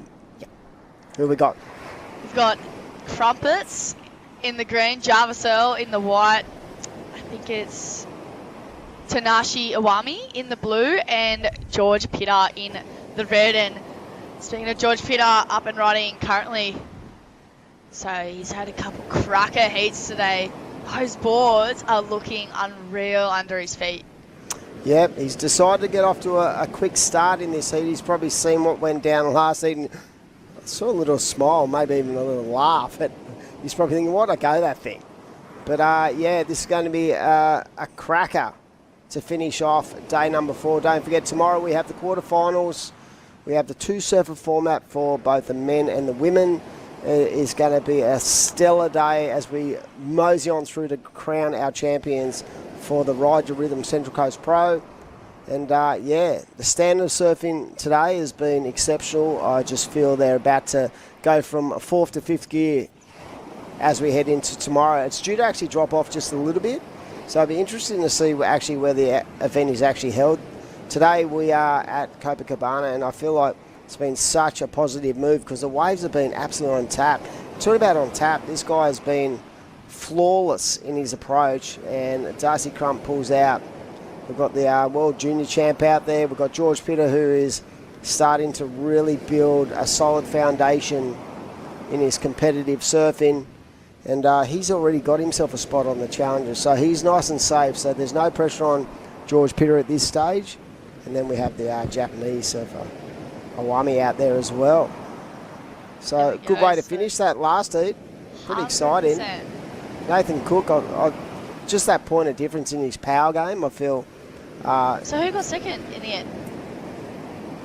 I don't know. I'm pretty sure I think Lennox Smith. He was leading prior to that last wave. But yeah, so I really love the aggression and the fluency of the surfer in red in that last heat. And massive shout out, as we said before, to all our partners, Destinations New South Wales. Without the support of the New South Wales Government through this regional kind of system, we wouldn't be able to put on events like this. It's as simple as that.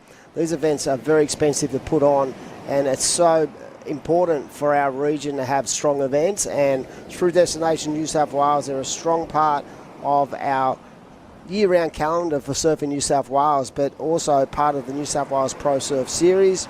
And with more than 2,000 kilometres of spectacular coastline, New South Wales is home to some of the best surf beaches in the world. So check it out, get online, and big shout out to the government for supporting us as we see the surfer in red looking at that wave and not going. So 3.25 for red and a 1.90 for Darcy Crump. Here you go, WSL taking a look at this one. So at the moment, only needing a 1.9 to advance, and there you go, Krakatoa, WSL. Krakatoa. That's a Tapper quote. So Tapper, I was going to say, is that Tapper if you're watching? And that is a Tapper quote, 100%. I'll do 5 push-ups for using one of your quotes. It's like Terry McKenna. If you use one of Terry McKenna's quotes, you got to risk it to get the biscuit. He's got a million of it. He's got a book, doesn't he? He's got a book of all his quotes. Yeah, it's pretty impressive. And what is impressive is this first manoeuvre. That is money for jam. And here's another surfer, like as we saw last year, he got the wild card to do the WA. Yep. And just his surfing is just so mature. I think he's the same age as me. He's about maybe turning 20, 21 this year, maybe. So, and his surfing's just, again, on the Channel Islands as well as George Pitter as well. And his surfing is just remarkable. Yeah, he's definitely an exciting prospect when it comes to, the future generation that, our next Mick Fanning, Joel Parkinson's. When you're looking at surfers coming through, this guy's definitely at the top of the tree. He's already locked in a 6-point ride. Nice way to start for Jarvis Earl. But yeah, it's so fun to watch the development of these guys when they, come through the junior ranks and then they sort of develop physically and mentally, and you just see a different kind of beast, and he's definitely one of them guys. Talking about a beast, George Pitter. There we go. And you know what, Jarvis's style is so unique as well. I actually can't even name a surfer that he surfs like, because I just feel like his style is so different. He surfs like Jarvis Earl. Yeah. You know what I mean? Very individual Simple as kind that. of style. Yeah. Where some guys you look at and you go, wow, he surfs a lot. Like I feel like George is sort of Mick on fast forward. That's what Jesse and I were saying. All right, we're going to throw down a post-heat interview with Nathan Cook. Very, very impressive indeed. So what was that last score, Nath? I don't actually know. I saw you I've got no idea. To be honest, I listened, sort of ran up the beach and couldn't hear what the score was, but I heard that I won with that and I was frothing. Mate, that would have felt really good, because I felt like that first turn on that final wave, you just absolutely nailed it with power, speed and flow. Oh, really? I felt like that was the best wave of the heat, but we didn't actually get the score filtered through to us. But you're looking so good, mate. You're looking so strong. You must be so confident going in tomorrow. Yeah, no, I'm feeling pretty good. Like like I said before, I had a bit of an ankle injury, but it does feel pretty good out there. I haven't really felt it this whole event, which is really good. just been trying to get it better for a while. It's just one of those ankle injuries that's just taken ages to get better, but yeah, it feels pretty good, and I'm happy with the way I'm surfing. Just it was a bit tricky out there, but yeah, got the job done, so I'm frothing. Now, are you excited to go into the man-on-man format, because that changes the whole mental state of the game plan as well, doesn't it? Yeah, definitely. I've been wanting to have a man-on-man for a while now. I think my last one was maybe a Voca a couple of years ago. So, that was my goal, to get to quarters to have a man-on-man. So I'm very keen, and yeah, it should be good. Well, we're really excited about what you're bringing to the table, mate. Get some rest. We look forward to seeing you tomorrow. Hopefully the waves hold up, but yeah, you're looking ultra strong, and congratulations on your performance. Awesome, mate. Thank you so much. And yeah, just everyone watching at home. Again, my girlfriend and all the boys at work, I think they're tuning in. So yeah, thanks, Coach Bomb. Get to work, boys. Yeah, thanks, mate. But no, what a performance. Mate. He's so, in my eyes, I rate him. But from a standpoint of names, you don't hear a lot about Nathan, but I feel like his surfing is... He sort of reminds me of like a Wade Carmichael kind of surfer. He's just the that dark power. Horse. One to look out for sure. Darcy Crump. Talking about powerhouse, how was that first turn on that thing? That was insane. So he's looking for a 5.1 to go into second position. And he's got a good one here.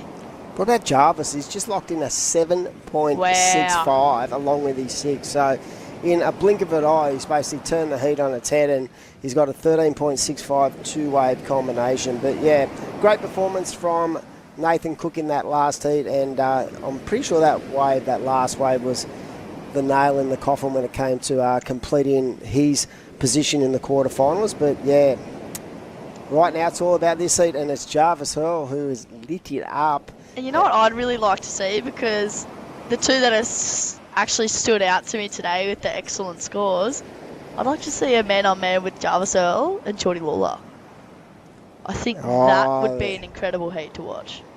Yep, the master and the apprentice, because, I mean, George has been around a long time now, but he's still like the ultimate frother, and he's the ultimate professional when it comes to, like, breaking down exactly how he's feeling, what he wants to achieve, and just what's going on mentally as well. And I've really enjoyed his post-heat interviews, because he's talked about how he was a little bit drained last year, and just that sort of change of boards and just change of attitude and just change of everything, and reset. It's such an important part of surfing, I reckon, being able to reset and maybe at times take a little bit of time out of the sport, because it's, I mean, you're a competitor, it's so draining physically, and more, I feel like it's understated. The mental side of our sport is so understated. The pressure these athletes are on from within is really strong, and it's something that we don't really talk about a lot. You look at the physical side of the sport, but I feel like being able to tap into that foundation of the mental side of it is such an important part of the development of any surfer. So 9.5 minutes to go. I would love to see that replay of Jarvis Earl's 7.65. George Pitter currently in second, looking for a 9.9. Darcy Your boy's Crump in third. You're cheering him home. I know. Looking for a 3.51. So last wave, I'm pretty sure it was a 3.5. Tanashi Iwami keeping awfully quiet this heat. Looking for a 6.0 on this one. Well, he's just about to that light one this off up. the top. So he's only 17. Like, can you believe that? It looks so effortless.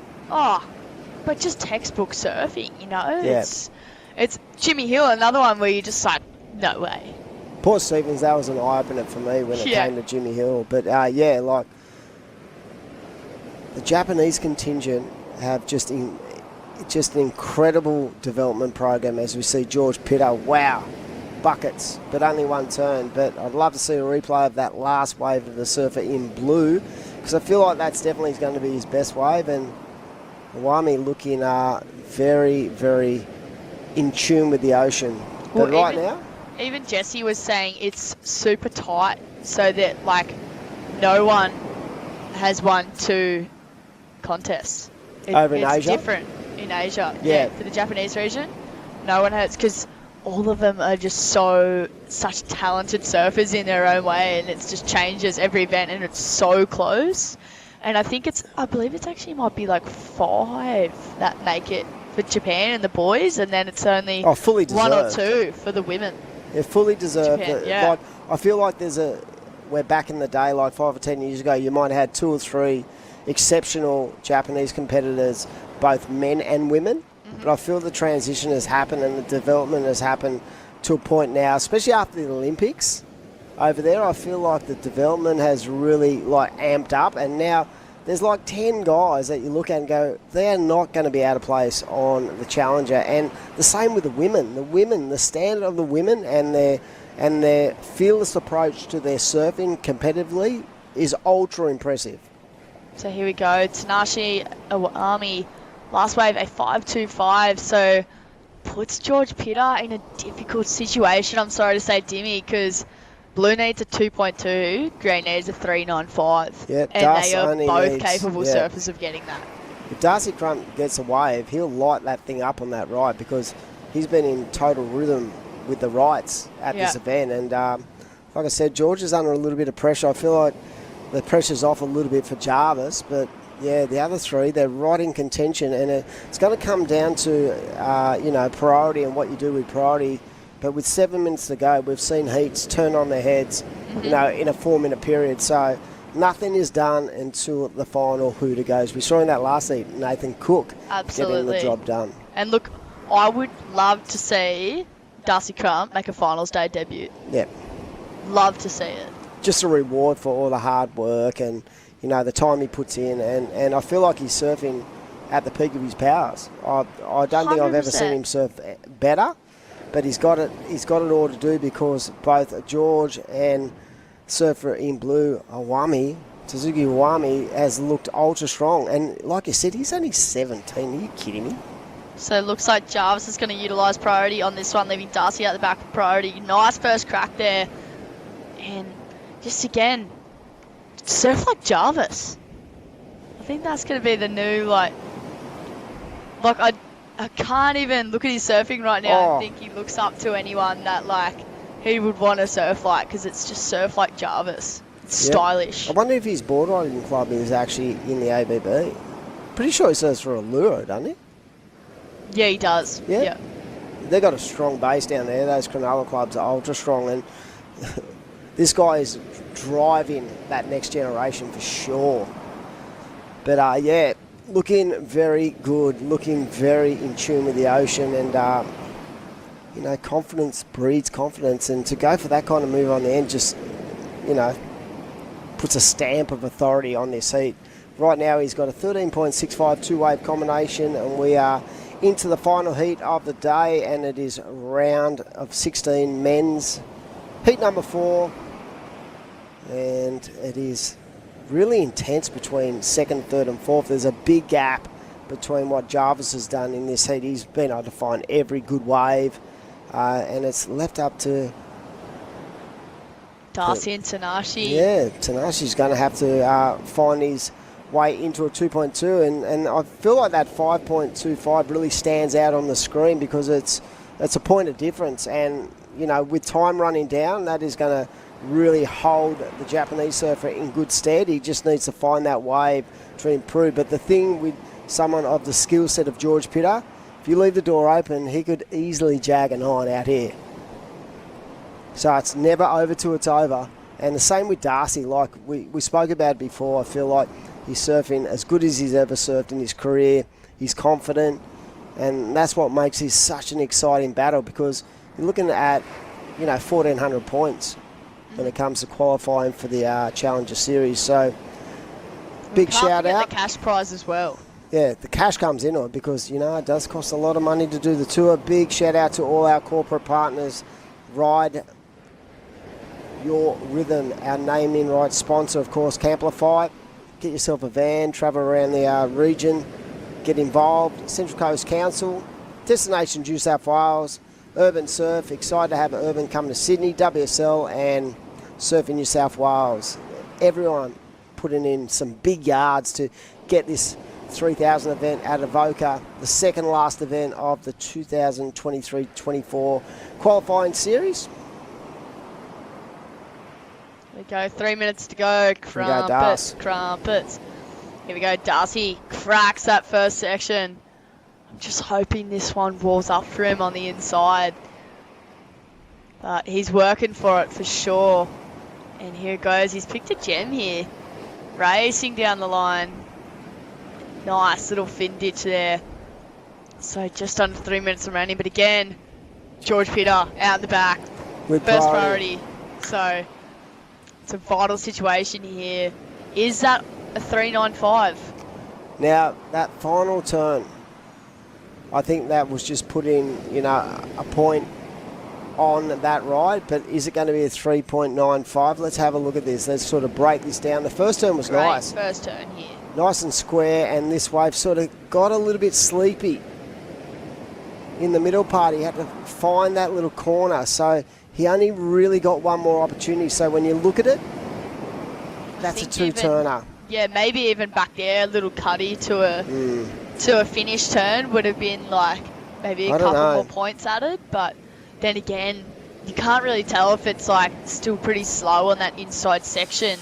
So yep. There you go. It was a 3.7, just under. He's looking for a 3.75.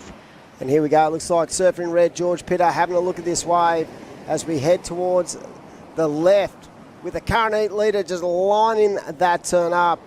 George Pitter, we didn't see what he did out the back, but he's going to have to get busy to offload that 3.7. That board looks so good, bud. So quick. Fast. Oh, wow. Wow.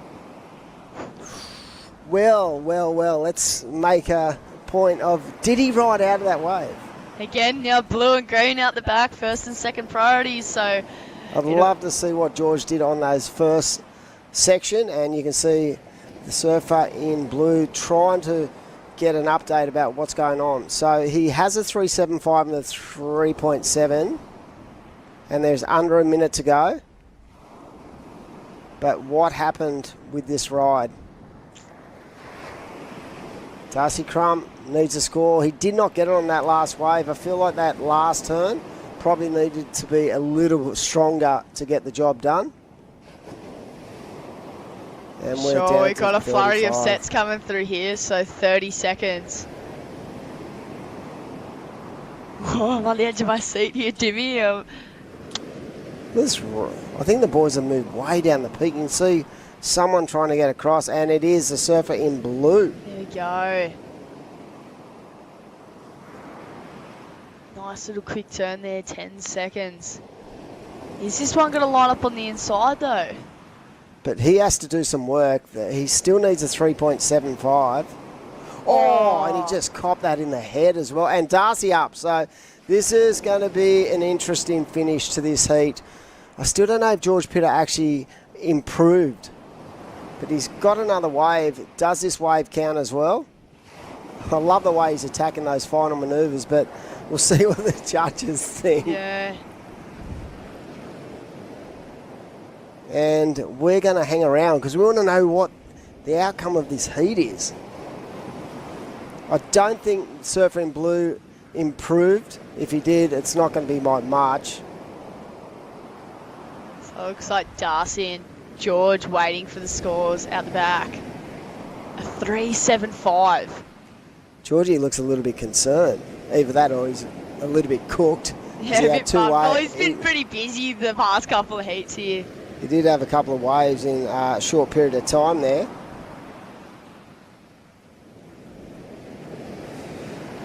I don't think he's improved. I reckon he's got a 3 and a 2.5.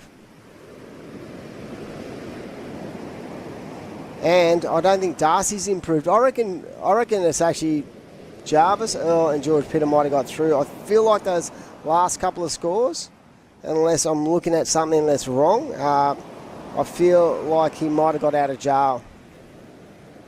There we go, heat over. So I think the judges might still be deciding on this one.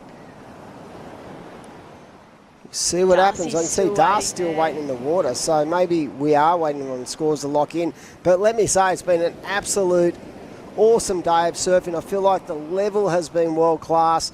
Everyone has brought their A game. We are down to quarterfinals and beyond for tomorrow here at the Ryde Your Rhythm Central Coast Pro WSL QS 3000. Are we still waiting on scores? Or is that just us a little bit disappointed? I don't know. He looks kind of curious to me. You reckon he's waiting for something? Oh. Well, they know better than us. This is what these days you don't want to be a judge, really. Yeah. But yeah, it's been a fantastic day. I feel like jam-packed. Let's talk about some of the performances. Geordie Lawler looking ultra strong, just for one. He's really looking strong. Jarvis Earl, another one who is going to be hard to stop tomorrow once it goes into the two-surfer format. In the women's, love the performance of Paige Harrod. Totally. And I feel like that's going to be a point of difference, and just her, her maturity and just those years on tour, I think it's going to hold her in good stead. And if the waves stay like that, the backhand of Paige on those rides are going to be such an important feature of her surfing because she's so strong. And, we saw a lot of upsets today too. Nixie Ryan out, back-to-back wins for her, Burleigh and Port Stephens. Yeah. And they're still waiting for scores to lock in. Yeah, wow. But I actually think just looking at all those last couple of rides, I think that George Pitter got through. Okay, so George Pitter actually did get through. Those last three waves did not count. No one got the score required. It was Jarvis Earl putting on a clinic, George Pitter through, and we've got some highlights to go through, and it's been an amazing day. So I hope you've all enjoyed it. And here's some highlights, and we're looking forward to tomorrow as well. What a day it's going to be, finals day.